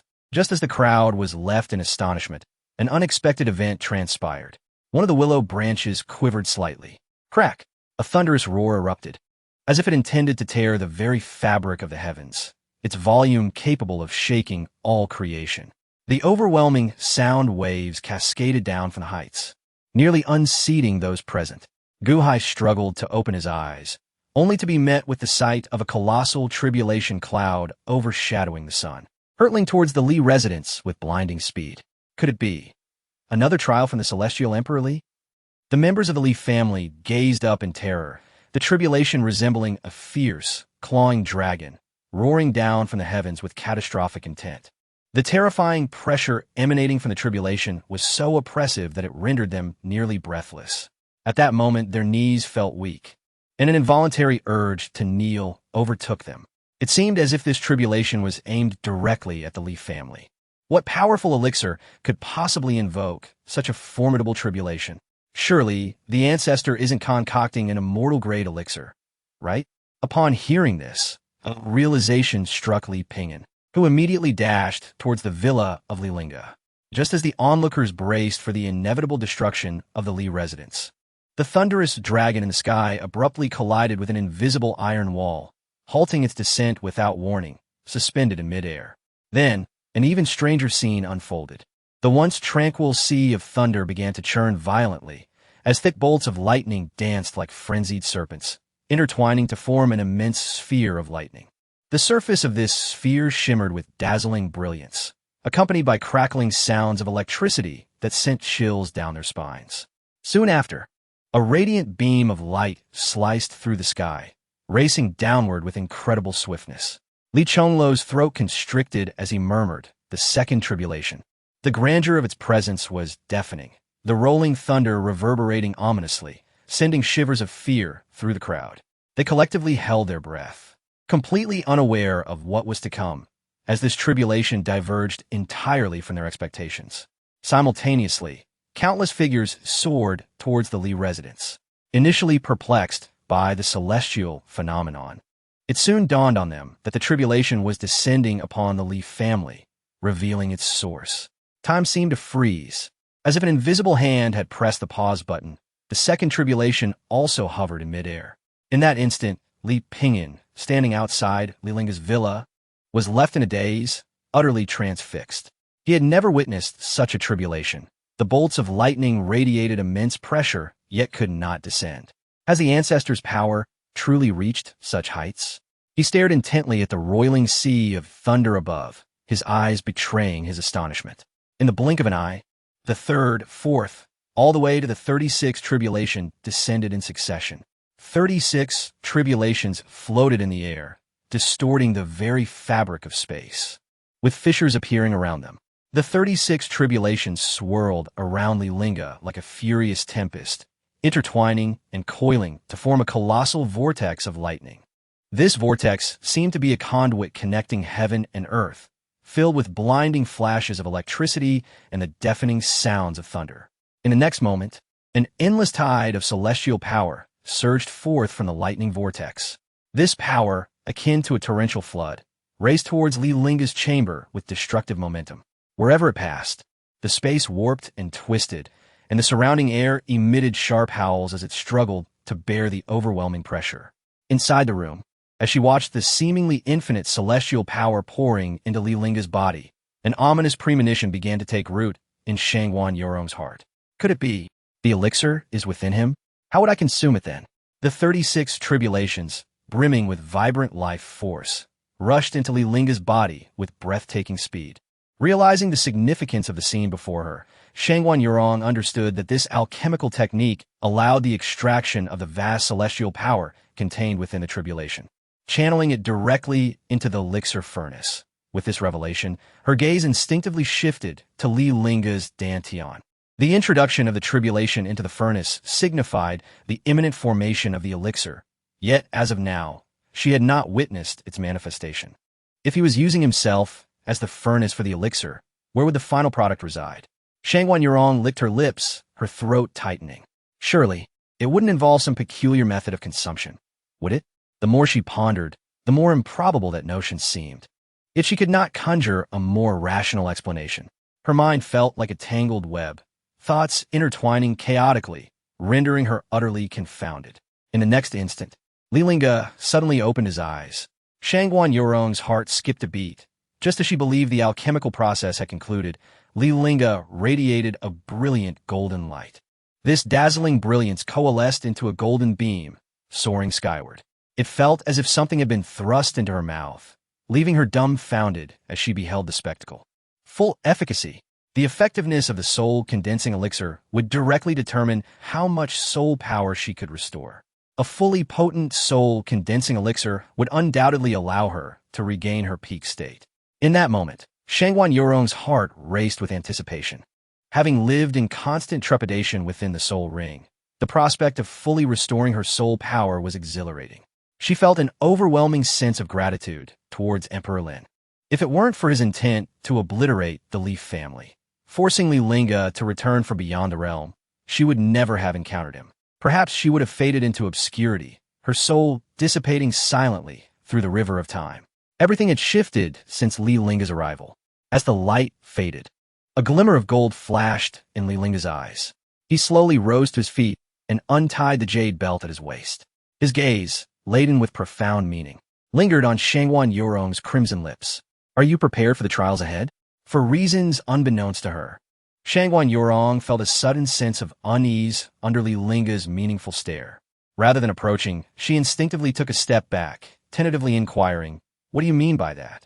Li Lingge nodded solemnly, gesturing for her to come closer. "Come and take the elixir."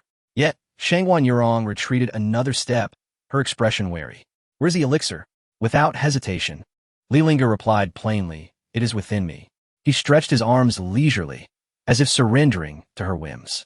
A faint smile played at the corners of his lips, evoking a mix of amusement and gravity as he continued, "The elixir resides within my body, and there are two distinct methods for consumption, one of which is internal." At that moment, Shangguan Yurong was certain that the elixir indeed lay within Li Lingge. However, upon hearing the term internal, a wave of unease washed over her. As she began to piece together the implications of this so-called consumption method, clinging to a flicker of hope that perhaps she was mistaken, her brows furrowing, Shangguan Yurong fixed her gaze on Li Lingge. "How do I consume it if it's within you?" In response, Li Lingge calmly explained, "You already possess the answer in your heart. Why ask further?" Biting her lip, Shangguan Yurong coldly retorted, "You shall not treat me with such levity." Before she could finish her sentence, she resolutely declared, "I choose the second method." Li Lingge appeared to have anticipated the situation, nodding slightly before speaking. This second method is considerably more straightforward, as it involves channeling the principles of heaven and earth, yin and yang, into your being. With that, he stepped closer to Shangguan Yurong. Thud! In no time, Shangguan Yurong found her back against the door, with nowhere left to retreat. Li Lingge's gaze dropped slightly, settling upon Shangguan Yurong's graceful figure. Her skin, fairer than snow, delicate as silk, exuded a faint, enchanting luster reminiscent of mutton-fat jade, utterly flawless. Her round, pert peach-shaped posterior complemented her long, slender legs. Li Lingge wished to convey a warning. "Peace, the waters here are too deep for you to navigate." Although Shangguan Yurong's eyes brimmed with indignation, they did little to obscure her visage, which resembled a water lily emerging from the depths. Li Lingge's gaze finally fixated on her collarbone, tracing the smooth, delicate lines akin to a swan's neck, allowing him a vantage point to behold both her collarbone and the scenery below it. Those collarbones, flowing and natural, bore clear contours, resembling a finely crafted work of art. Just as Li Lingge became entranced, Shengwan Yurong seemed to sense his scrutiny. She hastily raised her hands to shield her chest, as if to guard her last line of defense. If you were aware of this method of alchemy, why did you not mention it sooner? Li Lingge feigned innocence. I have long stated that to consume celestial grade elixirs, one must endure hardship. He retreated a step, then retrieved the ingredients for the soul condensing pill. If you are unwilling, then our previous agreement is nullified, and the soul condensing pill within me shall serve as payment for the alchemy. You may take the remaining ingredients. As he spoke, he unsheathed the Xianyuan sword from his waist. I believe someone would be quite eager to consume this pill. Within the Xianyuan sword resided a spirit with a damaged soul. If restored to its prime, it would undoubtedly boast the might of an emperor. Although he had yet to discern the spirit's true nature, once it entered the Xianyuan sword, it would be bound to refer to him as its master henceforth. Regardless of the spirit's past prowess, it would have to kneel obediently before him. You! Shengwan Yurong bit her silver teeth, yearning to turn and flee, yet her legs felt as though they were encased in lead, firmly anchored to the ground, immovable. Confusion flooded her mind. Could she truly walk away? Since resolutely pledging her oath to the heavens, she felt akin to a moth ensnared in a spider's web, unwittingly caught in Li Lingge's meticulously laid trap. When that spiritual herb was refined by Li Lingge, she had already become ensnared, unable to extricate herself. Should she suddenly wish to retract her decision, the other spiritual herb would have been rendered a gift to Li Lingge. In the Ninely realm, apart from Li Lingge, she could be certain that she would find no other celestial-grade alchemist. To depart now would render all her prior efforts and sacrifices mere ephemeral illusions, dissipating into nothingness. Li Lingge had astutely grasped her innermost thoughts, thereby manipulating her at will. Even the slightest demand from Li Lingge felt insurmountable for her to refuse. Taking a deep breath, Shengwan Yurong spoke resolutely. Deal. In the Shao family, an expansive sea of thunder loomed overhead, seemingly enveloping the entire eastern region and indeed the whole Ninely realm. Faced with such a breathtaking sight, everyone stood in stunned silence, mouths agape in disbelief, even forgetting to close them. Even the ancient emperors, who had lived for tens of thousands of years, were witnessing such a spectacle for the first time, their faces painted with astonishment, their hearts brimming with incredulity and confusion. The Shao emperor, having narrowly escaped death, gazed towards the direction of the Li family, his expression a tempest of uncertainty. The members of the Shao family knelt in unison, exclaiming in reverence, "We bow to our ancestor." The family head, Shao Tianfeng, cast a sidelong glance at the thunderous sky, tentatively inquiring, "Ancestor, the tribulation is descending upon the Li family. Do you believe Li Lingge is on the verge of ascension?" The enmity between the 9 great imperial clans and the Li family had escalated to the point of no return. Yet even the combined might of the 9 great emperors could not contend with Li Lingge. Now, he could only hope for Li Lingge to ascend, thereby claiming dominion over the Ninely realm for the Shao family. It was known that among the 9 great emperors, the most formidable were Lin Aoyan, Yi Tiandi, and Shao Tiandi. With Lin Aoyan and Yi Tiandi now deceased, the ancestor's strength might just rival that of Shao Tiandi, potentially placing him on the throne of the Emperor Alliance. As the tribulations fell one after another, the Shao emperor's eyelids involuntarily twitched. He scoffed, admonishing, "How could you, having reached the quasi-emperor realm, lack such insight?" He raised his right hand, pointing to the silver, serpent-like tribulations descending from the heavens, his expression betraying a mix of anger and disappointment. That is unmistakably the tribulation of a celestial-grade elixir. Upon hearing this, the crowd gasped in shock. It was no wonder they were astonished. None among them had ever witnessed the refining process of a celestial-grade elixir, let alone heard of it. Who could have imagined that the tribulation for a celestial-grade elixir would manifest in such a manner? Records regarding celestial-grade elixirs had always been scarce. Even the scant references that existed were often dismissed as mere fantasies concocted by obsessed alchemists. After all, in the entirety of the Ninely realm, there had never been a true celestial-grade alchemist. At that moment, even the typically composed Shao Tianfeng could not help but exclaim in disbelief. That is indeed the tribulation of a celestial-grade elixir. His eyes widened, fixated on the tribulations in the sky, his face a mask of incredulity. though it was also his first time witnessing such a magnificent sight. It bore an uncanny resemblance to the descriptions found in an ancient text he had once perused regarding celestial great elixirs. In the past, he too had harbored doubts about the accounts within that tome, considering them mere flights of fancy from those enamored with the art of alchemy. Yet, the scene before him felt like a resounding slap to his face. Everything was indeed real. Quickly, send someone to the Li family to investigate. We must ascertain precisely what kind of elixir Li Lingge is refining. If they had known sooner of Li Linge's ability to concoct celestial great elixirs, the Shao family would have undoubtedly sought to ally with the Li family without hesitation. Regrettably, it was too late to rectify their blunders. Li Lingge, as a distinguished celestial grade alchemist, why have you remained silent until now? The enmity between the various imperial clans and Li Lingge had grown as deep as the Blood Sea. An irreconcilable feud. Li Lingge must die. Unfortunately, he remained ignorant of how Lin Aoyan had managed to communicate with the celestial beings beyond. Now, as the celestial gate manifested, yet the celestial beings did not appear, his heart remained in a state of trepidation. In the realm beyond, Ming Lu, the celestial being, felt a tremor in her lashes, abruptly sensing an anomaly.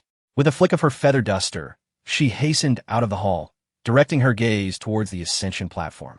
The ascension platform served as the sole passage from the Nine-Li realm into the realm beyond, and at that moment, it was enveloped in a cacophony of thunder, with the energies of heaven and earth exhibiting unusual fluctuations. A vast surge of spiritual energy inexplicably flowed from the realm beyond the heavens into the Nine-Li realm, an unprecedented occurrence. It is essential to understand that the realm beyond the heavens was fortified with a celestial-grade spirit-gathering array, continuously siphoning the spiritual energy from the Nine-Li realm. Such a mechanism was necessary to maintain the ethereal essence of the realm beyond the heavens, bringing it close to that of a true celestial domain. Otherwise, how could so many pseudo-immortals be cultivated there? Yet now, this energy was reversing its course towards the Nine-Li realm, a phenomenon that could only suggest two possibilities. Either someone within the Nine-Li realm had ascended to become a genuine celestial monarch, or a celestial-grade treasure, such as a divine elixir or a celestial weapon, had manifested. The last instance of reversed energy was triggered by a celestial weapon wielded by Li Lingge. What would be the cause this time? Ming Lu, the celestial monarch, flickered and darted swiftly towards the ascension platform. Meanwhile, Sun Yin, the celestial monarch, also felt an unusual sensation and lowered her gaze towards the Haotian mirror before her, where she witnessed a shocking scene unfold. The Haotian mirror could observe all happenings within the Nine-Li realm, and the tumultuous waves of thunderous seas were vividly reflected in Ming Lu's eyes. How could she not recognize the unmistakable sight of a tribulation for refining celestial-grade elixirs? Although the realm beyond the heavens possessed celestial-grade alchemists, they were merely pseudo-immortals like the others. The celestial-grade elixirs they could concoct were limited to merely 30 tribulations, their efficacy and potency incomparable to those of true celestial-grade elixirs. As the scene within the mirror shifted, she soon beheld the site where the tribulations descended. 36 tribulations hovered above the Li residence, causing her heart to tremble involuntarily. 36 tribulations, genuine celestial-grade elixirs. At that moment, a brilliant golden light surged skyward, radiating a dazzling brilliance from the Haotian mirror. A resonant hum filled Sun Yin's mind, momentarily clouding her consciousness. In that instant, one thought consumed her. A celestial-grade elixir with complete efficacy, fully potent. Before long, she saw a strikingly handsome man clad in white emerge from the room, the very room where the tribulations had just fallen. Sun Yin etched that face deeply into her memory, murmuring softly, "Did you refine that celestial-grade elixir?" Within the Li residence, the essence of Tao emerged as Li Lingge suddenly opened his eyes, emanating an enigmatic and profound power. Soon, 3,000 strands of Tao essence unfurled behind him like an immense tapestry, each strand shimmering with different hues, intertwining and merging into a magnificent spectacle.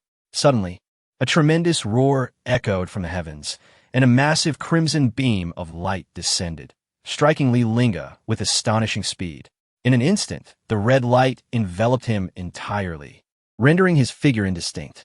Under the intense illumination of this crimson beam, Li Lingge's body began to undergo extraordinary transformations. His skin gradually became translucent, resembling the purest crystal, radiating an enchanting glow. Through that transparent skin, the flowing blood within his veins and the sinewy strength of his muscles were clearly visible. As time passed, Li Lingge's aura intensified with each breath, resonating with the surrounding air, causing it to quiver slightly. Simultaneously, a deluge of knowledge and insights pertaining to alchemy flooded into Li Lingge's mind. The esoteric mysteries of alchemy became effortlessly comprehensible to him, akin to an epiphany. During the process of refining the soul-condensing pill, he unexpectedly grasped the essence of the Tao of elixirs. Shangguan Yurong seemed to sense the anomaly. Yet before she could comprehend it, the soul-condensing pill's essence surged into her body. Gulp, gulp. Shangguan Yurong choked, her beautiful eyes rolling back as her consciousness began to blur. The elixir's essence transformed into a warm and powerful current, akin to a surging river, swiftly coursing through her soul. Wherever this warm current flowed, Shangguan Yurong felt an unprecedented comfort and warmth enveloping her spirit. At the same time, it seemed as if the entire world was drawn by some mysterious force, with abundant vitality converging like a tide towards the location of Li Lingge and Shangguan Yurong. This vitality intertwined and coiled, gradually forming a vast and clearly visible vortex. The vortex spun ceaselessly, drawing in the surrounding spiritual energy and life force. Shangguan Yurong, positioned at the very center of the vortex, was completely immersed in this wondrous sensation. She felt an unparalleled power nurturing her soul, far surpassing the effects experienced within the soul ring. The intensity of this energy made her body tremble involuntarily, yet it also brought with it an extraordinary feeling. With a loud thud, Shangguan Yurong, who had been bent over in struggle, could no longer withstand the impact of this force. She collapsed to her knees before Li Lingge, akin to parched earth eagerly soaking up the nourishing rain from the heavens. Faced with this figure, she was torn between love and resentment. Although she had endured considerable hardships, the complete restoration of her soul made the pain worthwhile. Today, she had indeed succumbed to Li Lingge's coercion and temptation. Yet, she now recognized the good intentions behind his actions. Had it not been for his pressure, she would undoubtedly have regretted her choices in the future. Desiring neither to lose the opportunity to restore her soul nor to suffer further, she realized the impossibility of having it both ways. Li Lingge had deliberately assumed the role of the villain, making a decision for her. He had compelled her to take that step, sparing her from future regrets. Reflecting on the events of the day, she acknowledged that without Li Lingge's gentle guidance, she would have struggled to muster the resolve. Li Lingge wished to save her, while fearing that she might falter in her resolve later on, thus deliberately playing the villain. With this realization, gratitude welled up within her, and she murmured softly, "Thank you." However, the firmness of Li Lingge's approach rendered her words somewhat indistinct. As time progressed, Shangguan Yurong's soul became increasingly solid, the once hazy contours gradually sharpening into clarity. Moreover, her skin began to change, a faint glow emerging, reminiscent of stars twinkling in the night sky. Her features became even more enchanting, her complexion more radiant and delicate, as if one could easily extract a spring of clear water from her seemingly fragile skin. At that moment, for reasons unknown, Shangguan Yurong instinctively lifted her gaze, locking eyes with Li Lingge, who was entirely absorbed in merging with the essence of his alchemical Tao, oblivious to the world around him. In her eyes, he radiated an alluring aura, causing her heart to race uncontrollably. Boom! The next instant, a powerful imperial aura erupted from Shangguan Yurong. With the restoration of her soul, all the strength that once belonged to her returned. The tumultuous thunderclouds began to dissipate, and the once stormy skies gradually returned to tranquility. However, this peace was short-lived. A melodious and resonant cry of a phoenix suddenly pierced the air, like a sword cleaving through the heavens, tearing through the sky once more. The vibrant evening glow on the horizon had quietly faded, yet astonishingly. The entire sky was now bathed in an unprecedented fiery red radiance. This hue burned with a heat that was as captivating as a blazing flame. Suddenly, a magnificent glow erupted in the sky, resembling a resplendent ribbon extending from the distant horizon, casting its radiant light upon the Li residence. Instantly, the inhabitants of the Li household were captivated by this extraordinary spectacle, and those who had just averted their gaze from the heavens raised their eyes once more. In that wondrous moment where light and shadow intertwined, a colossal fire phoenix appeared in the firmament. Its body was engulfed in raging flames, each feather shimmering with a dazzling crimson hue, its majestic form evoking awe in all who beheld it.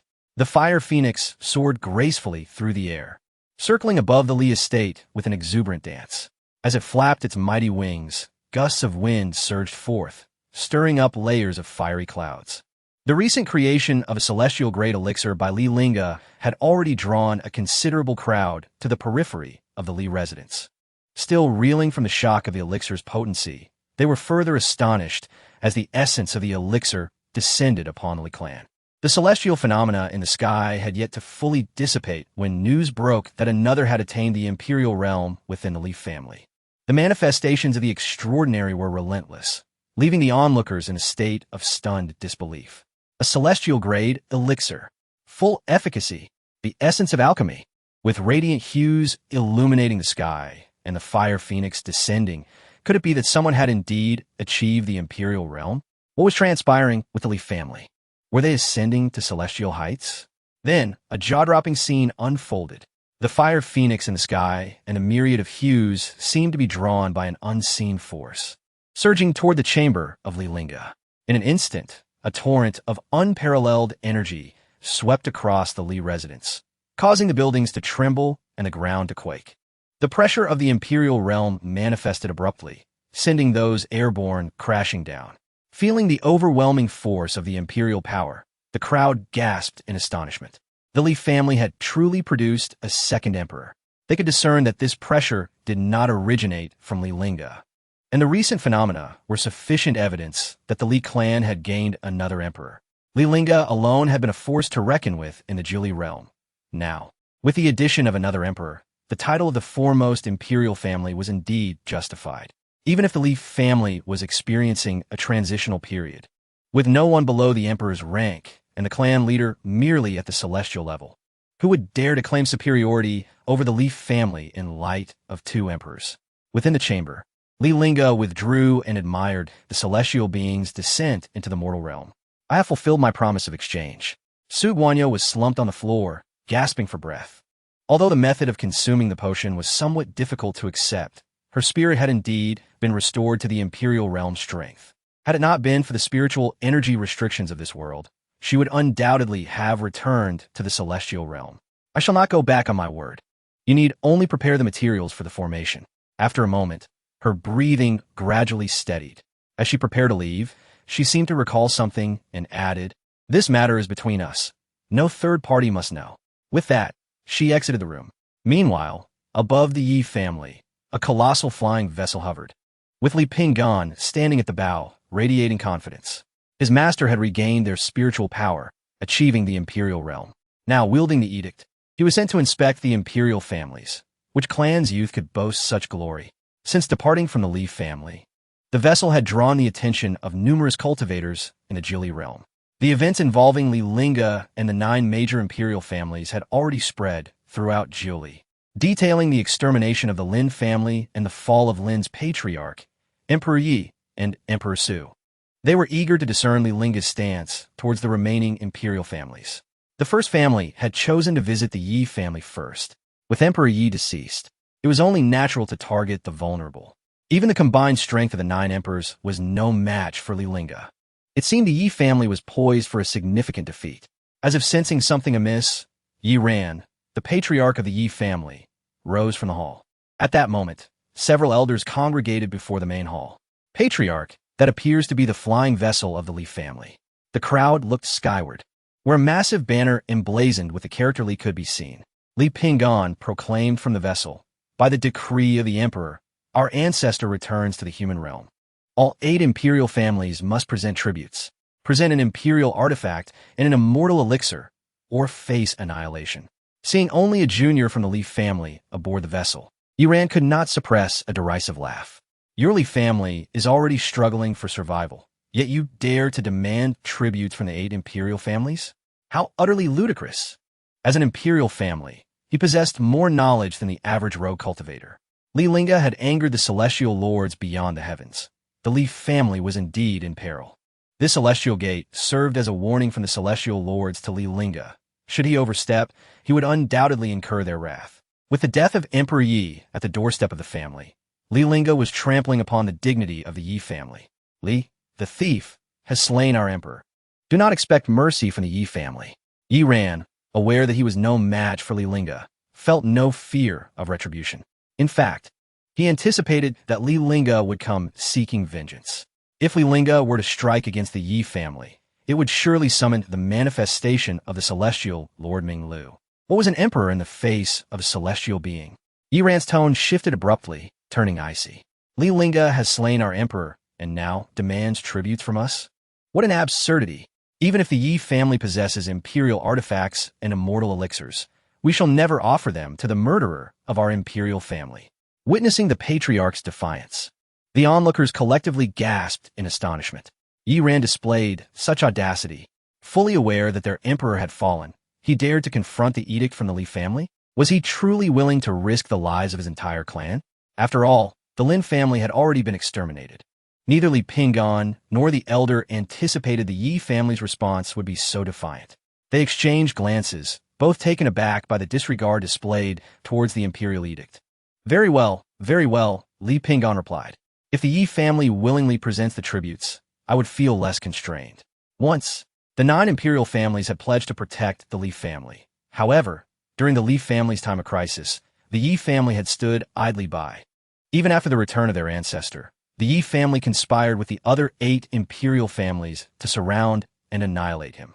If that was the case, he would make the Yi family experience the taste of despair. Should the Yi family be destroyed, the imperial artifacts and immortal elixirs would rightfully belong to the Li family. The imperial decree commanded the annihilation of the Yi family. The Yi family was the first stop for Li Pinggan as he surveyed the 8 major imperial families.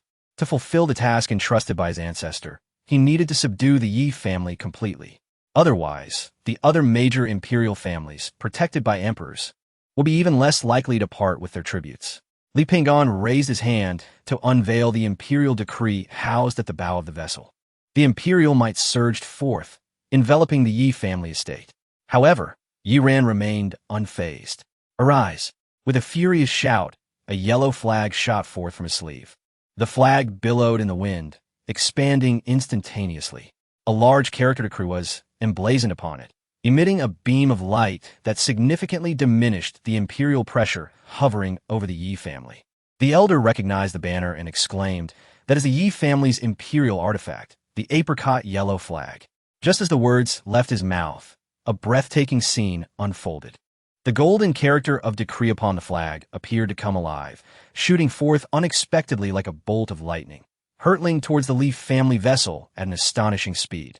Merely a simple character, yet seems to embody unfathomable power. In an instant, the surrounding air appeared to buckle under the weight of this immense force, compressed to its limits by an invisible pressure. Even the space above the spacecraft twisted grotesquely, inducing a sense of dread. The onlookers, upon catching a fleeting glimpse of the character, felt their spirits tremble, as if their very souls were being wrenched from their bodies by the terrifying aura it exuded. In their eyes, this character transcended its ordinary significance, transforming into a majestic deity from ancient times, gazing down upon the multitude with sovereign authority. A profound sense of fear and reverence surged from the depths of their hearts, sweeping over them like a relentless tide. Those with wavering resolve found themselves unable to withstand such overwhelming might. Their legs buckled, and they instinctively knelt, bowing in earnest supplication. The crowd did not anticipate an immediate confrontation. Yi Ran had audaciously activated the imperial artifact, showing blatant disregard for the esteemed Li Tiandi. To their astonishment, the Yi family remained undaunted in the face of the imperial decree. Where did they derive such audacity?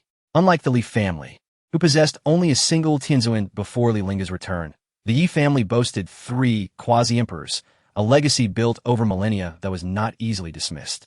To expect the Yi family to comply with a mere decree and surrender their imperial artifact and elixir of immortality was sheer folly. Only the personal arrival of Li Lingge might have swayed them. As Yi Ran exerted his full strength upon the Xinghuang banner, disdain and scorn were etched upon his face. He coldly scoffed, declaring, "With your youthful inexperience, you dare assume the mantle of Li Lingge in overseeing the imperial family? If you possess any sense, retreat and summon Li Lingge himself."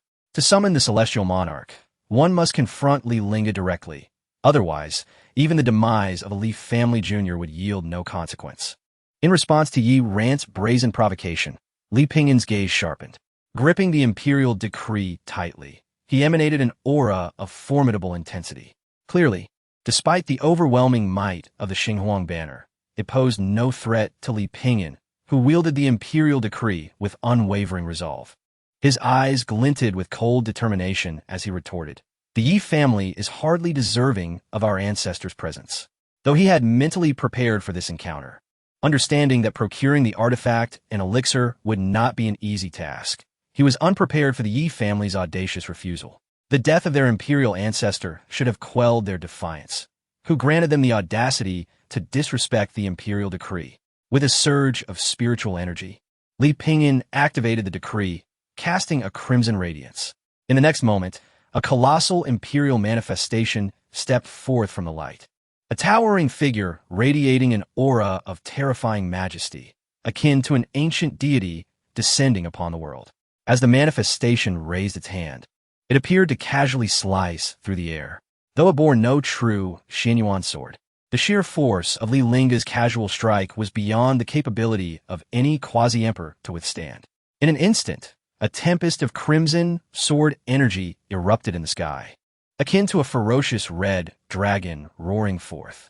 The shrill winds howled like vengeful spirits, while the piercing sound of the sword echoed deafeningly, as if threatening to rend the very fabric of existence. The onlookers shuddered involuntarily, a profound chill seeping into their bones. As the sword energy swept through, the very void shattered like fragile parchment. Through the rifts, distant celestial realms emerged, where countless brilliant stars stood like chess pieces and vibrant rivers of starlight flowed serenely. Yet, all of this was obliterated in an instant by the awe-inspiring sword strike, dissolving into stardust scattered across the vast expanse of the cosmos. As Yi Ran beheld this cataclysmic display, memories involuntarily surged forth, visions of the moment when Yi Tiandi had met his demise at the hands of a similar strike. The same overwhelming might, the same invincibility. Li Lingge's swordsmanship had reached an unparalleled zenith. Even an emperor would struggle against such an assault, let alone a quasi-emperor. Under the gaze of all, that once magnificent character, suspended in midair and radiating brilliance, was reduced to nothingness upon contact with the swirling sword energy. A deafening explosion resounded, akin to the wrath of divine thunder crashing upon the earth. The clash between the sword energy and the Xinghuang banner sent shockwaves through the air, sparks flying in every direction. The Xinghuang banner trembled violently, as if gripped by an unprecedented terror, emitting mournful wails. In a dramatic turn, it morphed into a streak of light, fleeing to the depths of the Yi family's ancestral grounds.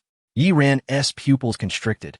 He had never anticipated that the imperial artifact would harbor such fear, opting to retreat in the face of this strike. This was an artifact forged by Yi Tiandi himself thousands of years ago.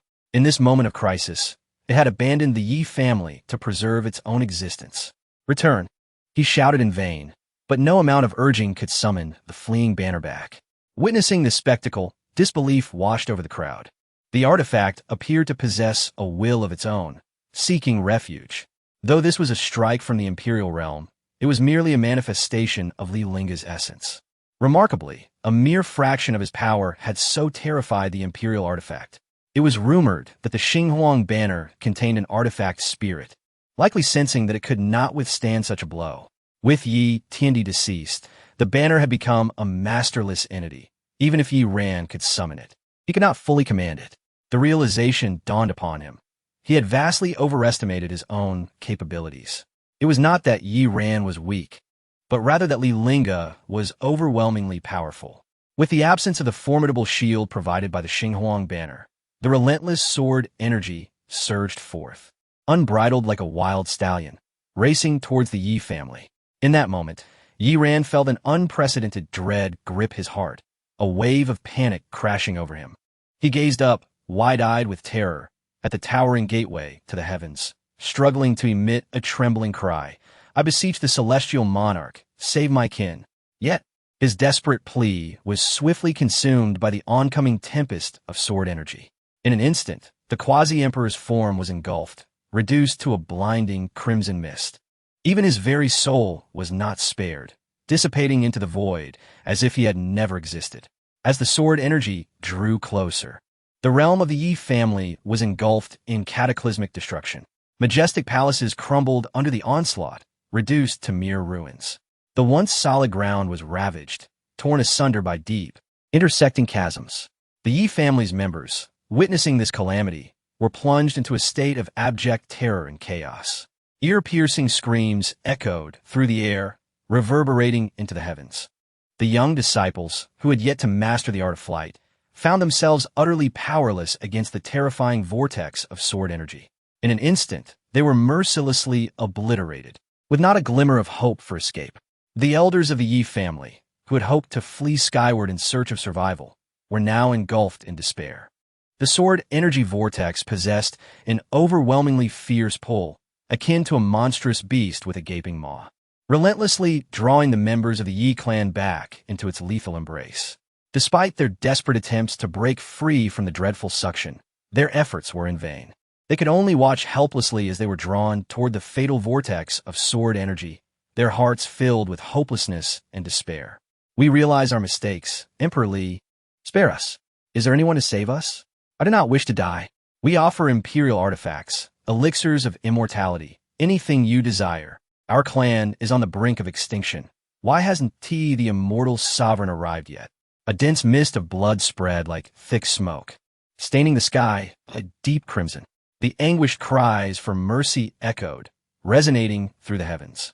The last two quasi-emperors of the Yi family stared wide-eyed in horror as their kin were brutally slaughtered one after another, their hearts brimming with despair and helplessness. Their faces were as pale as paper, devoid of color, their bodies trembling uncontrollably. The air was thick with the acrid scent of blood, and with each breath, they could feel the warm, viscous essence of their kin's blood. The razor-sharp sword energy vortex loomed like a roaring beast, sweeping toward them with apocalyptic force. In their panic, they attempted to tear through the fabric of space to escape this nightmarish hell. However, they remained oblivious to an even more terrifying reality. Under the immense pressure of the sword energy vortex, the surrounding space had already warped and distorted, collapsing into chaotic turbulence. At the moment they plunged into the void, a tremendous force struck them, pulling them into the tumultuous maelstrom of space. No! Their piercing screams shattered the silence, emanating from the depths of the void. Suddenly, two torrents of bright red blood erupted from the shattered space, shooting skyward like fountains. The bodies of the two quasi-emperors were torn apart in an instant amidst the chaotic turbulence, their flesh and blood scattered. Their souls fared no better, gradually being extinguished and consumed by the endless darkness, ultimately dissipating into nothingness. In the span of mere breaths, the once magnificent Yi family, a prominent clan for thousands of years, was completely erased by a single strike of sword energy. All that remained were shattered remnants and desolation, devoid of any trace of life. The surrounding area fell into a profound silence, and the onlookers finally bore witness to the terror of Li Lingge. Though he belonged to the realm of emperors, he was incomparable to the other great emperors. They had thought the Yi family was formidable, backed by some hidden strength, only to discover that they had merely 3 quasi-emperors and 1 imperial artifact, daring to provoke the Emperor Li. 3 of the 9 great emperors had perished, and 2 clans had been annihilated. The fate of the Ninely realm was truly about to change. The gaze of the Grand Elder fell upon the depths of the Yi family's ancestral grounds, knowing that the recently fled Yellow Flag had escaped to that location. He vanished in an instant, heading straight for the ancestral grounds. "Pinyin, wait here. I shall retrieve the Yi family's imperial artifact and treasure." The onlookers watched as the Grand Elder of the Li family entered the Yi family's ancestral grounds, a glimmer of greed flashing in their eyes. This was the foundation of an imperial clan. Even if one could merely acquire a spiritual weapon, it would not be in vain. Huh, is that what you call picking up? They recalled how, after the Lin family was annihilated, there were those who attempted to seize 2 treasures, only to be obliterated by Emperor Li. Countless spiritual weapons and elixirs lay scattered on the ground, yet none dared to approach. Even if the Li family's ship were to depart, who would dare to claim them? This place, once cleared by Li Lingge with a single sword strike, now belonged to the Li family. Thus, it was not picking up, but stealing. Unless one was utterly reckless, who would dare to steal from the Li family? Just as the Grand Elder was grinning in search of treasures, Li Pingyan raised the Imperial Edict high, proclaiming, "The Imperial Edict commands the inspection of Imperial clans. All clans must prepare gifts to welcome our Ancestor's return." Soon, the news spread among the onlookers throughout the Ninely realm. At the Imperial Gate, a 1,000,000-strong demon army gathered outside the formidable gate built from countless bones. Although Li Lingge was no longer present, none dared to be the first to step into the Imperial Gate. The Demon Emperor of Yudu glanced back at the massive army, and the dozen or so demon emperors exchanged apprehensive glances, collectively lowering their heads. Ultimately, one demon emperor could not help but speak. "Since you have visited the human realm once, why not lead the way?" Yudu's lips twitched slightly as she spat in disdain. "A bunch of big men, making a woman lead the charge." Taking a deep breath, she stepped forward into the Imperial Gate, knowing that Li Lingge no longer cared for the human race. She felt no fear. The sun-eating demon emperor followed closely, his gaze fixed on the banner. That fluttering flag represented the demon clan's century-old shame. Just as he was about to sever the banner with a blade, he was stopped by the concealed demon emperor beside him. "What do you intend to do?" He glared warily at the 10,000-stone forest and the banner left by Li Lingge. While Li Lingge may not care about the survival of the human race, if you dare to touch that banner, the god of slaughter will undoubtedly pursue you to the ends of the earth. Realizing the gravity of the situation, the sun-eating demon emperor turned away in reluctance, no longer gazing at the banner. Soon, the vast demon army surged through the Imperial Gate, stepping into the human realm. Shao family, ancestral grounds. The Yi family refused to surrender the gifts. They were annihilated. This news quickly spread throughout the Ninely realm, leading other imperial clans, who had also hoped for the immortal sovereign's intervention, to see the reality of their situation. Although Li Lingge had offended the immortal sovereign, the sovereign would not act against Li Lingge on their behalf. If they wished to sit back and watch the conflict, they would have to survive until the day the immortal sovereign descended. To survive until that day, they had to meet all of the Li family's demands. Otherwise, they would face annihilation. The Shao Emperor wore a frown. The extermination of the Yi family served as a warning from Li Lingge to the other clans. If he did not prepare the gifts, even with his position as an emperor, it would be futile. Suddenly, the space around him trembled slightly, and in the next moment, a phantom appeared before the Shao Emperor. The moment that figure emerged, the Shao Emperor's heart skipped a beat, for he recognized this person. It was none other than the immortal sovereign Minglu, who had appeared at the Imperial Alliance. He was unsure how to contact Minglu, which was why he had harbored trepidation regarding Li Lingge. To his astonishment, the immortal sovereign had actively come to the Shao family. The Shao Emperor immediately rose to his feet, cupping his hands in greeting. "I pay my respects to the immortal sovereign." The immortal sovereign Minglu merely nodded slightly. "The demon clan has invaded the Ninely realm.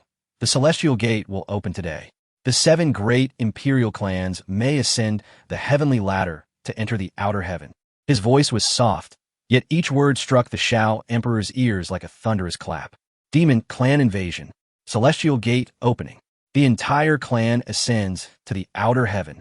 The remaining 7 great imperial clans not only had the chance to escape to the outer heaven, but also to attain the opportunity for eternal life. The outer heaven was a realm that countless people dreamed of reaching, and now the immortal sovereign was permitting them to enter with their entire clan. The Shao Emperor swallowed hard, feeling as though he were caught in a dream. The situation has flipped so rapidly that it left him in a state of disbelief.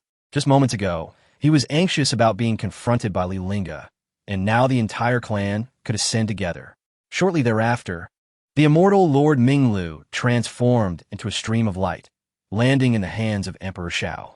Cradling the decree transformed from the Lord, Emperor Shao trembled with excitement. Li Lingge, you shall perish. In the grand hall of the Shao family, the elder, though pained, spoke up patriarch. Should we prepare the immortal elixirs required by the Li family? Shao Tianfeng wore a reluctant expression.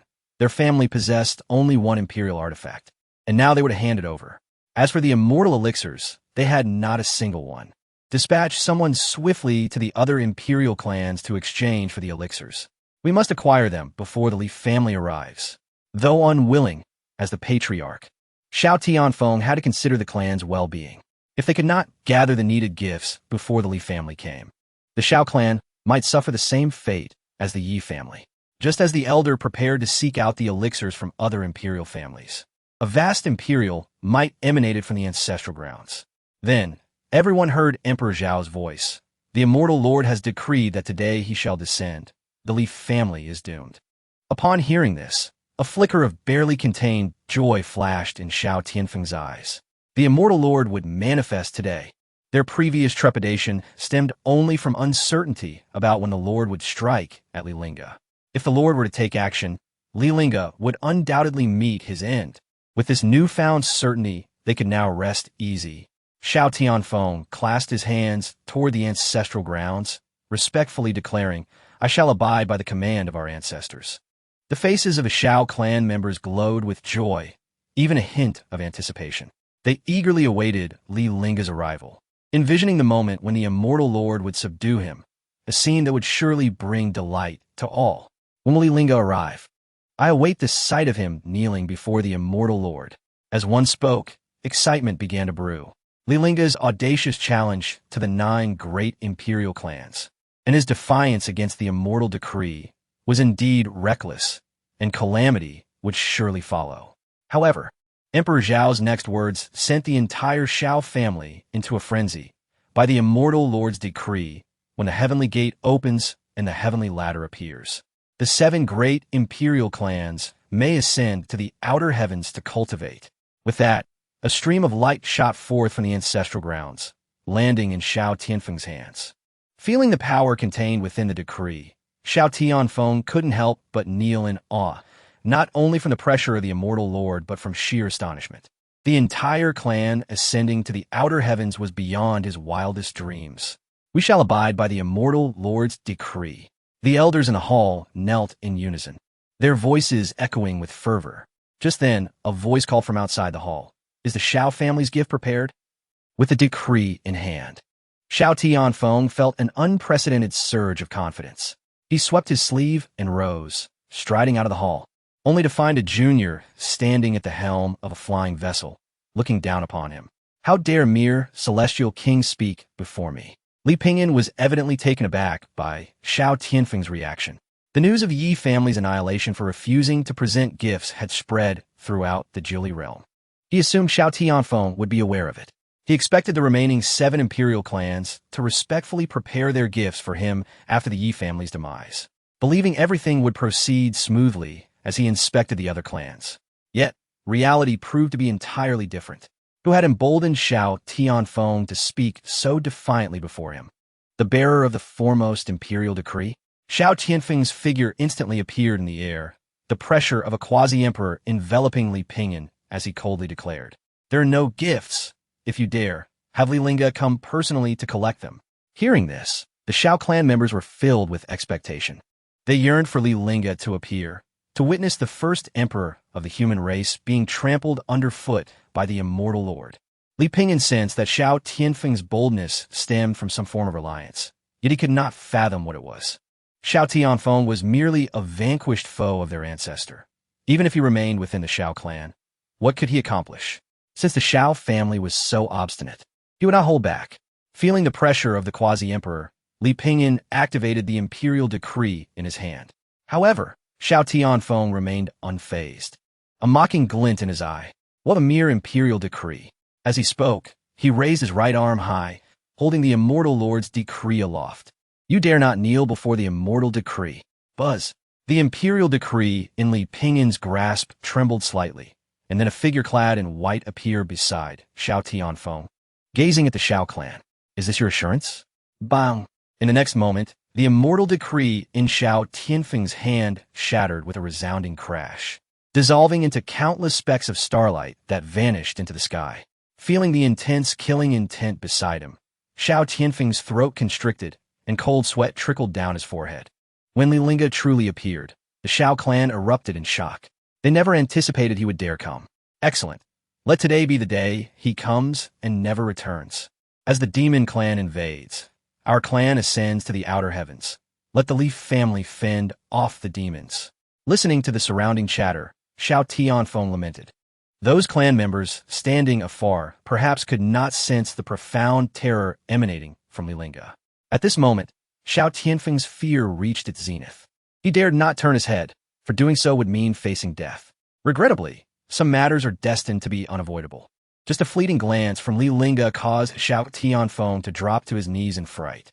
Ancestor, save me. Yet, no sooner had he uttered the plea than a sword chi sliced through his throat. Swish! Xiao Tianfeng felt a chill at his neck, followed by a spray of blood. He could hardly believe that Li Lingge truly dared to strike within the Xiao family, nor could he fathom the vast chasm between himself and Li Lingge. He had not even seen Li Lingge move before the sword chi had already severed his throat. To think, he too was a quasi-emperor. Xiao Tianfeng's eyes remained wide with terror, and soon he felt the world spinning around him. Initially, the others were slow to react, but the moment they witnessed Xiao Tianfeng's head rolling through the air, they gasped in disbelief. Li Lingge has slain the patriarch. How dare he? Li scoundrel, cease your arrogance. We call upon the Ancestor to slay this villain. As the outraged cries of the Xiao clan filled the air, Emperor Xiao appeared in the sky. Li Lingge, how dare you act with impunity against the Xiao clan? Upon seeing Emperor Zhao's arrival, the remnants of Xiao Tianfeng's soul seemed to glimpse salvation. However, his spirit was swiftly suppressed by Li Lingge's imperial might, rendering him utterly immobile. He struggled desperately, feeling the pressure of the emperor grow ever stronger. Ancestor, save me. This single plea seemed to drain him of all his strength. By the time he uttered the last word, his voice was but a whisper. Li Lingge cast a sidelong glance at Emperor Xiao. You cannot stop me, nor have I been deterred previously. His hand tightened slightly, and the soul of Xiao Tianfeng trembled. No! Xiao Tianfeng's defiant roar dissipated into the atmosphere, carried away by the wind. Before the watchful eyes of many, Emperor Xiao Tian observed helplessly as his kin perished at the hands of Li Lingge, yet he did not act immediately. He was acutely aware that he was no match for Li Lingge, but today, his intervention was unnecessary. In the next moment, a voice suddenly reached his ear. Upon hearing it, he straightened his chest, adopting a demeanor of bravado. Li Lingge, should you kneel and bow thrice for my fallen clan leader, I shall not pursue the Li family. He then shifted his tone. Otherwise, the Li family shall face annihilation. Upon hearing such domineering words, the members of the Xiao clan seemed to grasp the underlying meaning. Their ancestors' unwavering stance was surely fueled by the arrival of the immortal lord. Oh! Li Lingge appeared to hear the greatest of jokes, surveying Emperor Xiao Tian with keen interest. Who bestowed upon you the audacity to utter such words? He glanced at the still-closed heavenly gates above and coldly remarked, Is it the immortal Lord Ming Lu, whom I shattered into fragments? He was fully aware of the source of Xiao Tian's confidence. The recent decree from the immortal lord had made everything abundantly clear. He was not surprised. Ever since slaying the avatar of the immortal Lord Ming Lu, he knew the true form of the immortal would surely descend. It was merely a matter of time. The immortal Lord Ming Lu had repeatedly meddled in the affairs of the Nine Li realm, disregarding his authority. Since the other party was so brazen, he could not be blamed for turning hostile. Knowing this, why do you not hasten to kneel and apologize? Emperor Xiao Tian's voice thundered, tinged with an unmistakable tremor. Despite his desperate efforts to quell the tumultuous emotions within, that slight quaver was akin to a stubborn flame, impossible to extinguish.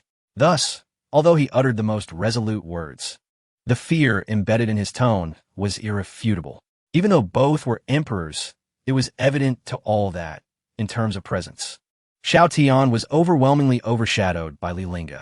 Yet, despite this, Emperor Shao Tian mustered his courage and continued. This realm is not under your dominion, Li Lingge.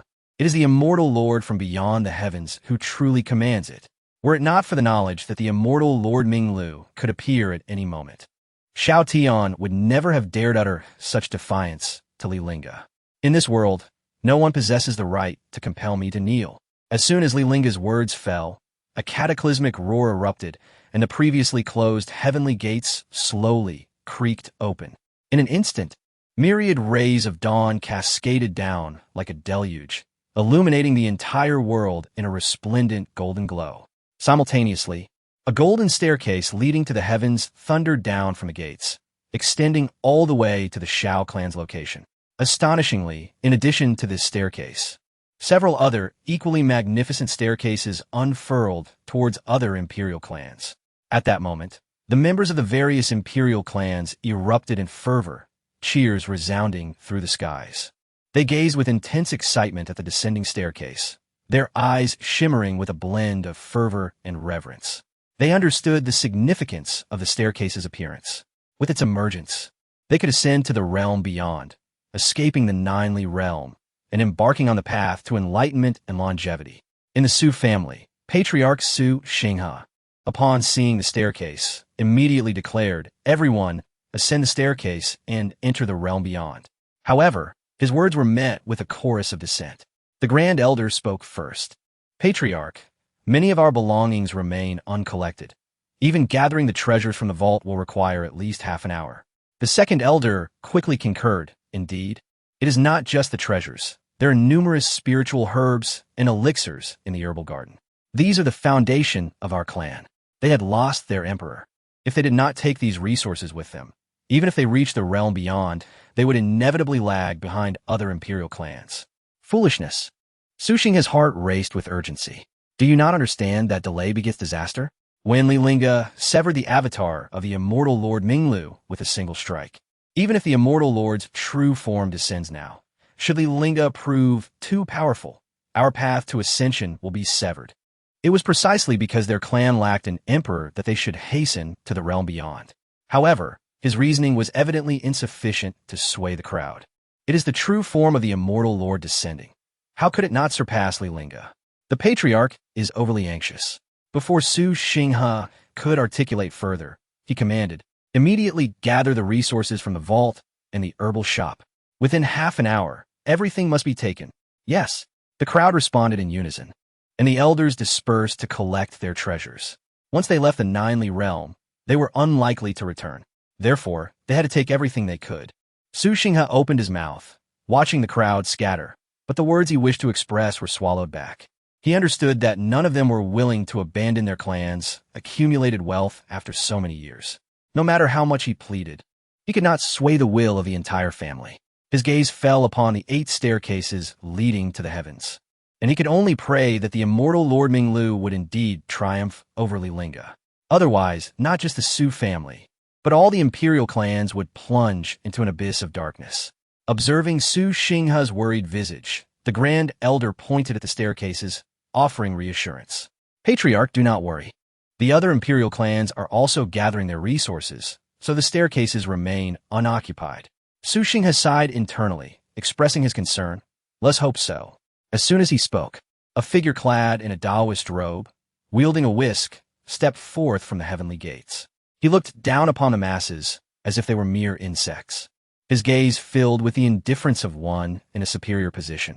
"Li Lingge, you speak with great bravado."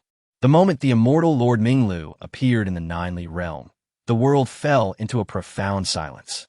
The surroundings were hushed. This was the first time the crowd had laid eyes upon a being of the immortal lord's caliber. The Grand Elder of the Shao family trembled as he uttered, the immortal lord has truly descended upon the Ninely realm. Li the thief's end is nigh. Let us see how he behaves before the immortal lord. May the immortal lord avenge our clan." Upon witnessing the presence of the immortal Lord Minglu, Li Pingyan's heart raced. "Master, can our ancestor withstand such a formidable immortal lord?" Although he had never encountered an immortal, he had gleaned some understanding of the immortal lord's realm from ancient texts. Such a being surpassed the emperors, possessing limitless lifespan, far beyond the realm of emperors. While their ancestor had no rivals among the emperors of the Ninely realm, the figure before them, clad in a Taoist robe, clearly surpassed the emperor's domain. He genuinely feared that if their ancestor fell, the Li family's hopes for resurgence would be irrevocably extinguished. Shangguan Yurong discerned the true nature of the immortal Lord Minglu at a glance. That person has merely one foot in the realm of the immortal lord, not truly an immortal lord. However, her subsequent words turned grave. Though your ancestor's strength is unfathomable, he is still a half-step away from becoming an immortal. He may at most be able to protect himself. She reluctantly acknowledged that Li Lingge's ability to concoct immortal-grade elixirs was indeed remarkable. However, in the face of a half-step immortal lord, she could not fathom what hidden cards Li Lingge might still possess. Merely relying on that celestial sword cannot bridge the chasm between the two individuals. Should there be even the slightest misstep, I shall first ensure your escape from this place. Then devise a means for you to reunite with your ancestor. Although her soul power has now been restored to the level of an emperor, facing a half-step celestial monarch still leaves her with limited capability. Upon hearing these words, Li Pingyan immediately voiced his refusal. Master, my life and death hold little significance. Please assist our ancestor. The Li family can exist without him, but our ancestor is indispensable. Shangguan Yurong let out a soft sigh. Oh, my child. She chose not to elaborate further, for her own soul power had been restored by Li Lingge. Even if she were to expend all her soul power for Li Lingge, it would merely return her to square one. Meanwhile, the celestial monarch Minglu was fixated on Li Lingge, his murderous intent surpassing that of Li Lingge himself. It was due to Li Lingge that he had lost face in both the Jili realm and the outer sky. Such a disgrace could only be avenged through the obliteration of Li Lingge and the annihilation of his entire clan. The last time, his avatar was slain by Li Lingge solely due to carelessness. Who could have anticipated that a mere emperor from the Jili realm could simultaneously comprehend the sword paths of both the human and demon races? He even managed to unleash a strike far beyond the Imperial realm by exploiting the clash of these two paths. Now, as his true form descended, even if Li Lingge were to unleash that same strike again, it would be incapable of injuring him. Li Lingge, if you are willing to kneel and commit suicide in apology, I can grant your entire clan a swift death. Confronted with the true form of celestial monarch Minglu, Li Lingge's expression turned grave as he gripped the Xianyuan sword tightly. At that moment, he could distinctly feel the sword vibrating slightly, resonating with the rhythm of his heartbeat.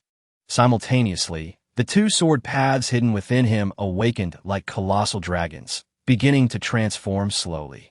One of these paths emanated from a human realm, imbued with the essence of the mortal world, while the other originated from the demon realm, carrying a chilling, sinister aura. Though they were naturally inclined to repel each other, they now drew closer and intertwined under Li Lingge's guidance. Aware that confronting celestial monarch Minglu with his current strength was akin to striking a stone with an egg, retreating was never in his nature. If a direct confrontation seemed futile, he must find a way to enhance his own power. With a resounding clang, Li Lingge decisively unsheathed the Xianyuan sword from his waist, pointing its tip towards the heavens. In an instant, the skies darkened and thunder rumbled. As he drew the sword, the two sword paths within him reacted as if stimulated, spinning wildly. In a flash, enormous phantoms of black and white emerged around him, as though birthed from chaos itself. These phantoms enveloped a radius of 1,000 miles, exuding an overwhelming pressure that instilled terror. Li Lingge stood firmly at the center of the Taiji symbol formed by the black and white phantoms, resembling a deity who governed the cycle of life and death. As the sun and moon rotated, the two phantoms began to merge gradually, intertwining and permeating. The black phantom gradually consumed the white, while the white phantom stubbornly integrated with the black. In that moment, it became impossible to discern which was devouring which. Shangguan Yurong, who had been observing from the side, gasped in astonishment. Her eyes widened in disbelief. He dares to attempt the fusion of the sword paths from two realms? How could that be possible? It was common knowledge that since ancient times, no one had succeeded in merging the fundamentally different paths into one. Li Lingge's actions undeniably challenged the laws of the world and the limits of cultivation. What? Hearing this, Li Pingyan felt a surge of alarm. This was the first time he had learned that the two realms each possessed their own sword paths. Could these two distinct paths truly be fused? Shangguan Yurong shook her head, resolutely asserting, "Impossible. It is absolutely impossible." She then explained to Li Pingyan, "The spiritual energy of a human race and the demonic energy of a demon race cannot merge. They only negate and devour one another. Therefore, these two paths cannot possibly coexist." Li Lingge's actions are a clear gamble, and a reckless one at that. The energy generated by the clash of these two paths within him could overwhelm even an emperor's body. Moreover, Li Lingge seeks to fuse them within himself. At that moment, a metaphorical sword of dread hung over Li Pingyan's heart, filled with concern for their ancestor. Is there truly nothing Master S formation can do to assist our ancestor in merging these two paths? Shangguan Yurong, unwilling to deceive Li Pingyan, recognized the futility of lying. She genuinely had no means to help. As far as she knew, anyone attempting to merge the paths from the human and demon realms inevitably met with death. "I am powerless to assist." Such arrogance, such delusion. Celestial Monarch Minglu was acutely aware that the paths from the two realms could not merge. Li Lingge's ultimate fate would be obliteration. He refrained from attacking immediately, wishing to savor the moment when Li Lingge, in his dying struggles, succumbed to profound despair. As the two colossal phantoms intertwined, the originally conflicting sword paths within Li Lingge began to merge. Over time, they gradually coalesced into a new and formidable force coursing through Li Lingge's meridians. At the moment of their powerful convergence, an ancient force quietly surged into Li Lingge's body. This force, akin to a long-slumbering giant awakening, began to roam freely through his veins, ultimately gathering in his dantian, forming a faint, elusive aura of chaos. With the emergence of this chaotic energy, Li Lingge's body commenced a series of astonishing transformations. His formerly fair skin became gradually veiled by a subtle gray hue. Tendrils of gray mist slowly emanating from his pores, swirling around him like ethereal smoke. This gray mist enveloped him entirely, rendering him indistinguishable from the haze that surrounded him. Even his pristine white robe appeared hazy, evoking an otherworldly sensation. Yet, this was merely the beginning. Suddenly, a strange phenomenon descended from the sky. The vast expanse of stars seemed to be stirred by an invisible hand, causing countless celestial bodies to swirl rapidly. The flow of time appeared to be utterly shattered at that moment, as a vast starfield miraculously reverted to its primordial form. It was a realm of primordial chaos, shrouded in endless gray mist, with no light able to penetrate its obscurity. The gray mist, as if sensing a powerful summons, surged forth like a tidal wave towards the Julie realm below, cascading down from the heavens with a thunderous roar, its might reminiscent of a galaxy in freefall. A tremendous cacophony resounded as the waterfall of gray mist surged uncontested into Li Lingge's body. In an instant, the spiritual energy within him, previously abundant, ignited like a powder keg, boiling violently. Under the influence of the chaotic energy, his spiritual essence underwent a profound metamorphosis, becoming increasingly pure and potent. Simultaneously, an ancient, gray armor began to coalesce around Li Lingge, shimmering faintly with a primordial glow. This armor was intricately etched with countless runes and patterns, as if imbued with infinite mysteries. As Shangguan Yurong gazed intently at the wondrous scenes unfolding in the sky, her beautiful eyes widened in disbelief upon witnessing the emergence of the gray armor. It seemed to evoke memories of a legendary being, prompting her to exclaim involuntarily, "The Chaos Dao body, Minglu Xianjun." Witnessing Li Lingge on the verge of consolidating the Chaos Dao body was struck with profound astonishment. The Chaos Dao body was said to be the pinnacle of innate physiques. Should Li Lingge succeed in its formation, his power would surge immeasurably, potentially propelling him directly into the realm of Xianjun. "You shall not succeed," he declared, banishing any hesitation as he unleashed a palm strike, the force akin to a thunderclap, hurtling towards Li Lingge. Yet, just as the palm wind was about to reach him, a torrent of primordial chaos energy cascaded down from the heavens. This energy, reminiscent of the raw power at the dawn of creation, was immensely dense and suffused with boundless might. Upon contact with Minglu Xianjuan's palm wind, he felt an overwhelming recoil. It was as if an insurmountable force collided with him, sending him reeling backward, struggling to regain his footing after retreating hundreds of paces.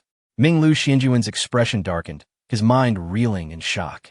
He could scarcely comprehend how Li Lingge had managed to fuse the Tao essences of two worlds and not merely merge them, but also manifest the chaos Tao body. At that moment, Li Lingge was enveloped in chaos energy, appearing to meld with the very fabric of the universe, his aura steadily ascending, hinting an impending breakthrough. Realizing the urgency of the situation, Minglu Xianjuan's eyes glinted with a fierce, cold light. His hands moved with the swiftness of a tempest as he formed a seal, his voice booming across the skies. Skyrending claw. With his shout, the previously clear sky turned ominous. A colossal dark cloud churned violently, from which emerged a gargantuan black claw, descending with cataclysmic force toward Li Lingge. Before the claw could touch the ground, its terrifying pressure began to warp the surrounding space, as if it might tear asunder at any moment. Li Lingge stood amidst the firmament, gazing down at the world, the chaos Tao body fully formed, subjugating the heavens and the earth. Just as the colossal claw was about to descend upon him, a subtle smirk appeared at the corners of his lips, revealing a disdainful sneer. Within Li Lingge's profound eyes, the chaos energy swirled like a vortex, seemingly containing infinite realms. With a slight parting of his lips, he uttered a singular, icy word, shatter. Before the sound faded, a vast torrent of chaos energy erupted from his being, akin to a volcanic explosion, instantly engulfing the entire realm. In that moment, the winds and clouds shifted, the sun and moon dimmed, and the very fabric of space appeared to bend to his will. He then swung his sword, unleashing a brilliant beam of sword light that soared skyward, cleaving toward the menacing black claw. The impact of that indomitable sword energy collided fiercely with the black claw, erupting in a dazzling display of light and violent energy fluctuations. In the blink of an eye, the sword energy, with unstoppable force, cleaved through the claw, severing it asunder. Following this, the residual power of the chaos sword energy transformed into a roaring dragon, claws bared, lunging toward Minglu Xianjun. Realizing the peril, Minglu Xianjun found himself unable to evade the onslaught, helplessly watching as he was engulfed by the surging chaos sword energy. Impossible, he gasped, eyes wide with incredulity. How can this mere ant from the lower realms invoke the tides of chaos? With no time to ponder further, he swiftly formed a singular hand seal, sending forth a talisman. With a hum, the talisman expanded, morphing into a golden barrier that shielded him from the oncoming chaos sword energy. This was a celestial talisman he had discovered in a secret realm just days prior, and he had not anticipated needing it so soon. At this moment, Minglu Xianjuan's animosity towards Li Lingge intensified. Unlike a celestial sword, this talisman was a consumable. Using it would deplete it entirely. The air surged and the winds howled, prompting Shangguan Yurong to exclaim in astonishment. A celestial talisman. She had never imagined witnessing such a sight in the Ninely realm, nor the manifestation of a chaos Tao body. If Li Lingge did not fall midway, he was destined to ascend as a true celestial, not merely a half-step Xianjun like Minglu Xianjun. The members of the Xiao family were momentarily speechless upon witnessing Minglu Xianjun engulfed by the chaos energy. They had not anticipated that he possessed a celestial talisman. Truly, the Xianjun from the outer realms was formidable. What did it matter if Li Lingge had manifested the chaos Tao body? The depth of Xianjuan's foundation was beyond comparison to that of a mere emperor. As the crowd murmured, an unexpected turn of events transpired. The firmament suddenly split open. A chasm of 3,000 zhong and torrents of spiritual energy, like a cascading river, broke through the barriers of the outer realm, coalescing into 9 golden dragons that surged toward Li Lingge's crown. Beneath the cloud sea, 1,000,000 cultivators simultaneously looked up, witnessing an unforgettable spectacle. The 36 floating celestial mountains, drawn by the whirlpool of spiritual energy, revolved slowly around the eye of the storm, as if moved by an unseen hand. In this moment, Li Lingge hovered in the void, his pores absorbing the primordial spiritual energy from the outer realm. His spine underwent a terrifying transformation, each vertebra revealing innate Tao patterns. As the ninth chaos divine ring coalesced behind his head, a thunderous dragon roar reverberated from the eastern extreme of the ninely realm. From the long-silent sword burial mound, 100,000 ancient swords erupted from the earth, their tips quivering as they pointed toward Li Linge's direction, emitting mournful cries. In the outer realm, the heavenly river hung inverted, golden dragons crowned him, and the 9 luminaries shone together. This was the harbinger of chaos's return. At the bottom of the North Sea abyss, the slumbering Xienge Ancestor shattered 7 magical chains, golden light erupting from the patterns of the Luo book inscribed upon his shell. Has the Chaos Tao body finally manifested? In the Tianji Pavilion, on the star observation platform, 7 life-sustaining lamps flickered ominously. The frail fingers of the esteemed elder traced blood lines upon the bronze divination plate, his 3,000 white hairs standing on end as if stirred by a breeze. As the cracks in the turtle shell spread to form the words "Chaos opens the heavens. Sword Master slays celestials," the entire Tianji Pavilion trembled violently. The 7 soul lamps exploded in succession, and the Pavilion Master watched helplessly as the elder's corporeal form disintegrated, leaving only a hoarse echo reverberating through the starry instrument. Quickly deliver the prophecy to the 36th heaven. The Pavilion Master clutched the meteorite iron inscribed with the prophecy, the deep-set iron characters oozing crimson droplets of blood. He recalled the elder's dying words. Each generation of the Tianji Pavilion's esteemed elder would perish for a world-ending prophecy. Now, with the blood prophecy manifesting, it signified the emergence of a sword capable of severing the entire era of cultivation. In the 36th heaven, at the Thunderbolt Sex Thunder Pool, the 12 towering divine pillars trembled violently, and the ancient thunder dragon kept in the pool writhed in agony. The Grand Elder of the Thunderbolt sect stared at the shattered celestial star map, observing that half of the 72 stabilizing star stones had already extinguished. The Chaos Tao body was devouring the foundations of the outer realm. Activate the celestial slaying sword array immediately. There was no time left. The second elder suddenly spewed forth pale golden blood, and his life-bound treasure, the celestial measuring ruler, manifested cracks. That individual is rewriting the laws of the universe. Look beneath the thunder pool. The crowd turned in horror to see that the surface of the willow tree, sealed deep within the thunder pool, was now covered in a web of chaotic patterns. This willow tree was a treasure of the outer realm's spiritual energy cycle. And now it was channeling energy into the ninely realm. A half-step Xianjun? The elder's compass spun wildly in his grasp, as he evidently drew upon the fortune of the entire celestial realm to forge a path to immortality. Li Lingge raised his gaze to the heavens, as if his sight could pierce through the 36 layers of the sky. The ascension platform crumbled repeatedly, and the beings of the Julie realm heard the thunderous resonance of the Tao echoing from the depths of their souls, enabling countless cultivators trapped in the celestial venerable realm to instantaneously break through their limitations. Meanwhile, the cultivators from the outer heavens were horrified to discover that the spiritual energy they had painstakingly cultivated for millennia was inexplicably dissipating. Not enough. Li Lingge gently caressed the Xianyuan sword, its blade reflecting the chaotic Tao imprint gradually forming on his brow. As the final ancient rune crystallized, all water sources in the Julie realm suddenly reversed their flow towards the heavens, coalescing in the clouds into a colossal mirror that spanned the continent, vividly reflecting the entire panorama of the outer heavens. The Xiehua palace of the Shao clan began to collapse, as countless spirit birds and exotic beasts transformed into motes of light and vanished. The Emperor Shao, in a frenzied state, frantically enacted his spells, yet he could not prevent the innate thunderous power within his kin from dissipating. This was bloodline deprivation. He was utilizing the chaotic Tao body to consume the Shao clan's bloodline. Hurry to the outer heavens. Li Lingge aura surgi dramatically, soon breaking through to the pinnacle of the Emperor realm, successfully stepping into the half-step immortal monarch realm. At that moment, he felt he had touched upon the fleeting opportunity of ascension, though the sensation was profoundly elusive. Simultaneously, as he ascended to the half-step immortal monarch realm, the chaotic sword energy erupted with immense force. Boom! The celestial-grade talisman shattered with a resounding crash, as the chaotic sword energy ruthlessly pierced through the body of the Minglu immortal monarch.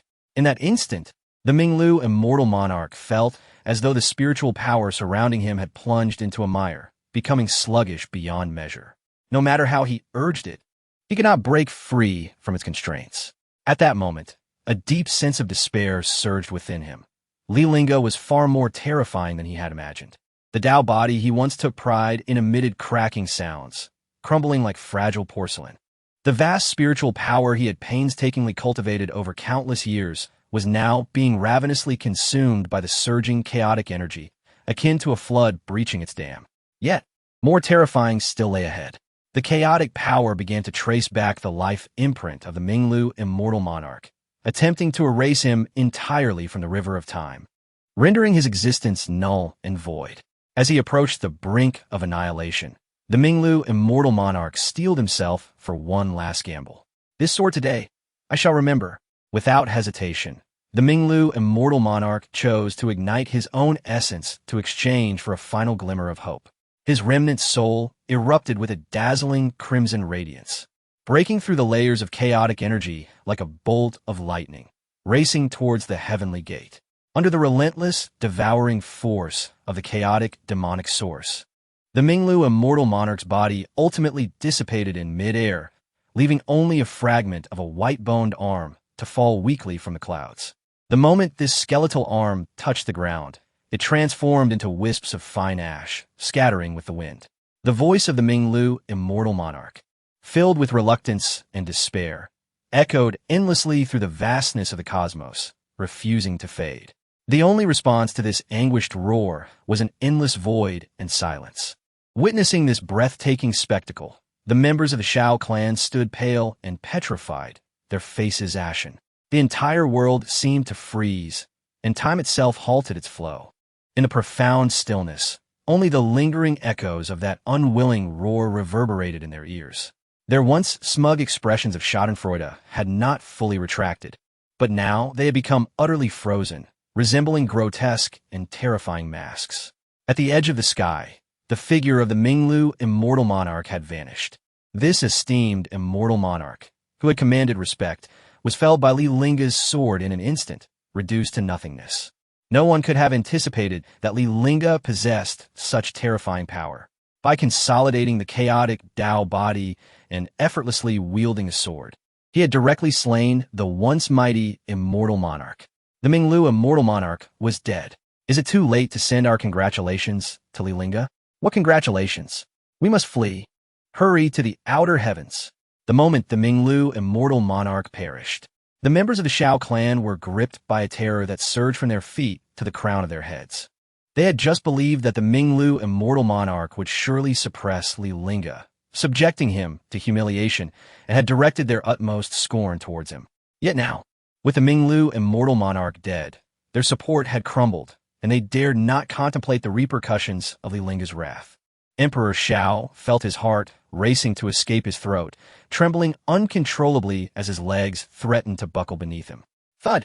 After a brief moment of eye contact with Li Lingge, Emperor Shao felt his legs give way, and he felt his knees. Li Tiandi, I was wrong. Take whatever you desire. The elixir of immortality, the imperial artifact, all yours. As the emperor of his clan, he should have exuded an air of authority. Yet at this moment, he was utterly disheveled before the gaze of all, for he understood that everything had come to an end.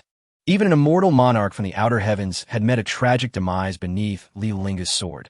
How could he hope to escape this calamity? As these thoughts crossed his mind, Emperor Shao trembled uncontrollably, gasping for breath. Time swiftly passed, and 100,000 years had slipped away. Yet who could have foreseen that Li Lingge had not only not diminished with the passage of time, but had grown increasingly formidable, to the point of instilling fear. Now, there was no recourse but to kneel and plead for mercy. With the mountain still standing, one need not worry about firewood. Li Lingge had slain the Minglu immortal monarch, inciting the wrath of the outer heavens, which would surely bring forth their fury. As for him, he merely needed to survive until the day Li Lingge was subdued by the outer heavens. It was too late. Li Lingge's lips curled into a slight smile, before he gently shook his head. What I desire now is your life. With these cold and merciless words, A dazzling beam of sword light streaked across the sky like lightning, illuminating the entire horizon.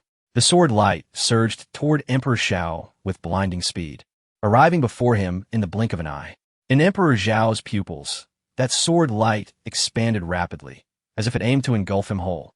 "You cannot kill me," Emperor Xiao cried out in terror, desperation lacing his voice. However, before he could finish his plea, the razor-sharp sword energy howled forth, mercilessly severing his unfinished words. The once kneeling Emperor Zhao's body jolted violently, his face a mask of shock and disbelief. He could never have imagined that Li Lingge would strike with such resolute determination. Without the slightest hesitation, caught off guard, Emperor Xiao felt an overwhelming force collide with his throat. In an instant, his breathing became labored, as if an invisible hand were tightly gripping his neck. Then, a coppery sweetness surged from the depths of his throat, and a mouthful of crimson blood erupted uncontrollably. Emperor Zhao's face was etched with horror, and incredulously, he raised his gaze to fixate upon Li Lingge.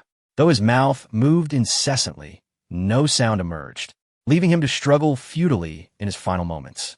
Li Lingge had not only slain the Minglu immortal monarch with a single stroke, but now, before the members of the Xiao clan, he had also sealed Emperor Zhao's throat with another swift strike. At this moment, Li Lingge radiated an aura of unassailable might, as the chaotic energy within him surged tumultuously. Having successfully coalesced the chaotic Tao body, he had ascended to the half-step immortal monarch realm. Now, he had undoubtedly become the sovereign of the Zhili realm. In the face of this scene, the members of the Xiao clan stood in stunned silence, their faces as pale as parchment. They watched in horror as their ancestral elder met a tragic end beneath the sword of Li Lingge. Though their hearts brimmed with rage and fear, not a single one dared to utter a sound, lest a moment's carelessness invite their own demise. They could hardly contemplate reproaching Li Lingge. At that moment, they longed to flee the scene, fully aware that they might be the next to perish. Amidst this turmoil, someone stealthily ascended into the air, hoping to access the celestial realm by way of the heavenly ladder. Once they departed from the Ninely realm, they believed they could evade Li Lingge's vengeance. Yet, as they stepped onto the ladder, a vast imperial might descended from the heavens, accompanied by anguished cries. Blood mist suddenly filled the sky. The Xiao clan is annihilated. Upon hearing these words, the second elder of the Xiao clan immediately called out, "Activate the protective formation." Although they understood that the formation might not withstand Li Lingge's onslaught, it was their only hope of delaying the inevitable. Even a moment's respite was preferable to death. At that moment, regret washed over them. Had they surrendered the imperial artifact and the elixir of immortality from the outset, their clan would not have faced such a dire fate. Before the protective formation could even illuminate, an unexpected change occurred. They witnessed the celestial gate in the sky slowly closing. Panic gripped the hearts of the Xiao clan members. "The gate is closing. What shall we do? If we miss this opportunity, we shall never enter the celestial realm. Quickly, follow me out. I refuse to believe he can slay us all with a single sword." The elder waved his sleeve, urging everyone towards the heavenly gate. In that moment, their only chance for survival lay in a desperate gamble. However, as the Xiao clan members rushed towards the gate, a figure clad in white appeared before it. From a position of superiority, he gazed down at the approaching throng and unleashed a single sword strike. A dazzling beam of sword light erupted forth, sweeping across the sky like a magnificent galaxy, enveloping the Xiao clan in an instant with tremendous force. In that fleeting moment, where the sword light passed, flesh and blood were scattered, and cries of despair echoed incessantly. Confronted with such unparalleled ferocity, the Xiao clan had no means to resist, and in the blink of an eye, they were reduced to swirling mists of blood, their wails dissipating into the air. It was only now that they comprehended the magnitude of their error. Li Lingge truly had the power to obliterate their clan with a single sword, even if they stood scattered in the air. Evasion was futile against that deluge of sword light. Unbeknownst to them, had it not been for the need to allow the Xianyuan sword to absorb their lifeblood, Li Lingge could have annihilated an entire clan with a mere gesture. As the sword energy swept through, it proved utterly devastating. With a thunderous roar, the entire heavenly ladder collapsed and shattered, transforming into countless specks of golden light that gradually faded into nothingness. Simultaneously, a deafening crash resounded as the once open celestial gate slammed shut. Li Lingge stood before the gate, exuding an aura that instilled both dread and awe. He turned slightly, narrowing his eyes as he cast a cold glance at the tightly locked celestial gate. "Where do you think you can run?" With that, without hesitation, Li Lingge raised his right foot and delivered a powerful kick towards the gate. Boom! The earth-shattering sound reverberated across the heavens, as the recently closed celestial gate was utterly obliterated, scattering fragments in all directions. Subsequently, Li Lingge stepped confidently into the now shattered gate, vanishing from sight. Li Pingyan and the elder stood frozen, as though turned to stone. That was the celestial gate, and it had been kicked open by their ancestor. They had never witnessed such an entrance before. The elder couldn't help but exclaim, "Our ancestor is indeed formidable." Beside him, Li Pingyan voiced his concerns. Will our ancestor encounter danger upon entering the celestial realm?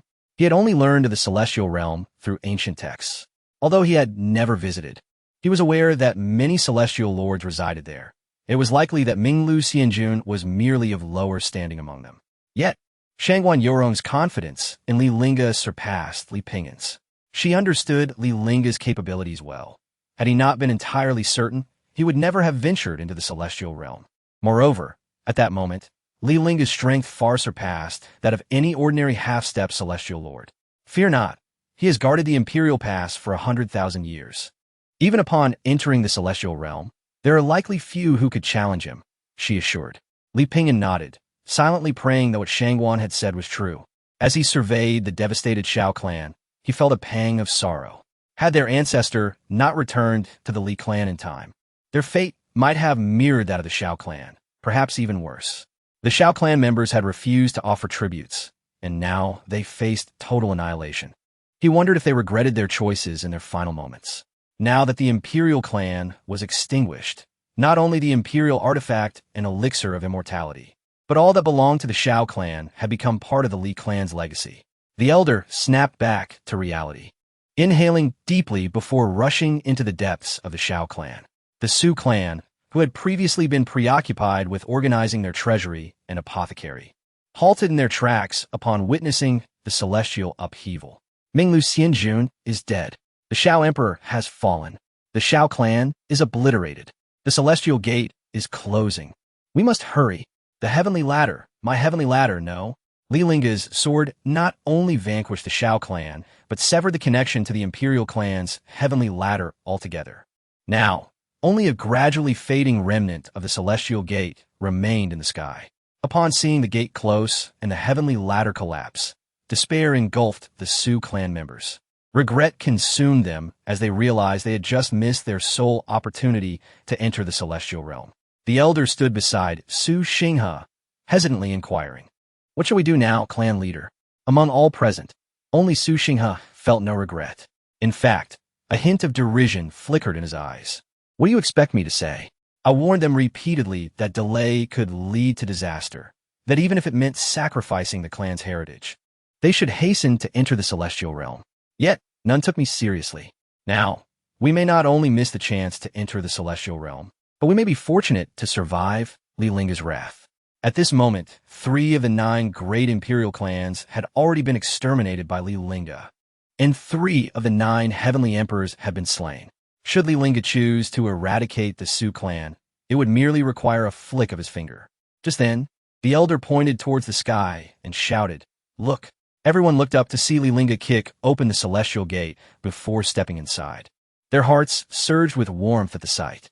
At that moment, their eyes reflected not only a longing for immortality, but also a glimmer of astonishment. To kick open the celestial gate, what incredible power! "Quickly, let us enter."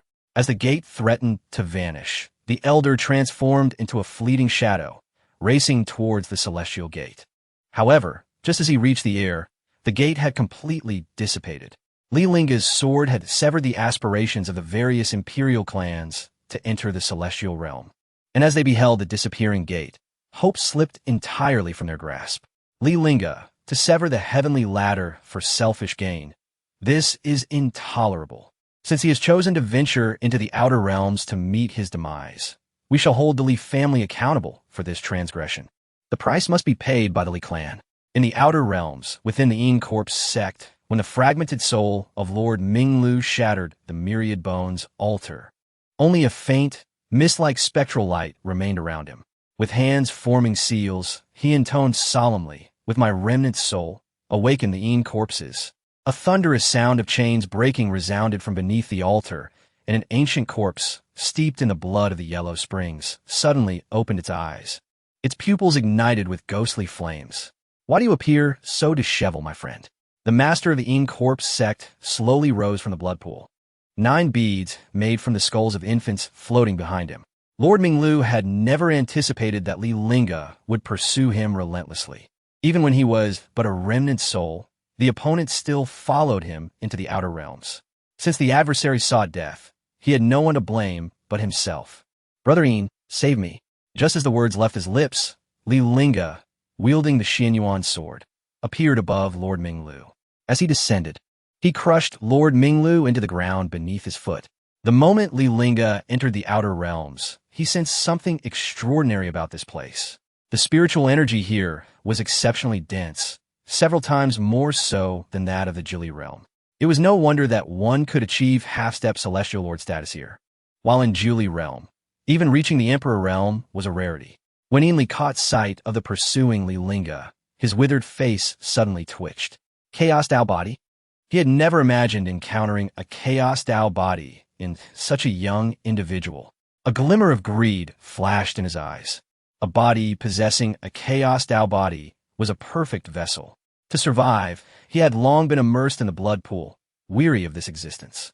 If he could obtain the Chaos Dao body, he might break free from his shackles and become a true Celestial Lord. Release my friend Ming.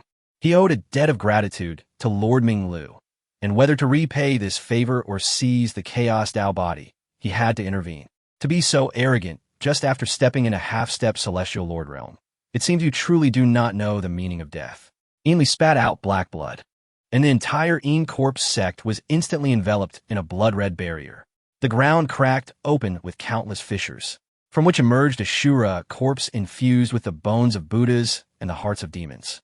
The most terrifying of all was the 3-headed, 6-armed Imperial corpse at the center of the altar, a Yellow Springs corpse demon refined by the Eons sect over 10 millennia. Its eye sockets pulsating with the essence of 2 half-step Celestial Lords. Eon formed a seal, and the Imperial corpse exhaled soul-binding chains entwined with the power of reincarnation. Release my friend Ming, and then obediently surrender your body. I shall grant you a swift end.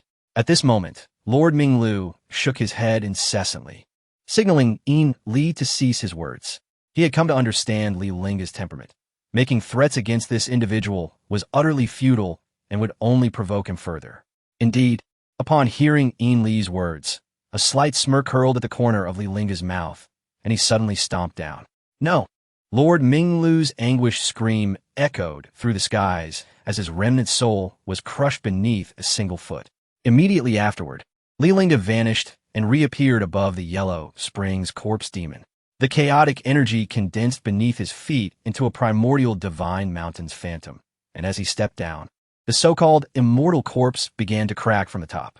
The corpse poison, capable of corroding the bodies of golden immortals, was devoured by the swirling chaos before it could even reach the hem of Li Lingge's garments. How is this possible? Eon Li crazily shattered the beads, and the 9 skulls transformed into menacing ghostly faces. 10,000 souls devouring immortals. He then leapt into the Yellow Springs blood pool, which began to boil and churn, coalescing into a 1,000-foot-tall demon made of countless corpses. The resentment of those Eon corpses, now transformed into a tangible form, manifested as millions of anguished, screaming faces on the surface of the demon's body. You have no comprehension of the depths of the outer realms. The demon's body emitted a cacophony of overlapping roars. Li Lingge suddenly laughed, heavenly sword of judgment, as the Xianyuan sword pierced through the demon's form. Chaotic sword energy burst forth from within, transforming the devoured resentment into a weapon capable of strangling its very essence. No! At that moment, The Xianyuan sword in Li Lingge's grasp radiated a dazzling golden light, so brilliant that it seemed capable of piercing the heavens. Accompanying this resplendent glow, ethereal images of mountains and rivers gradually emerged upon the sword's blade, appearing as vivid as reality itself. The sword light sliced through the void with lightning speed, and wherever it passed, the once placid space tore apart like a mercilessly shredded canvas, revealing the profound darkness hidden behind. No, faced with such a fierce assault, Li screamed in terror. He desperately manipulated his 10,000 corpses demon to resist this fatal strike. With his furious roar, the demon emitted a deafening, intertwined howl. Upon closer inspection, one could see millions of tormented faces writhing in agony upon the demon's body, appearing exceedingly grotesque and terrifying. Li dared not show any signs of slackness. He frantically summoned the surging yellow springs corpse energy within him, exerting all his strength to condense layer upon layer of solid, ethereal shield walls before him. Each shield was formed from 100,000 Eon souls, its surface constantly shimmering with ancient, mysterious corpse path runes, exuding an eerie chill. However, the moment the Xianyuan sword's energy made contact with the shield walls, an astonishing scene unfolded. The Eon souls, which had been suppressed to the point of powerlessness, suddenly let out long sighs of liberation. The chaotic power within the Xianyuan sword miraculously awakened the long-dormant essence of the Eon souls. With a series of resounding booms, the 9 layers of ethereal shield walls crumbled in the blink of an eye, transforming into countless specks of light that cascaded down like raindrops, adorning the sky in a dreamlike fashion. Yet, before anyone could recover from the shocking sight, the indomitable Xianyuan sword energy had already penetrated the 10,000 corpses demon. In that instant, a surge of chaotic sword energy erupted from within the bodies of the 100,000 Eon corpses. These sword energies, as if animated by life, accurately struck the critical nodes of the corpse path restraints. The resentment that Li had forcibly consumed now turned into a fatal weapon that could strangle his very essence. The 10,000 corpses demon resembled a paper effigy set ablaze, rapidly burning and collapsing, ultimately dissolving into ashes scattered across the cosmos. You can manipulate the Eon corpses I refined? How can this be? Li exclaimed in disbelief, his soul, previously hidden within the demon's body, now fled in terror due to overwhelming shock and fear. Yet, what he never anticipated was that the Eon corpses, which he believed he could command at will, now emitted a rich aura of resentment, as if imbued with life. They swiftly coalesced into chains as thick as a child's arm, wrapping tightly around his soul in a flash. Faced with such an unexpected and bizarre turn of events, Li's heart filled with dread. Yet the instinct for survival compelled him to burn his soul recklessly. Yellow Spring's escape technique. His fragmented soul, under the scorching flames, instantly split into 9 blinding streams of crimson light, each containing a fragment of his original memories. However, Li Lingge, standing nearby and observing coldly, merely raised a hand, and the endless chaotic energy around him swiftly converged, ultimately forming 9 enormous mirror walls in the void. Take a good look. These are the numerous sins you have committed throughout your life. As Li Lingge's emotionless words echoed, vivid and lifelike images gradually emerged upon the mirror wall, revealing the entirety of Li's heinous deeds throughout his life. The scenes depicted Li's ruthless slaughter of over 300 cultivation families, resulting in the tragic demise of countless innocents. The vengeful souls of those who had met their untimely ends at Li's hands surged forth from the mirror, engulfed in a fiery wrath, mercilessly entwining themselves around his very essence. What is wrong with desiring to grow stronger? The weak should serve as stepping stones for my ascent. Li's spirit writhed amidst the chaotic flames, bellowing defiantly. You cannot kill me. Otherwise, you will never escape the Eon Corpse sect. You cannot kill me. Our ancestral patriarch will not let you go. Not just you, but your kin as well. Everyone must pay the price. Sensing the overwhelming aura of death, Li resorted to incessant threats. Yet, he remained unaware that his own words were merely a harbinger of his doom. For 10,000 years, Li Lingge had guarded the Imperial Pass, while his kin had fallen victim to the sealing curses laid by the 9 great imperial clans. Moreover, for the sake of a single imperial artifact, they sought to annihilate his entire lineage. To him, the notion of annihilation was a forbidden topic, one that none could dare approach. If that is the case, then I shall eradicate you all, Li declared, his pupils contracting, his expression turning rigid. It was the first time he encountered someone so audacious. Did this individual truly possess no family? In that moment, he longed to drag the Ming dear, immortal back from the depths of the underworld and unleash his fury upon him. Why, of all places, did he have to flee to the Eons sect, summoning such a terrifying foe? Now that the Ming dear immortal was dead, he had unwittingly sacrificed his own life. Recognizing the futility of his threats, Li quickly adopted a different demeanor. The bravado he had previously displayed was nowhere to be seen. I know it was all the Ming dear immortal's fault. The recent events were merely misunderstandings. If you let me go, we can disregard everything that has transpired. Li, akin to a startled bird, was now utterly terrified, his tone more pleading than threatening. After all, his very essence was now at the mercy of his adversary, who genuinely feared no threats. Li Lingge, sensing the dense spiritual energy surrounding him, refrained from hastily reducing Li to ashes. Having only recently entered the outer heaven, he was still too unfamiliar with this realm. You expect me to act as though nothing has happened? Li was momentarily taken aback, as he had not anticipated Li Linge's sudden reference to the outer heaven consuming the spiritual energy of the Ninely realm. However, with his life hanging by a thread, he failed to recognize the oddity. The Ninely realm has enough emperors. They are merely a bunch of piglets. What use is such high cultivation for pigs? Upon hearing this, Li Lingge could not help but let out a cold laugh. He had merely learned from ancient texts about the outer heaven's consumption of the Ninely realm's spiritual energy, yet he inadvertently confirmed the truth through Li's words. The outer heaven not only devoured the spiritual energy of the Ninely realm, but also treated its inhabitants like livestock. What then did his guarding of the Imperial Pass for 10,000 years amount to? If that were the case, why had the outer heaven turned a blind eye during the demonic invasion 10,000 years ago? With its power, halting a million-strong demon army should have been a trivial task. Yet, 10,000 years prior, the outer heaven remained indifferent, allowing the Ninely realm to plunge into chaos. Li's brows furrowed slightly, sensing something amiss. However, with his soul's existence in another's hands, he dared not refuse to answer. It was only during the demonic invasion that we could hold the immortal gathering. Otherwise, consuming the blood essence of millions of humans at once would easily attract the pig's attention. The immortal gathering? This name caught Li Lingge by surprise. He had never imagined that the outer heaven not only ignored the demonic invasion, but also feasted upon the blood essence of millions of humans. What difference was there between this and the demons? By nurturing the world's spirit with blood essence, the outer heaven could enhance its own spiritual energy. How could you not know? Li's words were abruptly cut short as he realized, "You are not from the outer heaven." That is correct.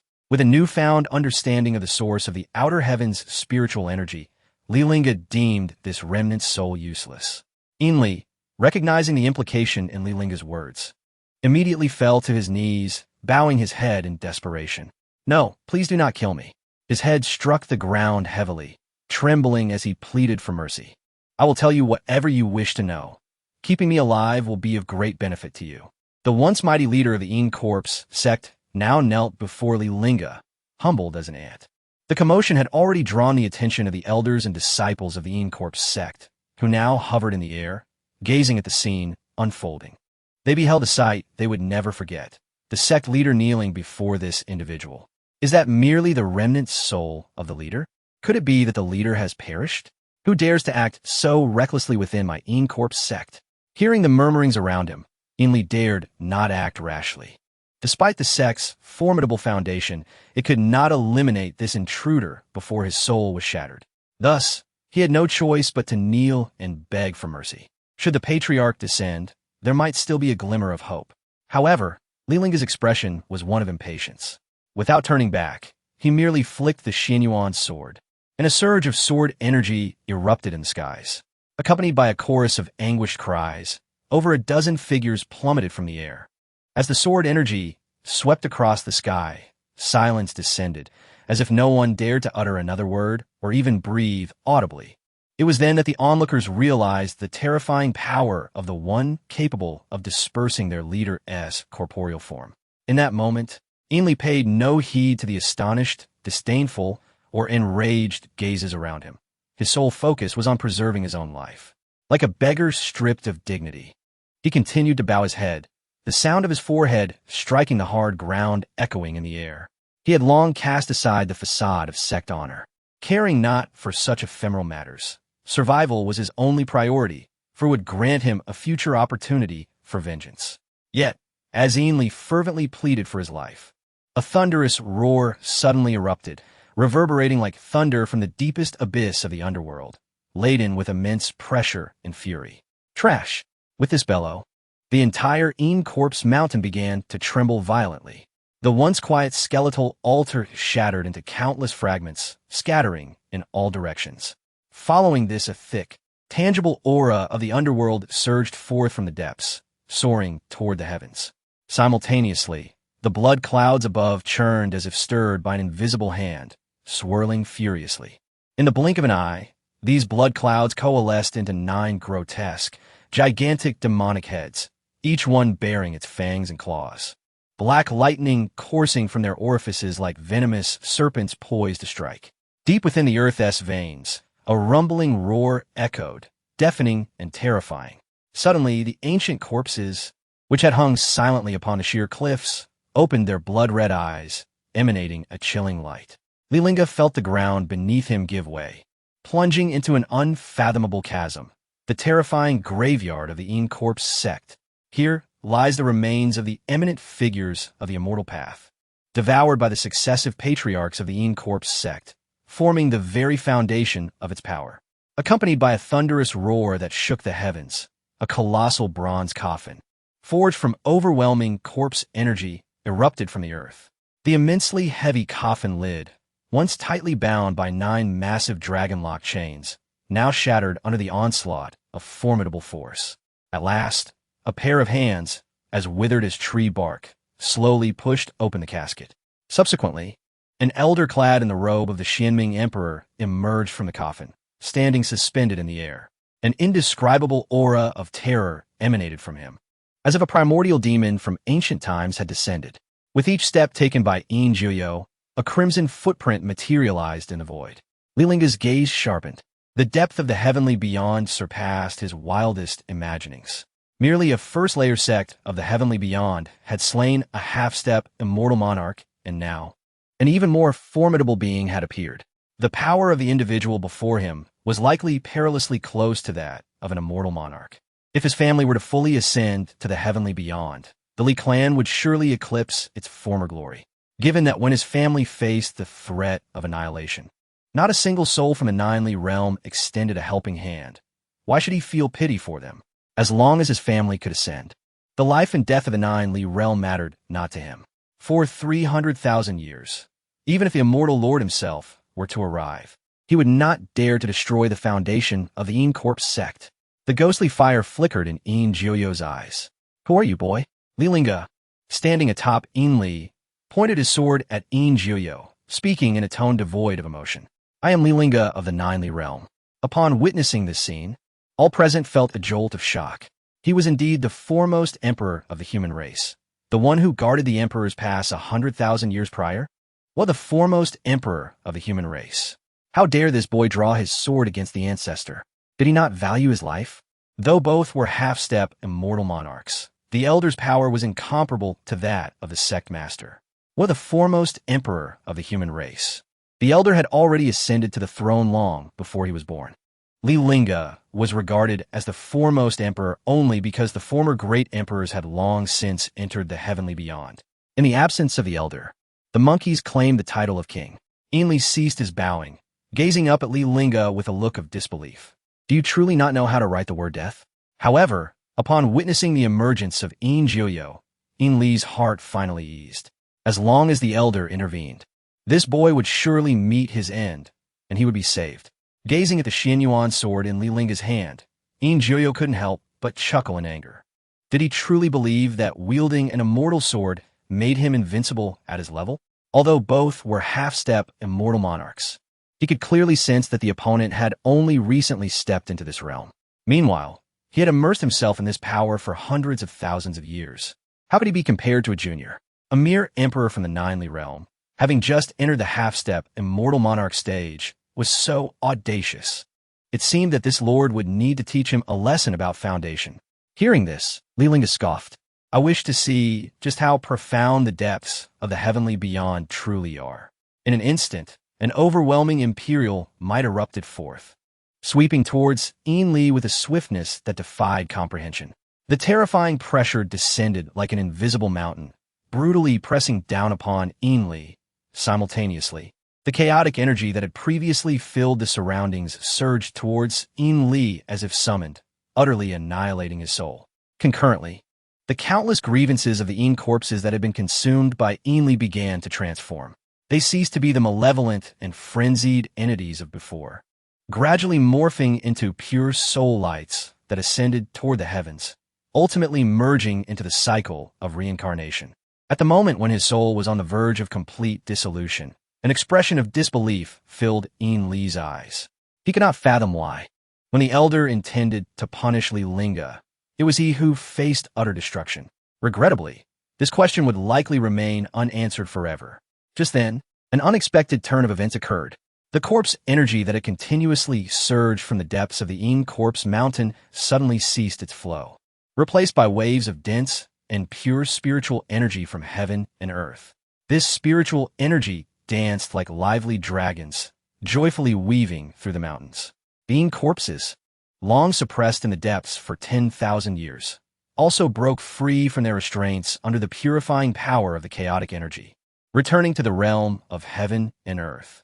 With a thunderous roar, Joyo's power surged like a tidal wave, as if he aimed to break through the clouds and reach the heavens above. His body trembled with extreme rage, his internal spiritual power nearly spiraling out of control. He glared at Li Lingge, his eyes ablaze with fury.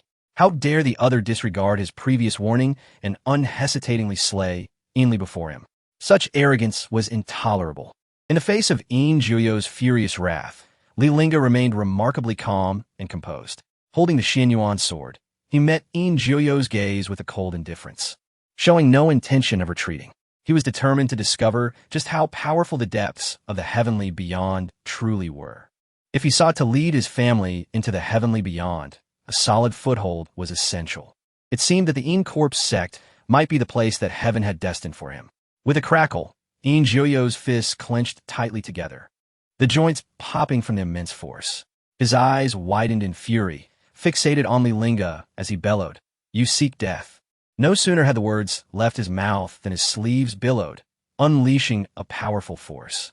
In an instant, the 9 ghastly heads, previously concealed, manifested into colossal claws that blotted out the sky, accompanied by a chilling howl, crashing toward Li Lingge with overwhelming might. The 9 nether claws bore an unimaginable power.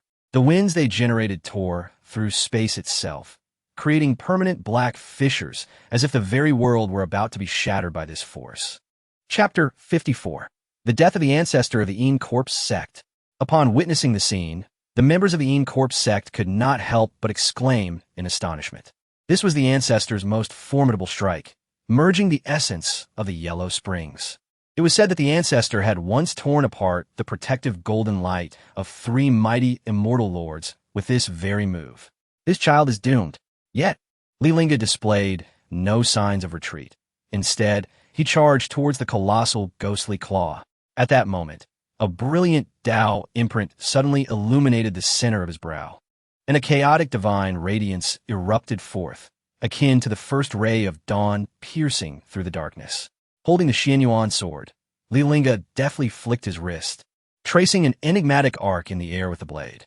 As he unleashed this stroke, a fierce and unmatched sword energy surged forth like a torrential flood, sweeping relentlessly towards the spectral claw.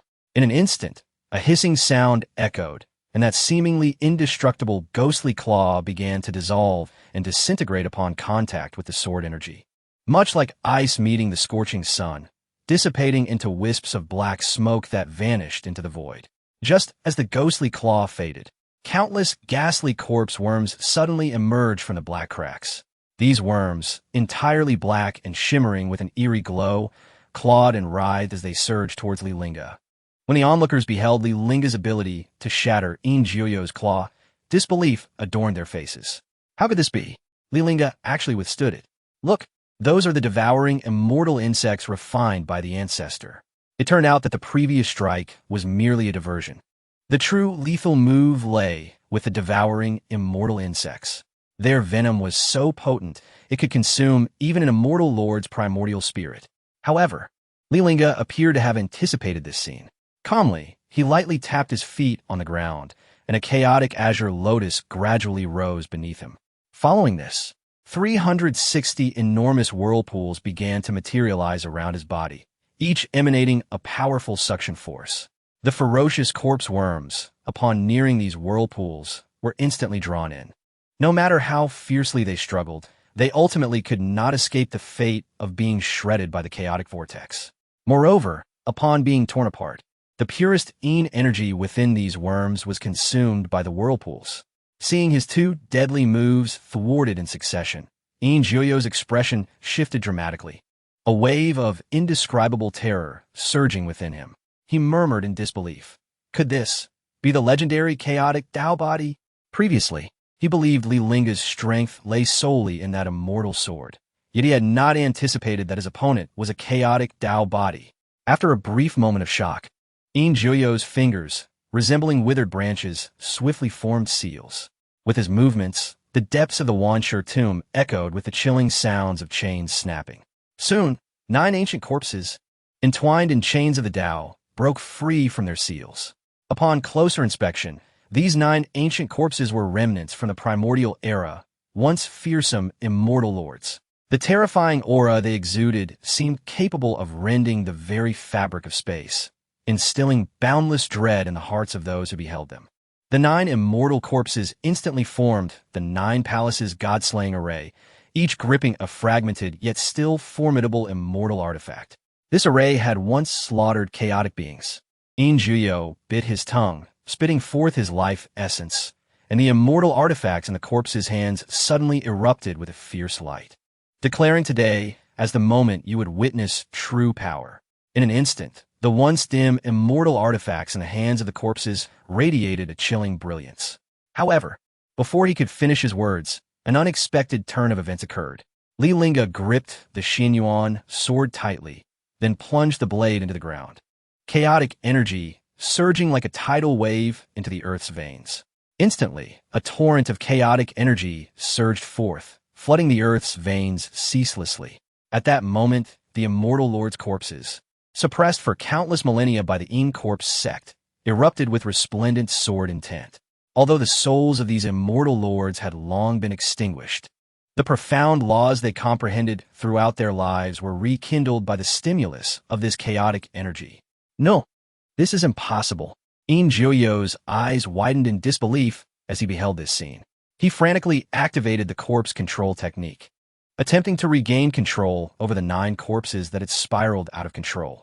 Yet, no matter how hard he tried, he could not prevent the corpses from launching a fierce counterattack against the array. As one of the corpses, adorned with 6 wings, turned to face Eon, chaotic flames ignited within its hollow eye sockets. You dare to desecrate chaos. Eon's pupils constricted, a profound sense of danger swelling within him. He retreated like a flash of lightning, swiftly distancing himself by 1,000 miles. However, just as he believed he had found safety, a colossal chaotic mirror suddenly manifested behind him without warning. This mirror exuded an ancient and mysterious aura, as if it connected to an endless abyss of time and space. A deep and authoritative voice resonated from within the mirror, seemingly transcending the ages, wielding an irresistible force. It is time to repay your debts. Meanwhile, Li Lingge swung his sword, unleashing a razor-sharp beam of sword light that struck violently towards the chaotic mirror. A thunderous explosion reverberated as the mirror shattered, shards scattering in every direction. As the chaotic mirror fractured, countless vengeful spirits surged forth like a flood breaking through a dam. Each spirit bore a twisted visage, emitting anguished wails that swiftly engulfed Eon. Bang! In an instant, the vengeful spirits collided and merged, forming a massive, ominous sphere. This sphere, composed of countless lingering souls, measured dozens of yards in size, hovering in the air and radiating a terrifying aura. Amidst the thundering noise from the mirror's destruction, the massive sphere began to tremble violently. Ingyoyo's roar echoed from within the sphere, a sound wave akin to a thunderclap. I have refined the yellow springs for 1,000,000 years. How dare mere vengeful spirits devour their master? Ingyoyo bellowed, erupting with a powerful aura. Suddenly, a grotesque visage resembling the Nine Nether Ghost appeared on the sphere's surface, while numerous eerie corpse path runes flickered with ghostly light, piercing through layers of soul matter. The vengeful spirits that had originally coiled around Ingyoyo were, at that moment, being refined and reversed by him. In the blink of an eye, these spirits transformed into 9 thick, ghostly chains, each infused with potent reincarnation energy. At the end of the chains, the forbidden spell of the Corpse sect, the Yellow Springs rebirth seal, manifested. This seal shimmered with a bewitching glow, seemingly possessing the terrifying power to devour all, attempting to forcibly drag Li Lingge into the underworld, condemning him to eternal damnation. You ultimately do not comprehend what chaos is. Li Lingge's eyes transformed into swirling nebulae as the Xianyuan sword flew into his grasp. No, I refuse to accept this. I have refined the Yellow Springs for 1,000,000 years. How could I be defeated by you? Ingyoyo howled in madness. Yet his strength melted before the chaotic sword chi like snow under the blazing sun. The chaotic sword chi pierced through the black sphere, shattering Ingyoyo's 9 nether ghost face in an instant. The ghostly chains disintegrating piece by piece, and the Huangquan rebirth seal was obliterated at that moment. With a thunderous roar, the black sphere exploded, and Ingyoyo's presence dissipated completely between heaven and earth. The outer heaven returned to tranquility, save for a rift that spanned the ages, slowly rotating in the void. The elders and disciples of the Corpse sect, witnessing the scene, were left aghast, their expressions pale, and chaos erupted within the sect. An elder trembled, gazing at the heavens in disbelief. The Ancestor has actually been defeated? Impossible. The Ancestor has refined the Huangquan for 1,000,000 years, transcending life and death. How could he possibly fall to a junior? The Ancestor and the sect leader are both dead. What shall we do? We must flee. The Corpse sect was thrown into disarray, some elders attempting to stabilize the situation, but more disciples had already begun to scatter in panic. However, their escape was destined to be futile. Li Lingge's figure appeared above the Corpse sect, his gaze cold and imposing, akin to a deity judging all living beings. The Corpse sect, a scourge to the world, shall be extinguished today. Through examining the past deeds of the sect's ancestor and leader, even upon his arrival in the outer heaven, he understood the nature of this sect. The chaotic sword chi rained down, and the sect's grand formation crumbled in an instant, the mountain gates collapsing, and the palaces reduced to ruins. Those elders and disciples attempting to resist were utterly powerless against the chaotic sword chi, falling one after another. In the blink of an eye, the malevolent Corpse sect was utterly annihilated. Li Lingge stood in the void, gazing down at the ruins, his eyes betraying no emotion. Under chaos, all beings are equal.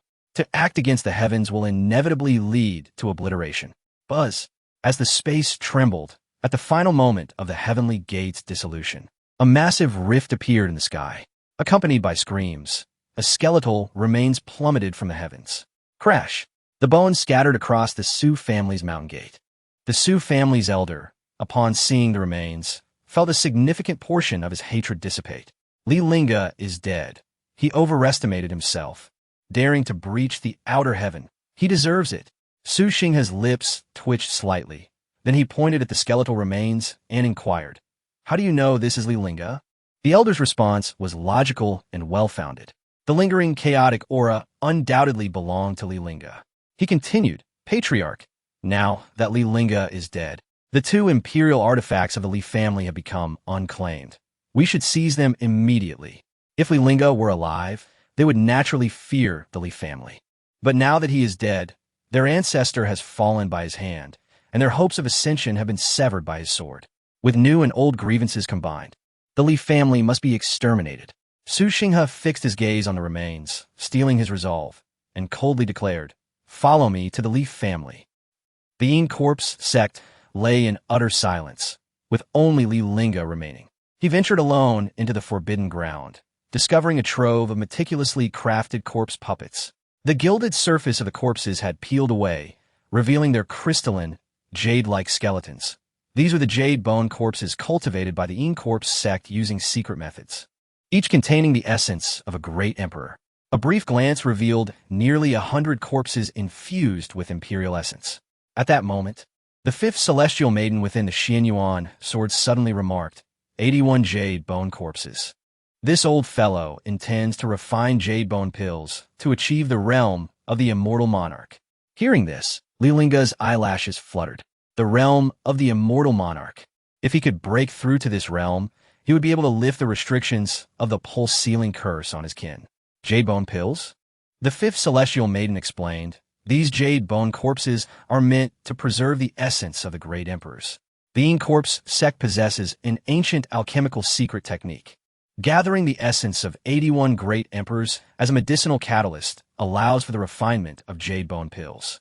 Her subsequent words made Li Lingge's breath quicken. After consuming this pill, one's cultivation could ascend directly to the realm of the immortal monarch. Regrettably, this pill is of celestial grade, and ordinary alchemists cannot refine it. Directly to the realm of the immortal monarch. Li Lingge understood that what he most urgently needed was to break through his cultivation swiftly, enabling his kin to cultivate normally. Thus, this jade bone pill was of paramount importance to him. Do you know the formula for the jade bone pill? Although he could refine celestial-grade pills, he lacked the formula. A glimmer of cunning flashed in the fifth celestial maiden's eyes. She deliberately let Li Lingge know of the jade bone pill's existence, while refraining from disclosing the formula. This is the Eon sect's closely held secret. How could I possibly know? Although she had now become the sword spirit within the Xianyuan sword, unable to resist Li Lingge's will. The thought of him laboriously seeking the jade bone pill only to end up empty-handed brought a smirk to her lips. The jade bone pill existed only in legends. Perhaps even Eon did not know the formula, which is why he had only collected the essence of the great emperors without managing to refine the pills. Li Lingge did not press further. Instead, he reached out and drew the spatial ring that Eon had dropped into his grasp. If Eon possessed the formula, it would likely reside within the ring. Soon, an ancient mysterious iron appeared in his palm, covered in intricate inscriptions. Naturally, the most striking feature was the 3 characters, Jade Bone Pill. Li Lingge chuckled softly as he examined the iron in his hand. Indeed, it was here. After thoroughly reading the formula and the effects of the pill, he was relieved to find that the fifth celestial maiden had not lied. Consuming the Jade Bone Pill truly held the promise of attaining the realm of the immortal monarch. The fifth celestial maiden stared fixedly at the piece of iron in Li Lingge's hand, grinding her teeth as she spat. This old fool actually possesses the formula for the Jade Bone Pill. Originally intending to toy with Li Lingge, she now felt like a fool. Refining the Jade Bone Pill was no simple task. The essence of the great emperors was merely the catalyst, and the medicinal materials required would surely be exceedingly difficult to procure. Li Lingge nodded in agreement. You are correct. He then flipped his palm, and a collection of spiritual and celestial herbs floated out from the spatial ring, precisely the materials needed for refining the Jade Bone Pill. Eon must have expended considerable effort gathering these materials. The fifth celestial maiden, still unwilling to concede, she continued to pour cold water on the situation. Relying on the Jade Bone Pill for ascension is futile unless the refined pill achieves full efficacy. Otherwise, it will be a waste. Li Lingge refrained from further explanations. The celestial liquid pill technique guaranteed that the pills he refined would achieve full efficacy. With all the necessary materials for the Jade Bone Pill already prepared by Eon, he was ready to commence the alchemical process. He formed a seal with his hands, profound runes swirling at his fingertips. Spiritual energy coursing through his body like a rushing river, a faint blue light enveloping him. Congeal, he called out softly, though his voice was gentle. It seemed infused with the power of heaven and earth. In an instant, an enormous azure pill furnace materialized around him. The furnace radiated a soft azure light, its body carved with ancient runes, as if containing boundless mysteries. The furnace mouth slightly opened, exuding an aura as if it could swallow the heavens and earth. Li Lingge's gaze sharpened. With a flick of his sleeve, the essence of the great emperors and the medicinal materials soared into the air as if summoned, and all were cast into the azure pill furnace. As soon as the spiritual herbs entered the furnace, they vanished as if water droplets had merged into the ocean. Following this, the azure light within the furnace surged, the herbs rapidly dissolving into the purest medicinal liquid. The most refined properties of the medicinal materials were extracted with precision, the liquids slithering like ethereal serpents within the furnace, exuding a rich fragrance. Refined. Li Lingge once again uttered a low chant, his hands weaving intricate gestures as a spiritual power surged into the alchemical furnace like a tidal wave. The concoction within the furnace churned, gradually coalescing into a crystal-clear liquid that radiated a dazzling brilliance. This luminescence was imbued with immense vitality, as if it possessed the power to reverse life and death, to reshape the very fabric of existence. With a deft motion of his hands, the liquid transformed into a streak of flowing light, soaring directly into his mouth. Upon ingestion, a radiant glow erupted from Li Lingge's entire being. His aura ascended dramatically, seemingly breaking through some invisible shackles, soaring into the heavens. At that moment, a deafening thunderclap suddenly echoed from the firmament above. The thunder roared like a cataclysm, resonating through the skies, as if the heavens themselves were enraged by this audacious act. Thunder clouds churned, flashes of lightning flickered, and massive bolts of thunder brewed within the clouds, ready to strike at any moment. Li Lingge gaza upward, perturbat. For he had successfully concocted a celestial-grade elixir. Now, in the face of the tribulation that accompanied such a potion, he felt none of the trepidation he had experienced during his first attempt. Boom, boom, boom. Successive bolts of lightning descended, hovering ominously above Li Lingge's head. A vast surge of spiritual energy began to congregate towards the Eons sect, awakening all 36 layers of the heavenly realm. Upon hearing the rumbling thunder, Sun Yin felt a jolt in her heart and immediately turned to gaze out the window. As she discerned the bolts of lightning suspended in midair, she found herself murmuring in disbelief. A pharmacist was assisting the Eons sect in concocting celestial-grade elixirs. She retrieved the Haotian mirror and peered into its depths. There, she beheld a figure clad in white robes, enveloped by a cerulean alchemical furnace. At this sight, her beautiful eyes widened in shock. Li Lingge had arrived in the outer heavens. In that moment, she recalled another person. Hadn't Ming Lu gone to the Jiuli realm to find Li Lingge? How could he possibly appear in the outer heavens? Soon, she witnessed the terrifying scene of corpses strewn across the Eons sect, leaving her breathless. He had utterly annihilated the Eons sect. How could this be? Yin Li and Yin Jiu Yu were both half-step immortal monarchs.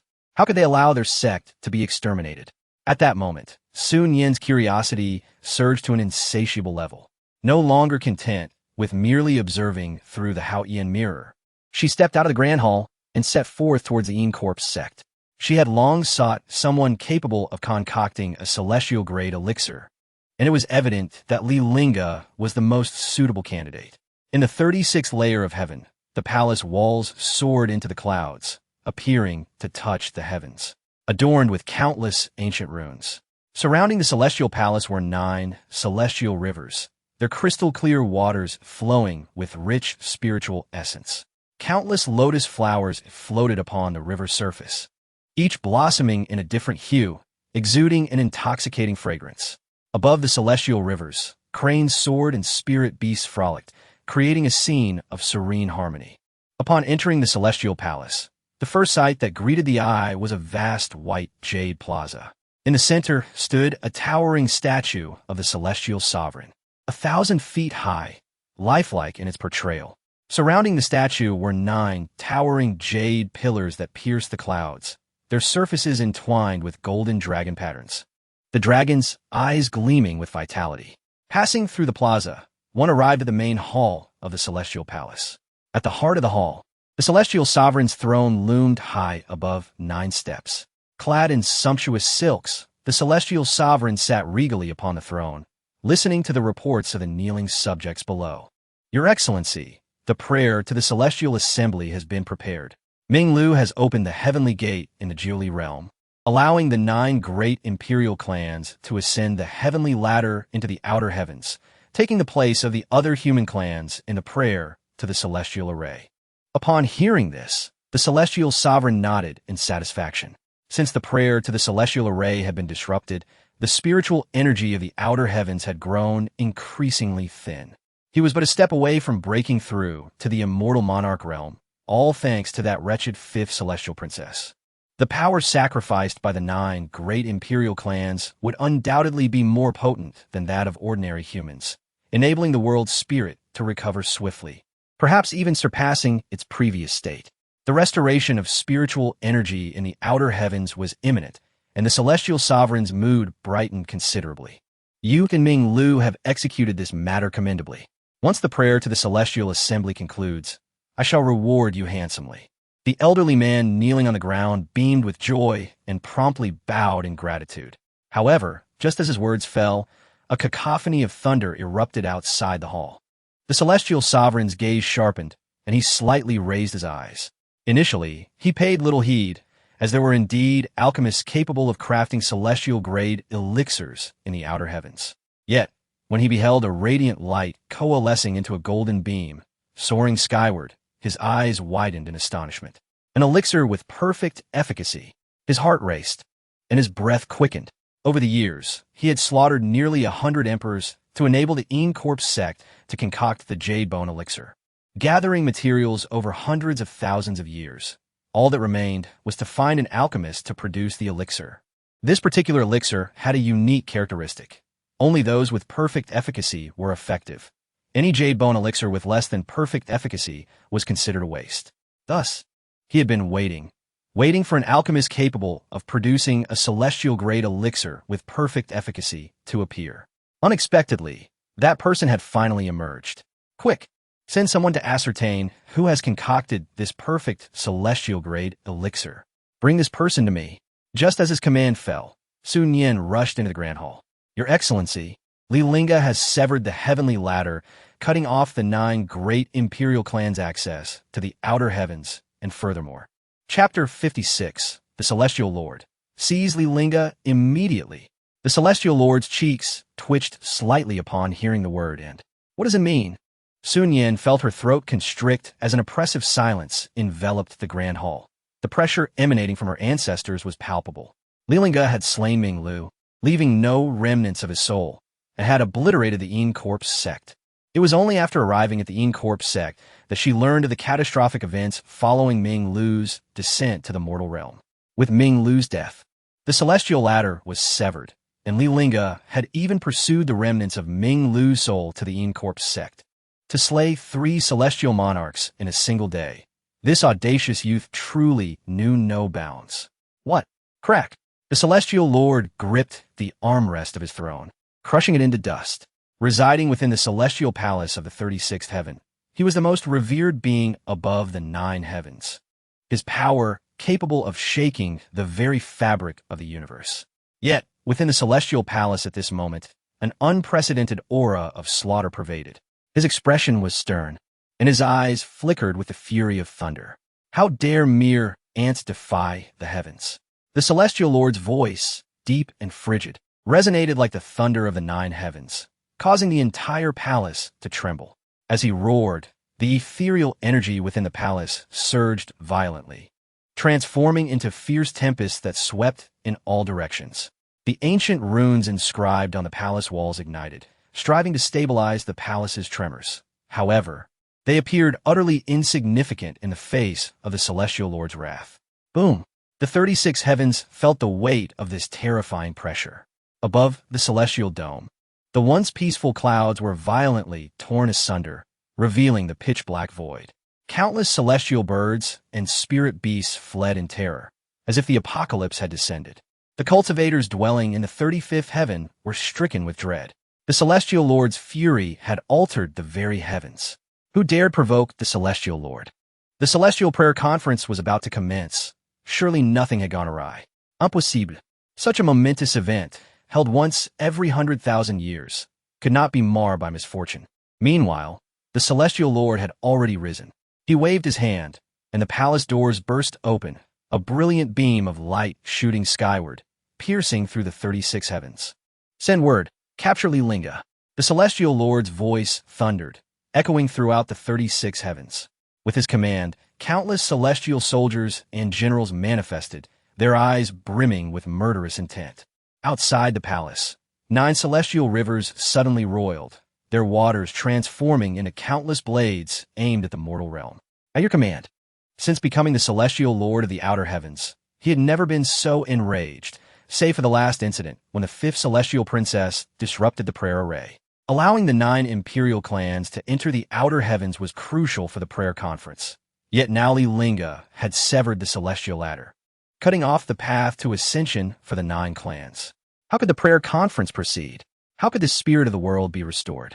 This rogue even dared to slay Juyo and obliterate the Corp sect, undoubtedly severely impacting the refining process of the J-bone pill. Where could this youth possibly be? Upon hearing this, Sun Yin immediately presented the Haotian mirror. He is still at the Corp sect. Within the Haotian mirror, Li Lingge was ransacking the treasure vault of the Corp sect. Witnessing this scene, the celestial lord felt a pang of unease. He raised his hand, and the image in the mirror magnified, revealing Li Lingge's figure with crystal clarity. The celestial lord's gaze was as sharp as a blade, as if he could pierce through the mirror and annihilate Li Lingge entirely. Seize Li Lingge at once. The celestial lord's voice was cold and merciless, akin to a decree sealing the fates of all beings. Convey my edict. All associated with Li Lingge shall be exterminated. With his command, the 36 heavens erupted in chaos. Countless celestial soldiers and generals racing towards the Corp sect and the Ninely realm. The celestial lord's fury had transformed into a calamity that swept across the cosmos. Yet, at that moment, a deep, ancient sigh resonated from deep within the celestial palace. The sigh seemed to transcend time and space, imbued with a sense of helplessness and compassion. Why must it be this way? Hearing this, the celestial lord furrowed his brow and turned to look into the depths of the palace. An elder with white hair emerged slowly, emanating a faint glow as if he were one with the cosmos. Master, this matter does not concern you, the celestial lord replied coldly, a hint of impatience in his tone. The elder shook his head and spoke softly. All things in heaven and earth have their ordained fate. Those who defy the heavens will be judged by the celestial laws. There is no need for your direct intervention. Upon hearing this, the celestial lord fell silent for a moment, his anger slightly abating. He looked up at the celestial dome and murmured, "Perhaps what you say is true, master, but this youth must not be spared." The elder sighed once more, refraining from further words, and turned to vanish into the depths of the palace. Ultimately, the storm clouds dissipated, and tranquility returned to the world. Li Lingge's aura gradually stabilized, and a flicker of satisfaction crossed his eyes. The J-bone pill was complete, a path to greatness awaited. However, just as he was about to refine the elixir within him, the 5th celestial princess's voice echoed once more from the Xianyuan sword. Even if you succeed in crafting the J-bone pill, the spiritual energy of this realm cannot birth a celestial monarch. The so-called outer heavens are merely an extension of the mortal realm, and the mortal realm cannot produce a celestial monarch. Her destruction of the prayer array was merely to prevent the celestial lord from continuing to treat the beings of the Ninely realm as expendable ants. To cultivate a richer spiritual energy for the spirit of the world, the blood of humanity must nourish it. This is ultimately a path of evil. Hearing this, Li Lingge suppressed his impulses. Though he did not fully understand the outer heavens, he comprehended the human heart. The so-called celestial monarchs of the outer heavens were not satisfied with merely extracting the spiritual energy of the Ninely realm. They sought to further enrich the spirit of the world with the blood of its people. Thus, while the spiritual energy of the outer heavens was indeed more abundant than that of the Ninely realm, it remained insufficient. Moreover, even if he were to consume all the spiritual energy of the outer heavens, barely stepping into the realm of a celestial monarch, what would become of his kin? They might find themselves in a world devoid of spiritual energy, unable to cultivate ever again. If that were the case, there would be no need for him to hastily refine the J-bone pill now. After all, the pill resided within him and could be refined at any moment. Although the outer heavens may not be suitable for this process, he had already envisioned a perfect location for its refinement. The demon realm. The fifth celestial princess's lips curled into a slight smile, a sense of pride swelling within her. Even if he were to successfully refine a fully potent J-bone pill, without sufficient spiritual energy, he still could not ascend to immortality. In the next moment, the heavens trembled, and it seemed as if the voice of the celestial laws echoed with fury. Seize Li Lingge at once. Chapter 57. The six great imperial clans surround. The Li family faces annihilation crisis in the realm of Li. Above the vast sky, the celestial vessel of the Su clan hovered ominously above the Li family estate. Constructed entirely from mysterious gold, the ship's bow was adorned with the grotesque visage of an ancient beast, exuding an aura that instilled dread in the hearts of onlookers. Standing atop the vessel was Su Xinghe, clad in a resplendent purple and gold robe that billowed dramatically in the wind. His voice thundered across the heavens. Li Chonglu, come forth and meet your demise. Upon hearing the call, Li Chonglu emerged from the grand hall with several clan members, gazing upwards into the sky. His eyes scanned the ship until they landed upon Su Xinghe. Su Xinghe, have you lost your sanity? Li Chonglu exclaimed, astonished. Ever since their ancestor's return, none had dared to speak to him in such a manner, especially when their own ship patrolled the imperial clans. With a cold smirk, Su Xinghe replied, Li Lingge is dead. What audacity remains for you? What? Li Chonglu's immediate reaction was disbelief, convinced that Su Xinghe was lying. Their ancestor had single-handedly battled the 9 great emperors. How could he possibly be dead? Who in this world would dare to kill their ancestor? Nonsense. Quickly offer your tributes and depart, lest our ancestor choose to overlook your insolence. Otherwise, prepare for annihilation. However, this proclamation was met with uproarious laughter. The Su clan members regarded Li Chonglu as if he were a mere jester, their eyes brimming with derision. The elder of the Su clan stepped forward, his voice frigid as he commanded, surrender the Shinnong cauldron, the underworld spear, and the Yawang Qin, or face the extinction of the Li family. He then provocatively added, I stand here. If you possess the courage, summon Li Lingge to confront me. I shall dispatch him with a mere slap. Initially, the Li clan members dismissed the notion of Li Lingge's death, but the Su clan's brazen demeanor sowed seeds of doubt in their hearts. At that moment, the second elder leaned in to whisper to Li Chonglu, the ancestor is indeed not in the hall. Li Chonglu's expression darkened, a sense of unease creeping into his heart. His countenance betrayed his thoughts, and the other members of the Li family took note. Why had their ancestor not yet appeared? Could something truly be amiss? Impossible. It was utterly inconceivable. Who in the entire realm of Li could rival their ancestor? Why has he not returned from inspecting the other imperial clans? Su Xinghe's lips curled into a sly smile. Before arriving, he too had harbored uncertainties regarding Li Lingge's demise, but witnessing the Li family's reaction confirmed the elder's assessment. The remains that had fallen before the Su clan were indeed those of Li Lingge, and with the other imperial clans yet to arrive, they had struck gold this time. With a wave of his hand, he summoned the scattered bones from his storage ring, which soared towards the Li family courtyard. Out of kindness, I have brought back your ancestor. With a crash, the bones fell, the skull rolling to rest at Li Chonglu's feet, shocking the Li family members to their core.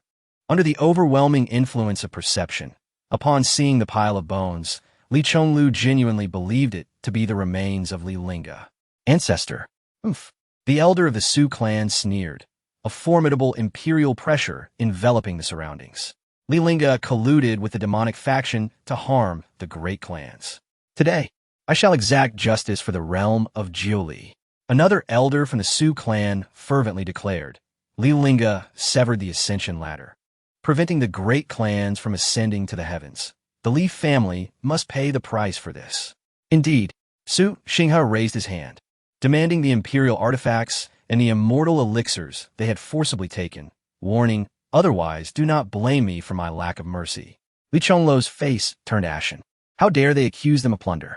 When their ancestor was present, no one had dared utter a word against them. But now that their ancestor was gone, these individuals had suddenly emerged. Nonetheless, he had faced a similar situation once before. The Lin clan, with 2 emperors, had not been able to crush the Li family. What more could a mere quasi-emperor from the Su clan achieve? Even without our ancestor, the Li family shall not be bullied. Ha ha ha! Li Chonglu, Do you think the Li family remains the same as before? Su Xinghe laughed heartily before shifting his tone. Without Li Lingge, your clan is but a swarm of ants. With that, he waved his hand, unleashing a terrifying pressure that enveloped the entire Li estate. Li Chonglu felt a crushing weight in his chest, and blood erupted from his mouth. Clan leader, the Li family members cried out in alarm, rushing forward to shield Li Chonglu from the overwhelming pressure. Yet, before they could take a single step, the imperial pressure forced them all to their knees. At that moment, they were compelled to acknowledge that the Li family had indeed returned to a state of perilous instability in the absence of their ancestor. The second elder managed to squeeze out a desperate command: activate the protective clan formation. However, under the imperial pressure, he could not even stand, let alone initiate the protective formation. The sudden onslaught from the Su clan left them no opportunity to respond. They possessed an imperial-level defensive array, yet they were unable to activate it. Li Chonglu clenched his fists, his rage seething, as if it were about to burst forth from his eyes. As the clan leader, he felt a profound sense of failure. Su Xinghe, do not push your luck. His forehead throbbed with veins as he summoned every ounce of strength to rise. Yet, just as his knees began to lift from the ground, Su Xinghe's palm pressed down with renewed force. Looking down at Li Chonglu with disdain, Su Xinghe declared, I offer you a chance. Surrender the imperial artifacts, and I may consider sparing the Li family. Otherwise, Li Chonglu fell heavily to the ground once more, wiping the blood from his lips, a flicker of determination igniting in his eyes. In your dreams, the Li family would rather die than relinquish our imperial artifacts. Very well. Su Xinghe's eyes glinted coldly. Refusing my offer will lead to dire consequences. As his fingertips brushed the clouds, the sky began to bleed. Since you refuse to bow, then perish. His voice resonated with cosmic vibrations as the protective river surrounding the Li estate violently surged upwards, transforming the koi within into a mist of blood. The dragon blood phoenix tree, planted by Li Lingge 100,000 years prior, was severed in two, golden resin oozing from its core. The colossal hand loomed thousands of feet above the ground, but the glazed tiles of the ancestral hall began to vaporize. Li Chonglu gazed upward at the golden imperial pattern spanning the heavens, every bone in his body resonating with a deafening crack. In the next moment, a sudden change occurred. Pain surged through Su Xinghe's palm, and the world-destroying hand momentarily froze in the air. In that fleeting instant, a green light pierced the clouds. Old fool, Li Ping'an arrived, hands forming seals, treading upon the burning void. Simultaneously, the elder of the Su clan was torn through space and directly brought back to the Li family. After departing from the Shao family, they had gone to the Su family and learned of Su Xinghe's intentions to seize their clan's imperial artifacts. Thus, they had hurried back. Arriving just in the nick of time, 12 bronze pillars shot into the sky, and the colossal hand crashed against the bronze barrier, revealing the spectral images of 72 ancient mountains hovering above the Li estate. The imperial-level protective formation had been activated. The sight before the Su clan members left them astounded. They had never anticipated that the Li family had set up such a formidable defensive array. Su Xinghe had deliberately denied them the chance to activate their protective formation, fearing that delays might lead to unforeseen changes. Although typical protective formations would struggle to withstand the might of a quasi-emperor's assault for long, the Li family's imperial-level defense had now come to life. However, if the delay extends too long, other imperial clans are likely to arrive. At that point, without a great emperor to oversee their clan, they may find themselves unable to even sip a broth. Yet the imperial-grade defensive array before him is no longer merely a matter of time. Even if granted more time, he would still be unable to breach the imperial-grade defense. This formation can only be shattered by a great emperor. The elder of the Su family clenched his fists in reluctant frustration. Little did he expect that Li Lingge would leave them with an imperial-grade defensive array. How infuriating. As the protective family array activated, the members of the Li family suddenly felt a lightness, the oppressive aura that had enveloped them dissipating in an instant. Li Ping'an stood suspended in the air, surrounded by blazing white flames. His master had now regained his status as a great emperor, and he was no longer the boy who could only hide behind the protection of his father and a clan elder. Su Xinghe, I have yet to visit your Su family, yet you have so willingly delivered a congratulatory gift to my door. Upon seeing the imperial decree in Li Pingyan's hand, Su Xinghe instinctively swallowed hard. Although he was aware that Li Lingge had perished, the shadow he cast over the Julie realm remained overwhelmingly significant. Just the sight of that decree made him uneasy. The elder of the Su family snorted disdainfully. Li Lingge is dead. What authority does his decree hold now? Li Pingyan's gaze sharpened, as if his very reverse scale had been touched. The Ancestor has not perished. He has merely entered the realm beyond the heavens. He had witnessed his ancestor pursuing the remnants of the Ming dear immortal lord, breaking through the heavenly gates and entering the realm beyond. If even the Ming dear immortal lord could not withstand his ancestor, how could he possibly be dead? This is your ancestor. The elder pointed at the withered bones on the ground, cut off from the celestial ladder, defying the heavens. Do you think he can survive in the realm beyond? As the saying goes, there are always greater beings beyond the heavens. Li Lingge was unmatched in the Julie realm, but that did not imply invincibility in the realm beyond. Then go and accompany your ancestor in death. Li Pingyan muttered, Master, lend me your strength. In the next moment, his aura surged dramatically, ascending from a celestial monarch realm to that of a great emperor. Witnessing his sudden rise in cultivation, everyone was left astounded. Not only Su Xinghe, but even Li Chonglu was utterly shocked. How could his son have ascended to the great emperor realm in the blink of an eye? Su Xinghe seemed to recall something, disbelief evident in his voice. Could it be that the second great emperor who emerged from the Li family recently is him? He involuntarily stepped back, a tinge of regret blooming within him. With the Li family still possessing a great emperor, even if they united, they would likely be no match for Li Pingyan. Indeed, hastily coming here was a grave miscalculation. The elder of the Su family remained unimpressed. Your ascent to the great emperor realm must have relied on some secret technique to forcefully elevate your power. I shall see how long you can maintain this. Li Pingyan's gaze remained icy as he stared at the elder, a murderous intent radiating from him. Killing you will suffice. He slightly raised his hand and then clenched his fist violently. Instantly, the elder felt a suffocating sensation. His body trembled uncontrollably, yet remained immobile. The chasm between a quasi-emperor and a great emperor felt insurmountable.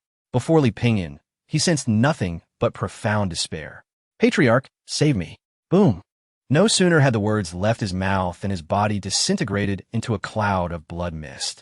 Warm blood splattered onto Su Xinghe's face, sending a chill through him. Well done. The Li family members shouted in unison upon witnessing the demise of the elder of the Su family. However, at that moment, brilliant lights erupted in the sky. The colossal flying vessels of the other 5 great imperial clans materialized in the air, the 5 great emperors staring coldly at Li Pingyan. The vessels loomed ominously, casting a shadow that made it difficult to breathe. With the assistance of Shangguan Yurong's power, Li Pingyan had stepped into the great emperor realm. Yet in the eyes of the 5 great emperors, he still appeared somewhat insignificant. The Sun Emperor raised a hand, pointing at Li Pingyan, his tone indifferent. The Li family must surrender the imperial artifact, and you shall take your own life. This emperor will not pursue the matter further. To him, Li Pingyan seemed no more than an insignificant insect, one that would not dare to resist. For the 9 great emperors had already perished at the hands of Li Lingge, leaving the remaining 5 filled with not just fear, but also rage. With Li Lingge now dead, they could only unleash their pent-up resentment upon his kin. Retreat. Shangguan Yurong's voice echoed in Li Pingyan's mind. She understood that if the 5 great emperors attacked together, she would not be able to withstand it. Even the imperial-grade defensive array could only endure for 3 days. Li Pingyan reacted swiftly, retreating back into the protective family array amidst a ripple of spatial energy. Oof. Do you think a mere defensive array can withstand me?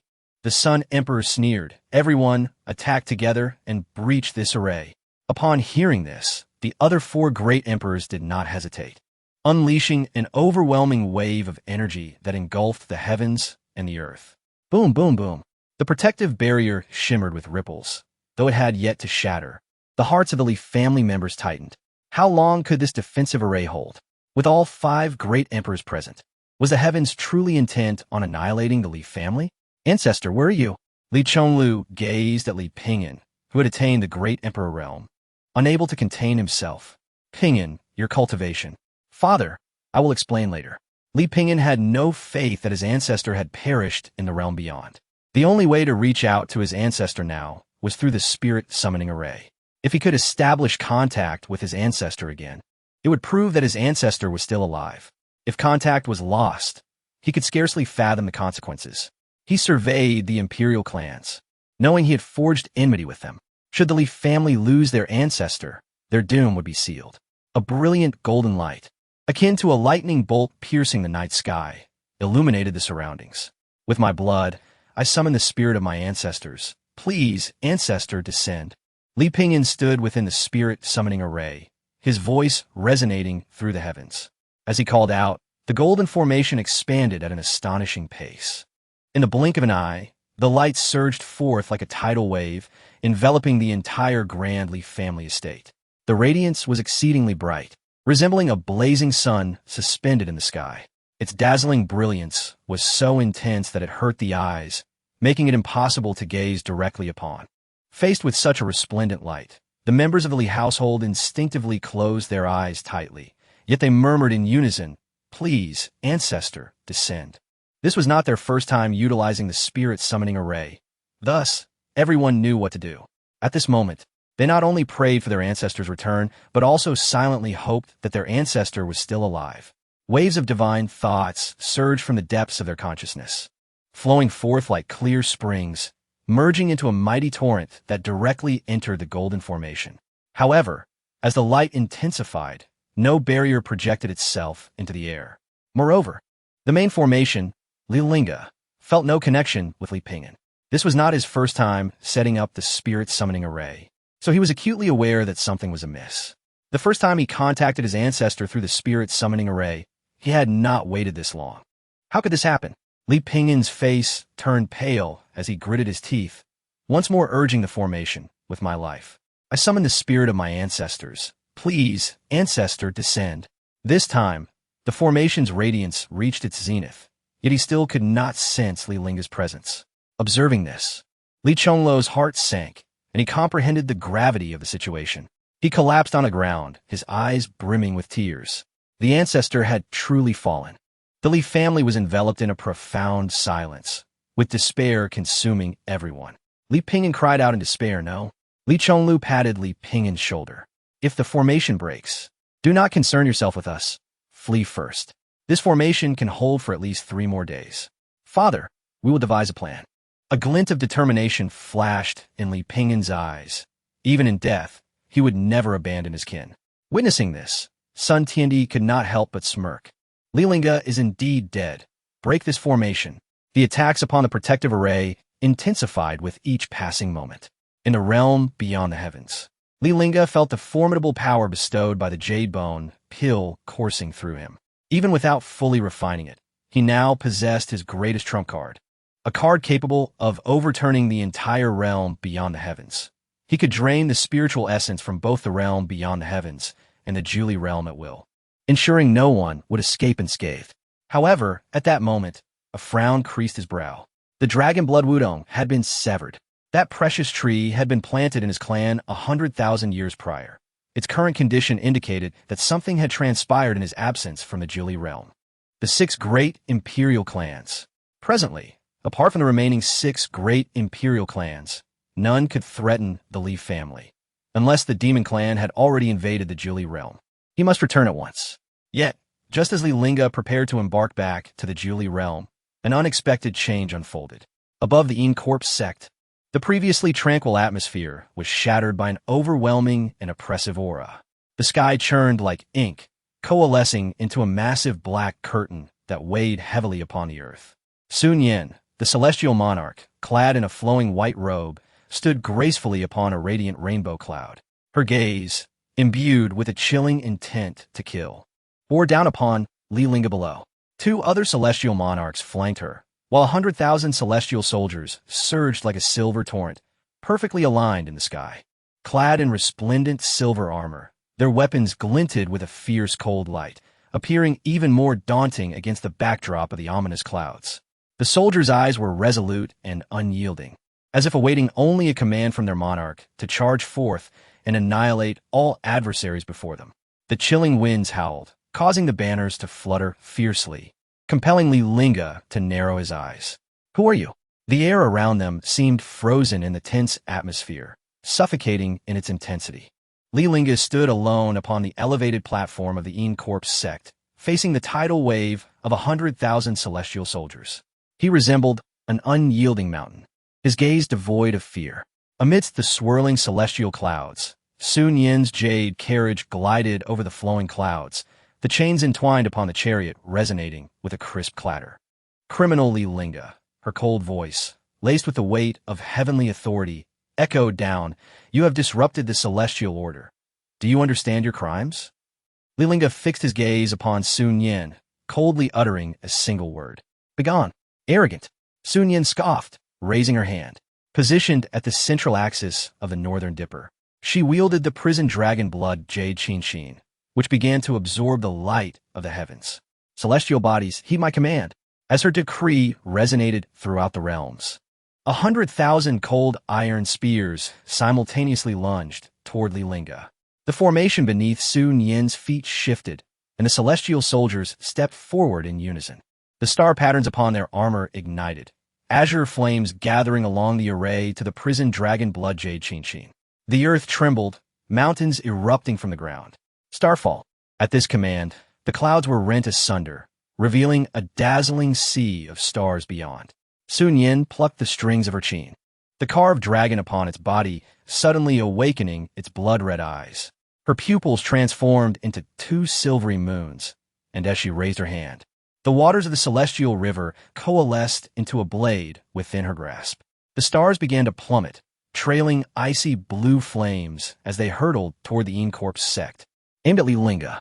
Li Lingge's gaze sharpened. He cleaved through the clouds, unleashing a strike that severed the celestial brilliance above. Break! Sun Yin's pupils constricted as the momentum of the formation faltered. In that fleeting moment of vulnerability, the grayish sword energy suddenly multiplied into a myriad, each beam striking precisely at the junctions of the celestial soldiers' formation. The heavens echoed with the relentless sound of breaking metal, as 100,000 celestial spears shattered simultaneously, their fallen armor transforming into a meteor shower descending upon the earth. In the next instant, the core of the formation erupted in a cataclysmic explosion, countless heavenly runes igniting into azure flames in the void. Amidst the scattering light of the celestial soldiers, Sun Yin plummeted from her celestial platform.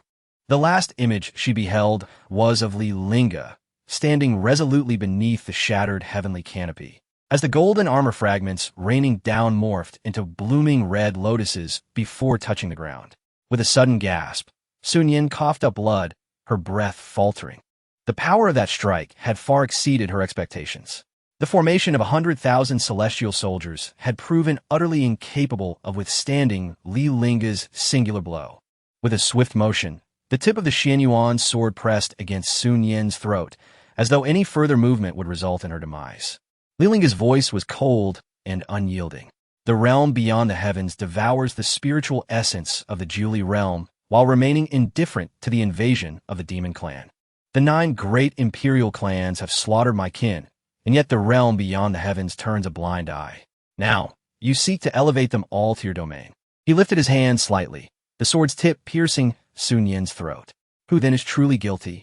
Forced to raise her chin, Sun Yin's eyes held little fear. Li Lingge, if you comply and return with me to the celestial palace to plead for mercy from the celestial lord, your life may yet be spared. As she spoke, her delicate fingers twitched slightly. Should you continue in your obstinacy, you and your kin shall pay dearly for your impulsiveness. Is that so? Li Lingge's gaze remained icy, for he despised when others used his family as leverage. Sun Yin, at this moment, had committed the very act he loathed most. So be it. Let the celestial lord perish as well. No sooner had the words left his lips than he thrust the Xianyuan sword forward. However, just as the sword was about to pierce Sun Yin's throat, a decree from the celestial monarch unexpectedly appeared in her grasp. Slowly unfurling the gilded scroll, myriad patterns emerged from the void, painting the entire firmament crimson. A wave of energy surged, and a faint blue barrier enveloped Sun Yin, deflecting the lethal strike. This decree was bestowed by the celestial lord, infused with his power. Ignorance breeds fearlessness, You have yet to witness the height of the heavens.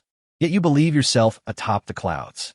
In the next moment, a colossal manifestation of the celestial lord appeared behind Sun Yin, gazing down upon Li Lingge, who held the Xianyuan sword, with nothing but disdain. What a band of inept fools! 100,000 cannot subdue a mere quasi-celestial, and they must summon my manifestation. Chastised by the celestial lord, Sun Yin could only lower her gaze, suppressing her anger. Li Lingge was the most formidable opponent she had ever encountered, without exception. Yet she knew she lacked the qualifications to contend with the celestial lord. Li Lingge raised his gaze slightly, pointing his sword at the celestial lord. Are you the celestial lord? Though he did not possess extensive knowledge of the realm beyond the heavens, he had gleaned enough from Sun Yin to understand that the ruler before him was indeed the celestial lord of that realm. You have thwarted my grand design. You shall suffer the punishment of the fiery soul refinement. The celestial figure stood majestically above the 9 heavens, gently lifting its left hand as slender fingers began to transform rapidly into intricate hand seals. With the formation of these seals, a vast and formidable power gradually coalesced, ultimately crystallizing into a fiery emblem, radiant with 9 layers of flame. At that moment, the once turbulent sea of clouds seemed to be ensnared by some mysterious force. Abruptly rendered motionless, Li Lingge felt as though the space beneath him was akin to fragile ice, cracking inch by inch, with fissures spreading like a spider's web. From these crevices erupted a torrid, molten gold-red flame, soaring skyward and illuminating the entire horizon. Concurrently, a clear and resounding cry of a phoenix echoed from deep within the clouds. 9 colossal chains of crimson gold, resembling ethereal serpents, suddenly surged forth from the boundless void. Each chain was tightly entwined with fragments of burning stars, radiating an unsettlingly intense heat. The pristine white robe worn by Li Lingge blackened and charred upon contact with the flames, wisps of smoke curling up from his hair. Gripping the Xianyuan sword tightly, its blade emitted a continuous, resonant hum. Just then, the anxious voice of the immortal princess reverberated in his mind. This is the Southern Bright Leaf Fire Array. She seemed concerned that Li Lingge might not grasp the array's formidable nature, hastily explaining, "This is an immortal grade formation. Though flawed, its power is still not to be underestimated. If you cannot locate and dismantle its core, you will surely be refined to ashes." No sooner had she spoken than 72 towering pillars of flame erupted from the array, standing as tall as the heavens. These pillars, entirely red, resembled blazing torches, unleashing temperatures capable of melting all in their path. In an instant, the space within 1,000 miles was transformed into a colossal furnace, warping everything in the searing flames. Li Lingge's eyes widened at the sight before him, his breath quickening involuntarily. He noticed that even the surrounding void distorted from the extreme heat, rendering his vision hazy. Worse still, the Southern Bright Leaf Fire Array completely severed his connection to the outside world, leaving him oblivious to any events occurring beyond. The next moment, a blazing ring of fire, akin to a ferocious fire dragon, rapidly converged upon Li Lingge, its flames writhing as if alive, menacingly intent on binding him and reducing him to ashes. Clutching the legendary Xianyuan sword, its blade shimmered with a dazzling light. In that instant, a powerful, unparalleled aura of chaos surged forth from him, sweeping the surroundings like a torrential flood. The endless chaos quickly coalesced, forming a massive whirlwind in the blink of an eye. This whirlwind howled towards the approaching fire ring, the two colliding with a resounding crash. Astonishingly, the seemingly formidable fire ring was held at bay by the powerful chaotic whirlwind, unable to close and further.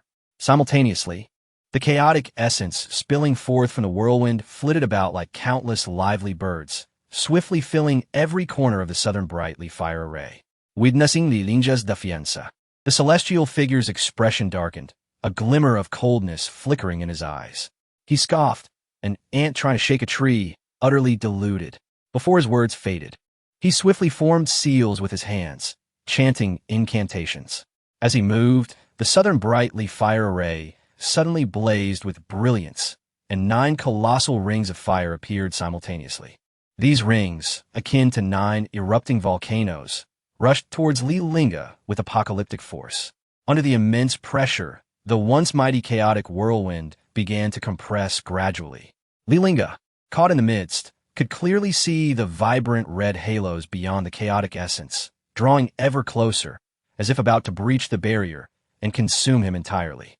Observing this scene, Sun Yan, who was watching from the sidelines, couldn't help but furrow her brow and sigh softly. She lamented internally, realizing that top-tier alchemists capable of crafting immortal-grade elixirs, like Li Lingge, were exceedingly rare. She had hoped to enlist his help in forging an immortal-grade elixir, but who could have anticipated he would offend the celestial figure? Given the current situation, it seemed her wish might remain unfulfilled. The celestial figure's actions were such that no one had ever emerged alive from the southern brightly fire array. Soon, she would only witness Li Lingge's ashes. Li Lingge, you possess the ability to concoct elixirs with perfect efficacy. If you seek forgiveness now, it may not be too late. As the torrent of heat surged closer, Li Lingge's lips unexpectedly curled into a slight smile. At last, I have found it, he murmured softly. Though the southern brightly fire array was indeed an immortal-grade formation, it was ultimately flawed. The chaotic essence not only possessed the terrifying power to consume and obliterate the leaf fire, but could also pinpoint the missing key in the array's core. Li Lingge lowered his head slightly, contemplatively gazing at the ground, then fixed his gaze firmly upon the spot beneath his feet. The adage, the most dangerous place is often the safest, rang true. Who would have imagined that the incomplete core lay hidden right beneath him? With determination, Li Lingge gripped the sword hilt tightly, channeling all his spiritual energy into the blade, then thrusting the Xianyuan sword forcefully into the array below. In an instant, the entire 9 heavens trembled as if struck by a cataclysmic earthquake. Simultaneously, the Xianyuan sword emitted a deafening hum, its sound piercing through layers of flames, reaching the depths of the clouds. Then, from deep within the thick cloud layers, a series of thunderous sword cries resonated, reverberating throughout the realm. Accompanied by Li Lingge's furious shout, "Break!" A dazzling beam of sword light erupted, sweeping forth like a cascading galaxy. The celestial figure, in the midst of forming seals, suddenly froze as if struck by a binding spell, rendered motionless. The surface of the southern brightly fire array quickly became adorned with a dense web of cracks, spreading at a visible rate. Sun Yan, who had been closely monitoring the array's condition, widened her eyes in disbelief. Her beautiful pupils constricted sharply, her face a mask of incredulity. What on earth was she witnessing? A series of crisp, resounding cracks echoed throughout the sky as the blazing fire rings shattered in succession, scattering countless sparks. Amidst the cacophony, the seemingly indestructible fire array ultimately succumbed to the strain, collapsing into ruins. The 100,000 celestial soldiers present stood stupefied, rooted to the spot. They could hardly believe that the formation, laid down by the master of the celestial palace, had been so effortlessly dismantled by Li Lingge's single strike. Unbeknownst to them, Li Lingge's sword had pierced precisely at the array's core, and to their eyes, it appeared as though he had effortlessly broken the formation. Li Lingge trod upon the blazing rain of fire, resembling a demon emerging from the depths of hell. With each step, it felt as though he were treading upon the hearts of the people. In his grasp, the Xianyuan sword shimmered with a resplendent light. The tip did not drip with crimson blood, but rather flowed with searing, molten flames, as if the sword had fused with the very heart of the earth. It was never I who was in the wrong. His furious roar resonated, and the robe enveloping him crackled amidst the embers, akin to a battle banner billowing in the wind. Without hesitation, Li Lingge unleashed a fierce stroke of his sword, the light of the blade arching like a rainbow, striking vehemently towards the colossal figure before him. Divine sword of judgment. As he bellowed these words, they echoed through the heavens and the earth like a decree from the celestial realm. Chapter 59. The Celestial Master. My J-Bone pill has been stolen.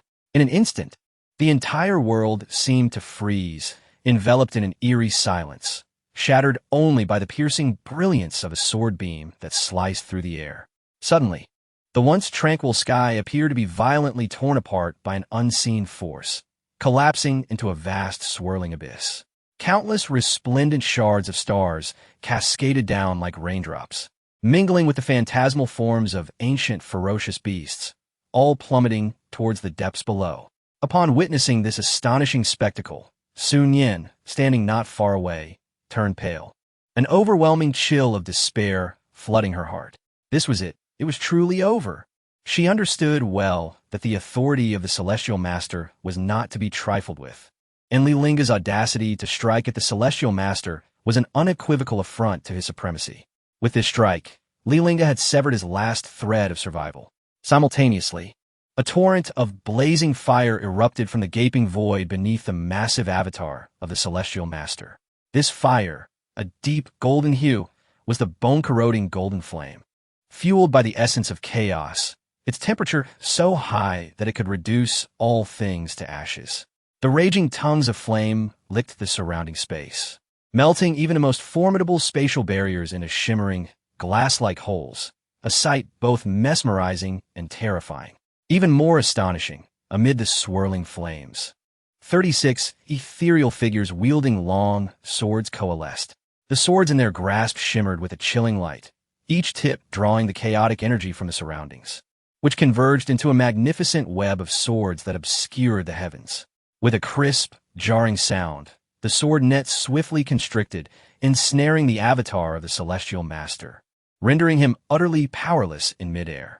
The Celestial Master roared in fury, his massive fists, resembling mountains, pummeling the seemingly fragile sword net. Yet, the myriad sword energies abruptly froze in midair, as if caught in a spell of stasis. In that fleeting moment, a profound sense of unease and dread surged within the Celestial Master. Just as he looked up, a blood-red beam of light descended from the ninth heaven like a colossal dragon, wielding the might to obliterate all, and plunged directly towards the Celestial Master's avatar. As it pierced through the thick, layered clouds, a vast vacuum vortex formed in its wake, drawing in the surrounding storm clouds. Upon the blood-red sword, pulsating veins resembling living creatures throbbed, each pulse sending violent tremors through the surrounding space, instilling a terrifying pressure that threatened to burst the hearts of all beings within 100 miles. Before the blood-red sword could make contact with the Celestial Master, its overwhelming aura had already begun to melt the towering mountains beneath him, transforming them into a seething pool of lava. The Celestial Master strained with all his might to break free from the sword net, attempting to mend his severely damaged golden body with the collective will of the beings around him. But at that moment, a bone-corroding golden flame shot forth like a serpent from its lair, swiftly morphing into unyielding golden chains that ensnared the Celestial Master's 7 orifices. Borrowed incense cannot claim the title of celestial, Li Lingge uttered coldly, as the sword light in the sky, imbued with immense force, struck the Celestial Master's palms. A thunderous explosion resonated, as if the very fabric of reality was torn into countless fragmented images, freezing time itself. The onlookers widened their eyes in terror, gazing at the unbelievable scene before them. The Celestial Master's impenetrable barrier, once thought invincible, disintegrated like fragile parchment, as if it had never existed. His arms, which had once held the heavens, began to shatter from the fingertips, torn apart by an unseen force. No, it cannot be. The Celestial Master's voice rose in a sharp, piercing wail, filled with despair and defiance. At that moment, a fissure opened in his forehead, revealing a singular, eerie eye that emitted a strange glow. I wield the power of 36 heavens. However, before he could finish, the overwhelming sword net descended upon him, rapidly contracting like a colossal fishing net, ensnaring the still struggling avatar within its grasp. In an instant, the sword light flickered, and the air crackled with the sound of blades, as the avatar was sliced into countless flaming fragments, each bursting forth with residual energy, resembling shooting stars streaking across the sky. The aftermath surged forth, sweeping across the realms.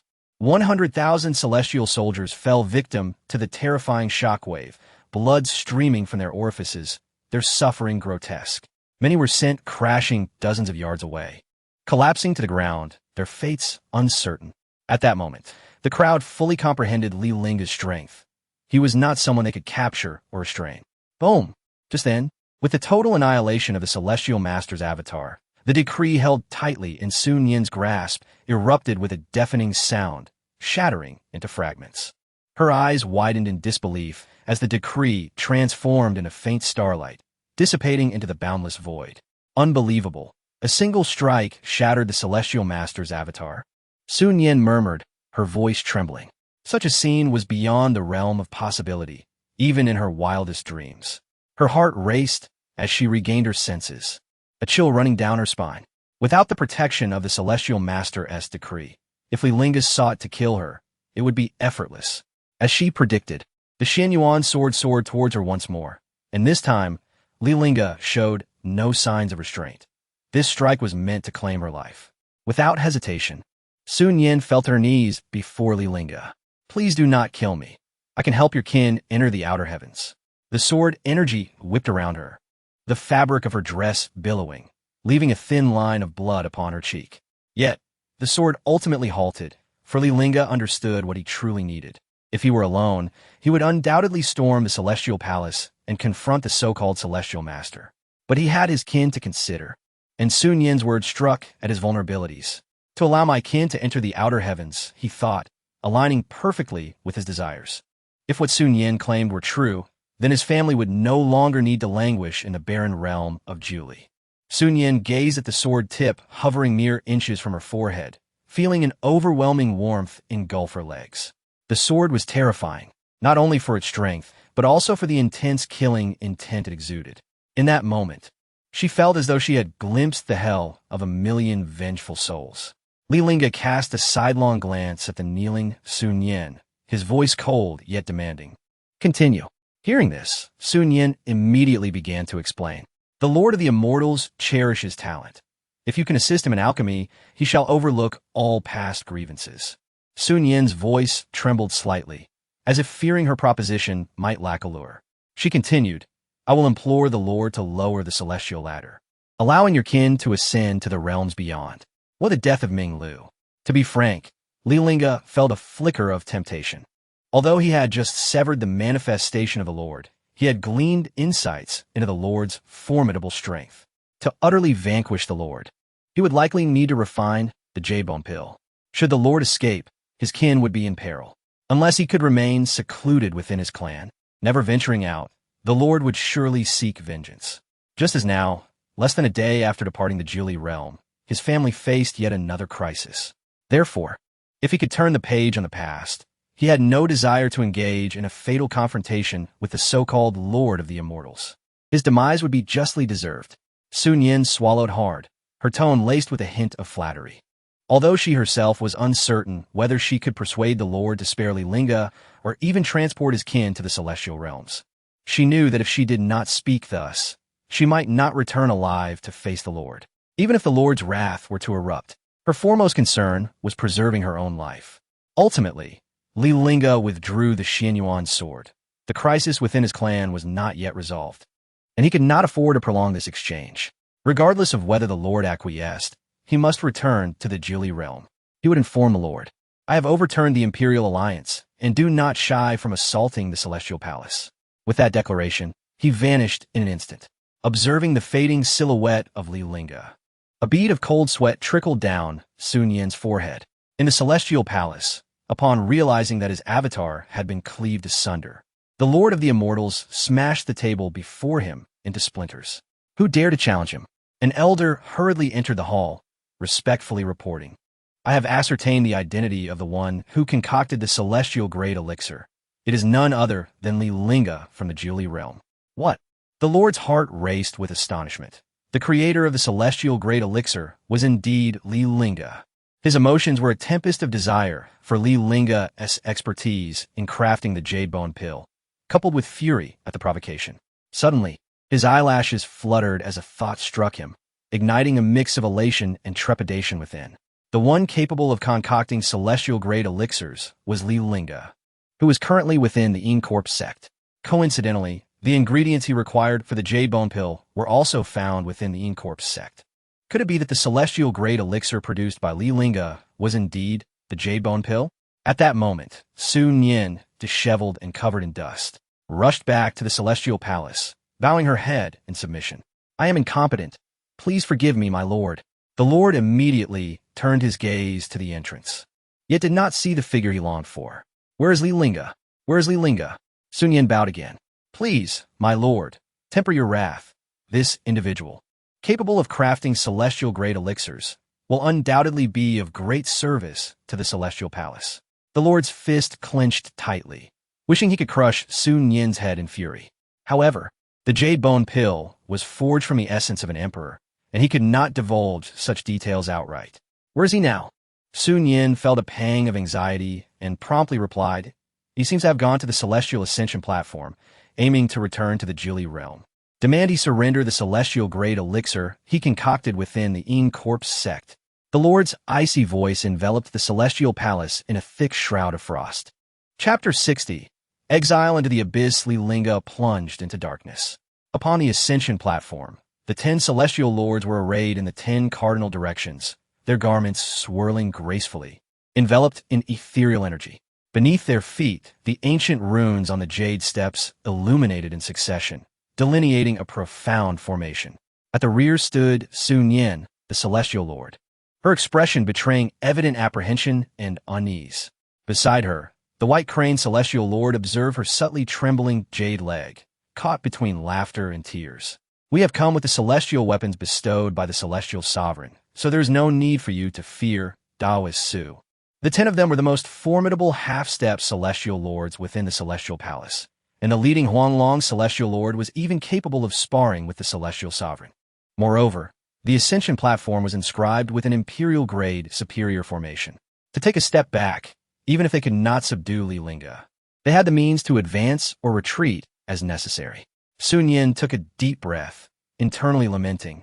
The celestial sovereign was clearly aware that his avatar had been severed by Li Lingge's sword, yet still chose to dispatch them to thwart Li Lingge's return to the Jili realm. Although the 10 celestial lords could withstand a strike from the celestial sovereign, they had never witnessed the true terror of Li Lingge. Having narrowly escaped from Li Lingge's blade, she was now sent back. Do not underestimate him. The celestial sovereign's avatar was shattered by his sword. Upon her utterance, the remaining 9 celestial lords turned in unison. The white crane celestial lord appeared incredulous, his eyes wide, and after a moment, he managed to articulate, impossible, absolument impossible, to shatter the celestial sovereign's avatar with a single sword strike. Li Lingge, let alone Huanglong celestial lord, could not accomplish such a feat. Li Lingge hailed from the Jili realm. How could his cultivation possibly surpass that of Huanglong celestial lord, who had trained for 1,000,000 years in the outer heavens? Huanglong celestial lord regarded Sun Yin with disdain, seemingly seeing through her little trick, and spoke in a dismissive tone. Even if you fear the celestial sovereign's punishment due to your incompetence, there is no need to exaggerate the enemy's capabilities. In his view, it was merely Sun Yin's inadequacy that allowed Li Lingge to escape while bearing the celestial sovereign's decree. To claim that a mere emperor from the lower realms shattered the celestial sovereign's avatar. Do you take us for children? You might as well say that Li Lingge has already transcended to the true celestial lord realm, and that there is no one in the outer heavens who can rival him. Sun Yin opened her mouth and murmured softly, he might have truly broken through to the celestial lord realm. To shatter the celestial sovereign's avatar, she could conceive of no other explanation. Even if Li Lingge was not a celestial lord, he was surely but a step away from that realm, perhaps even closer to that legendary state than the celestial sovereign himself. Ha ha! Do not speak of the Jili realm. Even the spiritual energy of the outer heavens is insufficient to produce a true celestial lord. Otherwise, how could the celestial sovereign have remained unable to advance beyond that threshold? Huanglong celestial lord laughed boisterously. I see you have been frightened into foolishness. The white crane celestial lord chuckled in agreement. We must temper this person's sharpness. Otherwise, Daoist Su may suffer a crisis of heart. Sun Yin realized that whatever she said would not be believed by these individuals. Had she not witnessed it firsthand, she too would find it hard to believe that an emperor from the Jili realm possessed such terrifying power. Whether she spoke truthfully or not, those 100,000 celestial soldiers could attest to it. However, only they 10 had arrived at the Ascension platform. With her gaze lowered, Sun Yin murmured soon, you shall witness it with your own eyes. Even if her voice was soft, it could not escape Huanglong celestial lord's ears. He snorted coldly, boldly declaring, when he arrives, do not intervene. I shall personally confront the Celestial Lord mentioned by Taoist Su. At this, even the white crane Celestial Lord's expression shifted, and he could not help but advise, Huang Taoist, we come bearing the Celestial Sovereign decree. If Taoist Su, we nine may find it difficult to activate the cosmic wheel. Though he did not state it outright, concern was evident in his tone. They might not believe that Li Lingge had truly reached the Celestial Lord realm. Yet the ability to shatter the Celestial Sovereign's avatar meant that his strength should not be underestimated. Had he not been persuaded, Huanglong Celestial Lord would have felt his authority questioned. A mere emperor from the lower realms. What need is there for the cosmic wheel? Before the others could speak, Sun Yin pointed towards the distant horizon. He comes. At the edge of the sky, a figure clad in white traversed the void. Li Lingge, draped in a white robe and wielding a 3-foot azure blade, sliced a brilliant river of stars through the expanse. His steps appeared languid, yet each stride spanned 1,000 miles. In the blink of an eye, he had arrived before the ascension platform. To return from the outer heavens to the Jiuli realm, one must pass through the ascension platform. He had not anticipated that in his haste, Sun Yin would arrive before him. Is this the response from the Celestial Sovereign? Sun Yin's return, along with the gathering of the 10 Celestial Lords upon the ascension platform, was evidently to await him. Among these 10, save for Sun Yin, the others harbored animosity towards him, particularly the elder in purple robes, whose eyes gleamed with a restless desire to consume him whole. Just as Li Lingge had surmised, Huanglong Celestial Lord was eager to demonstrate his prowess. However, before initiating combat, he first inquired, "Are you Li Lingge? Who are you?" Li Lingge's gaze swept over the 10. His eyes filled with disdain. It appeared that the Celestial Sovereign truly regarded him with little concern. After having shattered his avatar, this time there was no personal attendance. Sun Yin did not dare to meet Li Lingge's gaze and tightly gripped a jade talisman, already prepared to make a swift exit. Of course, if conflict could be avoided, she preferred to sidestep confrontation with Li Lingge. Thus, before Huanglong Celestial Lord could speak, she preemptively introduced, "This is Huanglong Celestial Lord of the Celestial Palace." She quickly elaborated, "Do not misunderstand. We have come at the behest of the Celestial Sovereign, requesting you to relinquish the recently refined Celestial Great Elixir, and then you may depart." Yet, Huanglong Celestial Lord was displeased with Sun Yin's words. Without waiting for Li Lingge to respond, he coldly asserted, "Surrender the Celestial Great Elixir and accompany me back to the Celestial Palace to confess to the Celestial Sovereign." Huang Taoist you. That is not what the Celestial Sovereign stated. Sun Yin's heart sank, a wave of foreboding washing over her. To extract the Celestial Great Elixir from Li Lingge's grasp already felt challenging. Now, Huanglong Celestial Lord sought to compel him to return to the Celestial Palace to confess. Did this man truly believe himself invincible, save for the Celestial Sovereign? Li Lingge paid little heed to whether they were performing before him, or if Huanglong Celestial Lord was deliberately making things difficult. He had no intention of yielding the elixir, nor of accompanying them back to the Celestial Palace. The elixir is not available. He raised the Xinyuan sword, pointing it at Huanglong Celestial Lord, and coldly declared, "Those who obstruct me shall perish." Very well. Huanglong Celestial Lord laughed instead of growing angry, realizing that if Li Lingge complied and accompanied him back to the Celestial Palace, he would not have the opportunity to make a move. Such bravado! I shall see what abilities you possess. As the other 9 Celestial Lords prepared to intervene, he sharply halted them. None shall act. I shall personally subdue him. Sun Yin's eyes twinkled with amusement, reveling in the prospect of certain fools hastening towards their demise, thus sparing her the burden of accompanying them into the abyss. Without hesitation, she immediately withdrew her spiritual energy. The other 8 exchanged glances, ultimately deciding to stand down. The White Crane Celestial Lord sighed before quietly reminding, "If the situation turns dire, activate the cosmic wheel at once."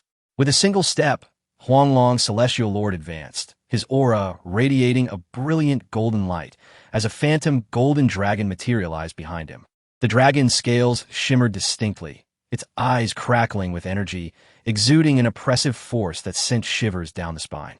"Li Lingge, if you kneel and admit your fault now, I may spare your life. Otherwise, I shall not hesitate to return to the Celestial Palace with your lifeless body." Li Lingge remained composed, his long sword emitting a clear, resonant sound. I am pressed for time. Arrogance. The Huanglong celestial sovereign's eyes widened in fury, his hair standing on end as he bellowed like thunder. With swift movements, he formed intricate hand seals, powerful incantations erupting from his fingertips. In an instant, a massive golden dragon's phantom appeared, roaring ferociously with an overwhelming force that seemed capable of annihilating the world, charging directly at Li Lingge. As the golden dragon's phantom passed, the very fabric of space shattered like fragile glass, producing a cacophony of cracking sounds. The terrifying pressure bore down like a mountain, causing the entire ascension platform to tremble violently, as if it would soon collapse. Yet Li Lingge stood firm, unyielding as a mountain. Only when the golden dragon's phantom was mere feet away did he leisurely raise his longsword. Break! As Li Lingge uttered this single word, a dazzling sword light erupted forth.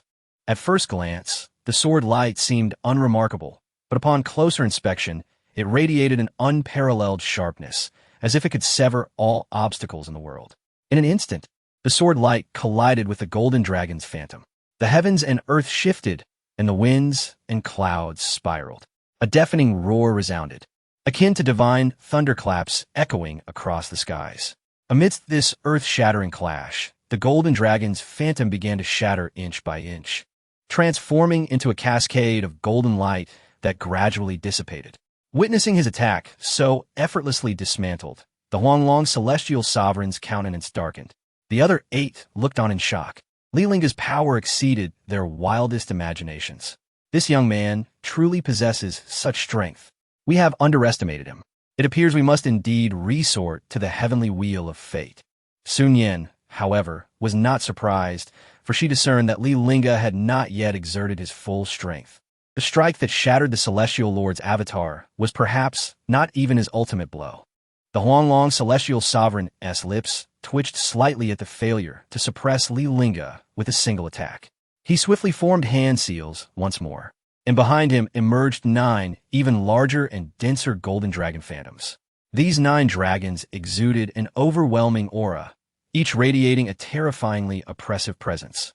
In an instant, a roaring tide surged towards Li Lingge. The terrifying pressure reached its zenith, causing the ground to fracture under the strain. With countless boulders tumbling and clouds of dust filling the air, creating utter chaos. The shattered stones were swept into the endless void, vanishing without a trace.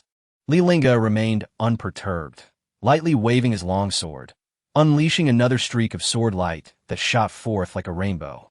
His voice was calm, yet laced with profound disdain. The celestial palace is filled with worthless beings. The fierce sword light sliced through the sky like lightning, surging towards the imposing golden dragon.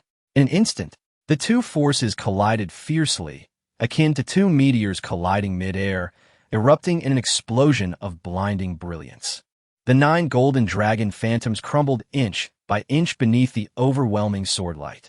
With each rupture, countless golden sparks burst forth, dazzling like fireworks. However, these lights only shone briefly before swiftly fading into the void, leaving behind a fleeting glimmer. Seeing this, the Huanglong Celestial Sovereign's expression darkened considerably. His eyes widened in disbelief. If he had initially underestimated Li Lingge, he had now exerted nearly his full strength. The ease with which Li Lingge had dismantled his attack was unbearable to accept. No, it's impossible. The Huanglong Celestial Sovereign roared in fury, his voice echoing through the heavens. Simultaneously, he began to rapidly perform complex hand seals. A powerful golden radiance surged around him, shining like a blinding sun. Soon, a golden dragon phantom, far larger than before, materialized behind him, vividly lifelike. Its dragon eyes flickered like lightning, emanating a menacing aura. In that moment, the Huanglong Celestial Sovereign vanished, merging with the golden dragon phantom. The two became one, transforming into a brilliant golden light that charged towards Li Lingge with tremendous force. A flicker of coldness passed through Li Lingge's eyes. This little old eel truly did not regard him with any respect. Gripping his longsword tightly, he gave it a slight tremor, producing a clear ringing sound. As the sword light surged forth like a radiant rainbow. Slash! With this command, the burgeoning sword light met the oncoming Huanglong Celestial Sovereign and the colossal golden dragon. Another earth-shattering collision ensued.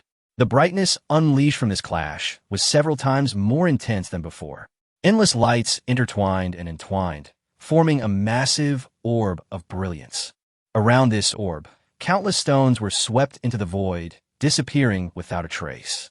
A thunderous boom echoed as a golden beam, as thick as a water barrel, shot upward into the heavens. As the light dimmed slightly, people were astonished to find a golden wheel had somehow formed before the Huanglong celestial sovereign. This wheel emanated a faint celestial glow, clearly an artifact of great power. Realizing he could not withstand the sword strike, the Huanglong celestial sovereign had no choice but to summon the heavenly wheel of fate. The clash of these two celestial artifacts unleashed an extraordinary force. In an instant, massive rifts appeared in the air, deep and dark, as if they could devour all. The scene was breathtaking, instilling fear in all who witnessed it. Then, the Huanglong celestial sovereign let out a low grunt, a stream of crimson blood erupting from his mouth, forming a shocking pillar of blood in the air. His once erect form was sent hurtling backward with incredible speed, like a cannonball. Despite his desperate attempt to activate the heavenly wheel of fate to protect his life, it was ultimately too late. In such a frantic and disordered state, forcing the activation of the heavenly wheel could only barely preserve his life, and injury was inevitable. At that moment, the Huanglong celestial sovereign was now covered in dozens of deep wounds, each exposing ghastly white bone, a terrifying sight, especially the deep gash on his neck, perilously close to severing his head. The turn of events occurred so suddenly that no one had time to react. They could only watch in disbelief as the Huanglong celestial sovereign sword passed them like a kite with its string cut. Standing nearby, Sun Yan, though she had anticipated such a scenario, was still left speechless by the shocking spectacle. Li Lingge's strength was simply overwhelming, surpassing all imagination. I fear that unless the esteemed Master Xian personally intervenes, none of those present can possibly withstand Li Lingge. The earth trembles as the yellow dragon immortal lord strikes the ground, creating a deep pit. In the next moment, a beam of yellow light soars from the pit into the sky. This time, the yellow dragon immortal lord unhesitatingly positions himself behind the other 9 immortal lords. Clearly, after that previous strike, he has completely lost the courage to confront Li Lingge head-on, no longer daring to be the one to stand out. Sun Yan turns to glance at the terrified yellow dragon immortal lord behind him, a wave of disdain and cold laughter rising within him. The Tiandi wheel is in the hands of the yellow dragon immortal lord. Yet even in a one-on-one confrontation, he does not directly activate the wheel. Setting aside Li Lingge's formidable strength, he wields a genuine immortal sword. Such arrogance. Li Lingge is also somewhat taken aback. Logically, his last sword strike should have sent the yellow dragon immortal lord to meet the king of hell. Yet unexpectedly, the opponent managed to block it. His gaze falls upon the wheel in the yellow dragon immortal lord's hand, his starry eyes narrowing. An immortal artifact. No wonder Sun Yan dared to confront him, fully aware of his prowess. It turns out that these 10 individuals have come equipped with immortal artifacts. Having just boasted, the yellow dragon immortal lord now finds his face darkened like storm clouds after being publicly humiliated by Li Lingge. He grips the Tiandi wheel tightly, his voice infused with intense, murderous intent. At this moment, he is no longer interested in battling Li Lingge. He merely wishes for Li Lingge to vanish from this world. Let us strike together. As the words leave his lips, the 10 immortal lords simultaneously form seals. The Tiandi wheel emits a deafening roar, its ancient runes lighting up one by one, each containing the power to annihilate the heavens and the earth. The entire ascension platform trembles, countless celestial energies being devoured by the wheel. The expressions of the 10 immortal lords grow grave as they each bite their tongues, spitting forth a mouthful of essence blood. The blood merges with the wheel, causing its rotation to accelerate dramatically. A pitch-black spatial rift emerges at the center of the wheel, emanating a terrifying pull. Li Lingge's form sways, nearly drawn into it. At this moment, he feels an unprecedented sense of oppression, as if the entire world were rejecting him. Li Lingge die. The yellow dragon immortal lord bellows, hastening the speed of his hand seals. The space within the wheel begins to warp, and the black rift slowly opens wider. From within the rift comes a chilling, guttural roar, as if countless demons are howling from the abyss. The ground beneath Li Lingge begins to collapse, numerous stones being sucked into the rift, vanishing in an instant. He swings his sword, the blade gleaming like a rainbow, aiming directly for the core of the wheel. However, before the sword light can reach the wheel, it is swallowed by the spatial rift. The 10 immortal lords simultaneously expel a mouthful of essence blood, which merges with the wheel, causing its rotation to accelerate further. The spatial rift expands to its limit, engulfing the entire ascension platform. Li Lingge feels his body being uncontrollably pulled towards the rift, and as he channels all his celestial energy to break free from this force, he discovers that his energy is being swiftly consumed. Useless, the yellow dragon immortal lord sneers. This is an ancient immortal artifact. The more you struggle, the faster you will be devoured. A glint of cold light flashes in Li Lingge's eyes as boundless chaotic energy surges from his sword. A gray mist envelopes him, coalescing into chaotic armor, transforming him into a streak of light rushing towards the heavens. Let us see whether your immortal artifact is mightier or my swordsmanship prevails. Chaotic Tao body. The yellow dragon immortal lord's expression shifts, compelling him to urge the wheel even more frantically. The spatial rift continues to widen, and the entire ascension platform begins to crumble. Li Lingge's figure carves an arc in the air, sword light blazing, aimed straight at the core of the wheel. Descend. The 10 immortal lords chant in unison, and the wheel emits a thunderous roar as the spatial rift expands once more. Boom! In a deafening cacophony, a corner of the wheel shatters. Yet simultaneously, the spatial rift reaches its extreme.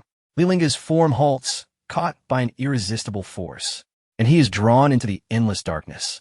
His figure vanishes completely within the abyss, the spatial rift slowly closing, leaving only the heavy breaths of the 10 immortal lords on the ascension platform.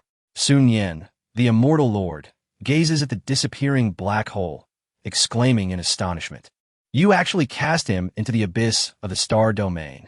They could have utilized the Tiandi wheel to directly banish Li Lingge to the Immortal Palace, thus bringing him back to the Immortal Palace. Through the teleportation array between the Ascension platform and the Immortal Palace, they could have returned to report their findings. Yet now, for his own selfish reasons, the Yellow Dragon Immortal Lord has cast Li Lingge into the abyss of the star domain. The Master Xian commanded us to retrieve that immortal-grade elixir from him. How shall we report back? Upon uttering these words, all eyes turned toward the Yellow Dragon Immortal Lord, for it was he who activated the Tiandi wheel. Thus, the location of the banishment was determined solely by him. Even if the Master Xian seeks retribution, this matter would not implicate the others. The Yellow Dragon Immortal Lord snorts coldly, raising the Tiandi wheel in his hand. This child has destroyed the Tiandi wheel. How could he possibly live? With a flick of his sleeve, he turns to leave first. Upon my return, I shall explain everything to the Master Xian. In the star domain, the abyss, Li Lingge feels as though his very organs are being torn asunder, his bones groaning under the unbearable strain. He exerts all his strength to channel the vast energy within him, his white robe billowing, sword lights surging. Yet his body sinks ever faster, the surrounding darkness seeming to devour everything, including all of his attacks. The power of the Tiandi wheel appears to originate from another dimension, completely beyond his comprehension. Damn it! Li Lingge grits his teeth, veins bulging on his forehead. He can feel his energy being rapidly consumed, as if countless tiny insects are gnawing at him. The space before him begins to warp, darkness surging like a tide. Li Lingge feels himself plummeting into an unfathomable abyss, the light around him being gradually swallowed. A sharp howling sound fills his ears, the noise of space being torn apart. Time becomes indistinct at this moment, elongated and compressed.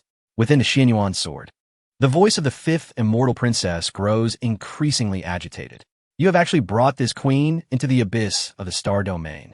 Li Lingge disregards the 5th immortal princess's flustered outburst and inquires, what is the abyss of the star domain?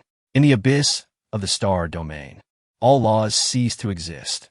Once one enters, there is no hope of escape. The 5th immortal princess grinds her teeth in frustration. This queen has yet to exact her vengeance, and now I am to be your sacrifice? Infuriating. Li Lingge feels as though he has been falling for an eternity. It also feels like mere moments, until he senses a trace of demonic energy. As he continues to descend, the demonic energy grows denser, the surrounding thick. Inky demonic energy seems to possess a life of its own, slowly writhing and coiling around Li Lingge's body. The sensation sends chills down his spine, as if he were entangled in a terrifying nightmare. Li Lingge feels as though he is submerged in a pool of foul, nauseating ink, each breath becoming increasingly labored. The dense demonic energy floods his nostrils and throat, overwhelming him with waves of suffocation. Is this the legendary abyss? Li Lingge murmurs to himself. Just as the fifth immortal princess described, this indeed is a place where all laws cease to exist, whether spiritual or demonic energy, once entering this realm. They are mercilessly devoured. When he found himself in the abyss, he had not detected any trace of spiritual energy in the surroundings. This is an utterly void space. Should one exhaust their own spiritual energy here, without the means to draw in new power from the external world, the only fate awaiting them is a descent into the mundane existence of an ordinary being. However, what is astonishing is that, at this very moment, he can distinctly perceive the swirling demonic energy surrounding him. Ever since he attained the chaotic Tao body, he has possessed the ability to shift seamlessly between the states of divine and demonic. His body not only has the capacity to refine spiritual energy, but can also absorb and refine demonic energy. At that moment, a faint glimmer of red light unexpectedly illuminated the endless darkness. Despite its dimness, it stood out strikingly in this pitch-black realm, akin to a solitary star twinkling in the night sky. Li Lingge's heart raced, its rhythm quickening as an indescribable sensation surged within him. He sensed that the red light harbored a calling force, gently beckoning him closer. He approached, feeling a sticky sensation beneath his boots. Each step he took drew up black threads resembling spider silk. These tangible strands of demonic energy coiled around his ankles, emitting a sound reminiscent of a baby's whimper. Suddenly, he realized that what surged in this mire was not mist, but rather the nearly solidified demonic energy accumulated over countless eons. If there was a singular place in the world teeming with such dense demonic energy, it could only be the abyss of demons. This was indeed the abyss of demons. Li Lingge initially believed the Black Abyss to be the darkest place on Earth, never expecting it to connect with the abyss of demons. Upon hearing this, the fifth immortal maiden was equally taken aback. Are you certain this is the abyss of demons? Even though she felt the intense demonic energy surrounding them, she could hardly fathom that the Black Abyss in the starry realm was linked to the abyss of demons. This was utterly unfathomable. Yet, if Li Lingge's assertion held true, there remained a glimmer of hope. Entering the abyss of demons was infinitely preferable to plummeting into an endless void. At least they would have a chance to return to the Ninely realm. Li Lingge's garments were already soaked with this demonic energy, clinging tightly to his form, as the bone-chilling cold pierced through his attire, reaching into his marrow. However, once the demonic energy entered his body, it swiftly transformed into chaotic energy. Unless the depths of the Black Abyss were infused with demonic energy as potent as that of the abyss of demons. As he laboriously advanced, the elusive red light ahead gradually sharpened into focus. His breathing became increasingly rapid, each inhalation akin to drawing a taut bowstring. His heartbeat reverberating in his ears like a war drum, each beat more urgent than the last. Even though he was eternally enveloped in the chaotic Tao body, capable of converting the demonic energy of this place into his own strength, he was still of the human race and felt a lingering discomfort in such an environment.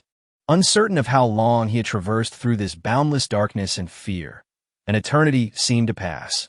Li Lingge finally found himself before the source of the red light. Upon discerning its true form, an unprecedented terror engulfed him like an overwhelming tide, consuming him entirely. The chilling red light revealed itself to be an immensely colossal eye.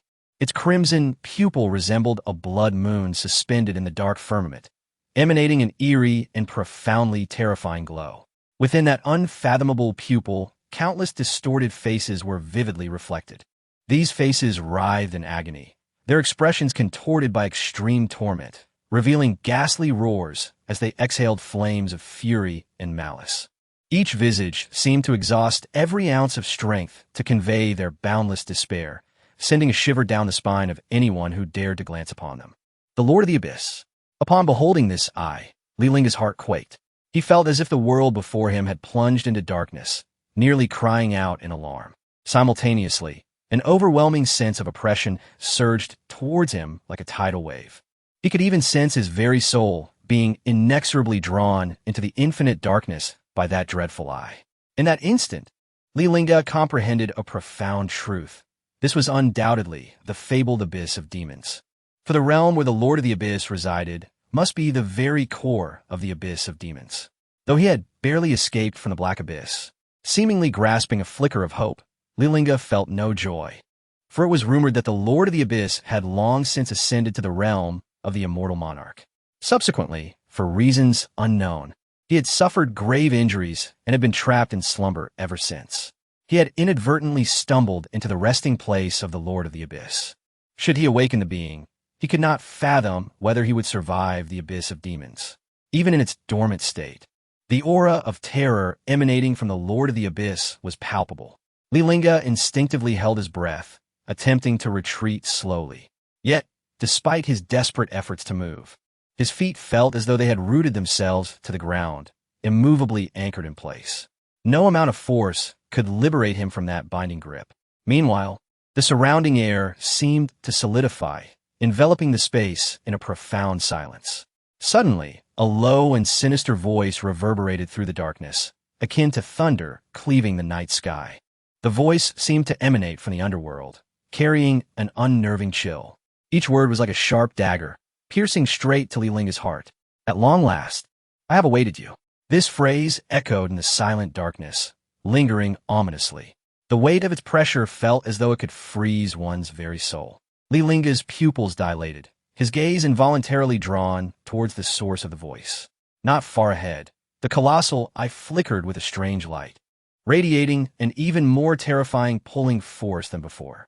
This force resembled an invisible giant hand, tightly grasping his form, rendering him immobile, forcing him to drift ever closer. As the pulling intensified, Li Lingge felt his body grow lighter, involuntarily floating towards that fearsome eye. He urged the Xianyuan sword at his waist to respond. Yet his inner strength was entirely restrained. The sword quivered slightly, then unsheathed itself on its own. The fifth immortal maiden within the sword clearly wished to escape this place. Thus she sought to assist Li Lingge. However, as the sword emerged, a stronger force pushed it back. Li Lingge felt akin to a moth ensnared in a web. No matter how fiercely he struggled, he only became ensnared deeper. In that fleeting moment, Li Lingge finally glimpsed the visage of the Lord of the Abyss. In the boundless void, countless black chains stretched forth like ferocious black dragons.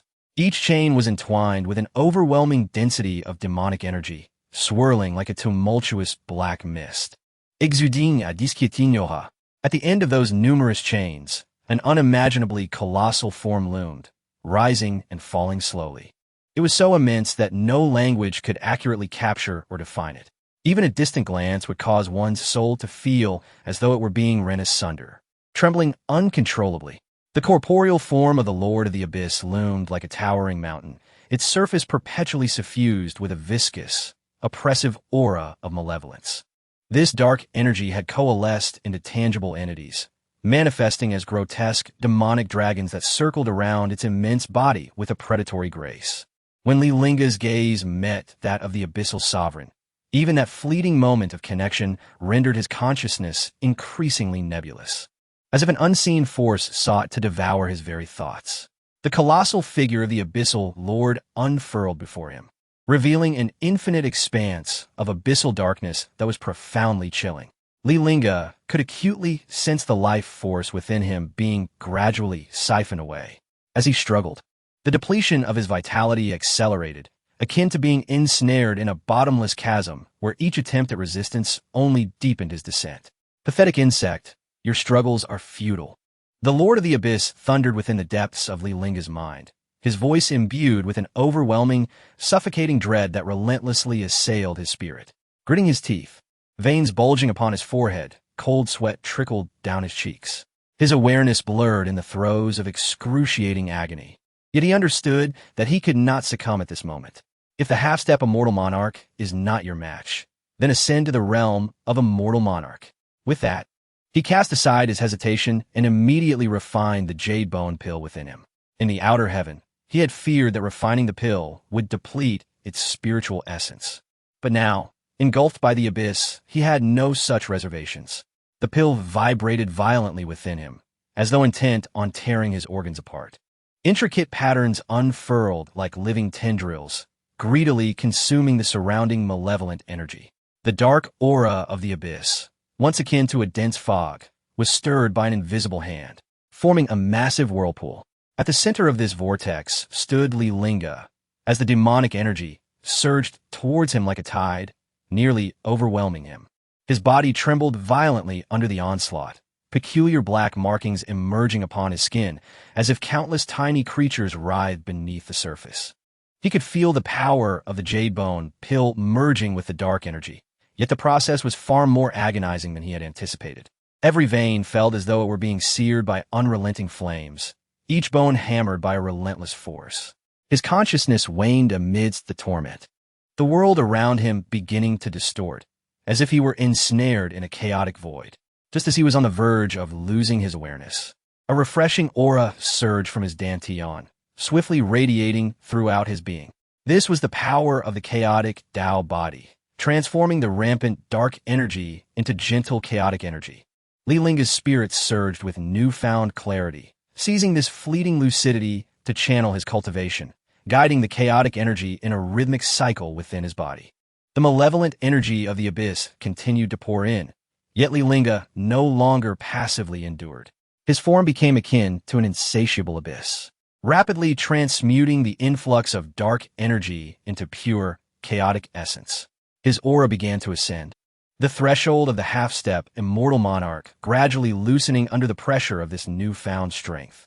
The entire abyss trembled as if gripped by an unseen force. Violent tremors resonating from all directions, the black energy roiling like molten lava. Suddenly, Li Lingge was plunged into an extraordinary realm devoid of sky or earth, filled only with countless flickering points of light suspended in the void like stars. Each point emitted a faint yet profound radiance, as if harboring boundless mysteries. Is this the true essence of the great Tao? Li Lingge's heart quaked with realization. These luminous orbs were not mere entities, but the primordial truths of the universe, the highest secrets that countless cultivators could scarcely glimpse in their lifetimes. In this moment, the essence of the great Tao was being imprinted directly onto his soul through the power of the jade bone pill, the speed of this enlightenment surpassing conventional cultivation by innumerable magnitudes. Li Lingge felt his soul expand with breathtaking velocity, merging with the cosmos itself. He perceived the flow of countless laws, sensed the breath of the great Tao, and even touched upon the distant pinnacle of the celestial path. His realm surged upward, the chaotic energy within him continuously coalescing into a formidable force that enveloped his entire being. Meanwhile, deep within the abyss, the Lord of the Abyss finally grasped the gravity of the situation. A mere insect dares to aspire to transcendence. His immense form emerged from the darkness, his blood-red eyes fixated on Li Lingge's position, unleashing a deafening roar of fury. Cease at once. The voice of the abyssal lord reverberated like thunder throughout the abyss, causing the surrounding dark energy to dissipate in fear. He could scarcely believe that a human cultivator could audaciously refine demonic energy within the abyss, even utilizing it to elevate his own realm. Should Li Lingge successfully ascend to immortal monarch, the abyssal energy would be significantly depleted, jeopardizing the very foundation of the abyss itself. Restoring his power would become increasingly arduous. Yet, at this moment, it was too late for the abyssal lord to intervene. Li Lingge's form had transformed into a bottomless pit, voraciously devouring the surrounding dark energy. The once viscous malevolence was rapidly transmuted into pure, chaotic essence, serving as the energy for his ascent. The Lord of the Abyss watched in disbelief, his fury almost palpable. This is impossible. His voice trembled with incredulity. He could not fathom how a human cultivator could convert the dark energy to his own advantage. Could it be that Li Lingge has succumbed to the darkness? Yet, soon he discerned the anomaly within Li Lingge. It is the chaotic Tao body, The chaotic Tao body was one of the rarest physiques in existence, capable of transforming any energy into chaotic essence, be it spiritual energy, demonic energy, or fiendish energy. None could escape its insatiable hunger. In that instant, clarity dawned upon him, realizing the peril Li Lingge posed. To cultivate the chaotic Tao body and break through in the abyss, this way, the spiritual energy of the human realm is preserved, while simultaneously weakening the forces of the abyss. A double-edged strategy. Wretched creature, I can no longer afford to wait. A glint of ruthlessness flashed in the Abyssal Lord's eyes. If he allowed Li Lingge to ascend to a mortal monarch, would that not grant him the opportunity to continue restoring his vision? He raised his colossal hand, aiming it fiercely at Li Lingge. That hand, infused with boundless dark energy, seemed poised to rend the very fabric of the abyss. However, as the Abyssal Lord's strike descended, an unforeseen anomaly occurred. Li Lingge's form floated within the abyss, encircled by a colossal vortex of dark energy. The whirlpool, akin to a black hole, ravenously consumed the surrounding malevolence. The once thick, almost tangible dark energy diminished at a visibly rapid pace. Even the chains binding the Abyssal Lord were stripped of their dark essence, flowing into Li Lingge as torrents of black energy. The Abyssal Lord's titanic hand, imbued with catastrophic might, descended upon Li Lingge, only to be shredded by an invisible force before it could reach him. The hand disintegrated into countless shards of dark energy, which were swiftly consumed by the vortex, transforming into Li Lingge's own power.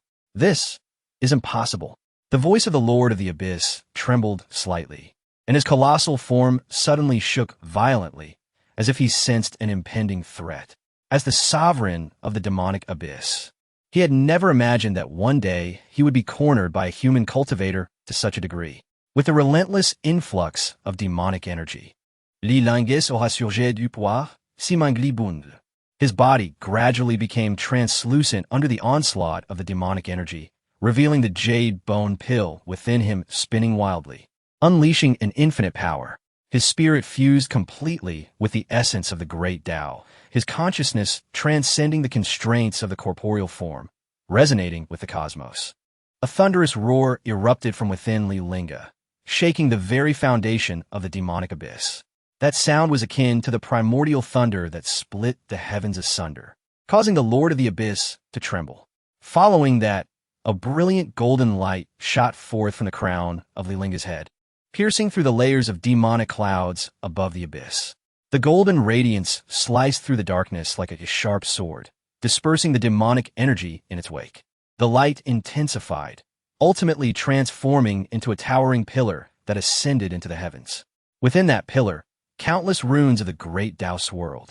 Simultaneously, an array of profound runes began to emerge around Li Lingge. These runes shimmered with vibrant colors, each containing the essence of the great Tao, as though they were the most fundamental rules of the universe coalescing into form. They revolved around Li Lingge, akin to stars encircling the moon, eventually morphing into a resplendent, celestial robe enveloping him. The robe radiated a soft glow, yet exuded an unmatched majesty. The runes upon the robe flowed, seemingly harboring boundless power. Under the robe's illumination, Li Lingge appeared as an immortal descending from the annals of antiquity. The Lord of the Abyss gazed upon Li Lingge, and for the first time, a flicker of fear surfaced in his eyes. He realized that the Li Lingge before him was no longer the ant he could easily trample upon. No, this is impossible. I am the master of the demonic abyss. The Lord of the Abyss let out a reluctant roar, and the surrounding demonic energy surged wildly, transforming into numerous grotesque demonic apparitions that lunged at Li Lingge. However, Li Lingge merely raised his hand lightly, a glimmer of golden light flashing at his fingertip. That golden light instantly morphed into a dazzling blade of light, annihilating all the approaching demonic shadows. His gaze was calm and profound, as if he could see through the very essence of the Lord of the Abyss. Your era has come to an end. Suddenly, an unusual sound of flowing water resonated through the void, reminiscent of a celestial river cascading down, or the gentle murmur of the great Tao. Following this, a dark river of demonic energy descended from the 9 heavens, spiraling around Li Lingge like a colossal dragon. This river of demonic energy was not ordinary. It contained the purest essence of energy in the world, each drop imbued with boundless power. Above the 9 heavens, the sound of thunder rumbled. But it was not the commonplace thunder. It was the voice of the great Tao. Each clap of thunder seemed to articulate the profound truths of the universe, causing the entire demonic abyss to tremble. The beings within the abyss prostrated themselves upon the ground, quaking in fear, as if even lifting their heads was a luxury in the face of such power. A glimmer of golden light flickered in Li Lingge's pupils, resembling 2 stars igniting in the darkness. His gaze was deep and distant, as if he pierced through the boundaries of time and space. Gazing directly at the essence of the great Tao, he gently raised his hand, and the river of demonic energy around him seemed to gain sentience, transforming into a swirling dragon at his fingertips. Meanwhile, a vast starry sky manifested above Li Lingge. This starry expanse was boundless, with every star twinkling brilliantly. It was the unique manifestation of the celestial monarch.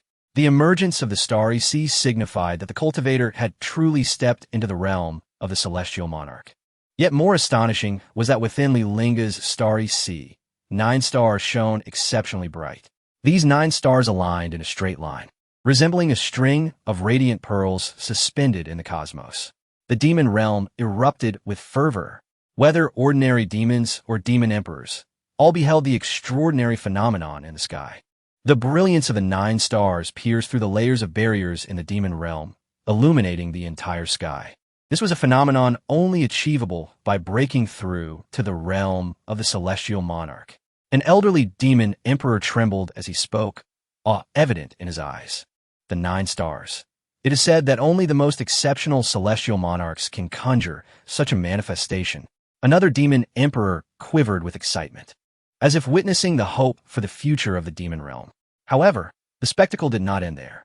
Just as everyone was immersed in the shock of the 9 stars, a towering ancient willow's ethereal shadow suddenly materialized behind Li Lingge. The ancient willow appeared translucent, its branches and leaves flowing with multicolored light, as if carved from the purest jade. Each leaf seemed to encapsulate a miniature world, brimming with boundless vitality and the essence of the great Tao. This was the spirit of the world. A gasp of disbelief echoed through the demon ranks, laden with astonishment. The spirit of the world was equivalent to the heavenly Tao. It was said that only those demons recognized by the heavenly Tao could evoke such a phenomenon upon breaking through. The simultaneous appearance of the 9 stars and the spirit of the world was unprecedented in the annals of demon history. Witnessing this scene, the demons were engulfed in deep shock. They understood that a demon capable of transforming the demon realm had emerged. An elderly demon emperor murmured to himself, tears glistening in his eyes. The demon race has hope. As the demons reveled in shock and excitement, the once dazzling manifestations surrounding Li Lingge began to gradually recede. Yet, despite the diminishing phenomena, the overwhelming aura emanating from him grew ever more unfathomable. He simply raised his hand lightly, and the surrounding air seemed to quiver slightly, unable to bear the weight of the pressure. Li Lingge could distinctly sense the cataclysmic changes occurring within him. That surging power flowed through his meridians like a volcanic eruption. This power was unlike any he had ever experienced. It was pure and vast, embodying the legendary celestial energy. An overwhelming celestial might erupted from Li Lingge's being, sweeping outward with the force of a cataclysm. Where it passed, space distorted, the earth shattered, and even the unfathomable depths of the demonic abyss were instantly engulfed by this terrifying force. Is this the power of a celestial monarch? Li Yinsheng stared wide-eyed, his face a mask of astonishment as he beheld the unfolding scene. Only then did he truly grasp the immense chasm that lay between a half-step celestial monarch and an authentic celestial monarch. Without stepping into the realm of celestial monarchs, no matter how formidable one's strength, one could never truly harness celestial energy. What flowed within was merely ordinary spiritual energy. Yet, upon entering the realm of the celestial monarch, every gesture could command celestial energy at will, unleashing cataclysmic power. The Lord of the Abyss, witnessing all this from the depths of darkness, could only emit a sound filled with unwilling rage. He knew all too well that Li Lingge had become an existence beyond his capacity to contend with. The aura emanating from Li Lingge filled him with trepidation. It was a force potent enough to threaten his very life. Thus, even though his heart burned with fury, he dared not advance another step. At that moment, he had not yet regained his peak condition and could never hope to match Li Lingge. Li Lingge cast a deep glance at the Lord of the Abyss, refraining from seizing the moment to strike. Even though he had now broken through to the realm of the celestial monarch, this was the demonic abyss, the lair of the Lord of the Abyss. To strike here and completely annihilate the Lord of the Abyss would not be a trivial endeavor. What he lacked most at present was time, being in the deepest part of the demonic abyss. He had no idea how long it would take to return to the Ninely realm. In times of peril for the Li family, should he return too late, the lives of his kin would be in grave danger. I have pressing matters to attend to, so for now, I shall grant you a few more days of existence. With that, he vanished into the abyss of demons. Gazing at the fading silhouette of Li Lingge, the Lord of the Abyss collapsed heavily to the ground. He had no desire to engage Li Lingge in battle. Otherwise, even if he survived, he would surely suffer greatly. As the crimson thunder tore through the celestial vault of the abyss, 7 figures emerged, tearing through the void. They were the 7 guardians of the Lord of the Abyss, who had collectively governed the demon realm since the Lord fell into slumber. They bore no names. Their identities were defined by their order, from the first to the 7th. The eyes of the first demon emperor flared with hellfire, directed towards the abyss. A golden radiance ascended, resonating with celestial sounds. Could it be that the Lord of the Abyss was awakening? The third demon emperor, encircled by soul-binding chains, roared as his crimson cloak billowed in the tempest. His lava-like eyes reflected the collapsing whirlpool of the abyss, and he grasped his spiked demonic spear firmly. I have awaited this day for far too long. The 7th demon emperor suddenly erupted into a melodious laugh, her bare feet resting upon a lotus platform forged from 900 Buddha heads, as 18 seals of magic glimmered around her neck. The Lord of the Abyss had long since ascended to the realm of celestial sovereigns. Yet why had there been signs of a breakthrough just now? She continued to gesture, her eyes darkening. Someone is consuming the essence of the abyss. As if to affirm her words, the morning river, miles away, began to flow backwards, with countless ancient demonic corpses rising from the riverbed, transforming into black mist, rushing frantically toward the center of the whirlpool. The 4th demon emperor's 1,000-eyed demonic chart unfurled automatically, each eye gazing into the depths of the whirlpool, eager to discern the happenings within the abyss. The other 6 demon emperors joined him, almost in unison, asking, "What do you see? The Lord of the Abyss has awakened." The 4th demon emperor's voice trembled slightly, filled with excitement. The awakening of the Lord of the Abyss heralds the rise of the demon realm.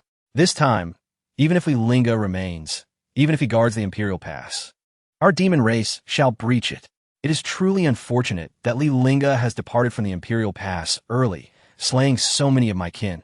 What a boon for him. With the Lord of the Abyss awakened, old grievances and new debts must be settled.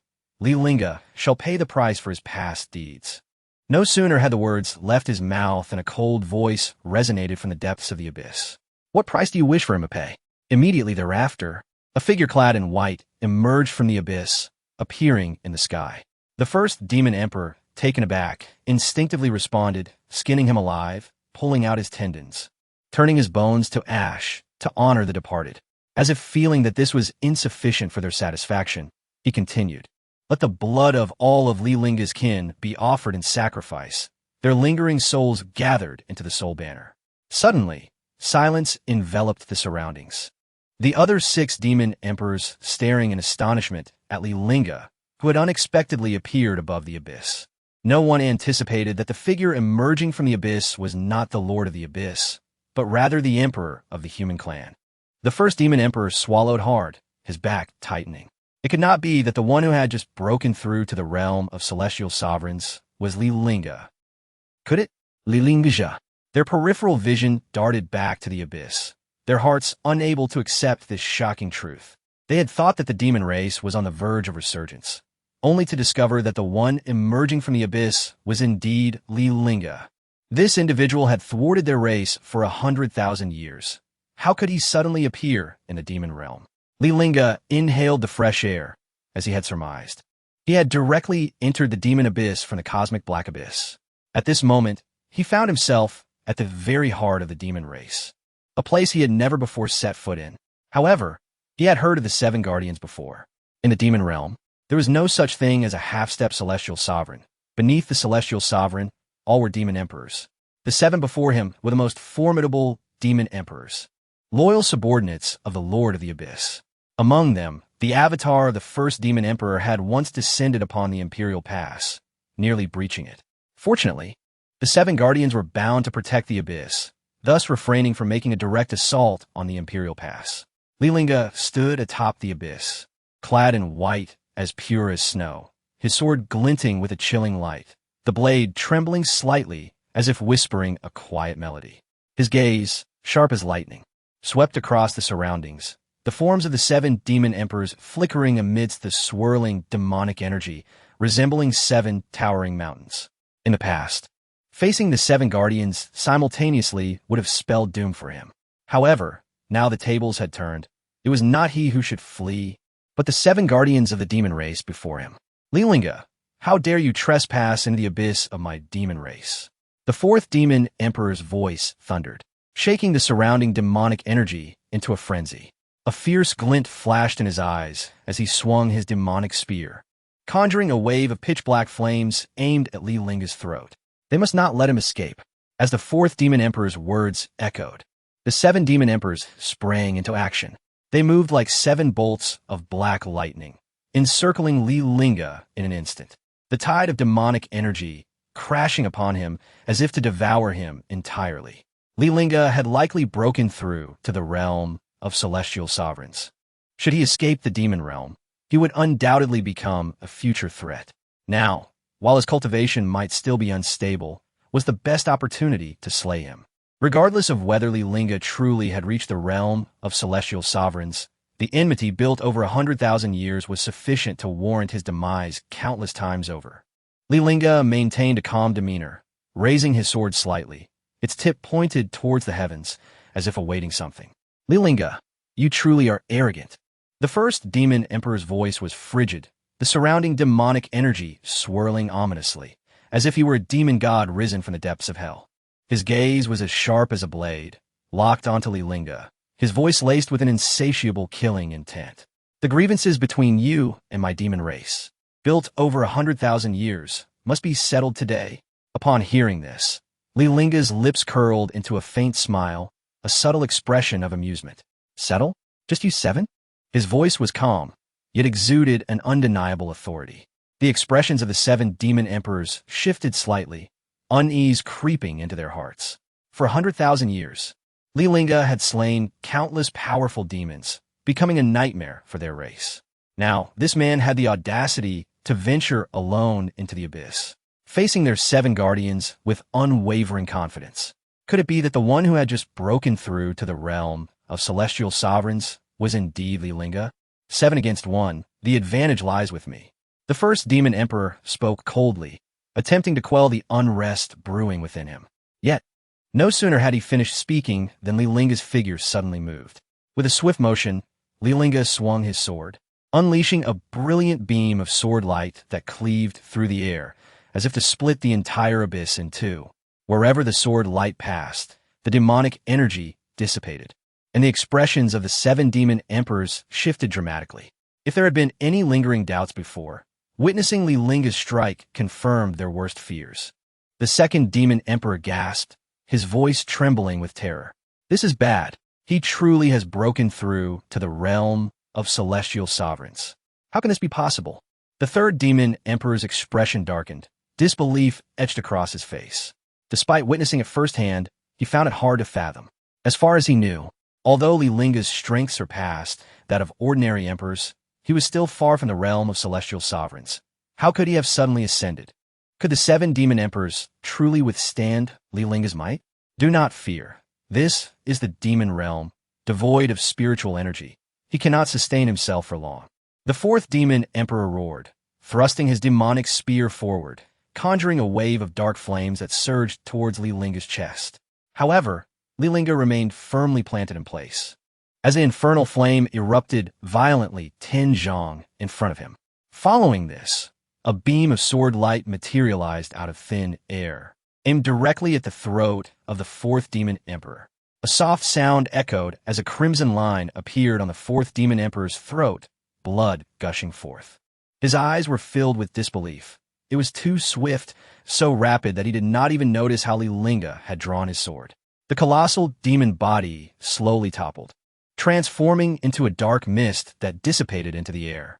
Fourth, the remaining 6 demon emperors roared, their eyes brimming with fury and sorrow. They could never have anticipated that Li Lingge's power was so terrifying, capable of slaying a demon emperor with but a single stroke. Although they had yet to step into the realm of the immortal monarch, they were merely a step away, second only to the Abyss Lord in the entire demon realm. Kill. At all costs, we cannot allow him to escape. The voice of the first demon emperor was laden with unquenchable killing intent. The 6 demon emperors surged into action once more, their demonic energy crashing forth like a tidal wave, seemingly intent on drowning Li Lingge entirely. Li Lingge stood steadfast, unwavering. Yet suddenly the 7th demon emperor let out a piercing scream. The life crystal embedded in her chest cracked, and the 3,000 emotional worms sealed within began to ravenously devour her heart. The 5th demon emperor's dragon horn erupted in a spray of blood. His once proud, ancient demonic form was fracturing. More despairing was the realization that the devouring principle he had painstakingly cultivated for 1,000,000 years was now uncontrollably flowing toward the shadow beneath Li Lingge's feet. Within those shadows danced the trajectories of the galaxy, each path precisely piercing into his body. Impossible. How could you manipulate demonic energy? The 2nd demon emperor's lava-like body began to cool as he found himself unable to harness the fire attribute energy in the air.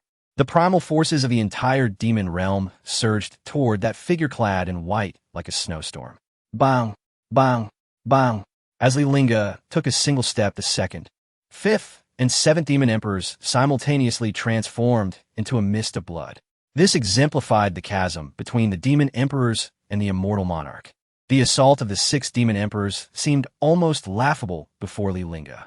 5th, the first demon emperor's eyes were filled with despair.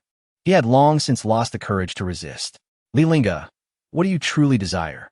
His voice trembled, for it was clear that all 7 demon emperors would likely perish here today. The long sword in Li Lingge's hand glimmered with a cold light. His voice calm, yet frigid. I seek the annihilation of the demon clan. You. The eyes of a demon emperor burned with anger. Yet he found himself utterly incapable of rebuttal. Li Lingge's might had far surpassed their wildest imaginations. Flee. The first demon emperor's voice thundered. As he understood that with only 3 demon emperors remaining, they stood no chance of halting Li Lingge's departure. The palpable pressure emanating from Li Lingge rendered them nearly breathless. Better to lose one than all 3 here, his resolve solidified. The first demon emperor resolutely ignited his imperial essence, unleashing an aura that eclipsed that of an ordinary demon emperor in an instant. This power surged skyward, piercing the heavens, warping the surrounding air. His strength soared to that of a super demon emperor, the demonic energy swirling around him like a vast, dark ocean, exuding an aura of terror. With eyes wide open, ablaze with fierce demonic flames, he fixed his gaze upon Li Lingge, bellowing, I will hold him off. You all must flee. With that, he raised his hand to form a seal, rapidly swelling in size until he transformed into a towering demon god, standing 1,000 zhang tall. His body was enshrouded in demonic energy, muscles bulging, as if harboring the power to obliterate the heavens and earth. The first demon emperor strode forward, charging at Li Lingge. With each step, the ground trembled violently, leaving deep impressions. He swung his colossal fists, accompanied by a howling wind, aiming a devastating blow at Li Lingge. Even before the punch landed, the force shattered the ground around him. Yet Li Lingge, faced with this seemingly unstoppable assault, merely snorted coldly. Behind him, countless sword energies coalesced, each beam infused with the shattered totems of the demon clan. In an instant, a brilliant sword light shot upward, resembling a white silk ribbon, cleaving through the air until it collided with the first demon emperor's fist. Boom! A deafening roar erupted, as that seemingly invincible technique shattered like paper beneath Li Lingge's strike. The first demon emperor's massive form was torn asunder, torrents of demonic energy scattering in all directions, his body swiftly shrinking back to its original shape. He turned pale as a ghost, blood trickling from his mouth, his eyes wide with shock and disbelief. The technique he had exerted with all his might had been so easily obliterated by a single stroke from Li Lingge. The gulf between the immortal monarch and himself was akin to a chasm, utterly insurmountable. All of this transpired far too swiftly. The other two demon emperors had not anticipated that the first demon emperor would be unable to withstand even a single attack. They screamed in terror and immediately tore through the fabric of space to escape. Li Lingge, however, did not pursue, instead placing his foot upon the first demon emperor's face. Just as he was about to crush the first demon emperor's skull, the latter hurriedly spoke. Wait. Crack. Unfortunately, he was a moment too late, the sound of cracking bones echoing. The first demon emperor grunted, quickly continuing. I can sense the essence of the demon clan within you. I am willing to lead the demon clan in serving you as our master. Spare my life. At the brink of death, he suddenly comprehended everything. Li Lingge had now broken through to the realm of the immortal monarch, his power rivaling that of the Abyss Lord. More importantly, Li Lingge could refine demonic energy, which was no different from their own clan. Given this, why not directly serve Li Lingge as their master? Betrayed by the human race, nearly wiped out, Li Lingge held no sense of belonging to humanity anymore. Thus, he could easily bring Li Lingge to the side of the demon clan. In that case, not only would the Nine-Li realm face annihilation, but invading the human realm's outer heavens would also not be beyond reach. However, Li Lingge cast a sidelong glance at the abyss behind him. A servant cannot serve two masters. If you pledge loyalty to me, will the Abyss Lord. The first demon emperor did not hesitate, his face a mask of obsequiousness. You are the true Abyss Lord. The genuine Abyss Lord has been in slumber for hundreds of thousands of years. We do not know when he will awaken. A wise man knows when to yield. Now that you, Li Lingge, have broken through to the immortal monarch realm, the demon realm will undoubtedly fall to you. It was not fear of death. It was for the survival of the entire demon realm. Li Lingge nodded thoughtfully, then inquired, which direction is the Imperial Pass? He had more pressing matters to attend to, namely returning to the human realm. The sole reason he spared the first demon emperor was to ascertain the way home. As for becoming the Abyss Lord or the master of the demon clan, he held little interest. His kin could not cultivate within the demon clan, and even if he wished to retaliate against the human race due to the betrayal from the Nine-Li realm, he could not lead the demon clan in such a venture. Upon hearing this, a glimmer of hope flashed in the first demon emperor's eyes. To exchange for a life, is it not worth it? Crack. Li Lingge did not respond to the question. Instead, she exerted her foot with greater force, nearly flattening the head of the first demon emperor. His bulging eyes widened as he convulsed, exclaiming, to the east, to the east.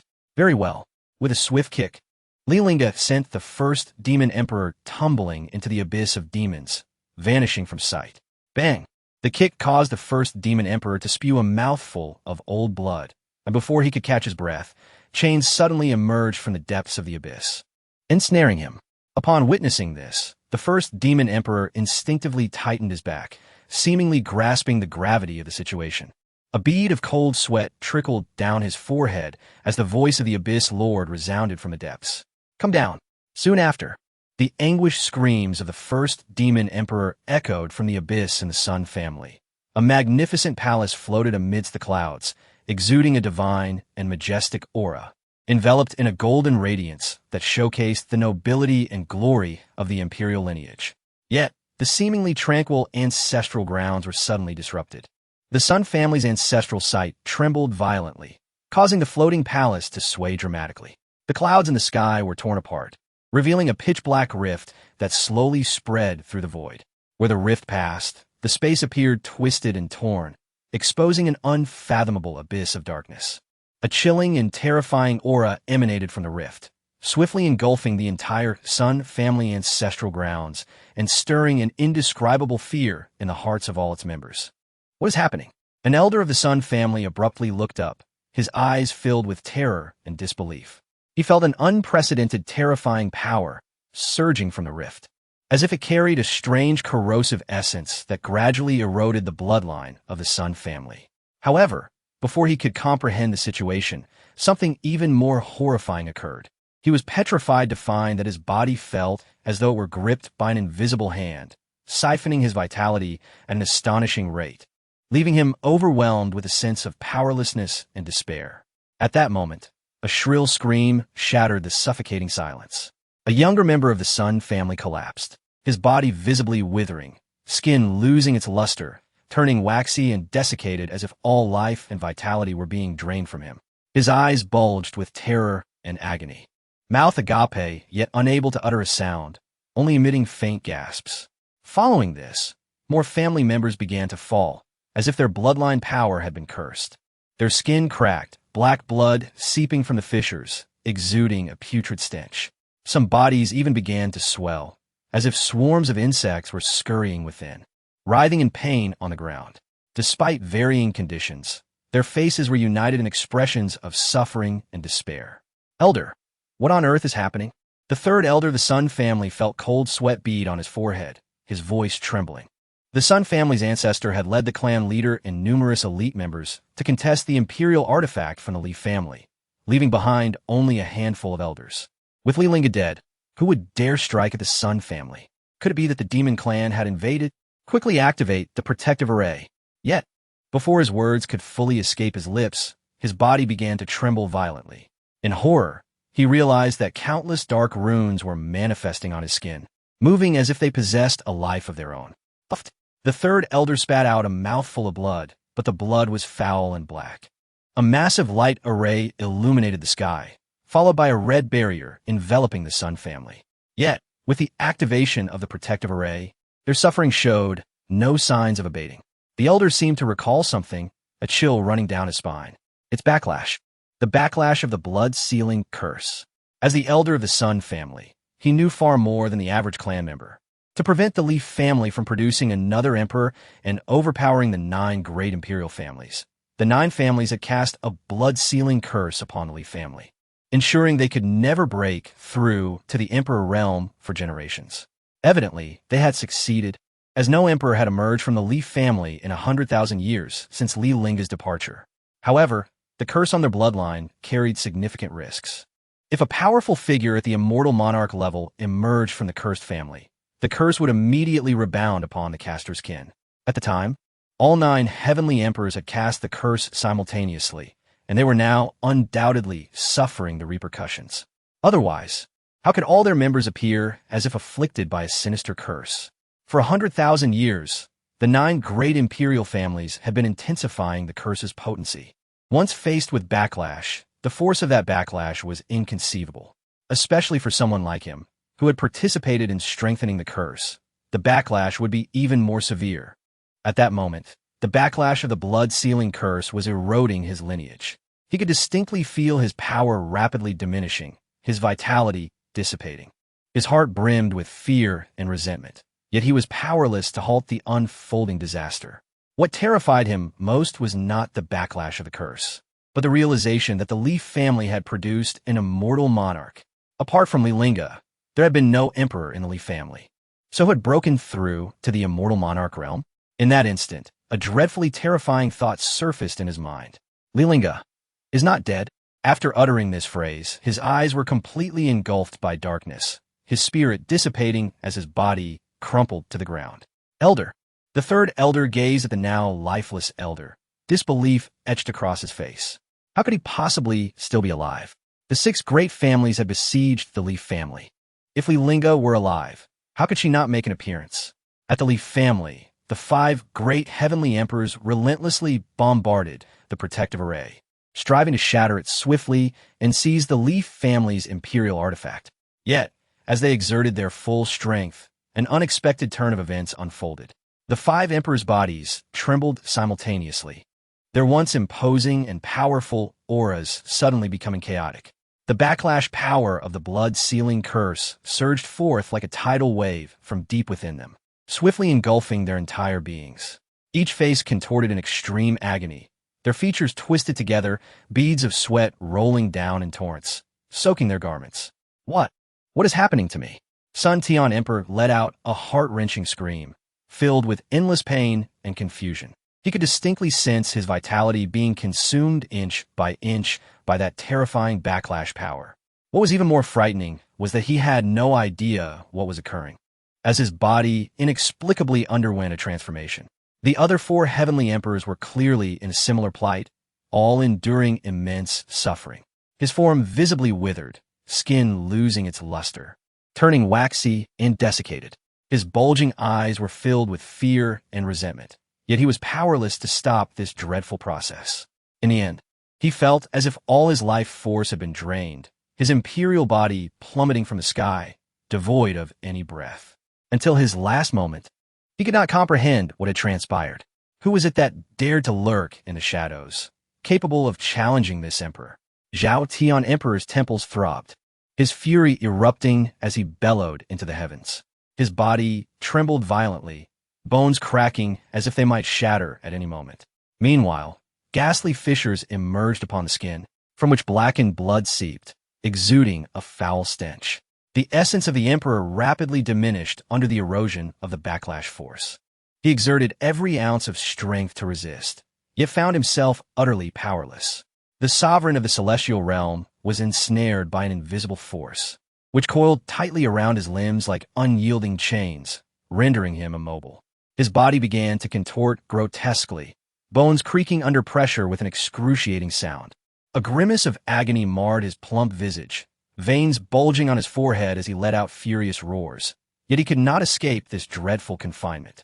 His strength continued to be suppressed, and his body gradually succumbed to collapse. Amidst the excruciating torment, a thought suddenly struck him. Could it be the pulse-sealing curse? The backlash? It cannot be. It is impossible. Within the body of the Emperor Wu, it felt as though a fire raged, the searing pain nearly driving him to madness. His skin flushed a scorching red, sweat evaporating into wisps of white mist. Yet, he could not bring himself to believe the words of the sovereign of the celestial realm. It was not that he disbelieved, but that he dared not believe. Everyone knew what the backlash of the pulse-sealing curse entailed. It signified the emergence of a celestial sovereign from the Li family. More importantly, it suggested that Li Lingge was likely still alive. But if Li Lingge had indeed survived, what would transpire after their assault on the Li family? He dare not contemplate further. On the ship, the members of various imperial clans wailed in despair. They had witnessed the tragic plight of the 5 great emperors, their hearts filled with fear and hopelessness. They cried out in anguish, fleeing in all directions on the ship, yet found no refuge. This was the backlash force stemming from their bloodline.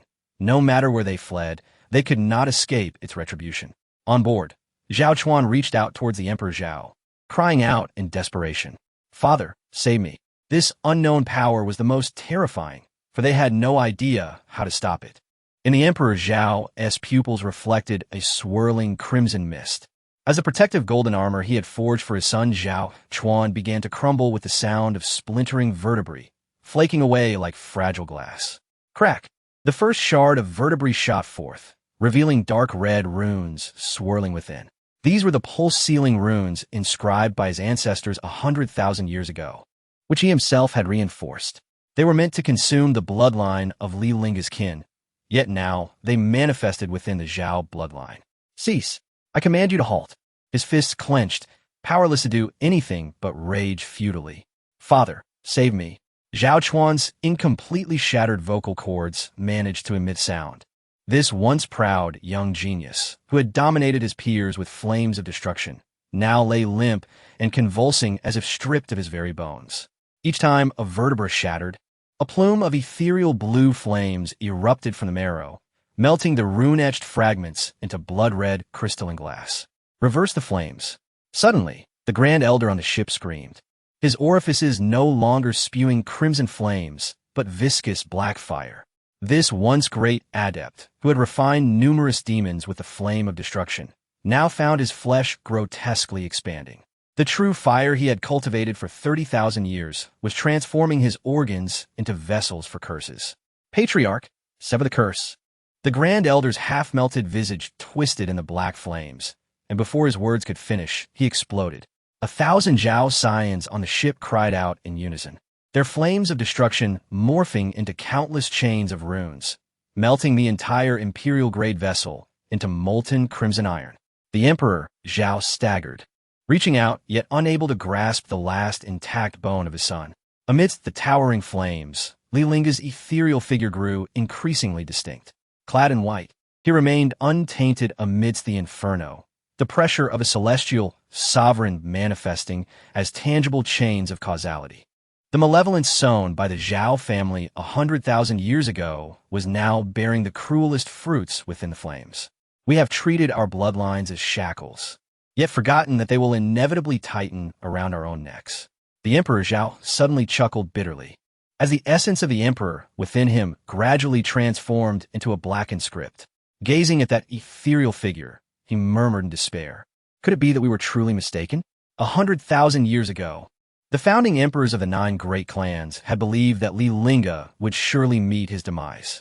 And once the Li family had fallen under the pulse-sealing curse, they would never again produce an emperor. Thus, according to their plans, the backlash of the pulse-sealing curse was not supposed to occur. Yet who could have anticipated that after 100,000 years, Li Lingge had returned alive from the Imperial barrier? If Li Lingge had indeed perished in the outer realm, then from whence did this backlash force originate? In an instant, his figure appeared before Su Xinghe, seizing him by the collar. Is Li Lingge dead or alive? At this moment, Su Xinghe was also in dire straits, but upon hearing the Emperor Zhao's inquiry, he finally grasped the gravity of the situation. As the patriarch of the Su family, he was naturally aware of the pulse-sealing curse. Are you suggesting that Li Lingge has broken through to the celestial sovereign realm? That is impossible. The Grand Elder of the Su family echoed in agreement. We witnessed it with our own eyes. Li Lingge's remains were cast out from the outer realm. There could be no mistake. Nonsense. The Emperor Zhao seemed ready to devour them whole. Aside from Li Lingge, who else from the Li family could possibly achieve the celestial sovereign realm? Had they not believed the Su family's words claiming Li Lingge was dead, they would never have dared to assault the Li family. The Shao family was exterminated merely for failing to present a congratulatory gift. If Li Lingge were to return and learn of today's events, would he not annihilate his entire clan?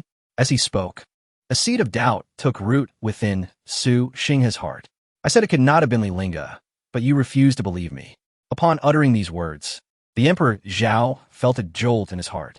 What did you say? Su Xinghe then recounted the entire sequence of events. What they had seen was not the body of Li Lingge, but merely a skeleton. Thus, the allegation that Li Lingge had died in the outer realm was merely conjecture. After hearing the account, the Emperor Zhao's anger turned to laughter. You have truly brought suffering upon me. Now, the truth was laid bare. It was clear that the one who had perished could not possibly be Li Lingge. They had all been deceived by Li Lingge. His absence was not due to his demise, but rather because he was in the process of breaking through to the celestial sovereign realm. That fellow had now succeeded, and it would not be long before he returned. With this thought, a chill ran down his spine. Su Xinghe had trembled and asked, Emperor Zhao, what shall we do now? As the patriarch of the Su family, he had lost all sense of direction. The other families had emperors to safeguard them, while the Su family had nothing. The Emperor Zhao's expression grew grave as he took a deep breath, his eyes widening as his right hand suddenly rose to strike his chest. A dull thud echoed as his chest trembled violently. Thu! Dark golden imperial blood gushed forth, yet curiously congealed into beads midair. These blood beads intertwined, forming the very runes of the pulse-sealing curse. However, at this moment, each rune flowed in reverse. Break! The Emperor Zhao roared, slamming his palm against the runes. Just as he prepared to harness the power of this essence, to forcibly dispel the pulse-sealing curse and sever the backlash force that incessantly eroded his body. An unexpected change occurred. A black lotus blossomed from the runes, its petals adorned with a myriad of intricate causality threads. At the heart of the lotus, countless eyes wept blood, fixated on the scene below, vividly reflecting the anguish of every Zhao clansman engulfed in flames, gradually transforming into pillars of fire. In the depths of those densely packed pupils stood a man clad in white, Li Lingge. He, separated by 3,000 threads of causality, inscribed every stroke of the sealing spell deep into the soul of the spellcaster, as if chiseled by knife and axe. Witnessing such a terrifying and shocking sight, Emperor Zhao felt a tremor in his heart, growing more convinced than ever. Li Lingge was not only alive but the source of this dreadful backlash. At this realization, Emperor Zhao's face turned ashen, a chill surging up his spine and rapidly spreading throughout his body. Suddenly, his legs lost all strength, involuntarily retreating several steps. To be frank, he regretted his actions. Had he not cast the sealing spell upon the Li family, the Zhao clan would not be facing such calamity today. Now, with his kin reduced to a mere fraction, he was the center of the Zhao family. If only back then. However, the backlash of the spell seemed unwilling to grant him the chance to finish his thoughts. It was as if an invisible giant hand twisted his imperial form into a humiliating posture of kneeling in repentance. The emperor knelt in the sky. At this moment, the direction in which Emperor Zhao knelt happened to be the ancestral shrine of the Li family. The scene fell into a profound silence, broken only by the roaring flames and the wretched cries that echoed through the heavens and earth. Under the curse's backlash, the emperor was forced to kneel in confession. The assault on the Li family by the major imperial clans had already stirred a great commotion, drawing many cultivators from the Li realm to witness. Yet, none could have anticipated that they would behold such a spectacle. Just as the protective formation of the Li family appeared on the verge of collapse, the forces of the major imperial clans seemed cursed, suffering heavy casualties. Even Emperor Sun fell before their eyes. A true emperor, before such a curse, he had no power to resist. Moreover, Emperor Zhao had directly knelt towards the Li family. This scene left all present in utter astonishment. What on earth was happening? The major imperial clans seemed to be simultaneously afflicted by a curse. Who possessed such power? Could it be the witch clan from the southern region? Nonsense. This is not our witchcraft at all. Among the onlookers was a woman in red from the witch clan. Initially, she believed the major imperial clans were suffering from a backlash of a malignant curse, but she did not know the nature of the curse. However, upon witnessing the sealing spell conjured by Emperor Zhao, she understood. The 9 major imperial clans had cast the sealing spell upon the Li family. It was the backlash of a sealing spell. As soon as this revelation was made, it captured everyone's attention, though many in the crowd were oblivious to the meaning of the sealing spell. Seeing this, the woman in red explained. The sealing spell is a malignant curse that can afflict a clan's bloodline, stifling their cultivation. Hearing this, the crowd collectively gasped, all simultaneously contemplating a terrifying truth. Upon whom had the 9 major imperial clans cast the sealing spell? Since Li Lingge had ventured to the Imperial Pass 100,000 years ago, the Li family had not produced another emperor, while the other 9 clans had never ceased to bear emperors. Thus, it was evident which family had been cursed. Yet, naturally, some were skeptical of this assertion. Utter nonsense.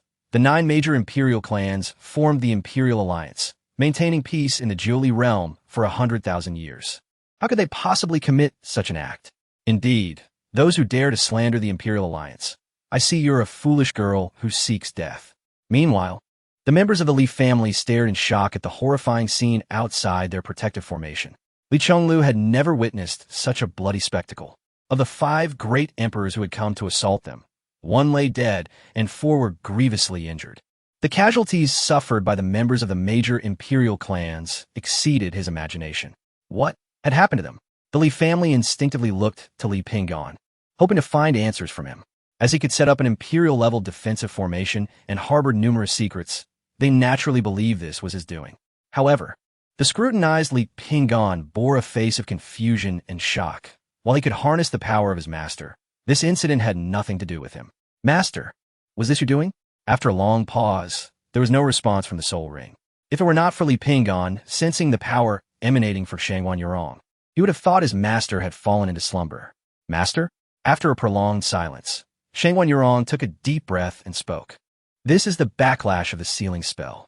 The sealing spell. Backlash. Unlike the other clansmen, Li Pinggan had known since Li Lingge's return to the imperial clan that their family had been cursed by the 9 major imperial clans. However, he distinctly remembered his master stating that there was only one way to break this curse. Someone from their clan must reach the immortal monarch realm. Master, what do you mean by that? Overwhelmed by shock, Shangwan Yurong's voice trembled. Li Lingge had broken through to the immortal monarch realm, shattering the sealing spell laid by the 9 major imperial clans, leading to their backlash. Buzz! Shangwan Yurong's words echoed in Li Pinggan's mind. Yet he found them hard to believe. This was not his fault. Everything was too sudden. Had not the Ancestor already passed away? Although he initially doubted the Ancestor's death, 3 days had passed without any sign of the Ancestor's return. This had caused his disbelief to gradually waver. If the Ancestor were truly alive, how could he not contact him through the divine descent spirit formation? Shangwan Yurong recalled the scene of Li Lingge forcibly feeding him the essence of immortality, murmuring he could not have died so easily. Yet, I remember my master saying that the spiritual energy of the Julie realm cannot support the birth of an immortal monarch. Li Pinggan's words abruptly halted as he contemplated a possibility: the outer heaven. The Ancestor entered the outer heaven and broke through to the immortal monarch realm by harnessing its spiritual energy. On the other side, Emperor Zhao's face was etched with fear and despair. He truly dreaded meeting the same fate as Emperor's son, perishing under the backlash. I was wrong. I should not have cast the sealing spell upon the Li family. Litian Emperor, spáreme. Simultaneously, Emperor Wu, Emperor Zhou, and Emperor Qian, like Emperor Zhao, knelt in midair, bowing towards the Li family's ancestral shrine in repentance. Their faces were equally marked by fear and despair, their bodies trembling uncontrollably. Indeed, we were at fault. This was all the error of our ancestors from 100,000 years ago. It has nothing to do with us. We merely acted on the orders of our forebears. Our sins do not warrant death. The 4 great emperors knelt with a pious demeanor of contrition, instantly leaving the onlookers astounded, their jaws dropping. Those who had previously defended the actions of the major imperial clans were suddenly rendered speechless. The 9 major imperial clans had indeed committed such an atrocity, knowing one's face, but not one's heart. It was no wonder that since Li Lingge departed, the Li family had not seen another emperor for 100,000 years. They had been cursed with the sealing spell. Li Lingge had defended the Imperial Pass for humanity, yet the 9 major imperial clans treated his kin in such a manner. Listening to the condemnations directed at the 9 major imperial clans, Luo Li scoffed, finding it hypocritical. When the Li family was besieged, these individuals merely stood by, watching the show, all harboring the intention to fish in troubled waters once the formation was breached. Having experienced the annihilation of her clan, she understood the terrifying nature of human hearts. These people were like hyenas, ready to pounce the moment they sensed a lack of resistance. It was only at this moment that the members of the Li family began to sense something amiss. Was the sealing vain spell? As matters reached this point, Li Pinggan promptly